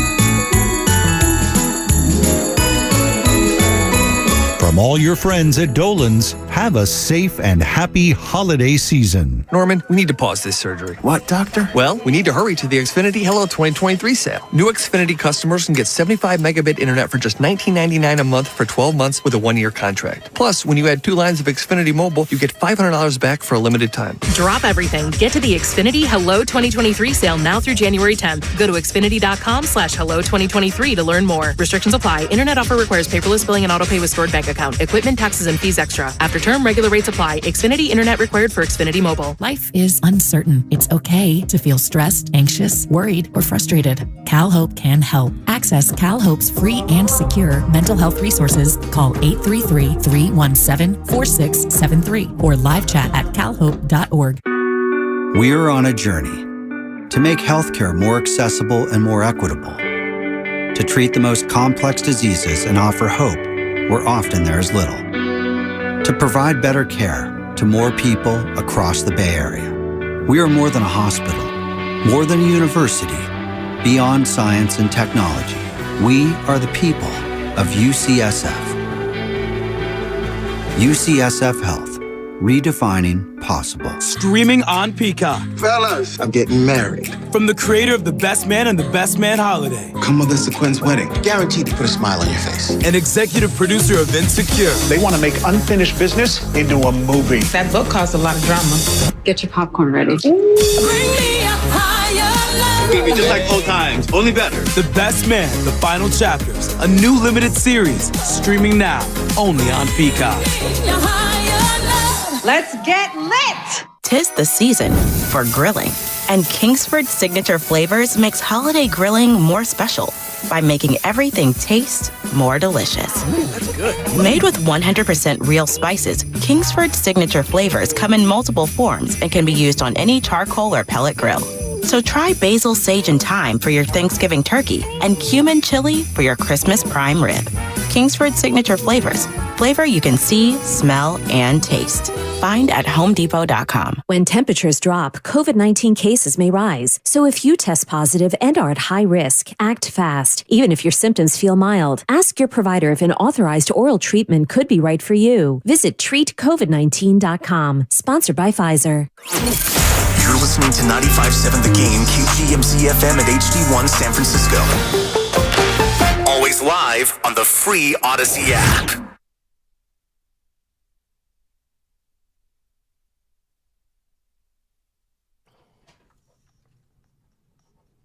You're doing a great job. I feel like I'm doing a great job. Now, back to Steiny and Guru on 95.7 The Game. 1 hour to go. 888-957-9570. JD in for Steiny. I'm a bit melancholy. Steiny checking in. Yeah. He checked in with us. Him and producer E in San Diego with his families, Steiny with his fam. I didn't give him their gift. And it's in the back of the trunk of the caddy. True story. And now you're not going to see, because you're taking a little time. So this is your final I'll show bring of it the in year, 2023, right? yep. Your final show? Yep. Wow. Okay, Goo. I'm going to get after it. Oh, I'm so out. Yeah? You got any big plans? No? Just with the fam and sports. Okay. I get I get irritated when people, like E, he has this little thing. Hey, Goo, because I'm a father, husband. What you doing this weekend? I'm about the games. You know, I'm going to do the family stuff, but I'm like I don't have nothing. He's waiting. I'm like, the kid's older now. I'm about these games and shows on TV. I got to live a little more. I think I'm like you in that respect. Like, I get a little irritated when you even ask the question. Like tomorrow's about the Niners, Dallas, Philly, Niners, all the games. Like that's on a Saturday. I'm eating that up. Yeah, like Jay, what are you doing? Well, I'm gonna be here. Yeah. I'm going. Saturday going game. And then he looks a bit. He don't judge me. And he had we were at the cafeteria, and I brought this up. I was like, I feel like you're judging me when you don't get that. I'm going for a hike with the family. Yeah, right. You know, I'm past that. Right. No. I got the remote, It baby. might be breakfast. It might be dinner. It might be nothing. I think they're soft. Yeah, the kids think I'm the police. They don't want to kick it with me. Yeah, that's true. You are in I think they're soft. You are in that window, Dude, aren't you? it hurts. I got 3 Until kids they need and a some bunch chips, of problems. Almost. Well, you said it earlier. I was going to say, but the gifts keep on coming. Right, ain't nobody listening. But the gifts keep on coming. 888-957-9570. Remember, streaming live on YouTube and Twitch. Go to youtube.com/957thegame or twitch.tv/957thegame to see Steiny and Guru. Today, Steiny and JD here on 95.7 The Game. Goo, you asked the question, put a little holiday spin on things. Waiting on you. Give me your Christmas gifts for each, or you can pick one of the Bay Area teams. You got one for you gonna hit me with one? I'm going for the Golden State Warriors. For the Warriors, yeah. And then we want to hear from you because I given the Giants new ownership. The Warriors an active big. Somebody that can stretch it like a Amari Stoudemire. Yeah, mine is a bench for the Warriors. Well, damn, I forgot. Well, I'm hoping still. DiVincenzo can stay.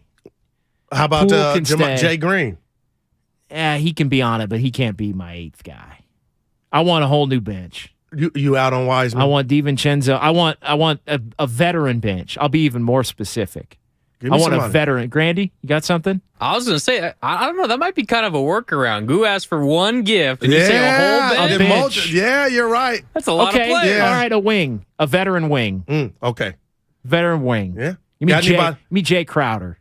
Who tweeted that? Well, I mean, again, I don't know why. Somebody from here tweeted Jay. Give me P.J. Washington. Well, give me Kuzma. Give me Kuzma. I love that. Kuzma in the Warrior uniform. A veteran wing to where now off that bench you've got Poole, DiVincenzo, that veteran wing, and it takes the heat off of the young players don't even have to play. It takes the heat off of JaMychal Green, I think, a little bit. Less of the focus on him. He could be the 9th guy, and then Kuminga, Wiseman, Moody can just play when needed. Wow. Play when needed. And Bob, we had him on, man. Something's going to give. They're going to make a move because this ain't cool. Yeah, I read that, and I know we're talking a lot of Giants here. We got people who want to talk Giants. We'll get back to the phones in just a second. But just because we brought up the word, I took the Bob Myers statement, and I think we've got it. Yeah, he was that man. Hey, I'm in the lab, JD. Let's play it real quick. Here was what Bob said, and I wanted to react to this a little bit. I think that we, at some point soon, in the next ever many few weeks, have to decide what is the answer to that question and then what specifically is the answer to it. So I think right now we've seen we can play with a lot of the really good teams, but we've also lost to some teams we would think we could beat, and our records are records, and that's not something we expected it would be at this point in time. So that's what we have to decide. And the ways to get better are internally or externally. That's pretty simple this time of year. There's trades or there's your team plays better. We have guys that can play better, I believe that, and we haven't seen the best version of us, but that could be me just being too optimistic. We have to see it at some point. We're how many games in 32, I think, something like that. So yeah, that's a good question. I'm supposed to be focused on that and not anything else. So that'll be my time will be spent on answering that. And the question is, do the Warriors need to make a move? Ooh. I took that as the next month is going to determine whether they're good enough to even be worthy of making a move. I don't feel like that's a... See, I assumed that. And I didn't. To me, I took it as, hey, if we're not good enough in the next month, then there's no reason to add to this team because it's not going to matter. I took it as this team's going to have to play at a certain level over the next month to prove that making a move is worth it. That making a move can put you over the top to winning a championship. Not that you're going to make a move to get back to 500 because you're 8 under. So would you be calling the dogs off in a sense if it doesn't get better and it goes the way you did? Because you were triggered the other day. I brought Shasky up and he wasn't saying tank. He was saying if it gets bad, just let Curry heal and just there's a difference between the young guys play. There's a difference between what I would do and what I think they would do. And I think they're not going to make a move to save the play-in tournament. Like, they're not. Like, in my mind, they're with not. a healthy Steph? But again, you got to be good enough to where you think that's going to matter. Like, you have to be good enough to where Steph comes back and you're pushing toward 6 or toward 4. Okay, but Jay, I got you. But if you're on that, but you can't do that if you're not. But they're good enough, 500 Jay. a month from now. Okay, well, no, you can't go. You can't tell me, what are they right now? 15 and 18. Yeah. You can't tell me. Let's say they're 20 and 30. Right? Like, let's just say Steph's out, and look, the math may not be right. I'm like, you're crazy, but that very well could happen. 15 and 18, and again, I'm not getting the exact games right, but they're 15 and 18. 3 and 16 on the road. And they go 5 and 12. Okay. That's 20 and 30. So if they go 5 and 12 in the next 17, let's say, roughly, and Steph comes back and they're 20 and 30. Okay? You're not looking at them like they're a championship team that's a player away, a bench player away at that, from being in it. You're not saving 20 and 30. Like, you're not, like, I don't think they are. Well, there's 32 games after 20 and 30. And the 20 and 30, I would look at it as, why are we 20 and 30? I know it wasn't ideal when Steph was here. But you're not looking at it like they're a top 4 team. Well, I'm looking at it like we don't need to be a top 4 team when healthy. But at that point, you're talking about, if you're 20 and 30, you're talking about just getting to 10. Well, right now, and again, it's not 20 and 30. They're 15 and 18. No. Only 5.5 back from the 1 seed. But I'm relating the 20 and 30 to Bob. Right. I'm relating that back to what Bob said. But he said trade and external enter. Like, to me, that means if I'm a Warrior player, they have to be better internally in the next month to make it worth making a move. You can't be 20 and 30. You got to be 25 and 25. Like that. And I can't. I'm gonna give you the dub there because 20 and 30 is kind of extreme. I don't think they're going to be 20. But then extreme, though? After what I just saw in New York, I'm like, is 5 and 12 that extreme? Well, I'll without tell you what. Steph? If Wiggins is going to be back Christmas, ain't no 20 and 30. But if it got to that, I still feel like you're defending champs. You got a healthy Steph. If he were to come back, your job, Bob, is to get this team better at that point. And then that would be up to him and Joe to see what they would do. And if I'm a Warrior marginal player and I heard that soundbite, I'm like, oh, this thing, it could jump off. My days could be numbered. I need to ball out. To me, you have to be good enough to make the move worth it in the next month. Like, that was my read on it. I'm not saying I got it right, but that's my read on it. I think a lot of people's read on it was, we're going for it. Right. Like, but they're not, again, I don't think they're going to, my opinion, I don't think they are going to chase from 10 under 500 the 10 seed or the 9 seed in the play-in tournament. I don't think they're going to chase that by trading somebody away to bring in a veteran player or a rental to hope that you can be 41 and 41 by the end of the year because you go 20 and 10 in the last 30. But what you know what I'm saying? Yeah, like, if you're 20 and 30, okay, you're not bringing in... But you got 32 left. Okay, but you're not bringing in a veteran player, a bench player at that, to hope you go 21 and 11.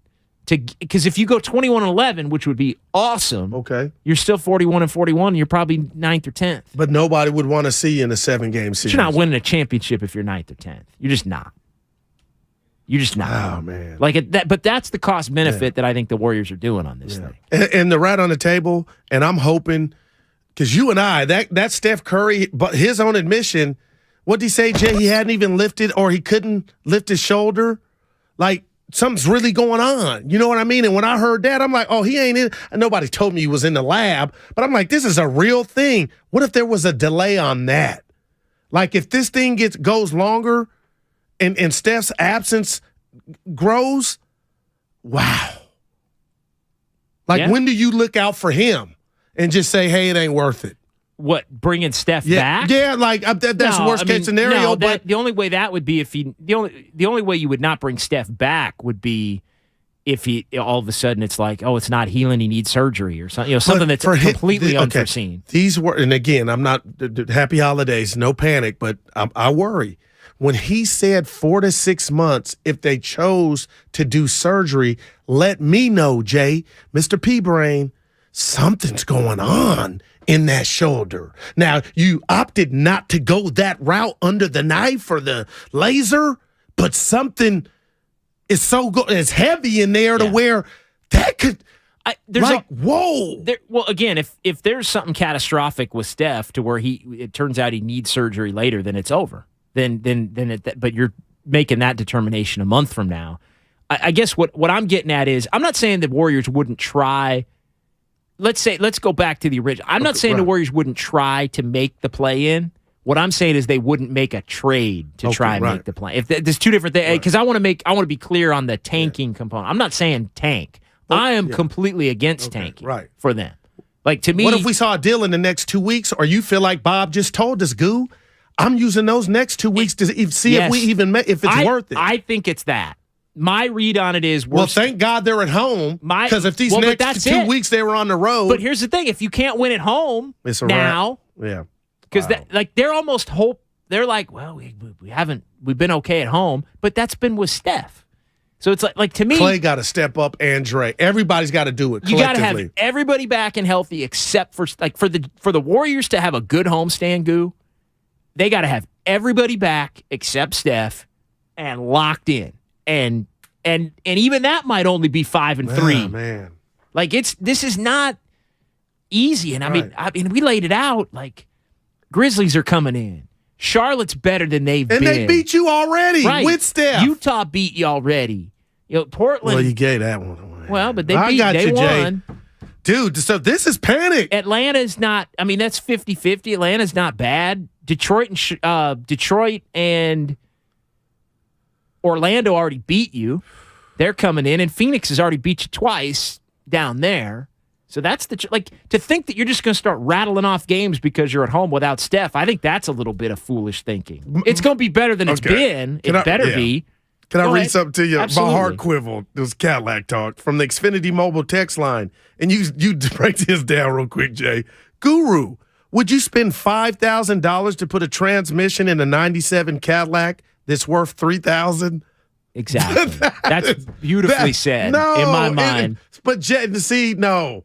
Because you still think the Warriors are a Lamborghini at that point, even though they're 20 and 30, and they're not. If they're 20 and 30, this team's not a Lamborghini. Well, if Poole gets his act together, then they're not going to be 20 and 30. Okay, and Clay is no. I know Stoney. He got me on the November Clay. That he threw some rocks, some stones at that. It wasn't all. It wasn't a thing. It wasn't in fuego, but he was better. And it's just like Farhan. Forget the analytics. And it wasn't all November. It was. He looked confident. The last. It was okay. Go ahead. And I apologize for jumping in on you again. I've been doing it all show. It was from the day that they had the meeting. Oh, exactly. Which was November. But you 11th saw a difference. 18th. Yeah, you saw a difference. We all did. Give me that then. Forget the man. No, from the meeting. It was the 18th. The ball was going in, and he was playing different. Clay played better for about 3 weeks. Okay, all right. I'll take that. That's 1 week away from a month. He played better he played better, and it impacted winning from about November 18th till, let's say, December 9th or 10th. I'll give him through the Celtics game. So 3 weeks. Basically 3 weeks in a day. And since they've lost guys, he's playing worse because either he's trying too hard or he can't call it up. I think part of it is he can't call up another level anymore. Like the level is there sometimes, but he can't ask for it. Sometimes it just shows up. Right. You know what I'm saying? And I love Clay. Like, he still has big games in him, but he can't say I'm having a big game tonight and have a big game. But okay. That's done. And I'm going Dr. Darryl again, and I told Whitey this. It feels like there's 2 scoreboards in his mind, and he sees the scoreboard when he goes to score, when he goes to make a play, and I could never understand or put myself in his shoes, but JD, it just seems like the past is still on his mind, and he's aiming for something more than just the bucket. I agree with that. And that's got to be he's chasing a his lot. previous self. Man. And it ain't there. And when it's not there, he's frustrated by it when it's not there. And then when the team loses because it's not there, he's frustrated by that, and it all snowballs. Like Indiana game. Steiny checking in again on the good stuff. You on want the his gift? on the non-Xfinity mobile text line. Give it to us. He says Atlanta stinks. Right. Well, what's one of the either Trey's gone? They're 500, or they're better than the freaking Warriors are right now. Well, that's not saying much because the Warriors got an excuse. All I'm saying is Atlanta can come into Chase on January 2nd and beat the Warriors without I wonder Steph. If we put a list of teams that couldn't. I agree. Atlanta stinks. Yeah, right. Like in the grand scheme of things, they're done. Oh, man. I don't know what you do. Well, and they were done the moment they turned I got some hate mail for saying Daryl Rivers Did I not say it? for Christmas starting Wiseman. There was a moment where I knew the Hawks were done. Okay, when? And then I'll tell you if I believe you. I don't know if I really want to say it. Last year? This offseason. Oh, give it to us. They turned their scouting department into a bunch of frauds. Oh, wow. And, well, you won't get much pushback on that. Yeah. Fraudulent scouting. JD coming from the top row. That's when I knew the Hawks. The last show. That's when I knew the Hawks were cooked. But that's not what this year's about. You know, I feel like you could make that assessment until 2 or 3. Like, dude, where the hell are the players around here? Joke.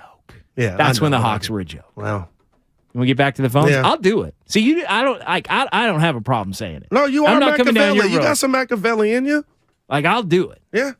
Like, we're on the We reel. need to do a song. We'll get the truth. Willard serum. and Kyle, they set the Jasky set the tone and did that. What was Jay? We didn't tell we were embarrassed. What? Willard and Kyle.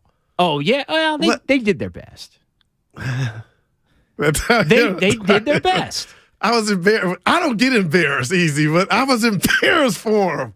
I didn't tell it to him, so I can't say it. You know who I feel bad for in Atlanta is Travis Schlenk. Because I feel like he's been undercut. I don't feel like Schlenk is really running the show now. But when you dip and leave, this is what comes with it. You chose to leave. No, you mean leave the Warriors? Yeah. Well, I don't care about the Warriors part. Well, I'm just saying He when you went leave for the next job. the grass ain't always greener on the other side. Yeah, but he took the lead dog job. Okay, I got you. And now what's who's really running the Hawks? And your boy got I think it's benched. Landry Trey Young Fields. got benched. Landry It was Fields is really running insubordination. the Hawks. Landry Fields is a joke. He had a jumper. So there you go. Yeah. He's a joke. Yeah. And now the Hawks are a joke. So it's not that. I'm hoping 6 and 2. I'll put some names on it on the home trip. I don't think the Atlanta thing is on Schlenk, to be honest. Yeah. But remember they beat Philly, and you thought they were on the come. Well, they're not. I mean, Steiny was like, "That's the year before the year." Well, yeah. Boy, was he right. Yeah. All right. 888-957-9570. Back to the phones. Greg is next here on the road on 95.7 The Game. Hey, guys. Thanks for taking my call. Happy holidays. You too. I don't know if I'm following the rules with this, but I was going to kind of go around the horn. For the Niners, I'm hoping for a push to the Super Bowl so they can finally say they got their franchise quarterback. For the Warriors, I want bubble wrap for the core and Miracle Grow for the young guys. Wow. For the A's, they need a new owner. Forget the Giants. The A's need a new owner so they can finally get a team that's relevant. I'll leave the Sharks and Earthquakes alone because they just need fans. And then for the Giants, I think all the fans should get stock in FTX because it seems like a better investment. So those are my gifts for the fans of the Bay Area. All right, he was running some material. Wow, good stuff. Yeah, Greg on the road. He said bubble wrap for. I don't even know. Yeah, I'll be honest. I wasn't paying attention. Oh, Jay, I've never heard you say that. I checked out. I never heard you. I was trying. Sometimes on the. Sometimes you're reading the text. You went you're Durant reading the on me. notes. Yeah, you were reading I was like, you know what? You comments. go for it. Gotcha. Go for it. And then, we'll make sure we got to make sure you. But you haven't given any team a gift. Give the Niners one. I gave the Warriors a gift. What are you talking about? See, look at me, Mister. I wanted a wing. Oh, you're right. You made me pick one with some blue cheese. Yeah. Give the Niners one. Nah, gift. Well, what would be a good gift? I mean, the gift for the Niners is a simple one. It's a Super Bowl trophy. I mean, they've been so close. How far are we last from, couple of years? Could Purdy do it? Somebody's got to not expose them in a bad way. I'm going to give you a better Somebody's got to answer. take advantage of them. I'm going to give you a better answer. You know what I'm going to say? I'm going to say a playoff. I'm going to say a playoff path where they like don't have to, like where they get a random team in the Super Bowl. Like I'm going to say like because to me the way the Niners win it is if they get the favorable path. And what I mean by that is like they play the Giants. The Giants. Okay. And then Minnesota got knocked off, so you're playing Washington the second week, and then Dallas. And then Dallas has already won 2 games. They knocked out Philly. Okay. And then you beat them. And then but then you get to the Super Bowl. Buffalo? And it's Kansas City? Like there's some random team waiting for you. Okay. But how random? Because right now I honestly believe it's Buffalo, Kansas City, or Cincinnati. Again, we're having some fun, but it would be one of those. It'd be not one of those teams. It'd be one of that's the way I would put it. Not Kansas City, Buffalo, or Cincinnati. Yeah. And I'm being selfish, but again, I'm excited about tomorrow's game with the Commanders. I know you'll be in the house, but it's just another defense, a good defense by the Commanders. Yeah. Do we see Purdy like his version of struggle? And I won't come in here and say and text you, oh, he's not it. But like, when does this train end for the Niners? I was talking to Grandy about this before the show in the green room. I love Grandy. And Grandy's Grandy phenomenal. Dandy. Thanks, Go. Yeah. Phenomenal. Yeah. Low key MVP around here. No, wow, Grandy. look at yeah, no, absolutely. Put Evan on the ballot. My boy Evan's perpetually on the ballot. right. Like Evan, yeah. But I was talking to Randy about, Purdy could be like, how many times have we seen new quarterbacks come in and they play well for 5 or 6, 7 games in a season. Okay. And then as by the end of that season, you're like, oh man, that guy's not very good. But the unique component of this is like Purdy could do that this year and get him to a Super Bowl or a championship game or a Super Bowl, and then like next year come back and be terrible. Right, no doubt. Like it's a unique. But it's Kyle. Kyle knows what he really truly is, and we could apply that to Jimmy. Why did you really need to go draft a quarterback? But deep down, he knew what his flaws and his limitations were. And I'm not saying he is or isn't. We don't know, but the interesting part is whatever the high end on Purdy is, if it is going to fall apart on him, it may not fall apart on him until after this season's over, and that is still a sweet spot for the Niners to maybe get to another Super Bowl, which would be incredible. There was another part to Purdy's game against Seattle I was talking about with Grandy. I want to run that by you. We got a bunch of Giants phone calls to get to. It's all coming up here on 95.7 The Game, and it's all sponsored by Pfizer. This winter, there are COVID-19 booster shots designed to help protect against recent Omicron variants. If it's been at least 2 months since your primary series or original booster, schedule your updated COVID-19 booster dose at vaccines.gov. Sponsored by Pfizer and BioNTech. It's the most wonderful time of the year on 95.7 The Game. Oy, oy, oy! It's the most wonderful time of the year. We're having a holly jolly time here on the Bay Area Sports Station. Yay! Wait a second. Ray, you can't open your Christmas gifts early. Oh, bite me. The Bay Area Sports Station, 95.7 The Game. Ho, ho, ho, ho, ho, ho. Television sales on Black Friday set new records as millions of Americans snapped up the hot deals. But a lot of people were out of town or too busy to take advantage of the special pricing. So, how about a redo? Right now, you've got a second chance to save big on many of the top-rated Samsung, LG, and Sony TVs. Where? At Video Only, where the smart shoppers go. So, don't miss out. Check out Video Only now, or you'll be sorry. 1-877 Cars for Kids. KARS Cars for Kids. 1-877 Cars for Kids. Donate your car today. 1-877 Cars for Kids. KARS Cars for Kids. 1-877 Cars for Kids. Donate your car today. With car prices at an all-time high, our donors are now getting highest receipts ever. Don't miss out for 2022.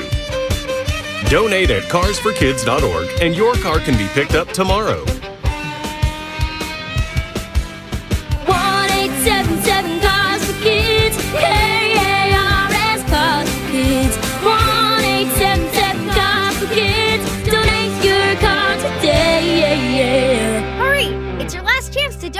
2022. Christmas time is here with greatest deals on power tools at Fasteners Inc. Tool Outlet. Save $100 on a Makita 18-volt rear handle circular saw and take home 2 free batteries to top it off. Fasteners Inc. at 2897 Monterey Road or fastenersinc.net. Help San Francisco's under-resourced high school girls of color envision, rise, and create with Oasis for Girls. Oasis for Girls provides intensive after-school programming that helps connect girls to internships, resources, and job opportunities. At Oasis for Girls, they equip students with the skills and mindset required to do the work. Your support this holiday season helps San Francisco girls cultivate the skills, knowledge, and confidence to discover their dreams and build strong futures. Please donate today at oasisforgirls.org.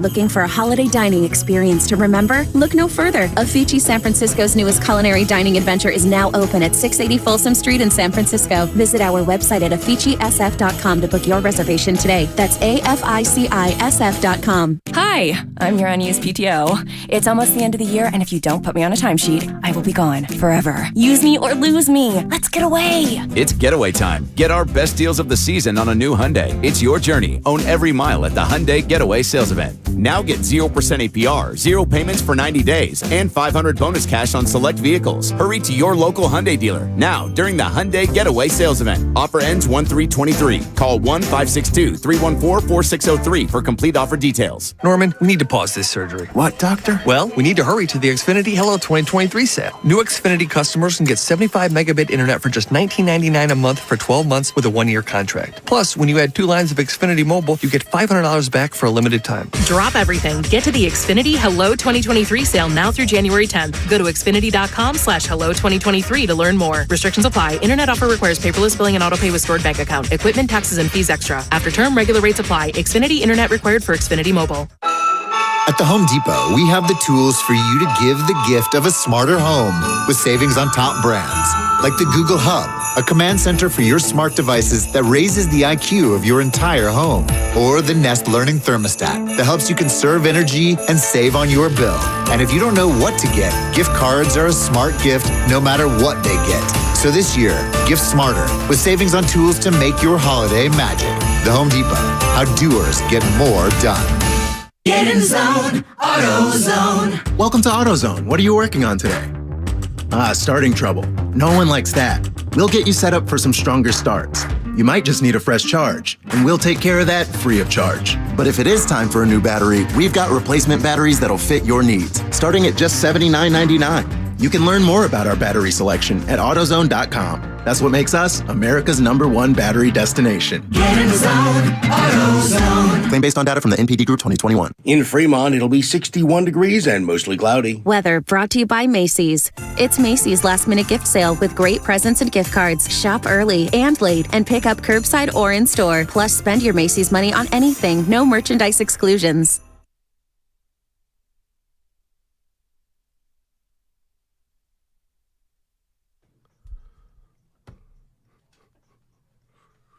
Now, back to Steiny and Guru on 95.7 The Game. The 957thegame.com shop is live. It's 957thegameshop.com. Make sure we get there. Renelle and Hercules ordered her DPOY sweatshirt today, so you can get yours now. I'd probably go for a hoodie. 957thegameshop.com. I dropped the ball. I should have got you. Nothing worse than somebody telling you they almost got you something. Here's the beauty of it. Shut up. Here's the beauty of it for me. Right. If you happen to think about getting me something. Because you got a bag over there. You're in luck because Christmas is still 2 days away, but somebody's birthday's only 2 weeks after that. Wow. So you got time. I'm just saying, you got time.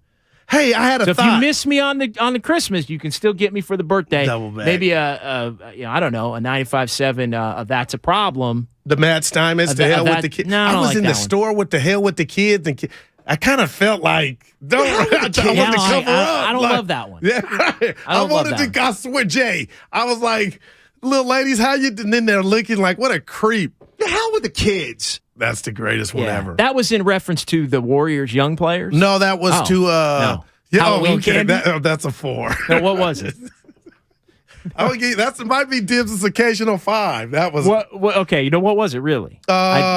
His kids are my kids. Entitlement, being spoiled, And I was saying, you don't want to hurt the kids, giving kids bad news. Like, you can't do this or that. And he was like, the hell with the kids. Yeah, the hell with the kids. Okay. Now, I want to read a text from the Xfinity Mobile text line and then share something I thought about before going to bed last night. And you tell me fair or foul. This is heavy. Fair or foul. Love it. So, Xfinity Mobile text line. Can you shut your yapper and read a text? You think that was geared toward me?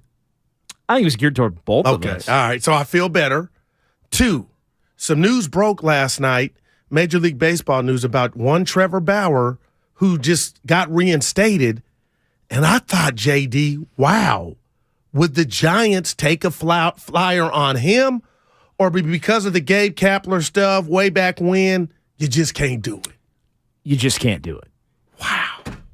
We're That's about the short second answer. chances, though, Jay. The short answer is you just can't do it. The longer answer off of that is the Giants absolutely cannot do it. Wow. You just can't. Like, that can't be your again. They're not necessarily related, but you can't chase this Correa thing with that. You just can't. And now I will say this, and I'm not being contradictory, but that would be their kind of somebody's got to sign him, and that would be their kind of move. What? They already have 6 pitchers, dude. Though, right? But not with this baggage. But again, I go second chances. Some will say, "Well, what do you mean by second chance, Goo? He got reinstated. He shouldn't have been." I just thought, man, you talk about Webb and getting Trevor Bauer back when you thought he would never be an option. I would but say PR no to that. reasons is why you would be out. I would say no to that. Okay. And the people that weren't crushing him for Correa would crush him for that, and they didn't have to deal with it. And some saying he would cost too much money. I'm thinking you might get him on a flyer, on a Groupon. Well, he's not going to cost as much as he would. Well, that's exactly. I mean, I'll take the under on $30 million or whatever he was making before that deal. And Mikal Bridges from the Hornets, who I thought was done. Miles Bridges. Right? Bridges, yeah. Miles Bridges, thank you. Bridges. He looks like he got some action coming back to the team. Yeah, man, I know. Jay, Woj was reporting that second chances after that Charlotte may do something. He can ball. He was about to get a max. He was. So we'll see what that deal is now. 888-957-9570. Let's keep it going here on the phones. We got full phone lines. Man, the whole show. So we'll keep it rolling here with Bob in San Francisco. We'll try and get to everybody here between now and 3 o'clock. Bob, you're on 95.7 The Game.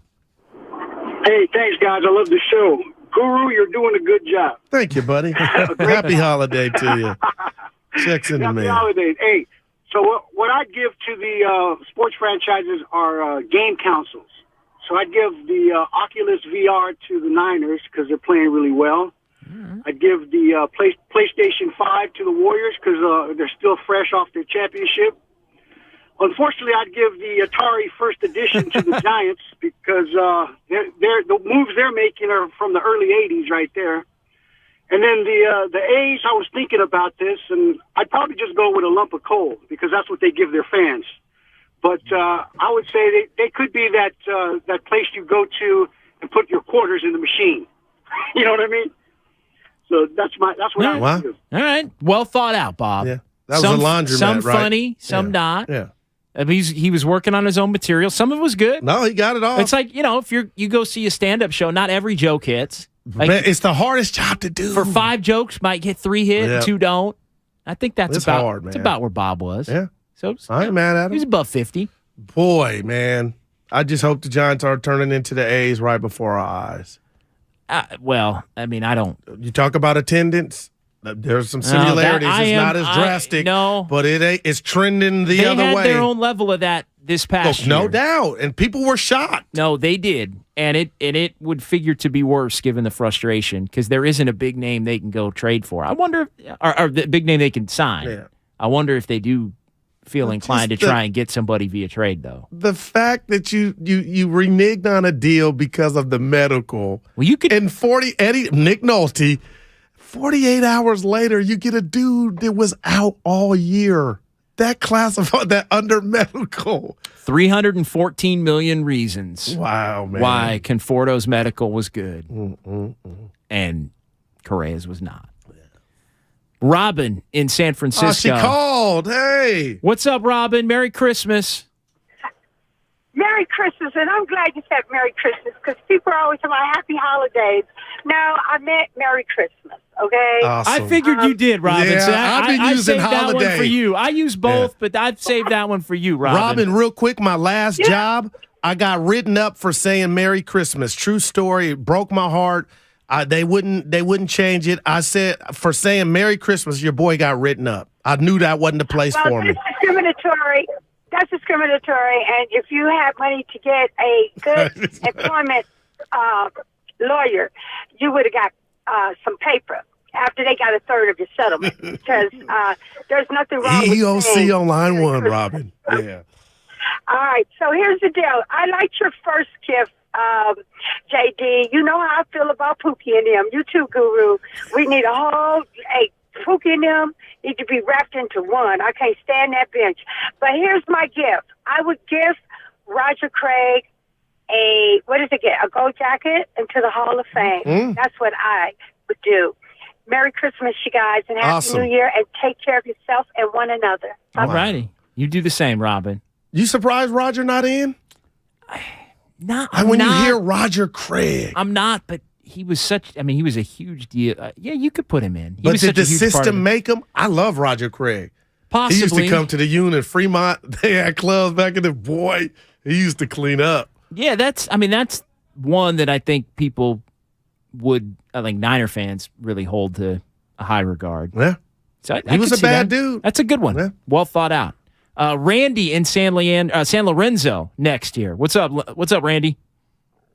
Hey, thanks to two of you the both of you for taking my call. Let me get you and Goo's opinion about this. Do you feel that the Giants owner is one of these owners who isn't completely vested into the sport of baseball? And I mention that because if I'm not mistaken, the guy that owns the A's, he either owns a football or soccer team or is part owner of it, and he invests more into the soccer or football team.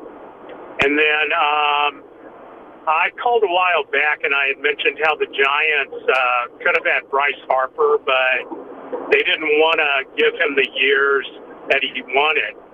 Now, was that due to something medical that they found on him, or what happened with that? Do you know? Thanks for taking my call. Go ahead. Go ahead, Goo. On the Correa. Thanks, Randy. Yeah, something that we found out that was. I wanted to answer. Yeah, they thought there was something with the ankle from 2014, which is hogwash. The part that I was going to answer was about the owner. I mean, every owner's invested in different. Oh, but do you feel like this one's 100% Joe Lacob status? Hell no, definitely not. But again, there's a group. Okay, and maybe that's the problem. It's not one person at the front that can pound the table and say this is the deal. Yeah. 888-957-9570. Pat in Foster City next. Hey, Pat. Hey, Pat, you there? Hey. Big Pat. Pat. Let's put Pat on hold. Pat, I think Pat might get the little T. Pat sounded like last little T of 2020. Really? Well, you'll be yeah. Okay. No, I'm just saying you got to be ready. You got to be ready. It sounded and he was like talking to somebody in the holiday season, in the spirit of the holidays, and the reason I said put him on hold, and I appreciate you guys doing that, Cam and Grandy. The only reason I said that was I got the impression in my mind that Pat was like you were earlier at the cash register, like about to make maybe a holiday purchase for a loved one. Yeah. And had to, it was go time, and so he wasn't ready. So I was giving him a holiday benefit of the doubt in my mind. Speaking of register, can I just real quickly share a story with you? Sure. PSA to clerks. I was in Walmart yesterday, and I had to return something, so they were counting my money out. The line was around the corner. You take a look around. There's a lot going on in the Walmarts. Hey, can you count my money discreetly? Like, you know what I'm saying, Jay? To get out of there felt like Escape from New York. I'm looking right, left, alerts everywhere. Like, just, hey, I see you counting. You ain't got to count it out loud. And just shoot that to me on the under. But, dude, getting money in public nowadays, people watching. Yeah. I hate my mind goes here. I've been around. Like, hey, lady, just put it there. I got it. You got me. Just shoot it to me. One quick point of clarification on the Bauer thing. That was the other thing that I was looking at. Bauer's still under contract with the Dodgers. What? Yes. And so we've had a few people text that, and I said under on 30. He's not a free agent, and I my bad on that. I assumed he was. My bad on that, and I took the. So you owe him some shit. They owe him some chicken. Yeah. They owe him one more year, Okay. which is obviously he had a 3-year, $102 million contract. Wow, okay. So just to clarify that, I thought he was a free agent, but no, he ain't starting from scratch. It stops the contract. Okay, gotcha. So the Dodgers are on the hook to make a decision. So he won't be a Giant. Good If he was a free agent, I would take the under on $30 million. Yeah. But no, he'll get that from somewhere, and I would imagine the Dodgers probably trade him. Yep. But we'll see. Was the team that would acquire him want to pay him $30 million, or the Dodgers are going to have to pay some of that to go away, or do they bring him back and just play out the year? So yeah, that's the clarification on that. Again, so he's owed some paper. Yeah, some my bad on that, because when I saw him, I thought, okay, well I just figured he was a free agent, but yeah, he still had time left in the deal. He'll be pitching for somebody. Yeah, here shortly. He will be pitching for somebody. I mean, it's on the Dodgers. What can you do for me? Are the Dodgers going to keep him, or is they going to trade him? The way I think they didn't have his back and kind of just. I would think it's probably not with the Dodgers. Yeah, I think he would be like, I'm out of y'all don't like me. Y'all don't love me. Again, what if nobody wants to take the contract? Well, there you go. Unless the Dodgers are going to pay some of it down. The one thing you're not going to want to do for the Dodgers is pay for him to not be on your team. And the Giants are balling on a budget. Yeah, well, so that takes obviously the Giants out of that. He'll equation, get hurt even and come back to us. But he would be if he were a free agent, he would be the type of player that the Giants would be looking at as somebody they could get on a potential discount for a horrible reason, obviously. Roger is next here in San Francisco. What's going on, Roger? Hey, how's it going? Love the show. Thanks for taking the call. I know everybody's commenting on baseball, but just wanted to comment on Wiseman.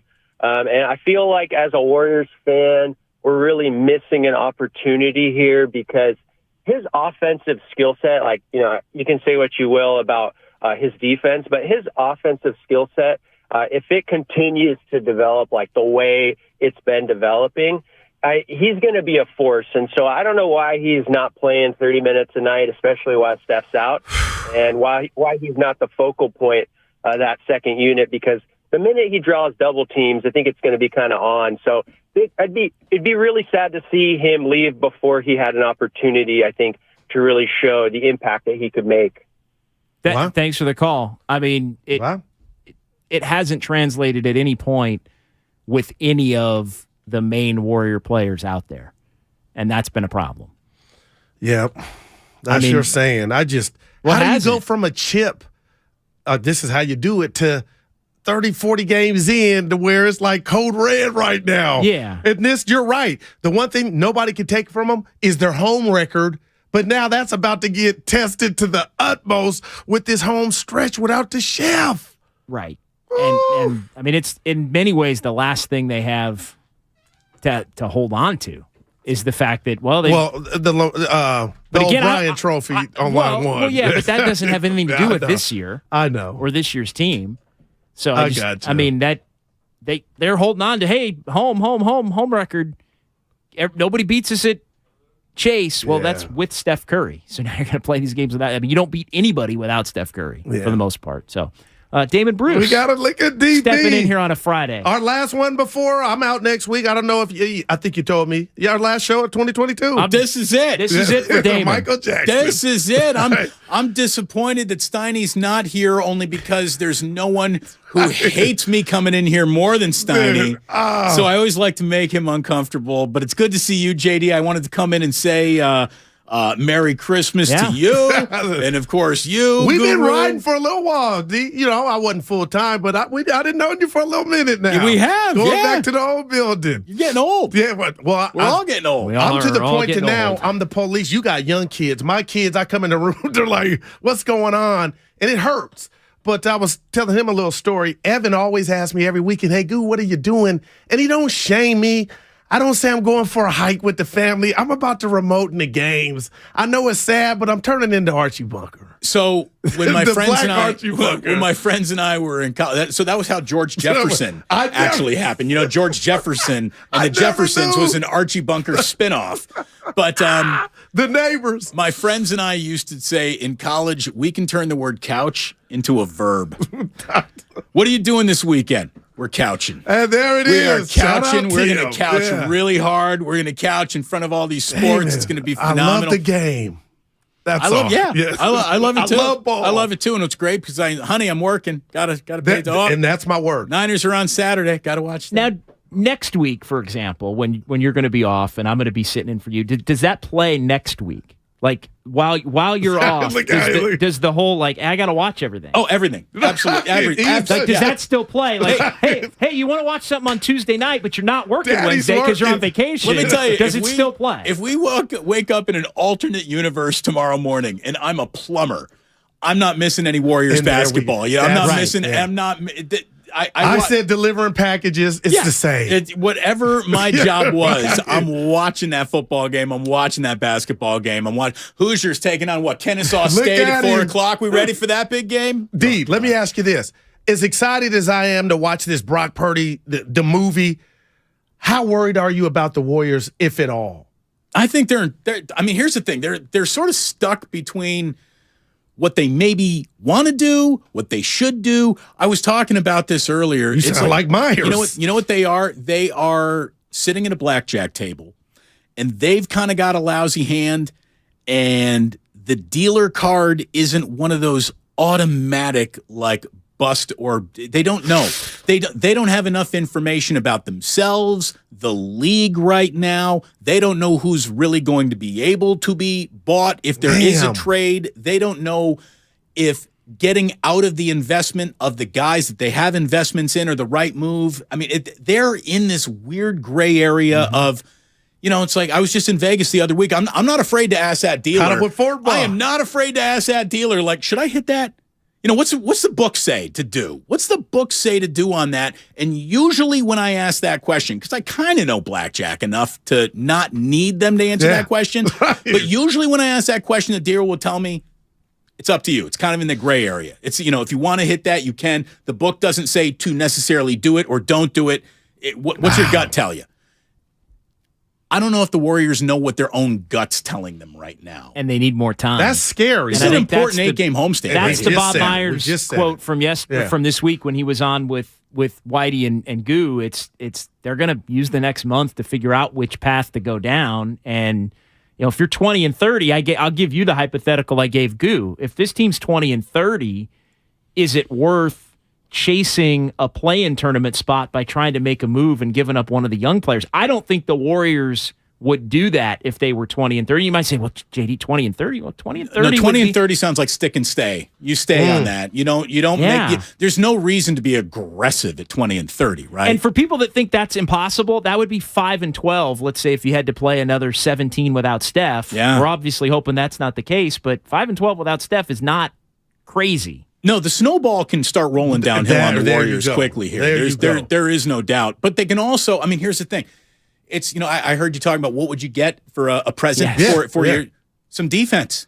That didn't come up today. This team scores still 119. They're giving up the best of them. Okay, they score with the best of them, but they just can't stop anybody. If they could start playing some decent defense, who the hell knows where they could actually go as constructed? Do they look like they're about to flirt with the championship? The answer is a definitive no right now. What do you see real quick here when you watch Clay and you watch him get like Steiny's out? He ain't the only one. A lot of people, something's going on, D. There's 2 scoreboards.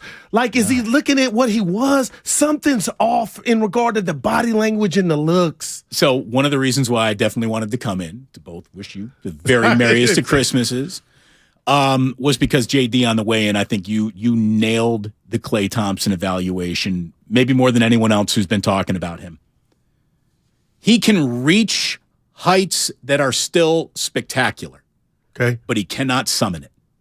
Yeah. He cannot just call out the echoes and the ghosts and you need game 6, Klay? Well, okay, let me go ahead and get myself in that mindset. I'm going to listen to the 4 songs that bring out Game 6 Clay, and here comes Game 6 Clay. Game 6 Clay can happen, but he doesn't know when it's going to happen. Correct. And that's got to be rough. He can't summon it. Be rough. And that's a tough place no doubt. In an athlete's career. It really is. Yeah. They're in a little bit of trouble. And if Steve Kerr is going to hold on to his concept of these are my guys and I ride and die with these guys, he could die with these guys. Okay, no doubt. Absolutely. And I saw a little stat. It was 20-54, Kerr's record, #random, without Curry. Like, okay, that meant, but it was like, wow, 30 under. But I get it. Steph's a bad boy, but the 2020 season, he broke his hand. Yeah, a lot of that was the 15 and 50. Yeah, but when you think about it, it's like, man, this could get the snowball. Yeah? Yeah, no, This is as important an 8-game stretch as they've looked at in about 2-3 years. Yeah, no doubt. Damon, great Happy stuff. holidays, Good man. to see you guys. Both Merry Christmas to you. Yeah, absolutely. Merry Christmas to you guys, your families, everyone. Absolutely. Happy holidays to everybody out there as well. Goo, enjoy the time off. And what's coming up next is brought to you by Fremont Bank, full-service banking, no compromises. It's Damon Bruce. It's Alan Stiles in for Ray Ratto, and that's straight ahead here on 95.7 The Game. Stretch your lashes to new heights with CoverGirl Exhibitionist Stretch and Strengthen Mascara. Up to 60% longer looking lashes. It's an instant lash extension effect. Lift, stretch, and lengthen with a lightweight formula infused with biotin, peptides, and pro-vitamin B5 for strength and protection against breakage. Looking for a lash extension in a bottle? Try CoverGirl Exhibitionist Stretch and Strengthen Mascara for up to 60% longer lashes. From easy, breezy, beautiful CoverGirl. It's go time, California. The year-end sell-a-thon is going on now. Inventory is here now and moving fast, so it's go time. Now get 1.9% APR for 60 months plus $1,000 retail bonus cash on a 2022 Ford F-150 and Explorer. Go to the year-end sell-a-thon at your California Ford dealer today. Now during the year-end sell-a-thon, get low leases on select 2022 and 2023 Ford vehicles. It's go time, only at your California Ford dealer. Hurry in now, it all ends January 3rd. Now get a 2022 Ford F-150 or 2022 Ford Explorer with 1.9% APR for 60 months plus $1,000 retail bonus cash. Not all buyers will qualify for Ford credit financing. 1.9% APR financing for 60 months at $1,748 per month per $1,000 finance regardless of down payment. Bonus cash includes $1,000 retail bonus cash. Residency restrictions apply. For all offers, take new retail delivery from an authorized Ford dealer stock by 1/3/2023. See dealer for qualifications and complete details. At Harris Ranch, we do beef. Just like we've done for over 50 years. Beef that's raised locally right here in California. Tender steaks, awesome burgers, and California classics like tri-tip roast. The flavor you crave, the quality you trust time after delicious time. Come on, it's time to get out and grill. Harris Ranch, we do beef. Legendary beef, legendary quality. Some people got COVID and thought, well, that wasn't such a big deal. But you can get COVID again, and next time it could be worse, especially for those 50 and older, or with a chronic condition like heart disease or diabetes. But with an updated vaccine, you have better protection from COVID's worst outcomes. And that's a big deal. Find updated COVID vaccines near you at vaccines.gov. We can do this. Paid for by the U.S. Department of Health and Human Services. Ray Magliozzi here for eBay Motors. Okay, easy now. You're teaching your kid how to parallel park. Ouch! Turns out he likes to do it by feel. Don't worry, eBay Motors has bumpers, taillights, trunk lids, license plate holders, 122 million parts. Pull up just a little bit. And headlights. They've got lots of headlights. Get the right parts at the right prices. eBay Motors. Let's ride. Christmas is in season on the Odyssey app. Whether you're out shopping, cooking up a Christmas feast, or just decorating the house, The Odyssey app has the playlist for your holiday season. like Christmas classics, Disney Christmas, countrified Christmas, Viva Navidad. hip-hop Christmas, and more. It's all here on the Odyssey app. Download the free Odyssey app today, search for holiday stations, and get into the Christmas spirit. That's AUDACY. Odyssey. Odyssey.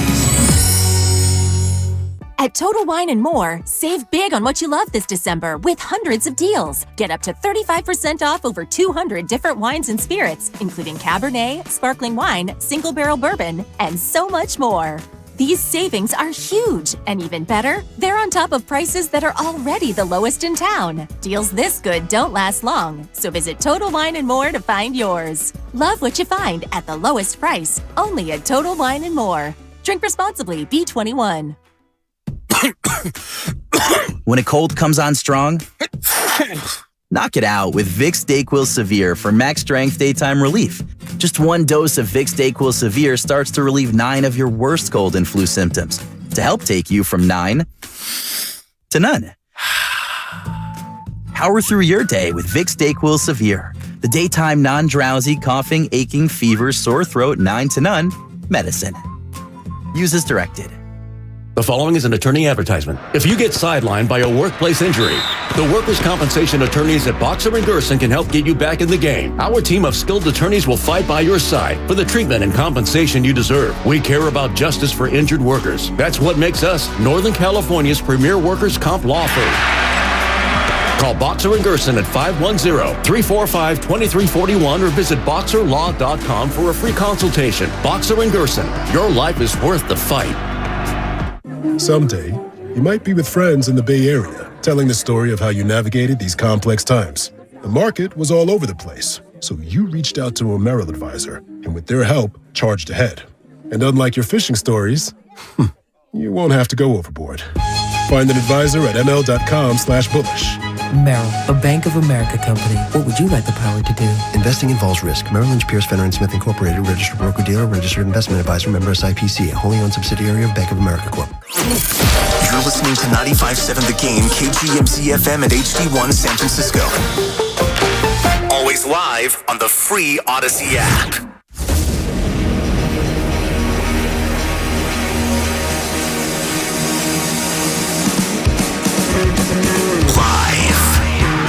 Corner of Broadway and Battery. You're listening to Damon Bruce and Ray Ratto on 95.7 The Game. All right, final show of the year for yours truly, and we're going to go out in style. Mr. Alan Stiles in studio today, in for Ray. It's good to see you again, man. Good to be in, Damon. Good to be in. You ready to go? You ready to wrap up the entire year over the next 3 hours, plus start predicting things we might see? That sounds like a loaded show, but I think I'm up for it. We're going to do it all. We're going to do it all. We got two great guests today to talk about a very interesting weekend of football that's coming up. Obviously, the 49ers, their playoff appearance is already in the barn. We know they got a home game. We know that they've won their division. And so now it's getting to the finish line with the best possible healthy way out there, and maybe even improve your seating along the way and just groom Brock Purdy into what you're going to need him to be. And I know that Ray didn't want to talk about this much as we were kind of talking about this week, because he thinks that, one game is one game is one game, and every game should be the same game if things are going well for the 49ers. What happens when things don't go well? Like, what happens when you need Brock Purdy to execute a quick 2-minute drill because you're down 10 points in the second half? Right. What happens if that is on the table? And that could be on your playoff table. I'd like to see a world where Kyle Shanahan opens a game with a 2-minute drill, opens a half with a 2-minute drill, puts Brock Purdy in not uncomfortable necessarily, but different situations than he's used to, just to get him ready. I mean, and then hopefully by the time you get to the final game of the year, it's Josh Johnson time, and you're treating Brock like a real QB1, and you don't play today. Right. Well, and that's the thing, because we don't know, based on how ridiculously amazing this defense is, we don't know if it's going to happen organically. We don't know if the Niners are ever going to be in a position where Brock Purdy is going to have any adversity. So basically what you're saying is you might have to create some type of adversity for Brock Purdy, because what you don't want is, sure, you can steamroll the rest of this season, and maybe you still lock up that 3 seed if the Vikings stop messing around. You're not able to get that 2 seed. You don't want the first bit of adversity for Brock Purdy to be in the playoffs. That's what you don't want. Right. You don't want his first, oh man, moment right to happen when you're in such a big football game. And it's tough to simulate that kind of playoff pressure. I mean, there's preseason speed, there's regular season speed, there's postseason speed, there's NFC Championship game speed, and then there's Super Bowl speed. Exactly. So everything ratchets up from here on out. There is just no doubt about that. And how best can they simulate what the hell is going on? We got some NFL stuff to talk about. Robert Saleh probably not worried about that instant coffee world that he was talking about, sort of blaming the media for the way Zach Wilson was being treated. There is some of the unfair, cruel, instantly wanting everything microwaved and servable as quickly as possible media world that we live in. And sometimes your boy just can't play. Right. And that is, I think, what's going on with the New York Jets. We're going to talk about that today. How about this? Fred Smoot, long NFL career. He covers the Washington Commanders. And a couple of years ago, Alan, we had him on, and this guy was like one of the best football guests we've had in a really long time. Like, I randomly saw Fred Smoot, and I remember telling Lucas, I'm like, anytime the Washington Commanders are on the schedule, you get us Fred Smoot. There you go. We got Fred Smoot coming up later this hour at 3:45. Brian Baldinger at 4:30 stops on by.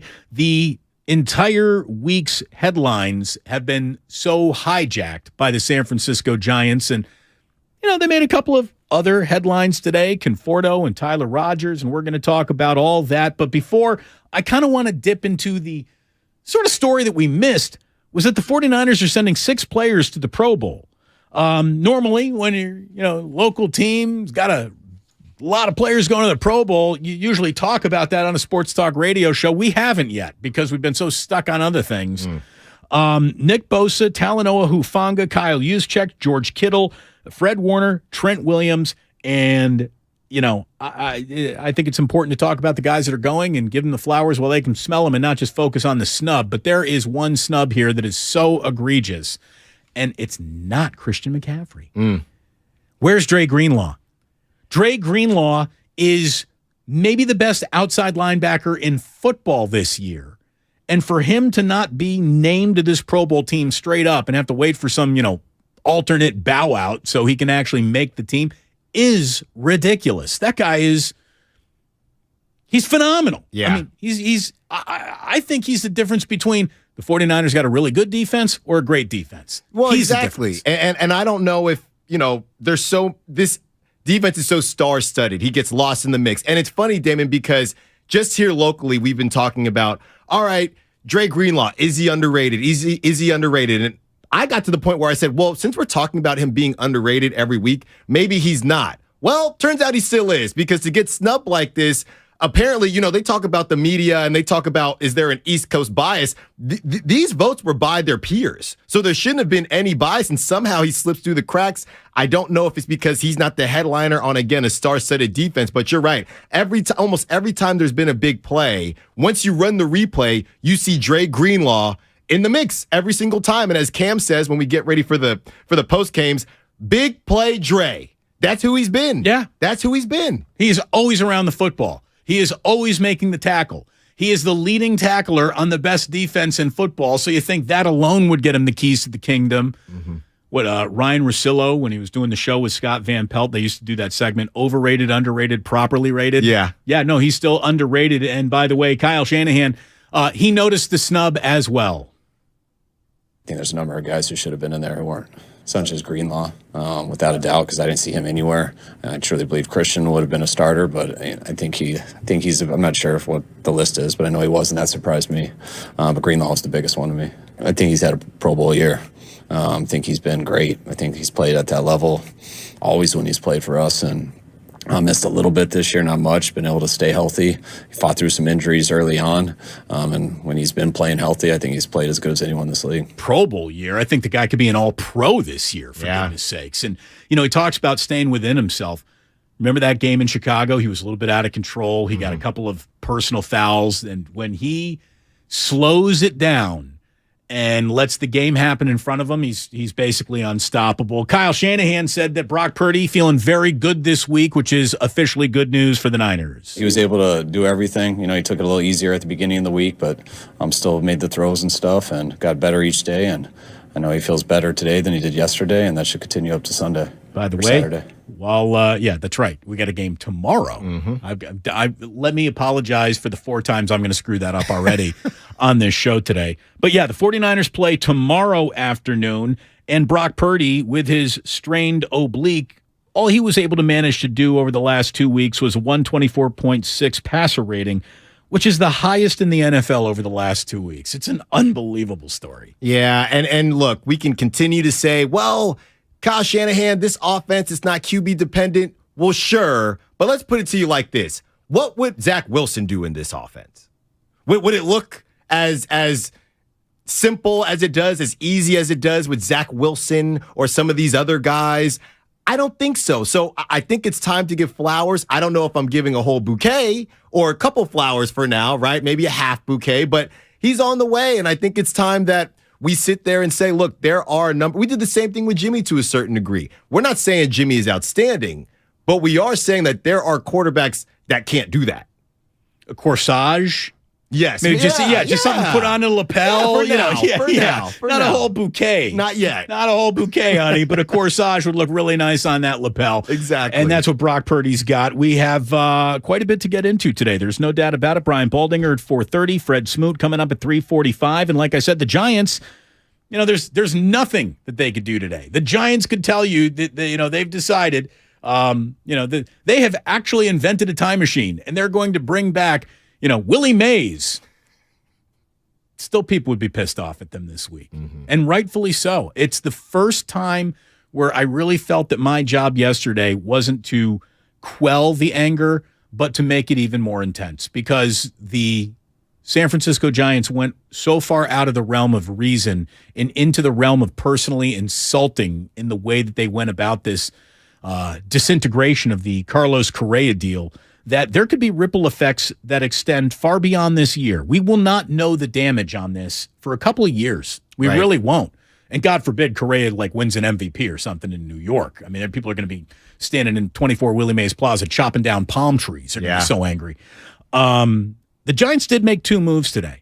And nobody wants to hear this. Nobody wants to hear this. You want more anger at the Giants? They suck, blah, blah, blah, hate everything. They're a better baseball team today than they were on Monday. If we could just pretend the Carlos Correa thing never happened, and you just look at what they did is not sexy. What they did doesn't sell tickets, but doesn't make them a better baseball team. Yeah, I think it does. I think they're better than 81-81 as they stand right now. Good enough to win their division? No. Good enough to win their league? No. Good enough to win a World Series? No. Are they better than they were last year? Yeah, I think they are. We're going to talk about this isn't the worst team in all of baseball. They're not the biggest dumpster fire, but they've also done an awful lot of damage to their own reputations around the game, and they've done as much damage in their own fan base as I've ever seen the Giants commit, as I've ever really seen any team commit here in the Bay Area with a single decision. So we got a lot to get into today. Damon Bruce and Alan Stiles along with you. It is really good to have you here, and we're just getting underway. We're going to be recounting the top 5 Bay Area sports headlines of the last year. We're going to look at the national sports stories of the last year, and at 5 o'clock, we're going to get into the prediction business. So you be ready to join us when that happens. It's good to have you here today. Damon and Ratto with Alan in. We are brought to you by Bed Bath & Beyond. Hey, here's a holiday gift from Bed Bath & Beyond. Between now and Christmas, get 25% off your entire purchase by texting JOY to 239663. That's 239663. New offers every day at Bed Bath & Beyond. Exclusions apply. See website for details. Does your heart long to wander? To encounter colorful creatures from the deep blue sea? And amazing animals from the Amazon and beyond? Feed your wild heart. Travel the world, right here in San Francisco. Make your reservation to the California Academy of Sciences at calacademy.org. Explore Wanderwoods, our new outdoor playscape, now open. 1-877 Cars for Kids, KARS Cars for Kids. 1-877 Cars for Kids. Donate your car today. 1-877 Cars for Kids, KARS Cars for Kids. 1-877 Cars for Kids. Donate your car today. Donate your car today at carsforkids.org. That's cars with a K. Your car, running or not, can be picked up as soon as the next day. You'll get a maximum 2022 tax deduction and a vacation voucher. 1-877 Cars for Kids. K-A-R-S Cars for Kids. 1-877 Cars for Kids. Donate your car today. Hurry! It's your last chance to donate for 2022. If you own a business, this has been a bumpy ride. From pandemic to inflation, I'm sure you could use a break. If your business has 5 or more employees and survived COVID, you might be eligible to receive a payroll tax refund of up to $26,000 per employee. The challenge is getting your hands on it. Hi, I'm Howard Mackler, and that's why I founded GetRefunds.com to cut through the red tape and get you that money. The team of tax attorneys we have put together are highly trained in this little-known payroll tax refund program. We do all the work, charge not a dime up front, and simply share a percentage of the cash that we get for you. Businesses of all types qualify, including those who took PPP, nonprofits, and even those that had increases in sales. We have helped return over $1 billion to businesses, and we can help your business too. Just go to getrefunds.com and answer a few questions. This payroll tax refund is only available for a limited period of time. Don't lose out on up to $26,000 per employee. Go to getrefunds.com. That's getrefunds.com. It's game day at Jim's house, and the spread is impressive. Mike's already done some damage with the hot wings, and now he's dropping back and going deep for another slice of pizza. I sure hope he brought the Pepto. Mike knows the Pepto-Bismol provides fast 5-symptom relief from unexpected stomach upsets. He's no rookie. The way he's throwing back those nachos, he's the GOAT. Be ready for game day with Pepto-Bismol. When you have nausea, heartburn, indigestion, upset stomach, diarrhea. Use as directed. Keep out of reach of children. I wanted to know why some people who get COVID-19 get it so bad. I found out it may be because they have a high risk factor, such as heart disease, diabetes, being overweight, smoking, and asthma. Even if symptoms feel mild, these factors can increase your risk of COVID-19 turning severe. So if you're at high risk and test positive, there are things you can do, like asking your healthcare provider if an authorized oral treatment is right for you. Learn about an option at treatcovid19.com. This message is sponsored by Pfizer. Television sales on Black Friday set new records as millions of Americans snapped up the hot deals. But a lot of people were out of town or too busy to take advantage of the special pricing. So, how about a redo? Right now, you've got a second chance to save big on many of the top-rated Samsung, LG, and Sony TVs. Where? At Video Only, where the smart shoppers go. So, don't miss out. Check out Video Only now, or you'll be sorry. Get in zone, AutoZone. Welcome to AutoZone. What are you working on today? Starting trouble. No one likes that. We'll get you set up for some stronger starts. You might just need a fresh charge, and we'll take care of that free of charge. But if it is time for a new battery, we've got replacement batteries that'll fit your needs, starting at just $79.99. You can learn more about our battery selection at AutoZone.com. That's what makes us America's #1 battery destination. Get in the zone, AutoZone. Claim based on data from the NPD Group 2021. At Target, make the holidays a breeze with same-day pickup and delivery. Order today and get it today by choosing free drive-up, free order pickup, or same-day delivery when you order on Target.com or through the Target app. This season, get festive faster and holiday the easy way with Target's same-day pickup and delivery. Choose free drive-up, free order pickup, or same-day delivery on everything you need for the holidays. Only at Target. At Lowe's, it pays to be a pro. Now through January 6th, Lowe's MVP's Pro Rewards members earn 1 bonus point for every $1 spent on qualifying purchases with the Lowe's Business Credit Account.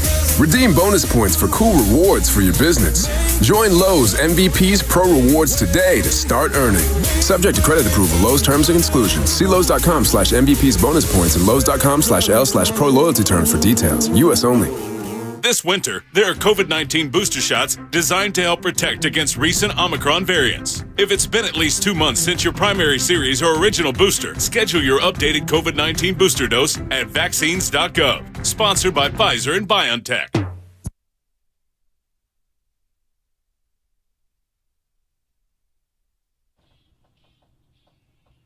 Now back to Damon and Ratto on 95.7 The Game.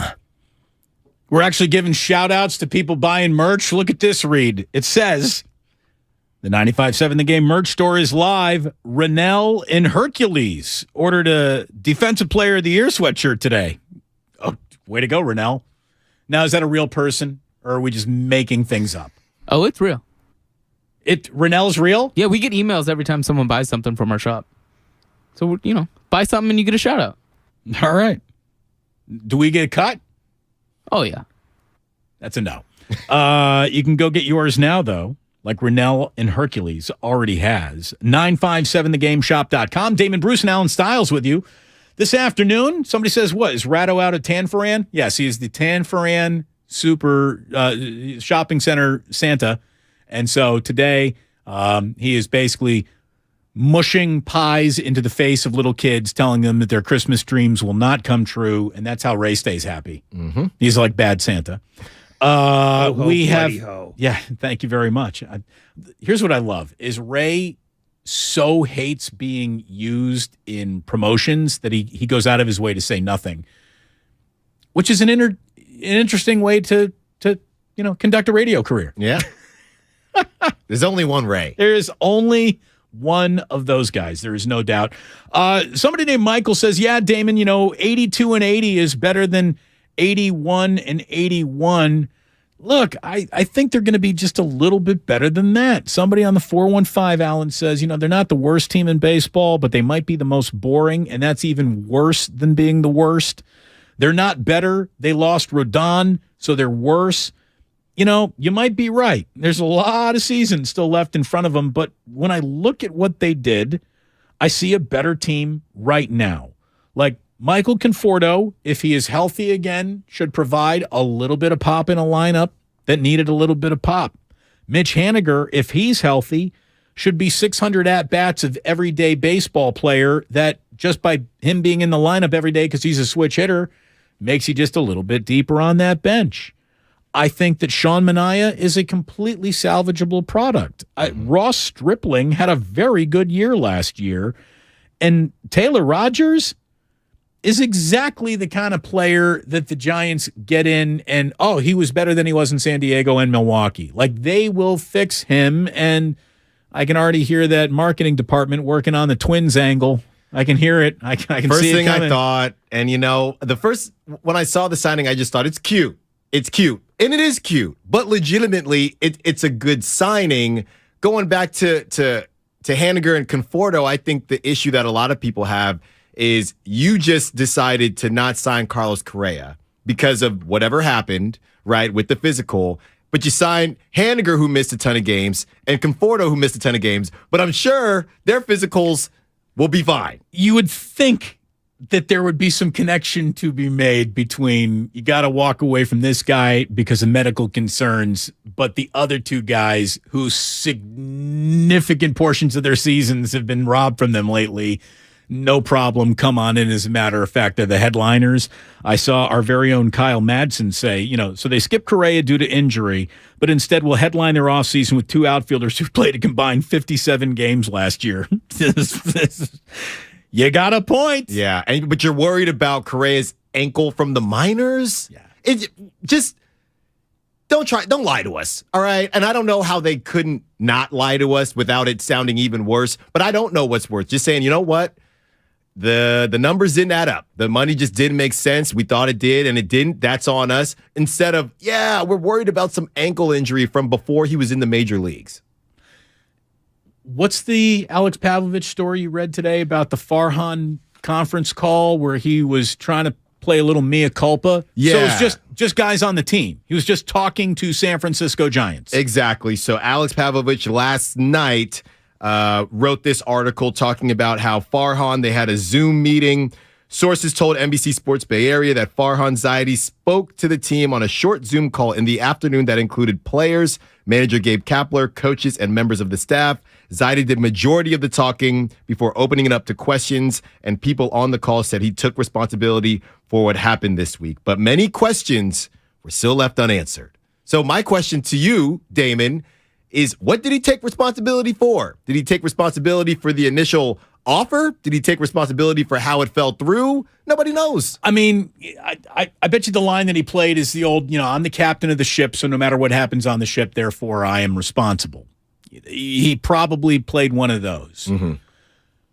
But I'm going to tell you right now that Farhan probably has an under-the-table deal with Giants brass right now to be extended that we don't even know about, because they're going to ask him to get in front of all this, and you take all the hits and all the heat and all the bullets. I do believe that this came from Charles Johnson right on down. And as I was telling you in the hallway, I really think 10 days ago, that's what it was, 10 days ago is when it sounded like Carlos Correa was coming. John Heyman said. 10 days ago, the following few days after that day, no business was done. They didn't sell another corporate suite. They did not sell 500 extra season tickets. As a matter of fact, they probably, were calling people to re-up, and they were like, I really not. It wasn't the brisk business. We have a marquee player that now our fans are just dying to come and see. And I think that quashed the deal more than any fugazi medical concern. And I almost think that the doctors were, in a way, given marching orders to scuttle the deal. But I don't understand how you get that far without vetting this type of stuff first. I mean, look, we're at the end of the year. We're in Q4, if we want to use that term, right? Your sales team, tech teams, we're trying to hit numbers. And at the beginning of each quarter, you have projections. Damon, how in the world could their projections be so far off? Carlos Correa is a great player. First of all, there's only about, 5 household names in Major League Baseball? Carlos Correa is not one of them. I don't get how this is your job. People get paid, and I would assume a lot of money for the Giants to get this stuff right. How do you get it so wrong that you want to pull out immediately? Here's the thing. If you want to pull out immediately, I got no problem with that. General manager has an idea.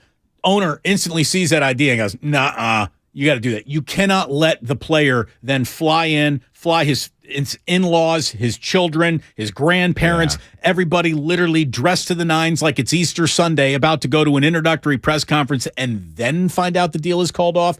That is a level of, this ain't business now, it's a little personal. That was an incredibly unprofessional thing to have happened.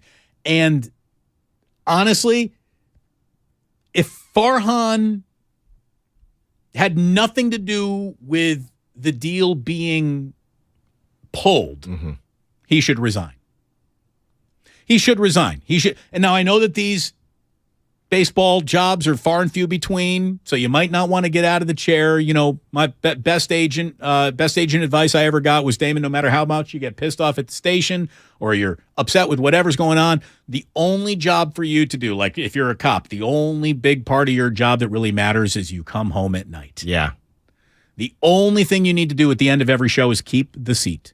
Keep the seat. Never give up the seat. Don't give up the seat. Don't give up the microphone. Just keep the seat. Make sure you don't do anything during the show that will remove you from the seat, because there aren't that many of them. Right. And if Farhan is wired to keep the seat, okay, but if I were him, I would want deals under the table for me to take bullets from you. You're going to give me a raise. You're going to give me 3 more years. Or I'm going to take something that is big enough to ruin my reputation as a negotiator and just let everyone know I had nothing to do with this by resigning. That's what I'm saying. If you're going to resign, if I'm Farhan and I'm resigning, or I decide to go in that direction, I'm singing like a canary. I'm not just bringing up the Correa stuff. I'm bringing that up and how that ended up being a debacle. I'm bringing up everything because Farhan has taken a lot of flack in terms of, he's the penny pincher, he's shopping at Ross, he's doing all these things. But we've never asked the question, maybe that's what he's being told to do. Do we really think Charles Johnson and whoever it is saying, hey, spend this money, and Farhan's saying no? He was brought in initially to fix the books. And I think after that, they're saying, hey, you're good at finding these diamonds in the rough. That's what we want to do. So I think that Farhan's already taken a lot. He's already taken even more. I think we're finally, and I know you had Tom Verducci on yesterday who said, look, this is not just a Farhan Zaidi thing. This is too big for just that. So If he decides to leave, I would put it all out on Front Street. You can call me a rat. You can call me anything. But you're not going to call me broke because you're going to have to pay me or you're going to have to come out and say, hey, you're going to have to exonerate me. And if Farhan does have the regard that the Giants say he does have around Major League Baseball, he won't be out of work for long. No. And he's also made enough money as the GM to where if you took 12 months off, you're going to be just fine, I bet. Right. So he has more room to protect his reputation than most people do at work when they have this. Okay, if you're really going to stand by your principles, you should resign then. A lot of people just don't have that option because they got kids to feed and they got groceries to buy and they got bills to pay and they don't have the luxury of, well, then screw that. I'm going to take mine and walk away. He does have that. Exactly. He's still here, which means he is responsible for it, whether he is or isn't. And I guess that's what he was saying. And I'm going to tell you that another reason why he had that Zoom meeting is because San Francisco Giants are upset. They're upset that this happened in their clubhouse. They're upset that another one of their, fraternal baseball brothers was treated like this. Mm-hmm. And really, Correa is the kind of guy who is such an over-the-board analytics nerd as a player. He would have fit in perfect. Like, he is absolutely the kind of guy that Farhan would, hey, he doesn't have a whole bunch of sexy numbers when you open up his, baseball reference page, and he hasn't hit more than this many home runs, and he's only driven in 100 runs more than once and scored 100 runs more than once, and all that is true. You know what's also true? He's got the best WAR at the position of shortstop, fourth best in the history before his age 28 year. So there's something to be said for that, too. He would have made a great impact. Yep. He would have been the one guy that would have made maybe the next free agent say, yes, I'm coming to the San Francisco Giants. So there's still in that, are you really swimming in the deep end of the pool area that they were supposed to cross this offseason? Yesterday was a rough day, man. I mean, then you have, and Scott Boras was just doing he's just doing his world tour. I saw about 18 different videos for him. And you know what? Good on him. That's what you got to do. He knows he's riding for his client, and a lot of other players are going to say, I want my agent to do that too. It comes out that Carlos Correa is thrilled to play third base. He wants to beef up and continue to focus on his hitting and thinks that he can do that without losing any of his, defensive prowess at third base. It's just awful, damn it. Meanwhile, we're over here, Giants fans, I don't know, Brandon Crawford, this, come on, Marco Lucio, come on, man. Really? Well, you don't have to worry. Okay, Giant fans, you don't have to worry about that anymore. Brandon Crawford will be your shortstop. Did you know that Taylor and Tyler are twins? I mean, there is go ahead and predict what we're going to see right now. We're going to see the both of them dressed up like the Shining Girls, waiting for, little Danny to come around the hallway on his big wheels. We're going to see both of them dressed like the Shining Girls come around, if the Giants, they're not going to be playing in October, so they're really not going to see Halloween. But we're going to see both of them dressed up like the Shining Girls. We're going to see both of them dressed up like Arnold Schwarzenegger and Danny DeVito on the Twins movie poster. We might even see them bring back like the Coors Light girls and twins. Yeah. There might be something like that, even though that's probably, not going to float very well in the everyone's offended by everything these days world that we live in. So maybe the twins thing is out. But yeah, they are going to milk this aren't the twins adorable angle, and they will. But here's the thing. If both of them get it right, those are two innings that kind of just got solved in a bullpen that needed to solve some innings. Yeah. If I were them, I'd still go after Craig Kimbrell. I think you can get Craig Kimbrell for a song right now. Is Craig Kimbrell worth what he used to be? No. But the Giants aren't paying top dollar for top talent. You're looking for the can you rebuild it project. And That's what they're doing. And look, Conforto is 29. He played his first 7 seasons in New York, a .255 hitter with 132 home runs, an .824 OPS. He is basically Brandon Belt with a little bit more power. And he's, 6 seasons removed from his only All-Star appearance when opening day comes around. But they take a flyer on him. What's really frustrating, though, when you continue to look at the weird way the Giants are doing business, right? Let's say Conforto really pops for them. Let's say Sean Manaea literally finds baseball pitching Jesus in his life once again and is flirting with a Cy Young. They got opt-outs. Yep. They all got opt-outs. A good year means they're probably here 1 year. And a bad year means now you got a bad player on the hook for a contract that doesn't look good anymore. So, but that never happened. I've never seen a player have a good year with a player option and not exercise that out. Look, Carlos Rodon. The same thing. Just did it. The Giants, these deals, first of all, Farhan, Kevin Durant would have loved Farhan out here because all these short-term deals, they would have been great together. So that's number one. And number two, they're treating it like a junior college. They're treating it like the transfer portal. Just come on, and if it works, right, great. If it doesn't work, I guess we're stuck with you. So it's the opposite. You're supposed to move on if you play well. I guess that is what's happening. They're moving on if they play well. If they don't play well, we're stuck with you. So it's a really interesting business model. Going back to the Twins, Damon, you know what it reminds me of? It's going to be all cute when the season starts in March and April. Oh, we have twins, and one comes in after the other. It's cute then. But when the Giants have a losing record or they start dropping, you're not going to want to hear it. It reminds me of Jeff Samardzija. ERA is over 4 for the Twins. It reminds me of Jeff Samardzija when at the beginning, what did we always hear about? He was a wide receiver at Notre Dame, and he could have played. You know what? I don't care about that when he's giving up home runs and bombs. I don't care about what he did at Notre Dame. It's not funny. It's not cute anymore. That's funny at the beginning of the season, but once they don't, if they don't play well, it's just going to be annoying. Right. It's like when the Bears signed Craig Krenzel out of Ohio State. Everyone was like, "Well, did you know that he was like a molecular chemistry major? Like he really went to." Nobody cared when he couldn't pick up a first down. Nobody cares. Did not matter. But look, I actually think the Conforto signing, as it is, just on its surface, isn't a bad one. I actually think that the Mitch Haniger, first of all, Mitch Haniger is going to be everybody's favorite San Francisco Giant. Mm-hmm. Mitch Haniger, come on down. You're about to be one of the more popular guys on this team. I think he's going to have a good year.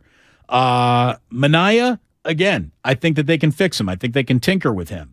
Stripling doesn't need much fixing. He has a pretty good 22 coming out of Toronto. The rotation of Logan Webb, Alex Cobb, Ross Stripling, Anthony DeSclafani, Sean Minaya with like Jacob Junis or Sean Jelly sort of lurking out there. It's not the worst. No.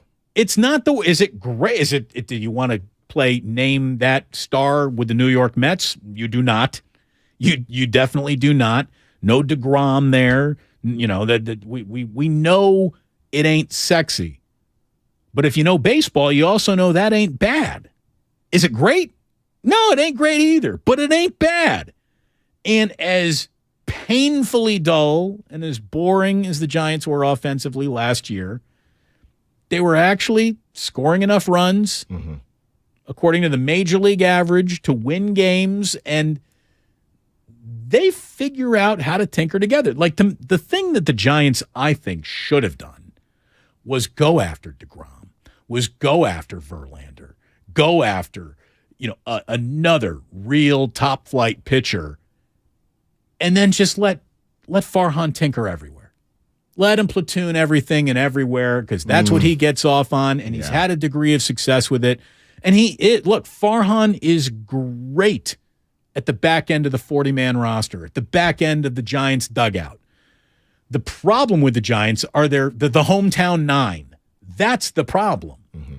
I like what Farhan does on the margins. I like the deals that are the $30 million deals that get you a Minaya, a Stripling, a Conforto. Those are good deals. You want a smart and shrewd GM who knows how to identify a little market value being disregarded over there, so I'm going to hop on it. I think Farhan has merits, but, and I got into not an argument with Willard, but we were talking once on the air, and I just said, look, you can have as smart a general manager as you want. I'll take the pile of money, because the pile of money is in the postseason more often than anyone who claims to be smart or good at what they do. Money matters in baseball, and there is a direct correlation between how much did you spend on your team, where did your team finish its season. Yeah. What I'm worried about, and I do like the Conforto signing because the 3 true outcomes I don't love. I don't think it's fun for baseball. I don't love it at all, right? The strikeout, the walk, or the home run, we get all that. With Conforto, I think that he's not one of those guys. He's a contact guy, right? He's going to put the bat on the ball. Yeah, he might be a little. He might swing away a little, but he's a strikeout guy. But I also think my fear is that the reward isn't going to be as great. He's a guy where I think that this ballpark matters. Aaron Judge, I don't think that this ballpark would have mattered because that guy can hit the ball anywhere he wants. Conforto's a guy. Okay, those are going to be doubles instead of home runs. That's what I'm worried about. And so you have to kind of work that in and figure, okay, how is this going to affect what he did, right, with the Mets? How is that going to affect this? One more thing, Damon. Everybody was worried about the Scott Boras stuff. I believe Michael Conforto is also a Scott Boras client. So if you want some more optimism, you know Scott Boras is about that green anyway, so he's not really going to care. He can move forward. All right. We're good. Yeah, he's going to wipe our hands of it. So best deal for his client. So there's not going to be a lot of people were freaking out. We're never going to be able to sign another Scott Boras client. No, you will. You know, you might have to overpay, but you will. Yeah, and if you overpay, that's how you get the client to begin with. Right. They were probably about to overpay for Carlos Correa. And I don't know why they got cold feet at the end because, honestly, with the way that Major League Baseball salaries project out, 8 years from now, if he's playing decent baseball, that wouldn't have been an overpay. You can't just use today's standards to judge contracts that are now a ridiculous 10, 11, 12, 13 years long. It's insane, the ask of agents, but they're only asking for what people are willing to spend. And the Mets have so disrupted the absolute industry. And look, this is an industry now that, it makes no sense, but the owners built a system that aggressively penalizes teams that want to spend and win and actually rewards the cheaper teams who are trying to do it on the margins and in the middle. And what's sad about the Giants is that might be where this ownership group wants this team to live now. And that means you need a new ownership group. I mean, I don't know what to tell you because OK does not do well in the Bay Area. Never plays well out here. It just doesn't. So they need to seriously think about landing a major free agent, and it didn't happen, and we've been saying this for years, so now they got to go play way over their skis again, and if things go wrong, I mean, that's the thing. The Giants' margin for error right now is 0. They better get an awful lot of likable personalities beaming out of that ballpark, everyone having a career year at the same time, which is basically how 117 wins happened. And if that doesn't happen, the amount of bad feeling that'll come back in, and I'll tell you, they need to address this publicly at some point in time. Somebody's going to have to say something on the record explaining this to questions being asked by reporters who aren't pussyfooting around the real issues. They need to address this. This ain't going away because it's Christmas break, and then when we come back, we're going to be like, hey, the NBA starts on Christmas Day. It's basketball season. That's what they want. This is not going away. This is not going away until there are some answers. And it's a fascinating situation to the point where maybe it is my top 5 Bay Area sports headline of 2022. But you'll have to find out next hour. Because coming up next, we're going to say hello to Fred Smoot. Fred Smoot played an awful long time in the NFL. He was really, really good at what he did, and he is an outstanding guest. And we're going to talk to him about 49ers and Commanders coming up tomorrow. Fred Smoot next here on 95.7 The Game. We are brought to you by Fremont Bank. Full-service banking, no compromises. It's the most wonderful time of the year on 95.7 The Game. Oy, oy, oy! It's the most wonderful time of the year. We're having a holly jolly time here on the Bay Area Sports Station. Yay! Wait a second. Ray, you can't open your Christmas gifts early. Oh, bite me. The Bay Area Sports Station, 95.7 The Game. Ho, ho, ho, ho, ho, ho. It's go time, California. The year-end sell-a-thon is going on now. Inventory is here now and moving fast, so it's go time. Now get 1.9% APR for 60 months plus $1,000 retail bonus cash on a 2022 Ford F-150 and Explorer. Go to the year-end sell-a-thon at your California Ford dealer today. Now during the year-end sell-a-thon, get low leases on select 2022 and 2023 Ford vehicles. It's go time, only at your California Ford dealer. Hurry in now, it all ends January 3rd.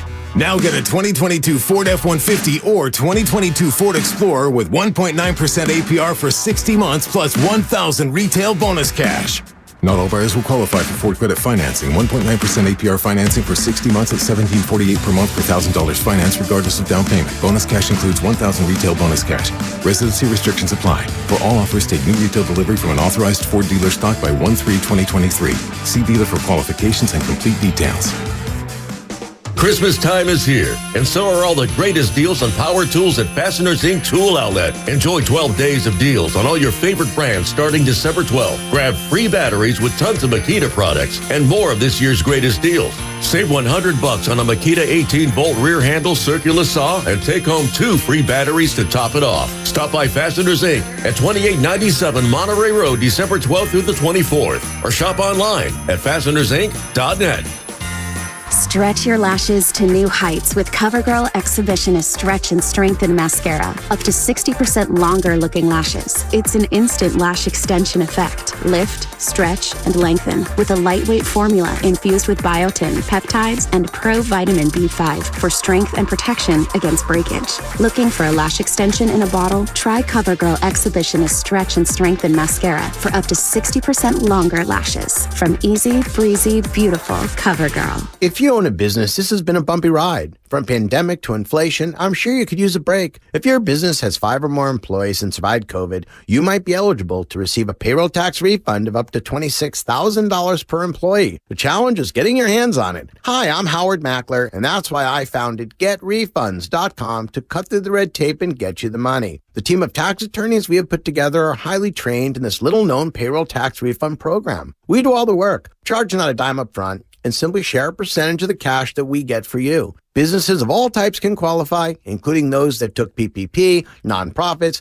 and even those that had increases in sales. We have helped return over $1 billion to businesses, and we can help you too. Just go to getrefunds.com/sports, click on Qualify Me, and answer a few questions. This payroll tax refund is only available for a limited period of time. Don't lose out on up to $26,000 per employee. Go to getrefunds.com/sports. That's getrefunds.com/sports. Hi, welcome to IKEA and our winter sale. Hi. We've got hundreds of offers on everything from storage solutions to... I'm sorry, did you say hundreds? Yes. I'm still working from home. Anything to help me get organized? Absolutely. Check out our offers on shelving and desks. Ooh, what about mattresses? Yep, those too. Dressers? Sofas? Yes, and yes. I think I need a bigger cart. Visit us at IKEA-USA.com/offers for details. Offer dates may vary. U.S. only while supplies last. Selection may vary by store and online. See store and IKEA-USA.com/offers for complete terms. Restrictions apply. Some people got COVID and thought, well, that wasn't such a big deal. But you can get COVID again, and next time it could be worse, especially for those 50 and older, or with a chronic condition like heart disease or diabetes.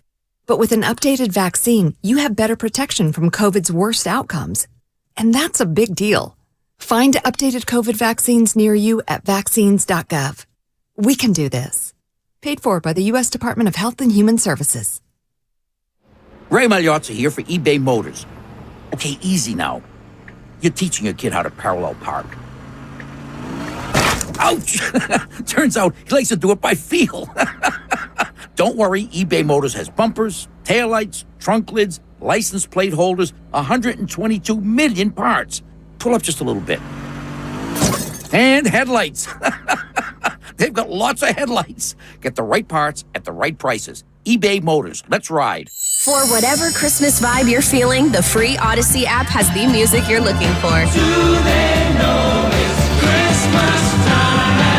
Celebrate the season with Odyssey, with pop Christmas classics. Women of Christmas, Alternate Christmas, R&B Christmas, Santa songs, and more. Christmas is on the Odyssey app. Download it now, search for holiday stations, and celebrate the season with Odyssey. That's AUDACY. Odyssey. Get in zone, AutoZone. Welcome to AutoZone. Thinking about gas mileage? If your check engine light is on, it may be affecting your MPGs, but the free AutoZone Fix Finder service can help. With the most complete free warning light report backed by technician-verified fixes, you'll know what's affecting your gas mileage and more, and you don't have to drive too far to find the fix. The free AutoZone Fix Finder service is available at all 6,200 stores. Get in zone, AutoZone. See details at AutoZone.com. Streaming on Peacock. Fellas, I'm getting married. From the creator of The Best Man and The Best Man Holiday. Come with us to Quinn's wedding. Guaranteed to put a smile on your face. And executive producer of Insecure. They want to make unfinished business into a movie. That book caused a lot of drama. Get your popcorn ready. Bring me up higher. It's gonna be just like old times, only better. The Best Man, The Final Chapters. A new limited series. Streaming now. Only on Peacock.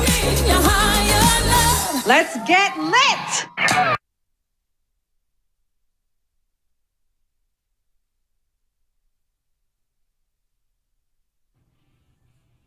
Now back to Damon and Ratto on 95.7 The Game.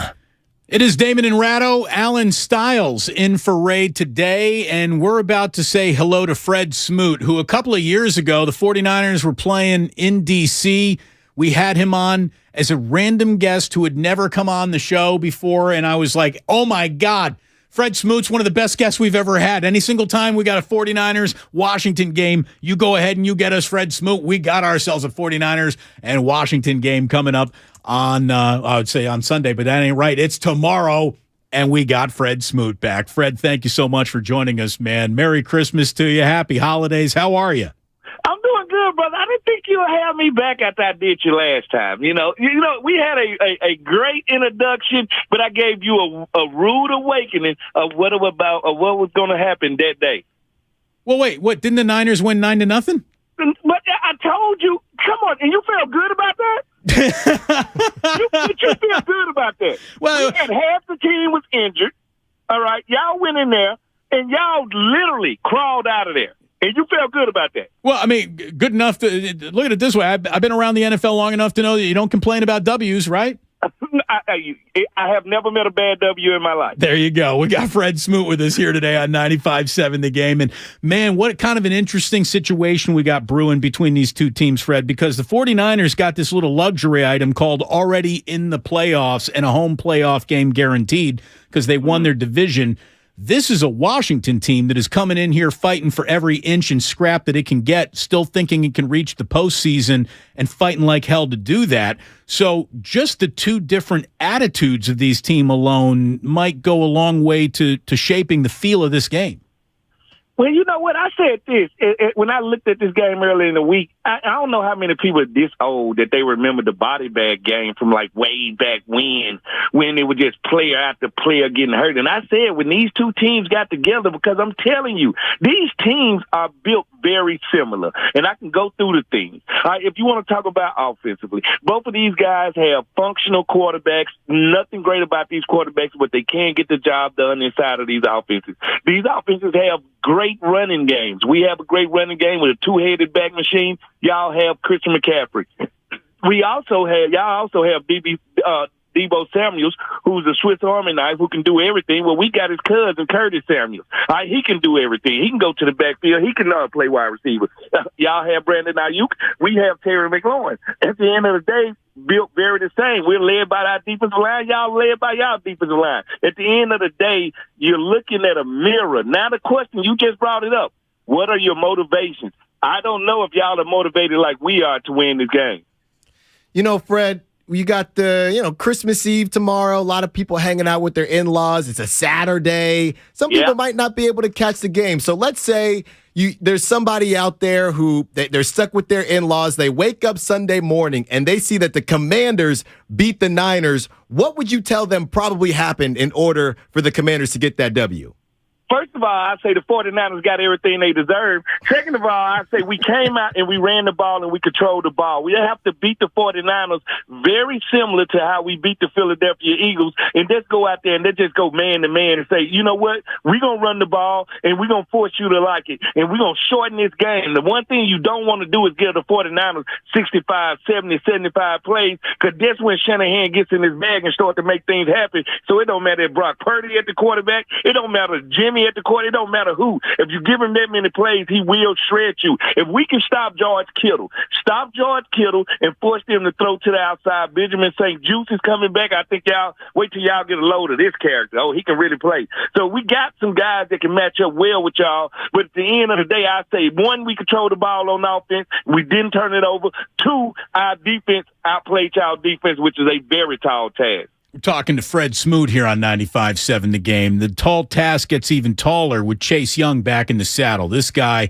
is a game-wrecking talent. He hasn't played at all this year, so I'm guessing he's chomping at the bit. I know he's going to be on a snap count. 16, 18, 20 snaps, but if those come on third down, that makes life a little rougher for the 49ers for sure. Tell us about Chase Young and what you're expecting to see out of him in his first game back. Well, the great thing about it is everybody's talking about Chase Young. Well, first of all, you need to worry about John Allen and the House of Pain, Mr. Duran Payne, and that hungry dog Montez Sweat, because those are the guys that's been making things happen to Hill Obata. And now you get that extra hungry dog who hasn't ate all year and get him back into the mix. And like you said, it's not like he's going to come out here and play 40, 50 plays. He's going to come out here and probably get 15. It depends. Pass rush situations of where he will get off. But come on. When you add strength to strength, you only get stronger. At the end of the day, our defensive line is a strong point of this team, and it just got a lot better this week when we activated him. But the thing about it is they will not, and I know Shanahan will not put him, and when I say him, I'm talking about Brock Purdy, in harm's way to let these guys just tee off and pass rush on them. So at the end of the day, what Chase is going to have to be ready for is a physical game, because if I know anything about the Shanahan, they're going to test him out when he's in there, and they're going to try to run at him. Fred, out here, you got the Mr. Irrelevant Brock Purdy. You guys got somebody in Taylor Heineke, undrafted. They're the same height. We're talking about the similarities between these guys. Do you think it's a little bit lazy of us because they do match in some of these underdog? I've been calling it the underdog bowl. Do you think it's a bit lazy for us, or do you actually see similarities between these two quarterbacks? You're right. They're Siamese twins. They grew up together and got split up in birth. You're totally right. They're the same guy. Everybody loves the underdog story. Everybody loves Shane Falco. You know what?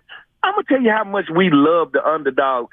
Philadelphia, and those fans are so obnoxious, they built a statue of an ultimate underdog in Rocky Balboa. So basically you telling me you built a statue of a character, a movie character. This guy wasn't even real. That's how much we love the underdog story. And yes, we both have those guys. And I was looking the other day, and I didn't realize that if you look at all the quarterbacks in the playoff picture for the AFC, they are Pat Mahomes, they are Lamar Jackson, they are Joe Burrow, they are all top 10 picks. And you look in the NFC, and it's Dak Prescott fourth round, it's Kirk Cousins first round, it's all of the other guys over here in this game, and these two quarterbacks fit that same standard. Why didn't it work out for Carson Wentz?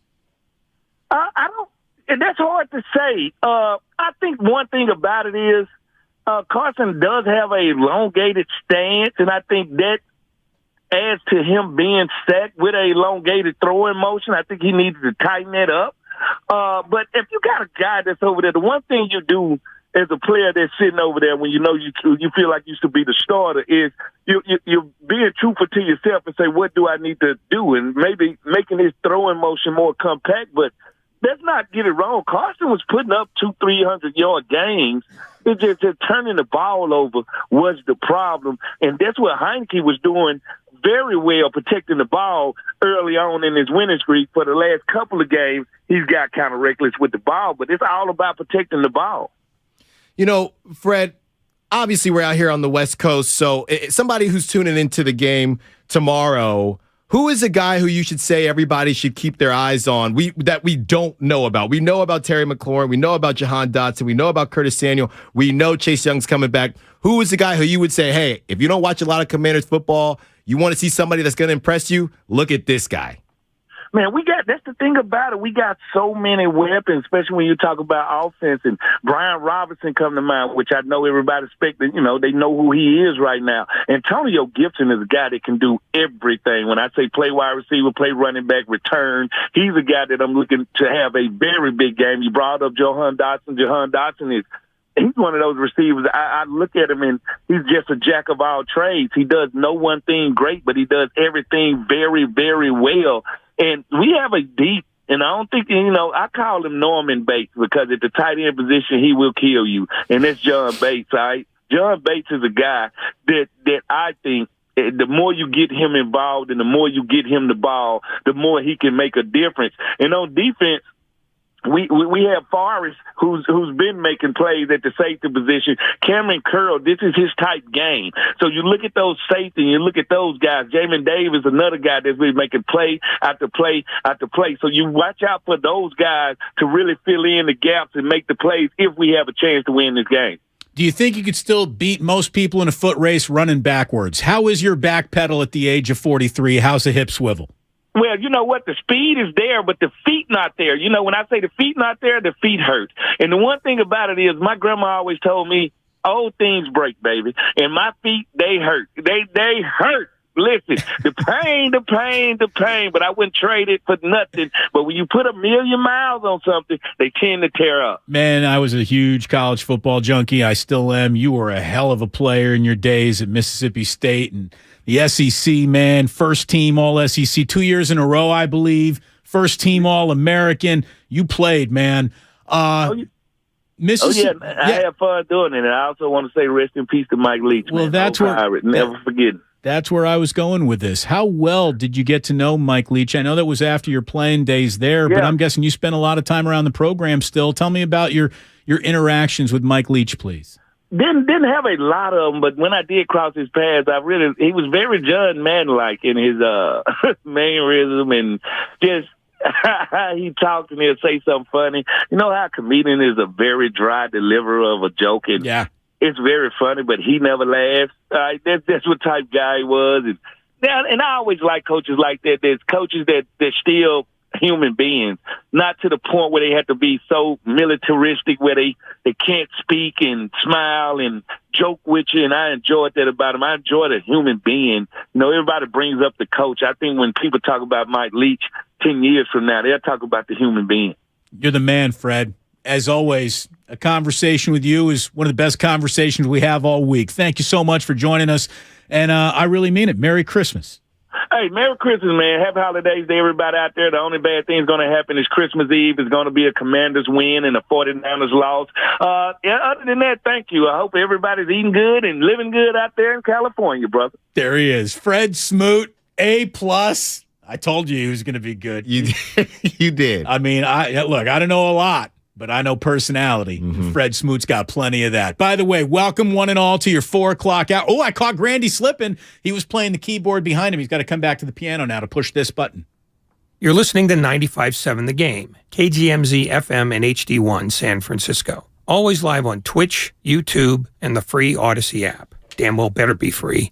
Look, I know we're not going to do a lot of let's keep talking about the passing of Mike Leach here today. But I've been sitting on one note for a couple weeks wondering if I was ever going to get a chance. And I knew that we were going to talk to Fred today, so I had an opening. And I just wanted to share with everyone the figure that football has lost in Mike Leach. I was actually saying that with Ray that in my lifetime, maybe the 3 most influential, most changing of not just the way we look at a sport, but the language of a sport.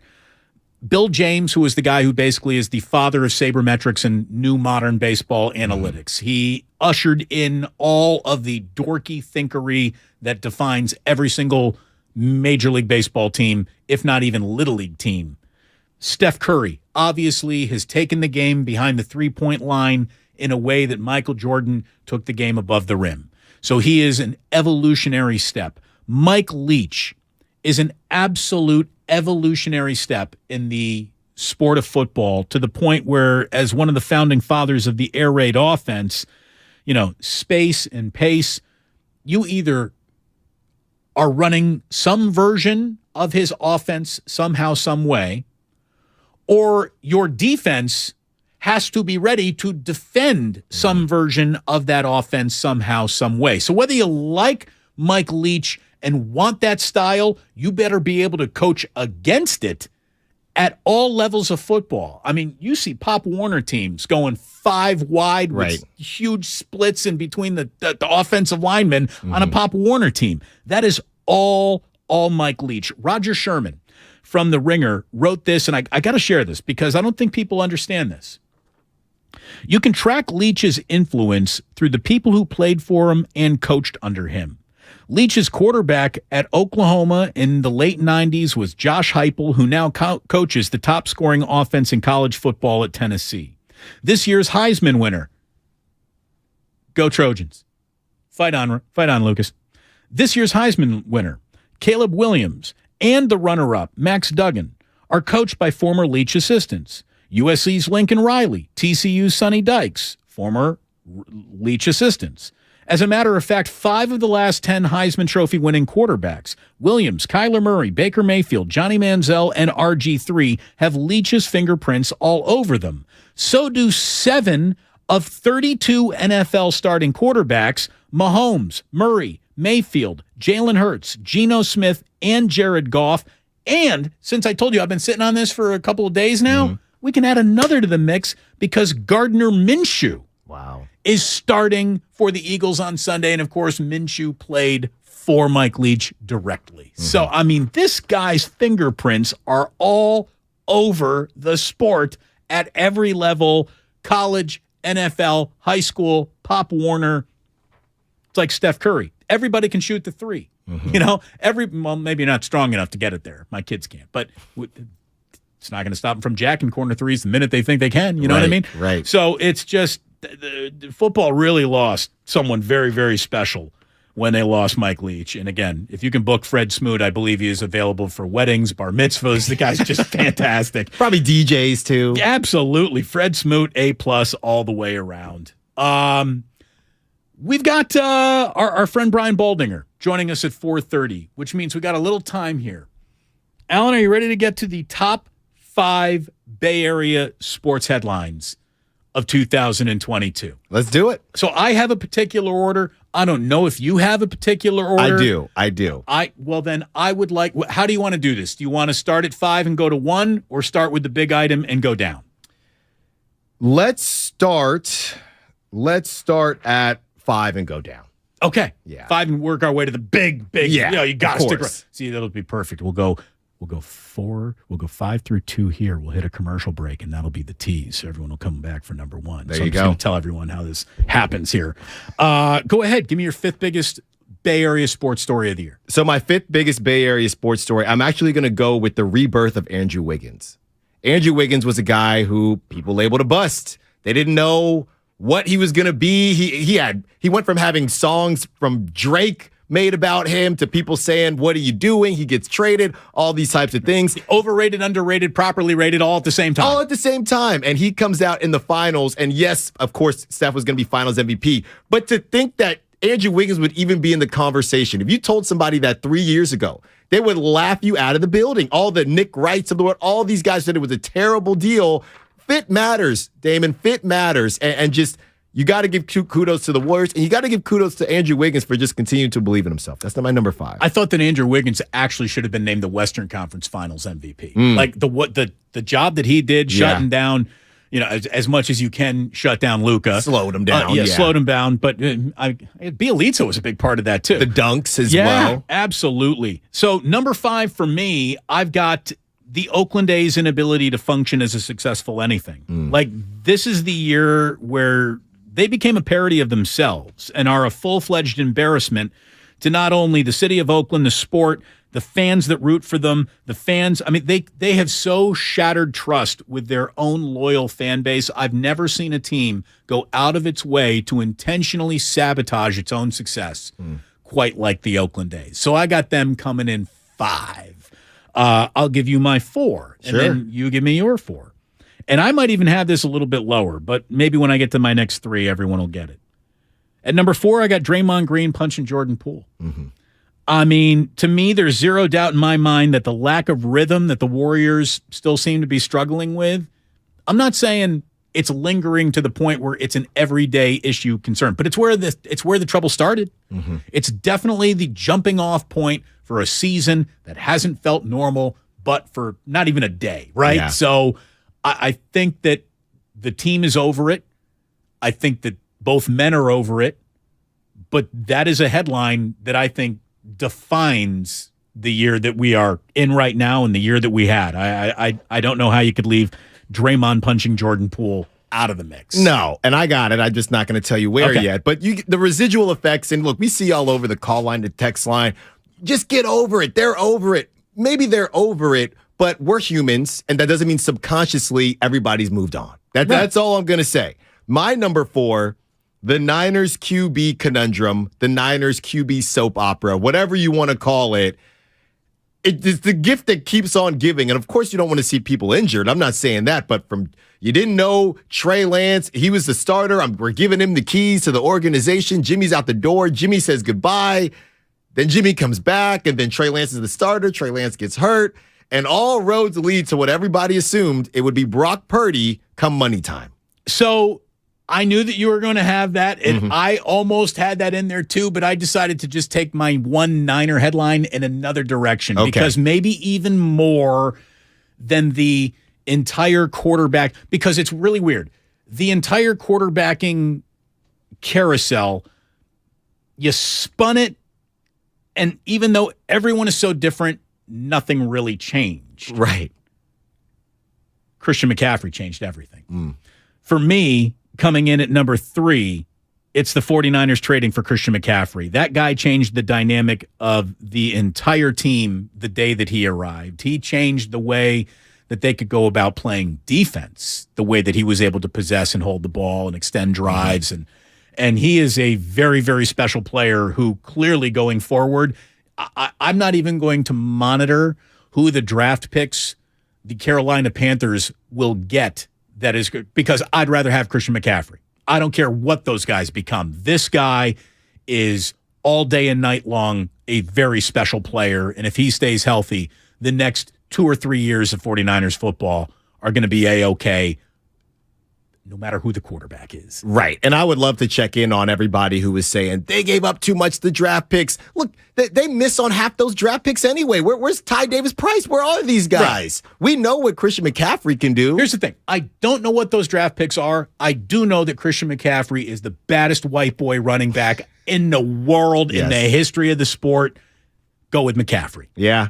Yeah, and look, you can make the argument he could go through the rest of his career and be a slot receiver. I mean, he really could. Yeah. You have 2 of the most dynamic weapons that nobody else has anything like that. I mean, obviously, Fred Smoot thinks that the Commanders have something similar, but we'll see. Coming in at my number 3, Damon, that's where I had the Draymond punch. There you go. Yeah, I had it at number 3. I mean, we're all just enjoying. The vibes are crazy. They're outstanding. Everyone is enjoying the Warriors, and all of a sudden, we see these headlines pop up, and we're thinking, what in the world? We're getting ready for a repeat season. Not to say we're not anymore, but it did derail some things. And look, and everybody, well, look, these things happen on the street all the time. Well, this isn't the playground. This is not the playground. These guys are adults, man. And look, Jordan Poole gets his money after that. He's looked off. And I don't know if it's connected. We will never know. But for everybody who says unequivocally that it's not connected, we can say unequivocally, you can't say that. Right. We don't know. Right. We do not know. You weren't in the room when the argument started, and you're not going to be there when it goes away. So we really just do not know. It's up to them. And, I told you we were going to be stowing number 1 for after the break. We didn't even get to 2 or 1. That's double the tease. Alan and I will be releasing, I'm sure you're all waiting with bated breath, our number 2 and number 1 Bay Area sports headlines of 2022, with maybe even a couple honorable mentions thrown in before we say hello to Brian Baldinger at 4:30 here on 95.7 The Game. It's good to have you around today. We are brought to you by calhope.org. Life is uncertain. It's okay to feel stressed, anxious, worried, or frustrated. CalHope can help. Access CalHope's free and secure mental health resources. Call 833-317-4673 or live chat at calhope.org. 'Tis the season for basketball. Ho, ho, bleepin' ho. The cutter is Poole. Squares up, fires, and hits a three. 39 points for Poole, new career high. And football. 2nd and 21. And down he goes. Bosa. 15 and a half now on the year. On the most wondrous sports station in the Bay Area. 95.7 The Game. Cache Creek Casino Resort is the place for the biggest names and the very best in live entertainment. On January 22nd, don't miss the multi-talented actress and singer Tsai Chin. Then be there on January 28th when the legends of Motown take the stage. This is your time to cash in at Cache Creek Casino Resort. Find tickets and see our full lineup at cashcreek.com. No one knows where this market will go. Things could change tomorrow, next week, or next month. At Merrill, we've been here before, and history shows this is the time to stay focused on your future. Because through every market, the bull will always have your back. Find an advisor in the Bay Area at ml.com/bullish. Merrill, a Bank of America company. What would you like the power to do? Investing involves risk. Merrill Lynch, Pierce, Fenner & Smith Incorporated, registered broker-dealer, registered investment advisor. Member SIPC, a wholly owned subsidiary of Bank of America Corp. 'Twas almost the holidays, and all over the state, not a creature was stirring, except for, well, Nate. He was panicked, in need of a really good gift. Nate's a procrastinator, if you catch my drift. So off he dashed to the closest store, and there found holiday scratchers galore. Now Nate won't get a lump of coal, unless he burns the holiday casserole. Yes, scratchers from the California Lottery are great, especially for Mr. Procrastinate. So when it's time to get your gift shopping out of the way, try scratchers. A little play can make your day. Please play responsibly. Must be 18 years or older to purchase player claim. Does your heart long to wander? To encounter colorful creatures from the deep blue sea? And amazing animals from the Amazon and beyond? Feed your wild heart. Travel the world right here in San Francisco. Make your reservation to the California Academy of Sciences at calacademy.org. See rare specimens, ancient fossils, and more at our new exhibit, Hidden Wonders. 1-877 Cars for Kids. KARS Cars for Kids. 1-877 Cars for Kids. Donate your car today. 1-877 Cars for Kids. KARS Cars for Kids. 1-877 Cars for Kids. Donate your car today. Donate your car today at carsforkids.org. That's cars with a K. Your car, running or not, can be picked up as soon as the next day. You'll get a maximum 2022 tax deduction and a vacation voucher. 1-877 Cars for Kids. KARS Cars for Kids. 1-877 Cars for Kids. Donate your car today. Hurry! It's your last chance to donate for 2022. Norman, we need to pause this surgery. What, doctor? Well, we need to hurry to the Xfinity Hello 2023 sale. New Xfinity customers can get 75 megabit internet for just $19.99 a month for 12 months with a 1-year contract. Plus, when you add 2 lines of Xfinity Mobile, you get $500 back for a limited time. Drop everything. Get to the Xfinity Hello 2023 sale now through January 10th. Go to Xfinity.com/Hello2023 to learn more. Restrictions apply. Internet offer requires paperless billing and autopay with stored bank account. Equipment, taxes, and fees extra. After term, regular rates apply. Xfinity Internet required for Xfinity Mobile. Have you been naughty or nice this year? Cash don't care.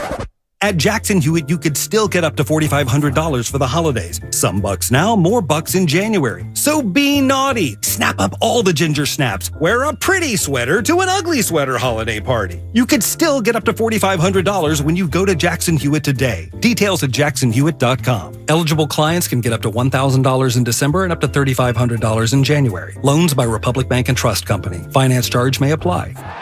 Hey, it's Tiki Barber. When part of your offense isn't firing on all cylinders, it shows. And sometimes the only solution is to replace that part with something new. It's true on a championship team, and it's also true with cars. That's why I love eBay Motors. They have all the right parts at the right prices. 122 million of them. That way, you can get the parts you need to make your car a winner. ebaymotors.com. Let's ride. When you can't stop, there's Vicks VapoRub. Vicks VapoRub sends powerful medicated Vicks vapors right to the source of your... so you can experience cough relief and breathe easier. Generations of families have trusted Vicks VapoRub to help relieve the worst cold symptoms. So next time you have a cough, reach for the Vicks VapoRub. Vicks VapoRub. Cough relieving is believing. San Francisco weather tonight, clear skies with a low of 47. Weather brought to you by Pfizer and BioNTech. This fall, there are now updated COVID-19 booster shots designed for recent Omicron variants. Learn more and schedule your updated booster at vaccines.gov. ZZ Top and Leonard Skinner are coming to Shoreline Amphitheater August 10th, and 95.7 The Game has your tickets. For your shot to win and get in the running for the grand prize, 2023 Shoreline Lawn Pass. Head to 957thegame.com.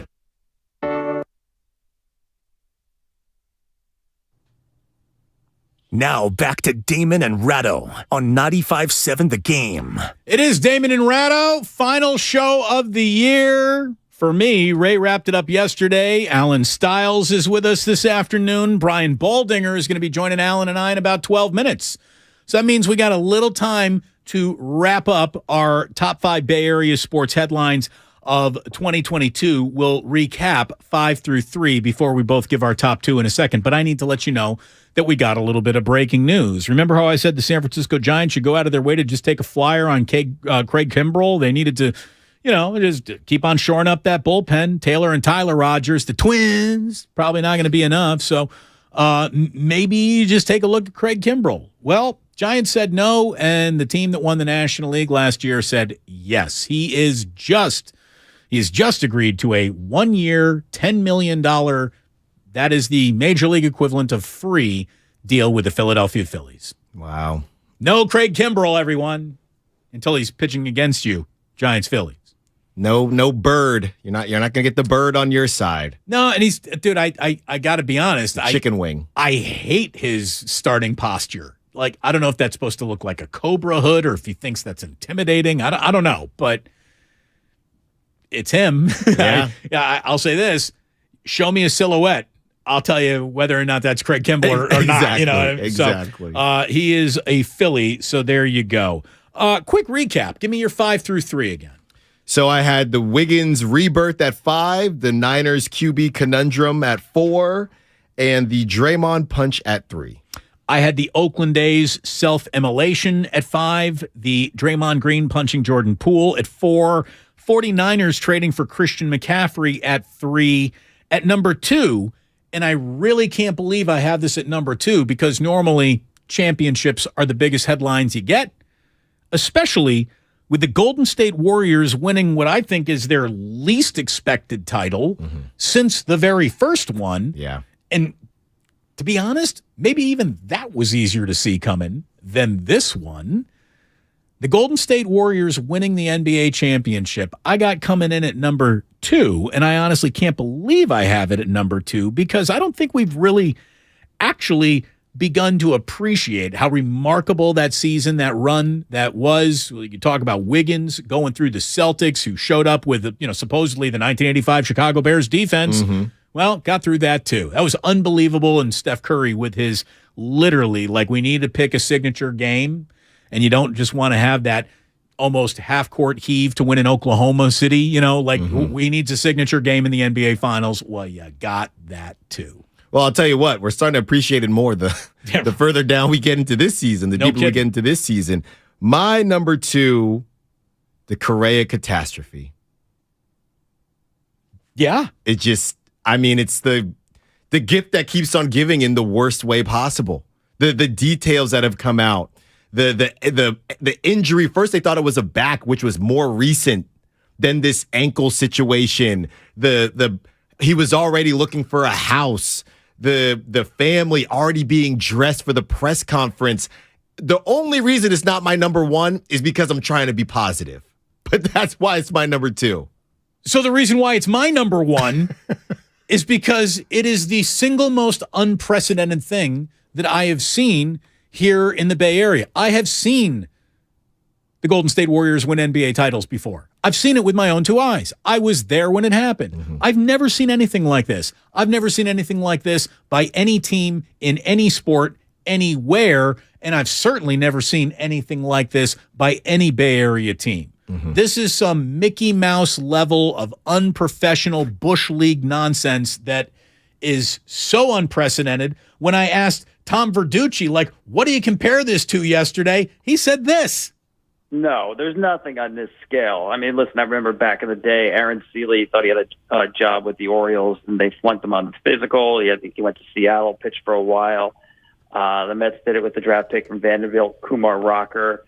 Or beat Torrealba. I mean, nothing as earth-shaking as this. I mean, you're talking about a deal over $300 million, one of the premier shortstops in the game. So, no, I don't even know if it's happened in other sports, guys, but nothing on this level in baseball that has ever happened. To me, the tie that went to the runner was the unprecedented nature. Mm-hmm. That Warriors championship came out of nowhere.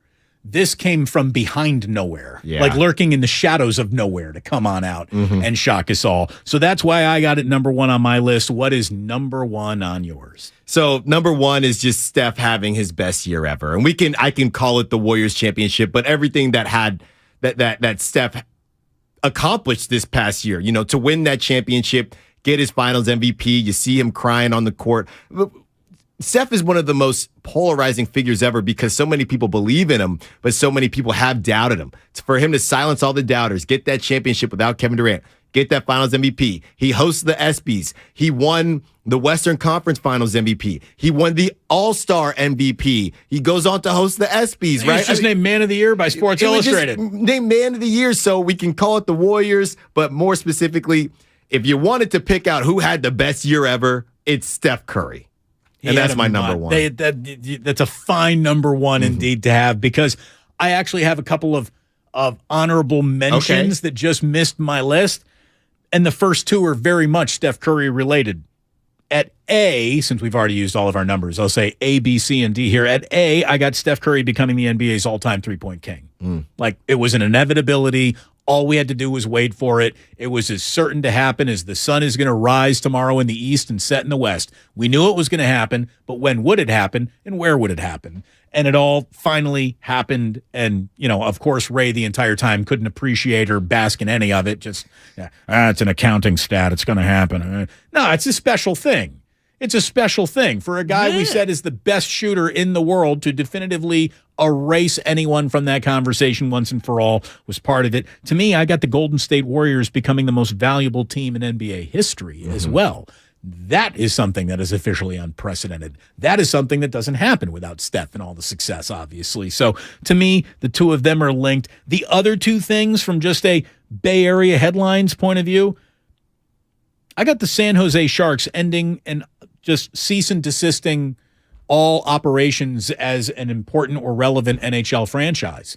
The San Jose Sharks have so backed away from the table of mattering in the Bay Area to the point where it's even more extreme than is normally given to a hockey team. We all know hockey is always the caboose of the conversation. But the caboose is still on the train. It comes on by when it goes through town.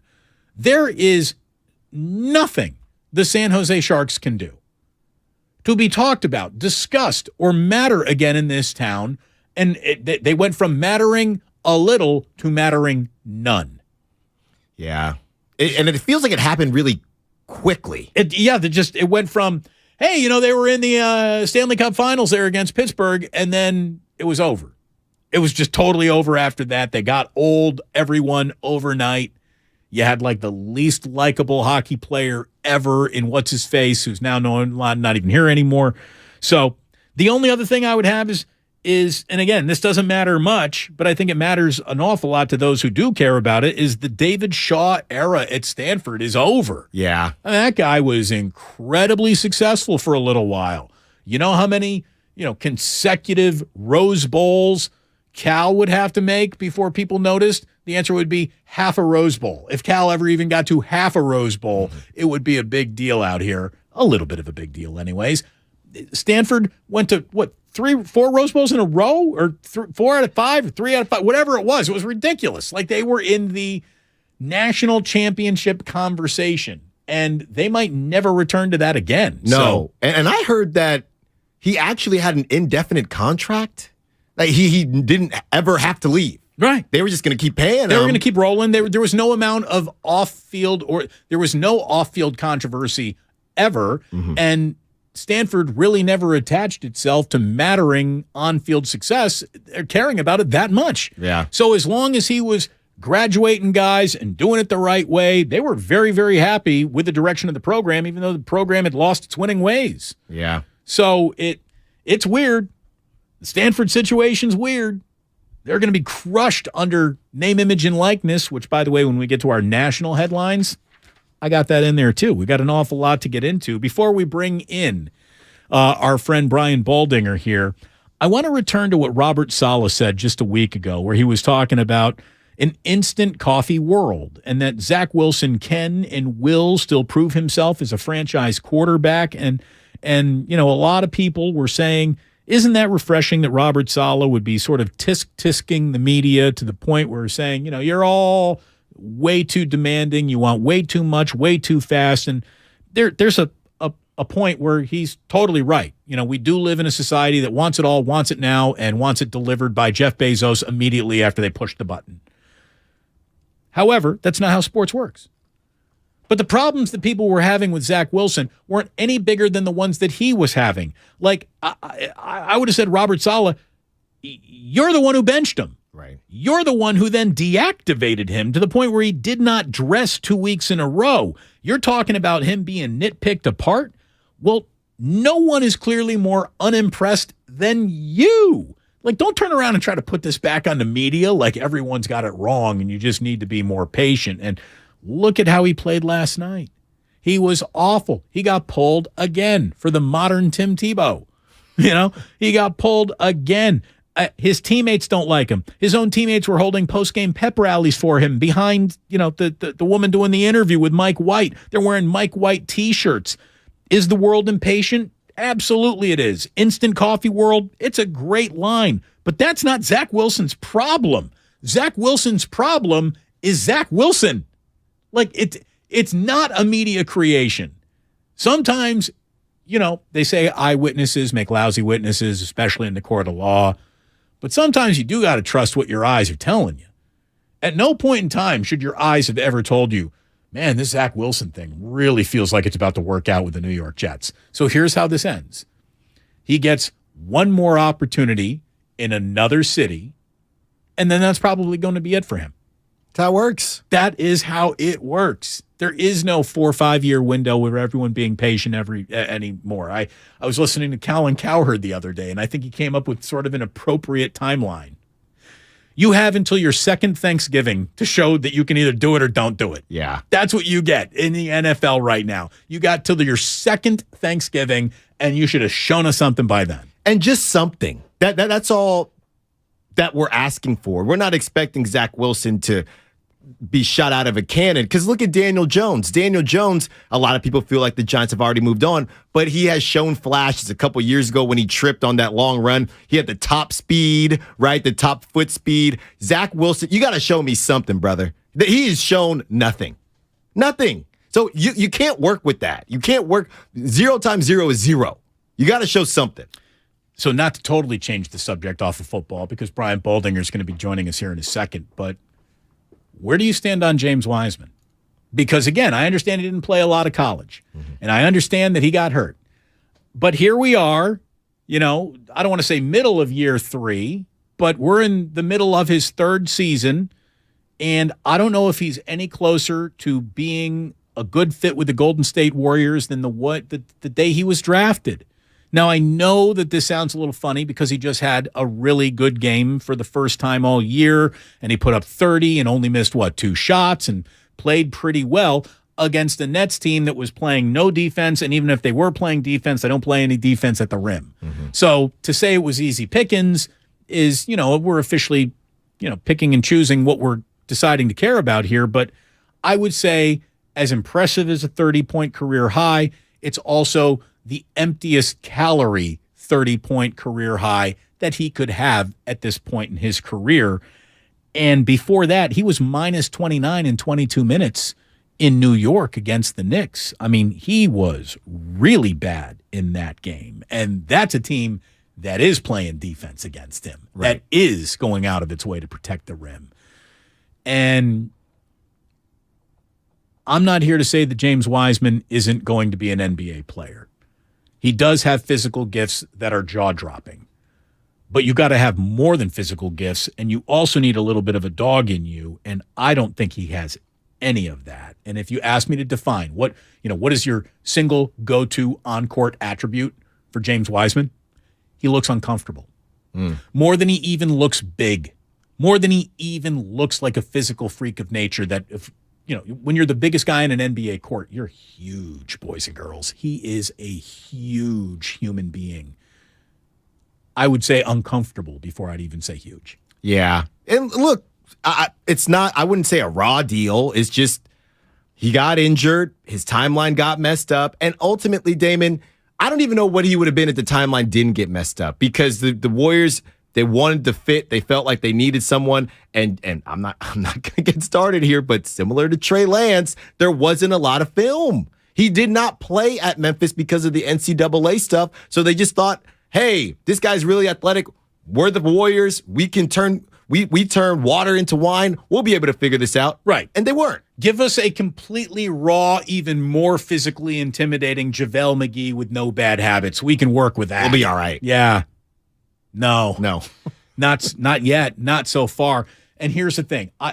He's got such little of a dog in him that I don't know if he is really like if you told me that James Wiseman's third professional contract, because here's how this works, just like it works for Zach Wilson. If the Warriors decide to trade him and move on from him, the team that he lands on will probably quickly learn the things that we have learned. Not much of a dog, don't really know if he's a fit. And then some other team will be like, well, we can fix him because he's just got so much physical potential and he's young enough to where you still believe maybe. I believe his third contract will be with either a team in China or Greece. That's where this is heading at this point in time. It is going to have to take a wildly dramatic reversal of fortune. And again, even if he proved that he played the other night a little bit against the Nets, that was a game without Steph Curry, which means you didn't even run the experiment. Can he play with the Warriors? Because if you're playing without Steph Curry, that ain't the Warriors. No. But here's the thing, Damon. I would say some responsibility does go on the Warriors because he is the most athletic, to your point, he's the most athletic center that the Warriors had ever played with since JaVale McGee, who was not a main piece of that team. They had Kevin Durant at that time. JaVale was in the dunker spot. So I don't know if Steve Kerr and the coaching staff and the front office, I don't know if as much as there were injury issues and James Wiseman, I saw a podcast with him. He's talking about how, I really just wanted to be out there with the team. And I'm not trying to be that guy, but I don't really believe you. The way you're even saying it, I don't really believe you. But even with that being said, that offense was never catered to somebody like James Wiseman. And that leads to that Orlando game where he's clapping at Steph Curry to give him the ball and everyone's saying, whoa, you don't do that. Right. You cannot do that. So I'm not taking sides with James Wiseman at all, but I'm saying if this is a pie chart, the Warriors got to take about 40% of that as well. Sure, absolutely. I mean, it's their pick, so they're responsible for just putting him on the roster, right. And it's the guy who is not only not getting better, but is actually regressing. It's getting worse at times than it was in his just throw him out there to see what the hell it looks like rookie year before he got hurt that year. Let's say hello to Kevin in Pleasanton. Kevin, you're on 95.7 The Game. What do you got? Happy holidays, guys. So, Damon, hey, man, you're on one about Greece and China. So listen, Steve Kerr has a system. And so I'm a basketball savant. My son plays pro ball in Europe. I'm trained a lot of athletes, so I'm just going to drop a little knowledge. Steve Kerr has a system. It doesn't have to be a great athlete to be in the system. Okay? So when some of that puzzle is missing, it messes up the system. So guys like Kuminga is not allowed to flourish like he normally would in somebody else's system. So to the other co-host's point, it's partly the Warriors' fault with all the development of the players because of the fact these guys were good, but they don't quite fit the system that Steve Kerr has laid out. Thusly, when one player gets hurt, it messes up everything. We need Wiggins back to make it a little bit more better for everybody else. So I just want to say that it's a system, guys. And if you don't fit this system, you don't really play. And, you know, and Kevin, thank you very much for the call. Appreciate whenever we can hear from a basketball savant in the audience. We think of it very much a lucky day for all of us here at 95.7 The Game. So thank you. Look, the guy can play physically, you'd think, with anyone. But then when you see him not even use his physicality, like, who sets a softer screen than he does? Mm-hmm. And that's my problem with the dog in him, that there is no dog in him. Again, I'm going to tell you right now, if I were as big as James Wiseman, I would wake up in the morning with 10 rebounds before breakfast. I mean, it's just, and I remember saying in the early summer league game when I was like, I'm not impressed, man. I'm just, and Draymond even mentioned me on his podcast saying, Damon, what do you know? You don't know anything. Look, I do know that he was rusty, which was the whole point that Draymond was making. This guy's got to play himself back into football or basketball shape, and he's got to get his timing down, and you can't do that while you're held up, and I get all that. But that shouldn't be the difference between none and 4 rebounds. That should be the difference between 8 and 15 rebounds. Right. Like when you're consistently at 4 or fewer rebounds as a 7-footer, I'm going to have problems with you. Yeah. I got problems with the dog in you that you do not have. And he just is, he just does not have it. And someone's saying, I'm tired of all this Wiseman as a bus talk. If he were on the Orlando Magic or Pistons, he'd average 25 and 10. I don't know. I don't know. Where are you seeing 10 rebounds out of that guy? That's what I was going to say. Maybe the 25 because there's a lot of garbage time, but where are you getting 10 rebounds from? Let's be honest. We love Kevon Looney. If James Wiseman was anything close to what the Warriors were hoping he'd be, Kevon Looney would not be getting this type of playing time. He wouldn't. No. But he fits the system. He fits the system. That's why I'm saying it does go both ways, just like the caller was saying. I do think the Warriors, they haven't done enough, but at the same time, maybe they would have done more if James Wiseman showed them more. And I get it, he's been injured, but you can't make the club in the tub. I don't know what I'm supposed to do with that. What if they had taken, LaMelo Ball? What if they had taken Franz Wagner? They probably would be in a much better situation now. But James Wiseman, and this is where I let Bob Myers off the hook, his body alone was so seductive. The promise was so extraordinary. When you got the second pick in the draft, you want to pull that brass ring. Mm-hmm. And had James Wiseman, been anything other than what he is, he would have been serviceable. But the kid is uncomfortable. He doesn't necessarily fit the system. And look, I want to see it. I want to root for him. And I'm totally, I'm holding my breath saying, well, he's Jermaine O'Neal 2.0. He's just really, really young. He's going to need about 5 years. My point is the Warriors don't have 5 years for him to work out.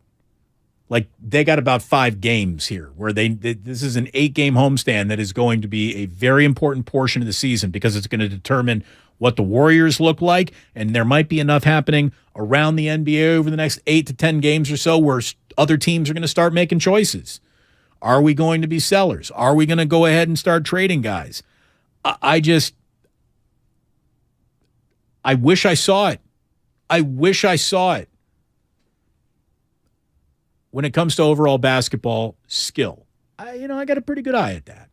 When it comes to on-court acumen, IQ, the ability to identify and see with my own 2 eyes how valuable Draymond really is to the mix, no matter how frustrated we get or get upset with him or anything like that. You can see the man's IQ on the court if you know and you love the game. I see no dog in James Wiseman. I see no dog in James Wiseman. I see a guy who doesn't know how to control his own body. He's a human fowl, not a human bucket. And, I'm going to tell you right now, there's not a lot of NBA players I would ever want to have a fight with. If I had to pick a Golden State Warrior to fight, as a 40, soon to be in March, I'll be a 48-year-old man with a stroke. I'd pick James Wiseman. Come on. I'd pick James Wiseman because, if it came down to who's got the scrapple in him, like, you want to see some squabbles? Sure. He would probably destroy me. But, yeah, it's the lesser I'm going of to take the evils. that guy before anybody else because he ain't about that life. Yeah, I don't know. Now I got to go through the roster. That is a wild If you had to statement. fight a Golden State Warrior, no, the answer is Ty Jerome. We all know that right now. But I don't know. I don't know, dude. Ty Jerome? Yeah, I don't know. I don't know. All right. And he's got no hands. There's also that, too. He's got stone hands, man. I didn't want to pick on him today, but I just sort of started going there. Somebody said 30 points, boss. Again, it was the emptiest 30-point calorie count in the nutritional pie chart. 888-957-9570. Baldy's going to be calling us around the corner soon enough. Until then, we're going to talk to you. We have to get into our top 5 national sports stories of 2022. There's an awful lot to go through there, and Alan and I are even going to give you 3 predictions for 23. That's all coming up in the next hour and 15 minutes before we wrap up this year here on 95.7 The Game. We're brought to you by Fremont Bank, full service banking, no compromises. It's go time, California. The year-end sell-a-thon is going on now. Inventory is here now and moving fast, so it's go time. Now get 1.9% APR for 60 months plus $1,000 retail bonus cash on a 2022 Ford F-150 and Explorer. Go to the year-end sell-a-thon at your California Ford dealer today. Now during the year-end sell-a-thon, get low leases on select 2022 and 2023 Ford vehicles. It's go time, only at your California Ford dealer. Hurry in now, it all ends January 3rd. Now get a 2022 Ford F-150 or 2022 Ford Explorer with 1.9% APR for 60 months plus $1,000 retail bonus cash. Not all buyers will qualify for Ford credit financing. 1.9% APR financing for 60 months at $1,748 per month per $1,000 finance regardless of down payment. Bonus cash includes $1,000 retail bonus cash. Residency restrictions apply. For all offers, take new retail delivery from an authorized Ford dealer stock by 1/3/2023. See dealer for qualifications and complete details. Hi, welcome to IKEA and our winter sale. Hi. We've got hundreds of offers on everything from storage solutions to... I'm sorry, did you say hundreds? Yes. I'm still working from home. Anything to help me get organized? Absolutely. Check out our offers on shelving and desks. Ooh, what about mattresses? Yep, those too. Dressers? Sofas? Yes, and yes. I think I need a bigger cart. Visit us at IKEA-USA.com/offers for details. Offer dates may vary. U.S. only while supplies last. Selection may vary by store and online. See store and IKEA-USA.com/offers for complete terms. Restrictions apply. Life doesn't stop when the economy is uncertain. The market might not care you have a wedding to plan or a kid to put through school. And inflation doesn't know you've got a family to feed. But Bank of America does and is here to help. With digital tools to help you save and local experts in the Bay Area, you can keep life moving forward the way you need it to. Bank of America. What would you like the power to do? Learn more at BofA.com/San Francisco. Bank of America N.A. member FDIC equal credit opportunity lender. Stretch your lashes to new heights with CoverGirl Exhibitionist Stretch and Strengthen Mascara. Up to 60% longer looking lashes. It's an instant lash extension effect. Lift, stretch, and lengthen with a lightweight formula infused with biotin, peptides, and pro vitamin B5 for strength and protection against breakage. Looking for a lash extension in a bottle? Try CoverGirl Exhibitionist Stretch and Strengthen Mascara for up to 60% longer lashes. From easy, breezy, beautiful CoverGirl. Television sales on Black Friday set new records as millions of Americans snapped up the hot deals. But a lot of people were out of town or too busy to take advantage of the special pricing. So, how about a redo? Right now, you've got a second chance to save big on many of the top-rated Samsung, LG, and Sony TVs. Where? At Video Only, where the smart shoppers go. So, don't miss out. Check out Video Only now, or you'll be sorry. Bay Current, a KCBS Radio original podcast. I started it and made just a terrible, terrible, loud noise. That's the telltale sign that you're another victim in the Bay Area's latest crime epidemic, catalytic converter theft. On the latest episode of Bay Current, we examine why thefts are up 185% since 2018. You start to get into more organized crime. Subscribe to Bay Current on the Odyssey app or wherever you get podcasts. Are you dreaming of an adventure? Ready for a getaway? Celebrate the season with SFO. Enter the SFO Holiday Sweepstakes by visiting flysfo.com/holidays for your chance to win a $1,000 credit toward a nonstop flight from SFO with more than 115 destinations to choose from worldwide and other great prizes with SFO this holiday season. SFO, your gateway to holiday cheer. Go to flysfo.com/holidays for your chance to win today.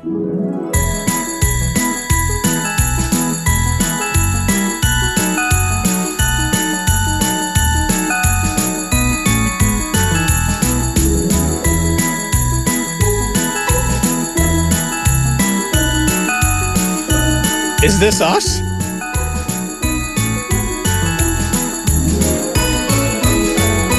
From all your friends at Dolan's, have a safe and happy holiday season. This is a special notice to all U.S. taxpayers. It's good news for all Americans who owe back taxes to the IRS or state and struggling to pay them back. The IRS is now making it easier to settle delinquent tax problems through a federal program called the Fresh Start Initiative, due to the financial hardship many are facing in this current economic downturn. Qualifying for this program will settle your delinquent tax problem, end all collections, and may even reduce your back taxes by up to 99%. For this free information and to see if you qualify, call the hotline at the Tax Hardship Center by dialing 800-411-6406. If you owe $10,000 or more in back taxes and cannot afford to pay them, there's no need to worry. You may now qualify to settle your delinquent tax problem and save thousands of dollars. To see if you qualify and to get this important free information, call 800-411-6406. 800-411-6406. That's 800-411-6406.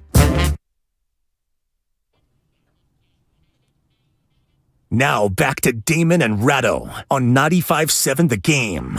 There was a jingle during that commercial break that made me think we had like special seasonal rejoin music there for a second. But no, it was a Dolan's commercial. So Merry Christmas from Dolan's. Merry Christmas from Damon and Ratto, but no Ray Ratto today. Alan Stiles is in for Ray, and we are very happy to let everyone on hold know we're going to come and talk to you in a second, but Brian Baldinger is nice enough to join us. What are you Dulles or Reagan? Where are you flying out of right now? Whatever DCA is, Damon. I think that's Dulles. I think so. Hopefully you're at the right airport. Brian Baldinger here on 95.7 The Game. And we got football tomorrow between the 49ers and the Commanders. And this is sort of an interesting matchup because not that the 49ers are going to put their feet up and say, we're already in the barn, we got nothing to play for. We know that there's some bad blood between Trent Williams and Kyle and how, his dad got let go in Washington. And they want to stay, frosty for sure. But this is a Washington team that, if they really want to be in the postseason, winning out wouldn't be a bad idea at all. You got two teams with sort of different things to play for tomorrow afternoon. Well, they gave up 13 points to the Giants last week. It was the Giants defense that scored the first touchdown against Washington on a sack fumble by Kayvon Thibodeau. But this is a good defense. I mean, anybody that would ever take this defense lightly just isn't watching. And they are going to get the return of Chase Young. And the last time Chase Young played against the 49ers, it was, down in Arizona because of COVID. But last time he played, he was the best player on the field. Now, Trent Williams was out there. There was a lot of guys who won't be out there on Sunday. But Chase Young was the best player on the field that day, forced 2 fumbles, scored a touchdown. And you add him to Daron Payne and to Jonathan Allen going to the Pro Bowl and, to Montez Sweat. I mean, it's a formidable front. But, their linebackers, their safeties have been active. They could cause a lot of problems for any offense.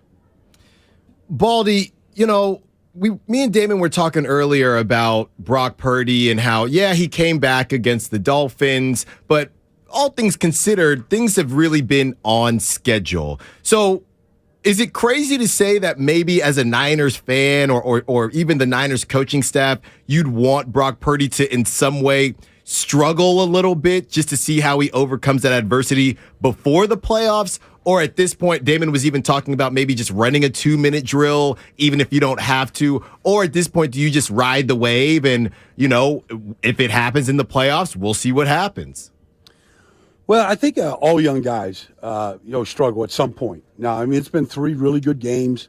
The stats are the stats. But what really impresses me most, Alan, is just his pocket presence and how he can either buy time in the pocket, maneuver in the pocket, but he's not a guy that feels pressure and immediately wants to escape the pocket, the way you saw Zach Wilson last night, the way you saw, Desmond Ridder in Atlanta last week. You don't see any of that panic as soon as color, comes at him.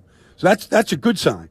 Now, but, we don't know what's going to happen if he throws a bad interception. He could have thrown one against Ryan Neal last Thursday night. Could have been intercepted. We don't know what is going to happen, but I have a feeling like he's going to be able to shake it off. But, the idea that you could just, let's create situations to get ready for the postseason, I think you just got to let him play. And the more he plays, the more he sees, the more comfortable he's going to get. He already looks comfortable, but I think the even more, information that he has at his fingertips about the offense, the better he can play. Baldy, why does Taylor Heineke bring the Commanders into the win column more often than Carson Wentz? Because of exactly what I said about Brock. He has tremendous pocket awareness.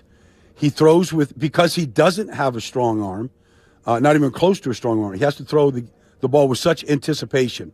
So he has to really know what the defense is doing. Are they in man? Are they in zone? Are they in combination? He's got to know where the holes are to throw the ball. It gets him into trouble sometimes when receivers aren't exactly where they're supposed to be, or he leads them too far and they get hit. But he throws the ball with incredible anticipation because of his ability to anticipate and to read what defenses are doing to him. Baldy, do you think the Niners defense, a lot of people, everybody wants to say this is the best, and they're quick to crown people as they say. Do you think this Niners defense should already be considered historic? And if not, what else do you think they have to do? Do they have to win the whole thing? Do they have to get to the NFC Championship? What are your thoughts on the Niners defense? Yeah, you got to look. I mean, Kansas City, they couldn't stop a fly sweep to save their life. They put up 42 points on San Francisco. Mm-hmm. It's the same guys that are playing out there right now.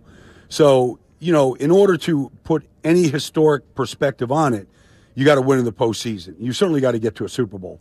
And championship level defenses, whether it's Chicago in '85 or the Ravens in '01, or, those defenses were championship level defenses. And they're talked about, in the pantheon of time. I played with the Philadelphia Eagles team in '91. They were the #1 defense in football, but they didn't win anything in the postseason. So we talk about Reggie White and we talk about players in that defense, but we don't talk about them the way we talk about the Ravens or the Bears or anybody else, the Giants at times. So that you've got to take it into the postseason and shut teams down there. That's how you're going to get measured. Brian Baldinger on 95.7 The Game, and we will let you get to your gate and board soon enough here. But you are on your way to Kansas City. We got Chiefs and Seahawks on your schedule. How come the Kansas City Chiefs aren't talked about nearly as much as they were just a couple of years ago? I mean, we always like to focus on shiny new objects. This is an 11-3 football team that is number 1 in points per game, number 1 in yards per game, number 1 in yards per play, number 1 in passing yards per play, number 1 in first downs, third downs, fourth downs, and they skinned the Niners alive when they played them. Why aren't we talking about them as they're clearly the team to beat in all of football? I honestly think it's and I think this is one of the reasons why the Chiefs have struggled the last 2 weeks. Had to take the Texans to overtime last week. I think there's just Chiefs fatigue. They've won their division 7 straight times in a row. We know exactly who Patrick Mahomes is, what he's capable of doing, no matter what the circumstances are. So I just think they're like, okay, we know what Kansas City is.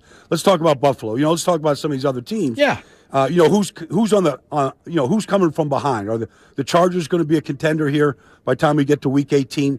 So I think it's just a little bit of the Chiefs fatigue, which isn't fair to them because I watched them run Isaiah Pacheco and Jet McKinnon last week in a 1-2 combination that looked absolutely lethal the way they ran the ball. And I have a feeling like if they want to do that, tomorrow to Seattle, they're more than capable of doing that to Seattle. Oh, it should be a hell of a game. I'm glad you're going to be there for it. They are, to me, the least talked about great 11-3 team of the season.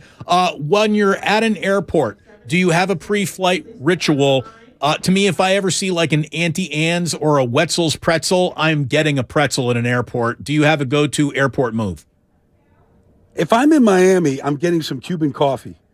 It's too sweet, Damon, but it's so delicious and it's dirt cheap, but it's so good.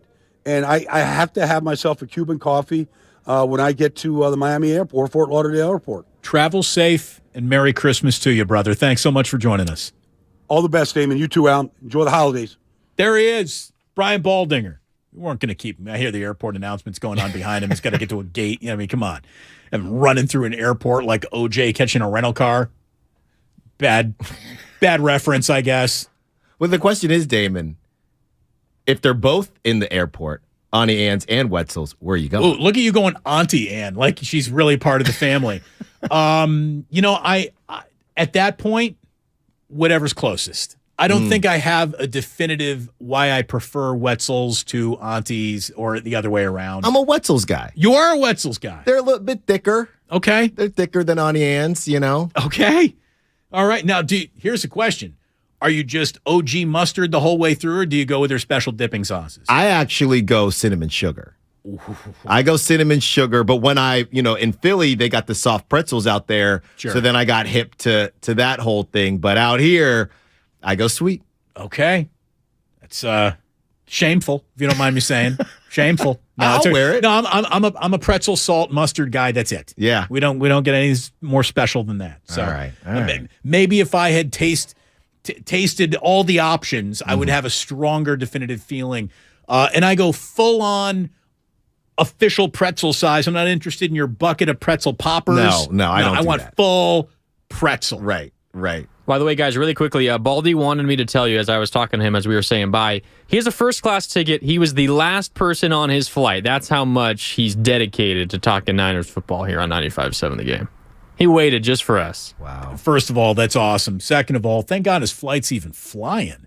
Have you seen what's going on with all of this? This cold front that has come through the country has got just airports paralyzed and people stranded left and right. But, if you're Brian Baldinger with a first-class ticket, you'll just stroll on whatever you need. You'll be all right. Yeah, you're going to be okay. But, man, look at him flying first class. Is that a little Westwood One hooking it up? I'm going to tell you right now, his agent put that in the contract.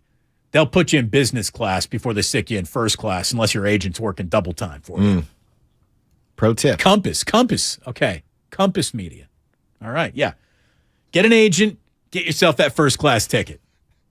My dad had a great saying. He'd say, son, remember, it only costs 90% more to go first class. That's it. That's all. It. That's not only 90% more. By the way, welcome. Just a few ticks early to your 5 o'clock hour.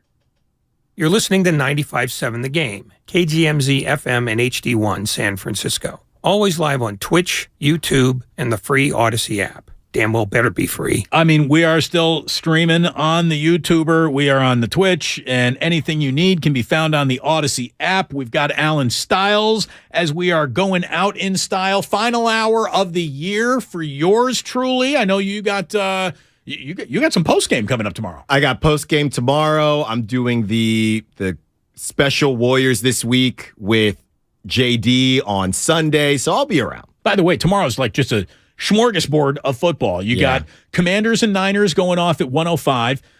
We got Raiders, Steelers. They're having a lot of trouble selling tickets to that game in Pittsburgh. You can walk into that game for $5 right now in the upper deck. I was looking at that. Dude, it was supposed to be the big Franco Harris thing. What a shame that he died right before he was about to get, that one more final close-up in his life by the nation's football media. Bills and Bears, we might have to get to them in the Fade the Public segment a little bit later on. Saints and Browns, Texans, Titans, Seahawks, Chiefs, Vikings, Giants, Bengals, Patriots, Lions, Panthers. This is all Sunday. Eagles, Cowboys, that is happening on Sunday. There is a big football game. And then on Sunday, Christmas Day proper, as the NBA is celebrating all things, and even Steve Kerr was like, yeah, we're going up against the NFL this year on Christmas.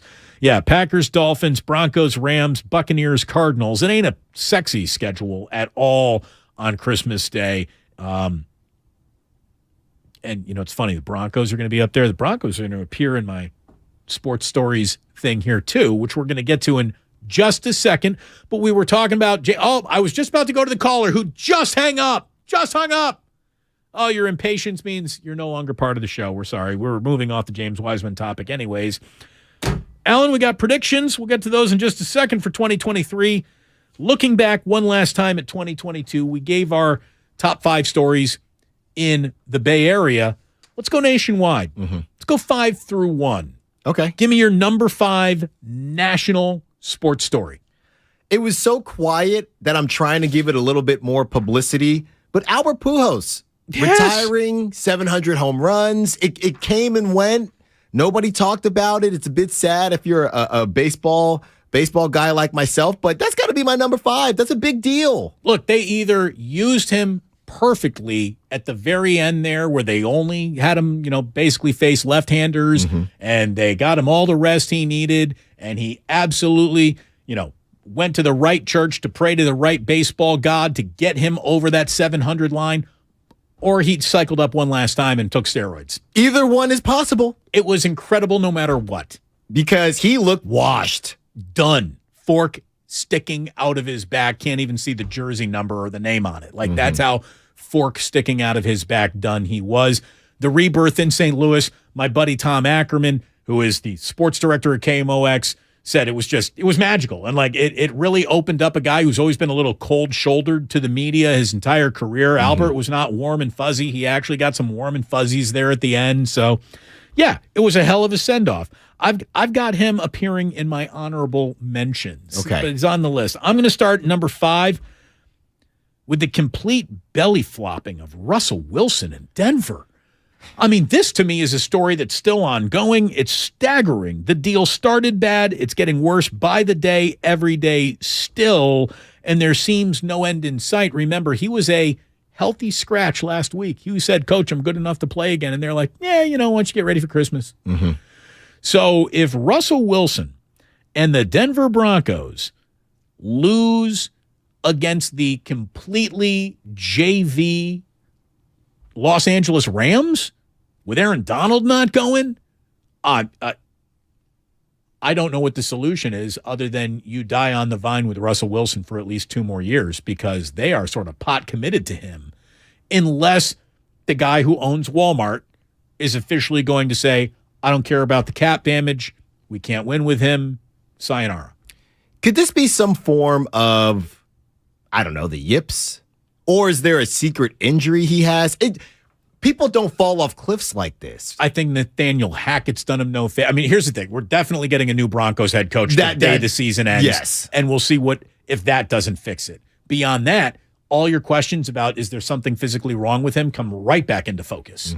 I mean, he's certainly hesitant to use his legs in a way that makes him seem like you're not even watching a Russell Wilson game. Right. I mean, he used to run all over God's green earth against the San Francisco 49ers. He is scared to move around the pocket even, much less go God's green earth on us. So, all right, we're underway. At number 4, Alan, I got name, image, and likeness turning college football's transfer portal into a level of free agency that no one could have ever anticipated. The wild, wild west needs a sheriff, and the NCAA is obviously never going to wear that badge again. How this ever looks even close to normal again, I do not know, and I'm glad that players are getting played, but players are getting paid. But let me tell you, as some kids do well, more kids than did well are about to get screwed by this whole process. There are vampires with fangs everywhere when it comes to amateur kids getting a deal done for them and then taking advantage of that kid behind the curtain of that deal. Like, everyone's excited about the Wild Wild West.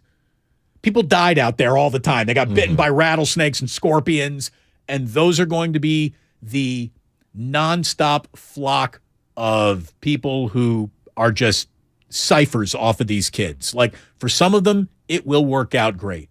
For the vast majority of them, it's really not going to change that much.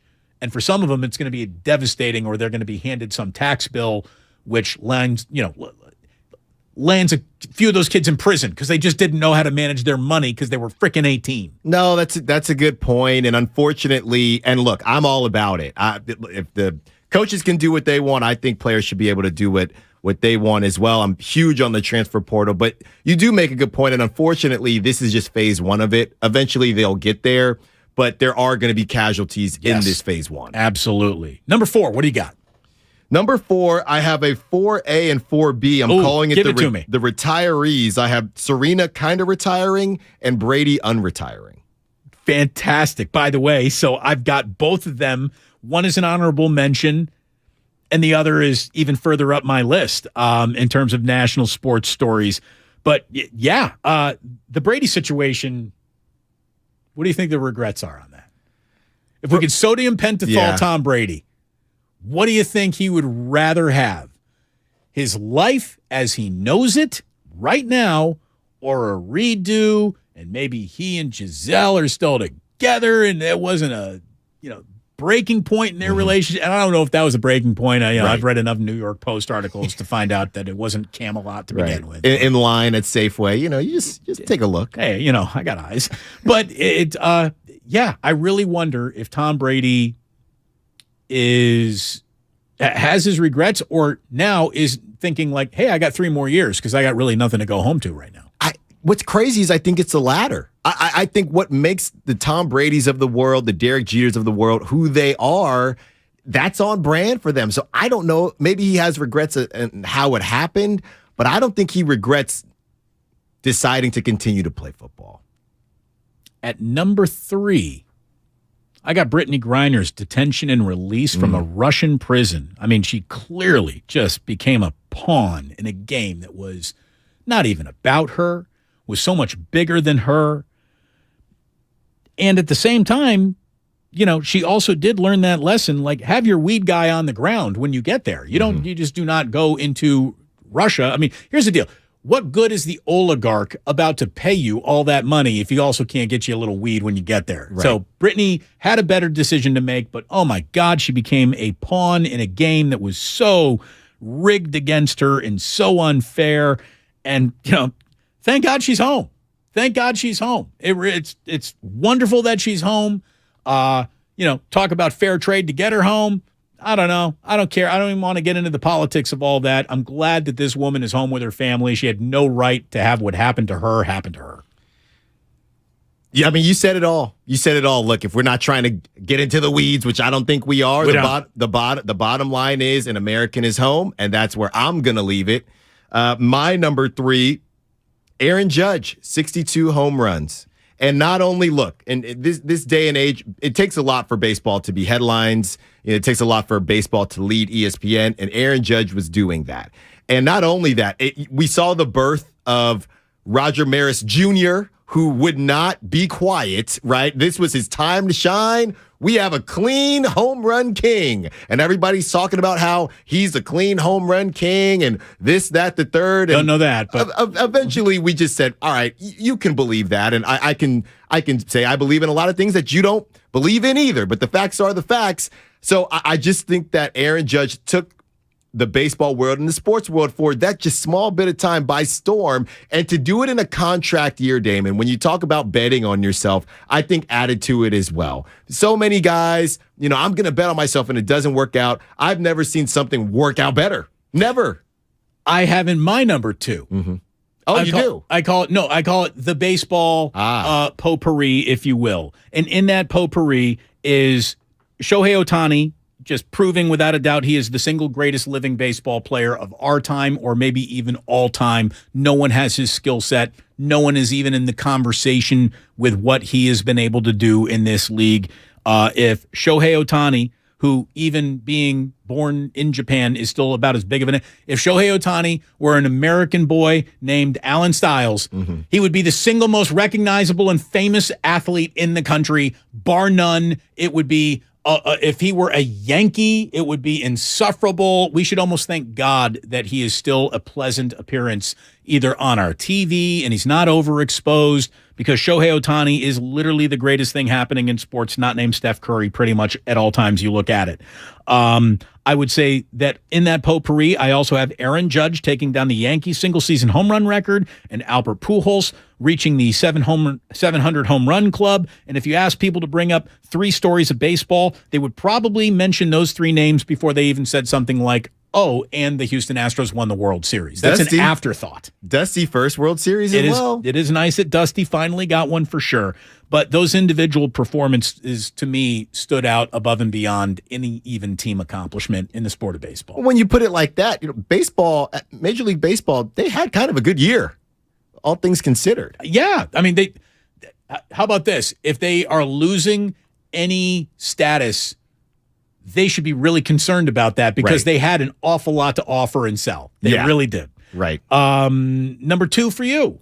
Number 2 for me, this one hits close to home because I watch it, and it should hit close to home for you. Mike Krzyzewski retiring. Yeah. It's in my honorable mentions. I just think that for so long, you watch March Madness, you watch college basketball, and you hated Duke for so long. At least I did, for no apparent reason. I have no reason to, but a lot of people just do.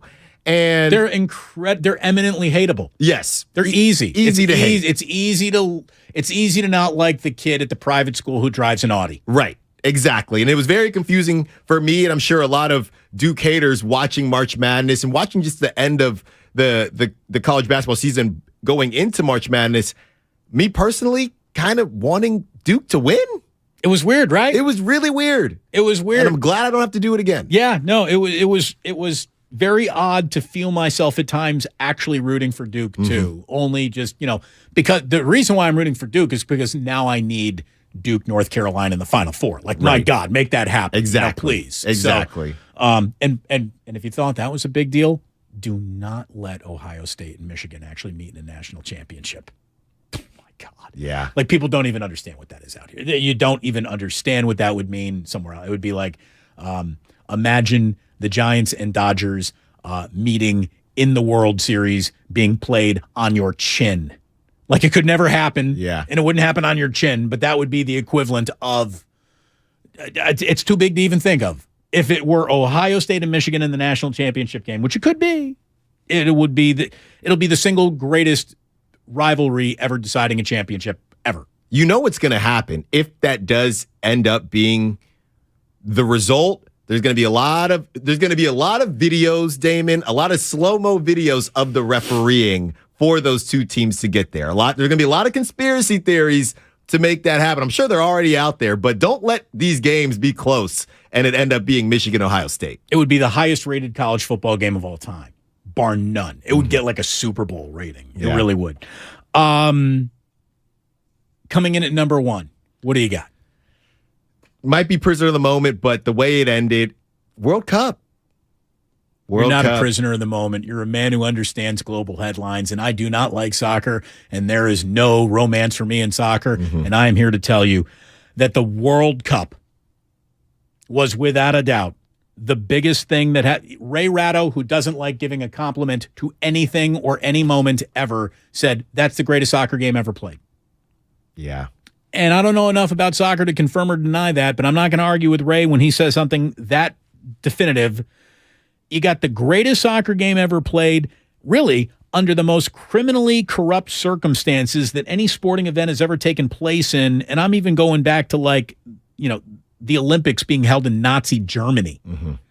It shouldn't have happened there, but what did happen there was so extraordinary on a global scale of slack-jawed fans who couldn't believe what they were seeing. Even me, someone who doesn't want to spend a minute saying a nice thing about soccer, has to admit that is the number one thing that happened in sports in the past calendar year. No doubt about it. It was huge. The way it happened, messy. It literally felt like a movie. Even the Mbappe. Did I get that right? Mbappe. I finally got that. Thank you. I got a couple honorable mentions. Okay. It didn't make the list, but on my honorable mention, I had Coach K retiring and the run that St. Peter's went on. Dougie Buckets. St. Peter's beat Kentucky, Murray State, and then Purdue to become the first 15 seed to ever reach an Elite Eight. I know that there are not a lot of huge college hoop fans out here like I am, but that to me was a monster. I was Dougie Buckets and St. Peter's.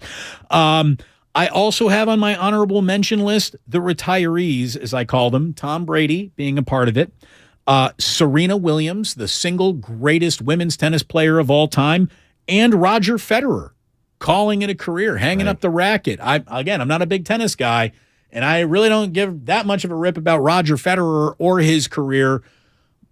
I watched Serena play. I went out of my way to catch her going out on her shield at the U.S. Open. Is a bad woman, man. She really is. Yeah. Serena's all right by me. And I thought that her exiting stage left with all the dignity an older player can possibly muster for that moment was just, it's not supposed to be a storybook ending. That means it's over. Right. Right? That means if she had won the U.S. Open, well, why are you walking away? What are you doing? It ended properly. And taking it back to Tom Brady, that's where he messed up. You go to Tampa. You win one without the Patriots. You win one without Belichick. Just go play catch with your kids, Tom. Just go. Right. Just go. I've got the Winter Olympics that wasn't. Did you even remember the Winter Olympics happened at the beginning of this year? You probably didn't, right? That did. That happened in Beijing, and no one remembers a single thing. It's like it never happened. I love the Olympics. I'm maybe the last person in the world who really likes the Olympics, and I like the Winter Olympics even more than I like the Summer Olympics. It was like it didn't even matter, and it didn't even matter to me. It hurt my heart that the Olympics so fell out of the realm of importance that hurt me a little bit. And then the other thing that I had for my honorable mention, Liv Golf and Phil Mickelson becoming the bad guy and getting shunned by an entire sports world. Nobody had that ending. That's a good one. Nobody had that. What do you think of Phil Mickelson in his last year really mattering in golf? What will that look like? Oh, well, he'll be sent off with all the rocking chairs and golden golf club covers that they can possibly be mustered on every single first tee he steps to. It'll be a romantic, everybody hates Phil. Not quite what he probably envisioned. No, not at all. So I had those in my honorable mentions as well. But it was a great year for sports. It was a great year for sports locally, nationally. It's the one thing that doesn't end, man. It's the one thing that doesn't end. I've always used to say that sports, the reason why it's a fascinating topic is because it goes to infinity. Sports doesn't end in any direction. You can go, into your senior circuit. You can go back down to the minors. You can go into recruiting and scouting. You can stay at the major league level. You can go to college levels. It doesn't end in a singular direction anywhere. And then, a couple of years ago, we proved that definitively with the pandemic. Right. Even as sports ended and was temporarily suspended, it didn't end. Right. It never ended. Even as sports ended, it didn't end. And that to me proved more than, any other moment in my life that, you may not become rich doing sports talk radio, but you're never going to run out of content. Like, you're never going to be like, well, what am I supposed to do today at work? Like, there is always something to go on. Somebody here says, what about the passing of Vin Scully? Absolutely. That could have been on anyone's list and had an important place on the list. I'm sorry it didn't make mine. We're working here to the San Francisco Bay audience. They've had a rough week, so I thought I'd leave a romantic Dodger out of it just for the sake of the audience. Yeah, there were a couple. Every year there are famous people, non-famous people. Tough every year, but we did lose some, really historic figures this year as well. And I just think I was actually doing a show when Vin Scully did pass, so we really did a deep dive into it. And look, man, everything that he did, you talk about game changers, Damon. He changed the game in his realm as well. We have a romance between the sport of baseball and radio because it fits so well on the radio. But that romance isn't nearly at the level of what it is without that guy. Vin Scully wasn't just the voice of baseball. He was the voice of summer. He was what the radio sounded like. not just a broadcast on there. He was radio. He was a season. Lucas, it's still the greatest guest you have ever booked in the history of this show, and obviously he will not be booked again. That was. I still don't know how you pulled that off. I really don't. Just being a fine, swell gentleman. Oh, you or Vin Scully? Both. Yeah, absolutely. Kudos to both of you. It's been a rough week, obviously, for the Giants. The news today did not bring an awful lot of sunshine to the situation, but let me tell you, as negative as you should feel about the Giants and as unprofessional as the entire transaction with Carlos Correa, which could leave a stain on this franchise and its reputation that, happens for years going forward. We don't know. We won't be able to assess it the same way we won't be able to assess whether or not Carlos Correa was the right investment or not until we get 4, 5, 6, 7 years down the road. Whose doctor got it right? Not that the doctors really had anything to do with it, but Michael Conforto as an outfielder DH, Mitch Haniger as someone who's getting 550 at-bats because he's a switch hitter and you don't have to platoon for him all the time. The Giants, with those two guys in the lineup, got a better lineup. It'd be even a lot better if Carlos Correa were in it too, obviously, but that ship has sailed, so we just can't, sit around worrying about what it might have been because it ain't going to be. Conforto and Haniger aren't bad. Ross Stripling ain't bad. Taylor Rogers gets a deal today. Tyler Rogers, we're the Twins. There could absolutely be some hold-your-breath innings for both of them. Taylor Rogers got rocked in San Diego and in Milwaukee last year. Year before that, he was a stud. Nothing comes and goes quite like pitching. Right. That's why I think the Sean Manaea deal is good. Now, there's also some instability to even these deals that I like because they've got 1 year with a player option, which means if it's a really good year, they're probably up and gone.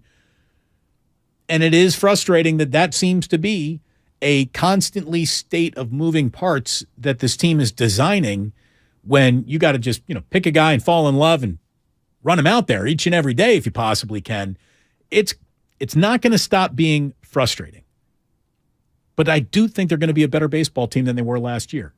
And last year, they were good enough to not be losers. 81-81, and they were 81-81 with the worst defense I think I've ever seen this operation play.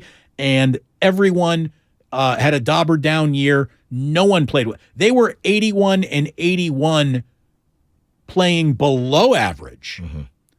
And someone was like, well, average teams don't get better when you add just average players, which, he thinks that the Giants' list of free agents are average players. Here's the thing. They didn't even have average players as they were 81-81. Exactly. So average players, as unsexy as this is, does make the Giants better. Yeah. These guys, here's the thing. Say what you want about Haniger and Conforto. You know what they're not? They're not to be confused with 4A guys who are lucky to be here. Let's see what they look like over the next 150 at-bats. These are major leaguers. And the Giants needed major leaguers, and they got a couple more. I think what this offseason taught us, along with patience, is that this is going to be a slow burn. Yeah. This is not going to be a very quick turnaround. Looking at Michael Conforto, he went 33 home runs in 2019. 33. That's pretty good. It would literally define power for Giants fans since Barry Bonds left. And I do like J.D. Davis. I think they have, and I hate to, because I have my overused sports terms, I think they might have a sneaky good offense, right? I'll go sneaky good because you come up against the big boys pitching. I'm not going to bet on them, but okay, the first time you face this offense, you might leave saying, oh, all right, they do have some guys that can put the bat on the ball. They had a decent run total last year for a team that didn't score runs. Mm-hmm. It was weird. It was sneaky. Like you said, it was very sneaky. They don't do much. They don't do anything. They don't drive in anybody. Man on second and third, nobody out. That's a zero. Neither one of those guys are coming home. But there they were. In the top 10 in baseball all year long in runs scored. Again, I think the smart thing would have done, that they should have done, is just gone all in on bring Rodon back, go ahead and get Verlander, go after DeGrom, spend all that money, and then just let Farhan tinker everywhere in the field. But get all the pitching you need, and someone's like, the last thing I need is another, it's torture. I hear you. You also got 3 rings with a torture. That's true. That is a pitching and defense ballpark, and that's all it is, apparently, because nobody who doesn't really do either one of those things is dying to walk into it and play there. So be who you are. Be who you are. The Giants were at their very best playing 2-1, 1-0 baseball behind great pitching and great defense in a ballpark that's tough to muscle one out of. Yeah, but the thing is, though, during those years, they did have those fundamental pieces, right? They did have the Buster Posies. That's what they still don't have. And that's why the Correa signing would have been awesome, even if he didn't hit 330 with 40 jacks every year. Who is that? Who are the fundamental pieces of this Giants team? They just don't have it. No, I mean, it's all temporary figures. As you know, if your fundamental piece is an aging Brandon Crawford, this is why things aren't happening quite the way you were used to having them happen. And someone's like Damon, I think that you are, miscalculating the loss of Carlos Rodon, and I'm not. I mean, that guy was fantastic. He was one of the preeminent strikeout pitchers. He was overwhelmingly good at times. And I know that, we are not supposed to measure pitchers in terms of wins and losses anymore. And he did win 14 games. Ross Stripling can win 14 games. Okay? I mean, it can happen. Mm-hmm. And there is a very good chance that Carlos Rodon will not be nearly the pitcher that he was in the American League East in some bandbox ballparks and at Yankee Stadium, which serves up the long ball like it's breakfast. And no beard. And did you see he was clean shaven? No beard. What are your thoughts on that? Be the Yankee. Be who you are. I like that. The Yankees are. Here's the thing. I don't think a team can get away with that. Unless you're the freaking Yankees, in which case you get to say, we have a standard and this is how we do it. And if you're going to be with us, this is how you do it too. Right. Well, look, typically, I mean, for a while, I have thought, man, that's so corny, this, that, the third. If you look at it legally, there is no rule. And I think a lot of when you sign with the Yankees, these guys, I'm thinking in my mind, if I got signed by the Yankees, I'd probably want to do it because nobody wants to be that guy to not do it. Unless you're Don Mattingly, you got a push broom mustache and you're a borderline Hall of Famer. Then you can just get away with it. But no, look, I understand. Here's the thing. I think that there is so much there's so much attention being played to the individual at all times that there is, and this might be a very old position to take, but I'm officially, walking down that sidewalk. There's some nobility in being one of the group. Mm-hmm. I will wear the uniform. I will conform to the standards that you have set, that you think are right for you. I could have signed with another team if I didn't really like it. Right. But I'm choosing to be a Yankee. So you should choose what goes along with that. Mm-hmm. I mean, that's just it to me. And there is some nobility in not trying to stick out like a sore thumb all the time. Like, you know what? It's like the whole thing with tattoos in my life. A tattoo when I was a kid meant you were getting out of prison, were just a bad mofo to begin with, or you were in a biker gang, or you were like, a Marine or something like that. Right. That's what the 4 people that had tattoos, those were the 4 people who had tattoos when I was a kid. Now it's every single sous chef working in every single restaurant and every single, 17-year-old girl who's finally like, I'm going to get an ankle tattoo. Like, to me, the new tattoo is not having any tattoos. Like, that's cooler than having a tattoo at this point. Like, who doesn't have a tattoo to the point? There's nothing individualistic or outstanding, the same way that there's nothing necessarily impressive about your Paul Bunyan beard that you're rocking out there on the mound anymore. Like, 50 different pitchers look like Charlie Blackburn. You know what I mean? Like there are the whole I've got extreme facial hair has been done so many times that ain't special either. And if you want to bring it back to the Bay Area, did Brian Wilson start it or not? Because I'd like to think that he was one of the pioneers. He was a part of it. He was a young enough guy doing it that made it look cool. Mm-hmm. But I'm going to give you a little history lesson right here. Let's talk about Al Roboski, the mad Hungarian for the St. Louis Cardinals back in the 80s. That guy, he wasn't shaving neither. So it's I don't know, just styles. Yeah, even with trades, because I used to think, oh man, you get traded and all of a sudden you got to shave. But even in that situation, putting yourself in that position, wow, the Yankees want me. Yeah, I'm gonna shave. Like, I'm all about it. You probably just are all in when that happens. But do I love it? No. But I do think if I were in that position, I might feel differently. I might just buy in. I used to talk to a guy who had a pretty decent Major League Baseball career. And he said, at the end of my career, I got to put on the pinstripes. So at the end of my career, I was in Major League Baseball. He's like, everything I did before then was technically Major League Baseball. But then you get to the Yankees. Yeah. And then you're like, oh my God. I by the way, I've heard the same thing about the Dallas Cowboys. Mm-hmm. You can play in the NFL. You can play for, tradition-rich teams like the Bears and the Packers or even the Niners, and it's a big deal. It never doesn't feel like a little deal, but then you're a Dallas Cowboy, and that is just a level of attention and spotlight and mattering that as much as you think you're prepared for it, you don't even understand it until you're in it. So, yeah,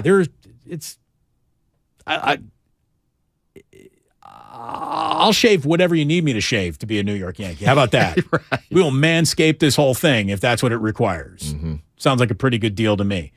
Now, if Carlos Rodon is leading the American League in strikeouts at the All-Star break and is starting that game and is a force of nature, you can probably go ahead and let that little 5 o'clock shadow start coming in a little bit. They just won't say anything. Yeah, they won't say anything. Again, it's the what we used to say about Pablo Sandoval.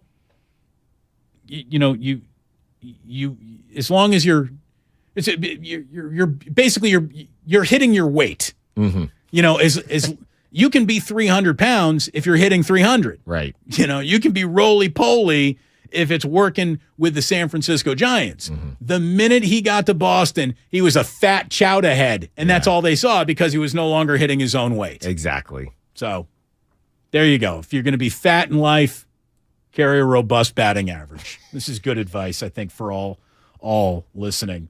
As we return from Christmas break, the focus is going to go on the Warriors because really the Christmas Day slate is the de facto restart of the NBA season. Mm-hmm. And the Warriors have a slate of games that are coming up that are very important. It's 8 games at home. And look, even in this incredibly frustrating year, the Golden State Warriors at home have looked like the Golden State Warriors. On the road, they're the Orlando Magic, basically. So how much can you look like the Golden State Warriors at home, which should make Clay more comfortable and Draymond more comfortable, but you're going to be doing this without Steph Curry for how long? So how do you really evaluate what you're looking at if you're the Warriors? How do you walk away with a definitive statement of who you might be when Steph Curry's not out there and he's the only person who really defines who the Warriors are? I know that Bob Myers appeared this week with Steiny and Guru. It was Whitey filling in for Steiny. And I've seen people say, Bob sounds like he's really, confused or he's got anxiety or he's forlorn about this. And I want to take everyone sort of through what Bob Myers had to say about the situation that they're in right now and how, basically evaluating what the team has here. It's just, oh, no, wait, I thought this Bob Myers stuff was pertaining to, this is all like Bob Myers talking about how GMs think and Whitey and like, oh, no, there we are. I have that side Bob Myers, and then I have Bob Myers talking about GM philosophies and how they relate to owners and players. And then we actually have Bob Myers talking about the Warriors and what they need to do I think that we, at some point soon, in the next ever many few weeks, have to decide what is the answer to that question and then what specifically is the answer to it. So I think right now we've seen we can play with a lot of the really good teams, but we've also lost to some teams we would think we could beat, and our record's our record. And that's not something we expected it would be at this point in time. So that's what we have to decide. And the ways to get better are internally or externally. That's pretty simple this time of year. There's trades, or there's your team plays better. We have guys that can play better, I believe that. And we haven't seen the best version of us, but that could be me just being too optimistic. We have to see it at some point. We're what, how many games in? 32, I think, something like that. So yeah, that's a good question. I'm supposed to be focused on that and not anything else. So that'll be, my time will be spent on answering that. If he sounds a little scattered, it's because he's still looking for the data points that he needs to actually make this decision. Mm-hmm. And who are the Warriors right now? Who are they? Can they solve their problems internally, or do they have to make a move for a player to bring in from outside? If you all agree, if any of you agree, yes, they need to bring in someone, well, then the question becomes, who? We don't know who the sellers are yet. The entire NBA, Alan, is 14-14 through 28 games. Yeah. Pretty much. You know, I mean, the whole league is stuck in we're really not taking the first half of this season seriously anymore because that's the way the NBA decided to go out and roll out its product. So, yeah, we don't even know who we are yet, so we don't even know who the buyers are or the sellers are. So how does Bob even start targeting who might be available to help his team? This is a guy who, like I was saying earlier, it's like you're sitting at a blackjack table. There are certain hands where you know the dealer's showing a bus card, so you're not going to hit no matter what your hand is representing. But there are other times where that dealer's card is sort of in the middle and your hand is sort of in the middle. So are you going to hit that? Are you going to hit that? What's the book say to do on that? And a good blackjack dealer, a friendly blackjack dealer, when you ask them, hey, what's the book say to do on this? They're just going to tell you. Right. They're going to be like, math says hit that. I'm not guaranteeing anything, but the math of this game says you should hit that against the card that I am showing. Mm-hmm. Whenever I ask that question, I usually get the response of, because I sort of know the rules, and they're like, well, you're in between.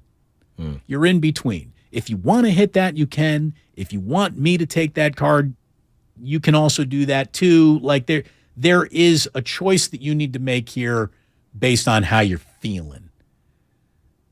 The Warriors don't know what to do, because they don't even know how they feel about who they are or what they're doing right now. So if Bob sounds like he's a little stuck, it's because I think he's properly evaluating the situation.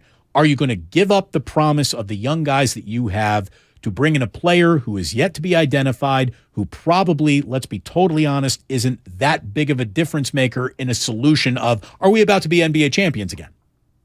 It's a tough situation. I think the Warriors are in the toughest decision moment of the entire franchise right now. Right. And I don't even know, there are reports that teams aren't thrilled with Jay Crowder sitting out. I don't know if you saw that. Kevin Durant sitting out is one thing, but not Jay Crowder. I think Jay Crowder would really help the Warriors. But if the Suns are sitting there saying, well, we have DeAndre Ayton, even though they were fighting right. a couple of games ago, we have DeAndre Ayton, so James Wiseman's whatever, we want Kuminga. I'm willing to deal Kuminga, but I'm not willing to deal Kuminga for Jay Crowder. Exactly. Look at it this way, to deal Kuminga, it better be a straight up, oh, well, anyone would do that. Right. You got who? Yeah. You got Pascal Siakam? Mm-hmm. Okay, I do that deal. Kuminga for Siakam? Sure, I do that deal. Kuminga for OG Anunoby? I don't know. And I like OG, and he's a Hoosier. I mean, that's my guy. But Kuminga's promise is so, to me, he's got a lot of promise. I mean, the two timeline thing, really, I don't even know if it's going to be a two timeline thing. I don't know if Wiseman's going to play. I don't know if Moody's going to work out. Jonathan Kuminga is going to have a 12-year-long NBA career. Mm-hmm. He's going to have one. Is he going to have one in a Warriors uniform? Stick around and find out, because the slice of games that they got coming up after Christmas are going to go a long way into the stew of who they are, and then we'll see what happens around the rest of the NBA. It's going to be fascinating. What a January the Warriors got coming up around the corner, and of course you can listen to it all right here on 95.7 The Game, your home of the Golden State Warriors. Alan, when we come on back, predictions, and we will fade the public. before it's all said and done, because when you do that, you usually make money. So stick around. Final segment of the year for yours truly coming up in just... Damon, what about Kuminga for Donskoy? No, we are not trading Donskoy. The Warrior... Look at it this way. Have you heard of the San Jose Sharks since they let go of Donskoy? No, you have not. We'll be back in a second here on 95.7 The Game. We are brought to you by Fremont Bank, full service banking, no compromises, and by our good friends at calhope.org. Push the button. Life is uncertain. It's okay to feel stressed, anxious, worried, or frustrated. CalHope can help. Access CalHope's free and secure mental health resources. Call 833-317-4673 or live chat at calhope.org. 'Twas almost the holidays and all over the state, not a creature was stirring, except for, well, Nate. He was panicked in need of a really good gift. Nate's a procrastinator, if you catch my drift. So off he dashed to the closest store and there found holiday scratchers galore. Now Nate won't get a lump of coal unless he burns the holiday casserole. Yes, scratchers from the California Lottery are great, especially for Mr. Procrastinate. So when it's time to get your gift shopping out of the way, try scratchers. A little play can make your day. Please play responsibly. Must be 18 years or older to purchase player claim. Life doesn't stop when the economy is uncertain. The market might not care you have a wedding to plan or a kid to put through school. And inflation doesn't know you've got a family to feed. But Bank of America does, and is here to help. With digital tools to help you save and local experts in the Bay Area, you can keep life moving forward the way you need it to. Bank of America. What would you like the power to do? Learn more at BofA.com/San Francisco. Bank of America N.A. member FDIC equal credit opportunity lender. Christmas time is here, and so are all the greatest deals on power tools at Fasteners Inc. Tool Outlet. Enjoy 12 days of deals on all your favorite brands starting December 12th. Grab free batteries with tons of Makita products and more of this year's greatest deals. Save $100 on a Makita 18-volt rear handle circular saw and take home 2 free batteries to top it off. Stop by Fasteners Inc. at 2897 Monterey Road, December 12th through the 24th, or shop online at fastenersinc.net. It's go time, California. The year-end sell-a-thon is going on now. Inventory is here now and moving fast, so it's go time. Now get 1.9% APR for 60 months plus $1,000 retail bonus cash on a 2022 Ford F-150 and Explorer. Go to the year-end sell-a-thon at your California Ford dealer today. Now during the year-end sell-a-thon, get low leases on select 2022 and 2023 Ford vehicles. It's go time, only at your California Ford dealer. Hurry in now, it all ends January 3rd. Now get a 2022 Ford F-150 or 2022 Ford Explorer with 1.9% APR for 60 months plus $1,000 retail bonus cash. Not all buyers will qualify for Ford credit financing. 1.9% APR financing for 60 months at $1,748 per month per $1,000 finance regardless of down payment. Bonus cash includes $1,000 retail bonus cash. Residency restrictions apply. For all offers, take new retail delivery from an authorized Ford dealer stock by 1/3/2023. See dealer for qualifications and complete details. Stretch your lashes to new heights with CoverGirl Exhibitionist Stretch and Strengthen Mascara. Up to 60% longer looking lashes. It's an instant lash extension effect. Lift, stretch, and lengthen with a lightweight formula infused with biotin, peptides, and pro vitamin B5 for strength and protection against breakage. Looking for a lash extension in a bottle? Try CoverGirl Exhibitionist Stretch and Strengthen Mascara for up to 60% longer lashes. From easy, breezy, beautiful CoverGirl.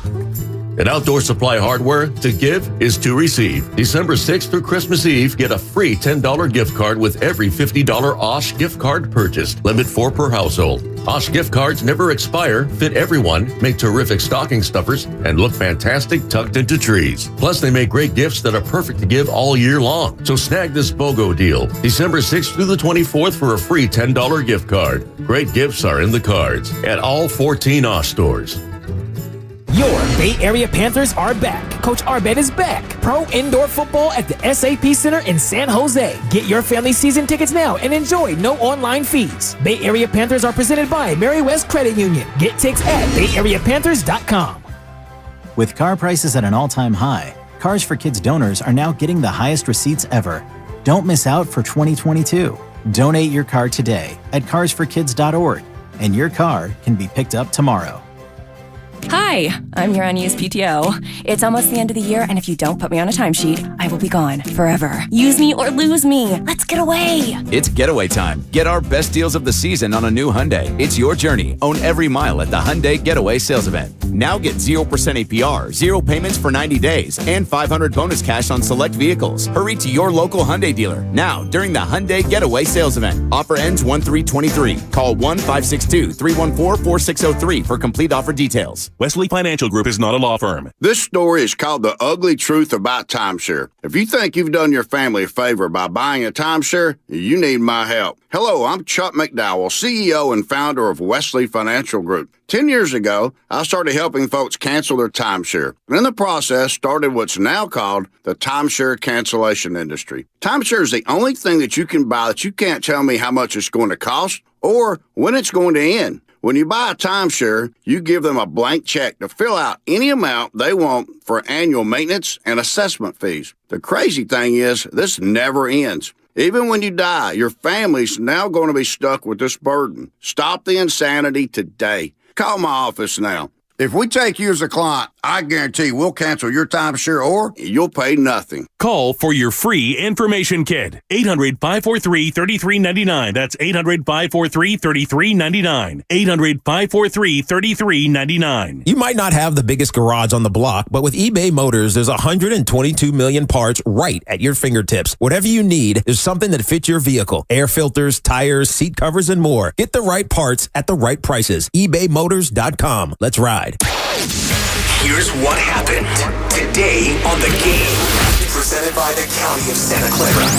The Morning Roast from 6 to 9. I mean, it's better than nothing. I'm trying to look at the positive. There aren't many positives here. No, you just had a player not leave at the altar. You sent him packing. Willard and Dibbs from 9 to noon. On the 12th day of Christmas, Bay Sports gave to me 12 Shanahan hats, 11 Bosa non-calls, 10 Farhan small trades, 9 Wiseman minutes, 8 canceled pressers, 7 arson judges, 6 Jimmy handoffs, 5 Ross strip legs, 4 Draymond texts, 3 Debo's, 2 Kumingas, and a Super Bowl for Purdy. Steiny and Guru from noon to 3. Let's say with the team you had, it would have been 95. You win 93, it would have been 100. You finished second in the division, you might have won it. And Damon and Ratto from 3 to 6. There could be ripple effects that extend far beyond this year. We will not know the damage on this for a couple of years. And God forbid Correa wins an MVP or something. The best of the game, presented by the County of Santa Clara. Book a COVID-19 booster shot now at sccfreevax.org or call 211.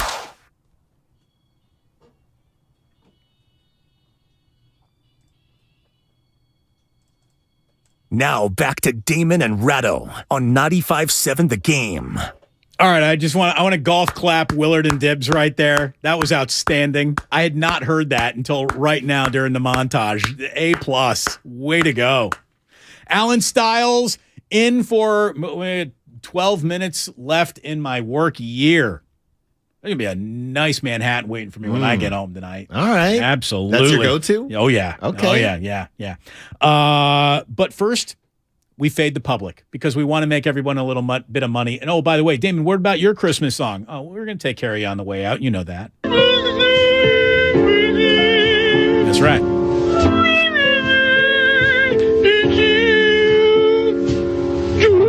I'm going to get ready to sing to this next year. It's going to happen.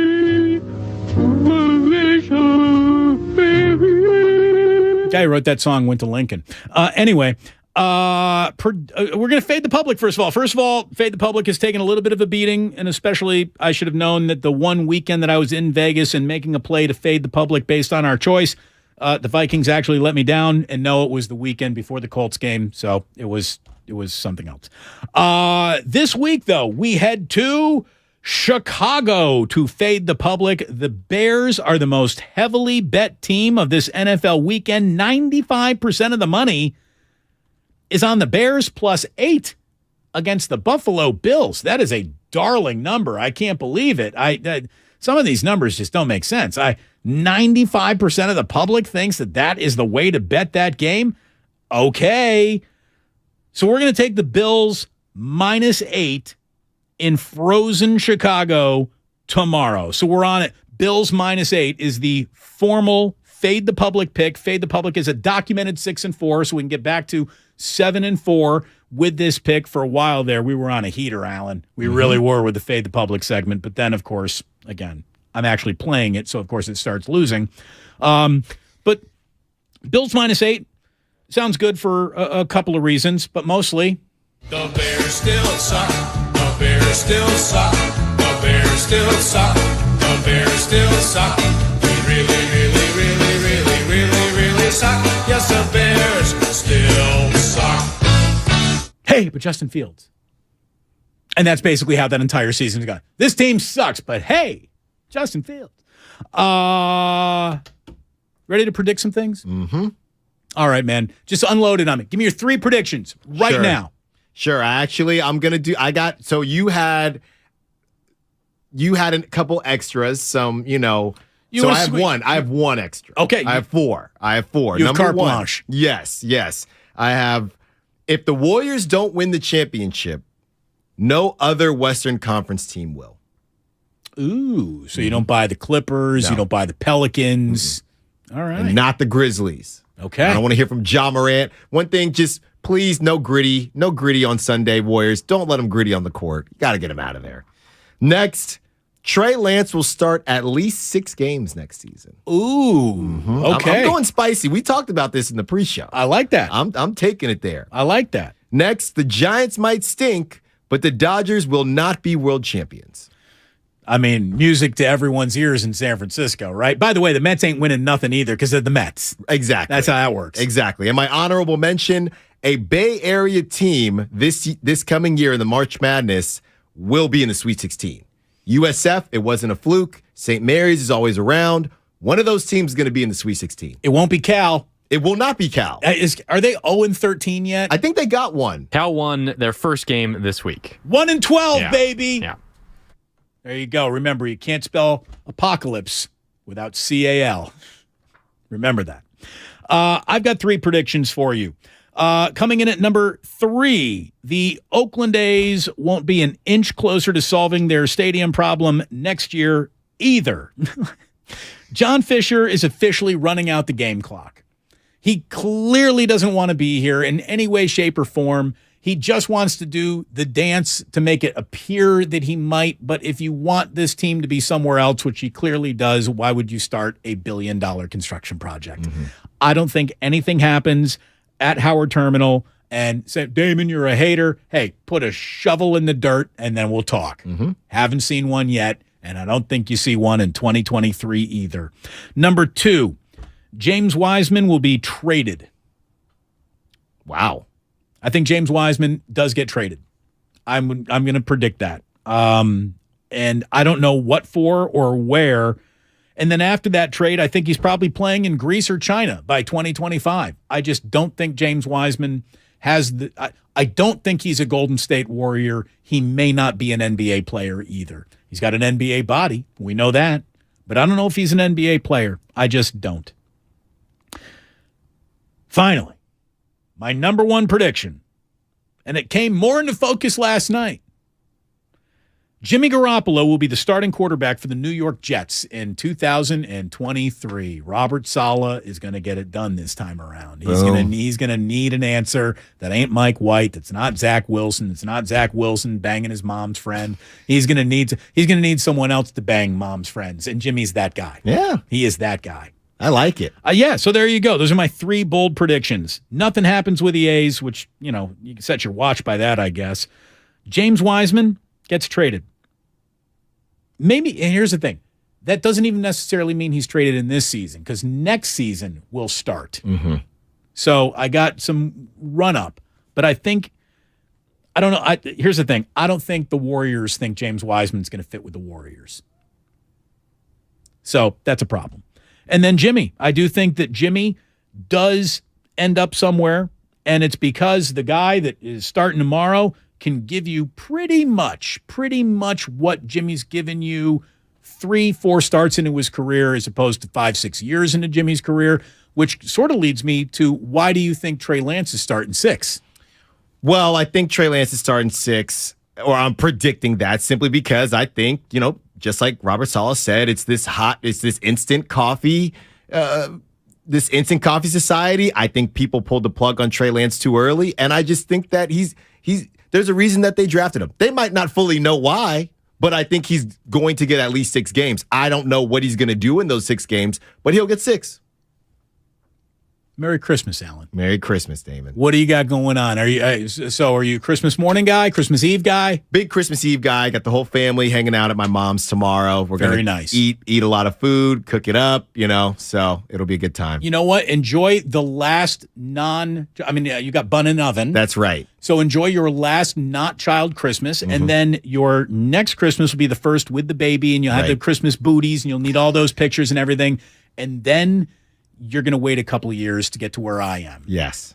I got a 3-year-old at home who is more excited for Christmas than I've ever been excited for anything. Like when you're a young adult, when you're a kid, obviously Christmas is magic. And then you become a young adult,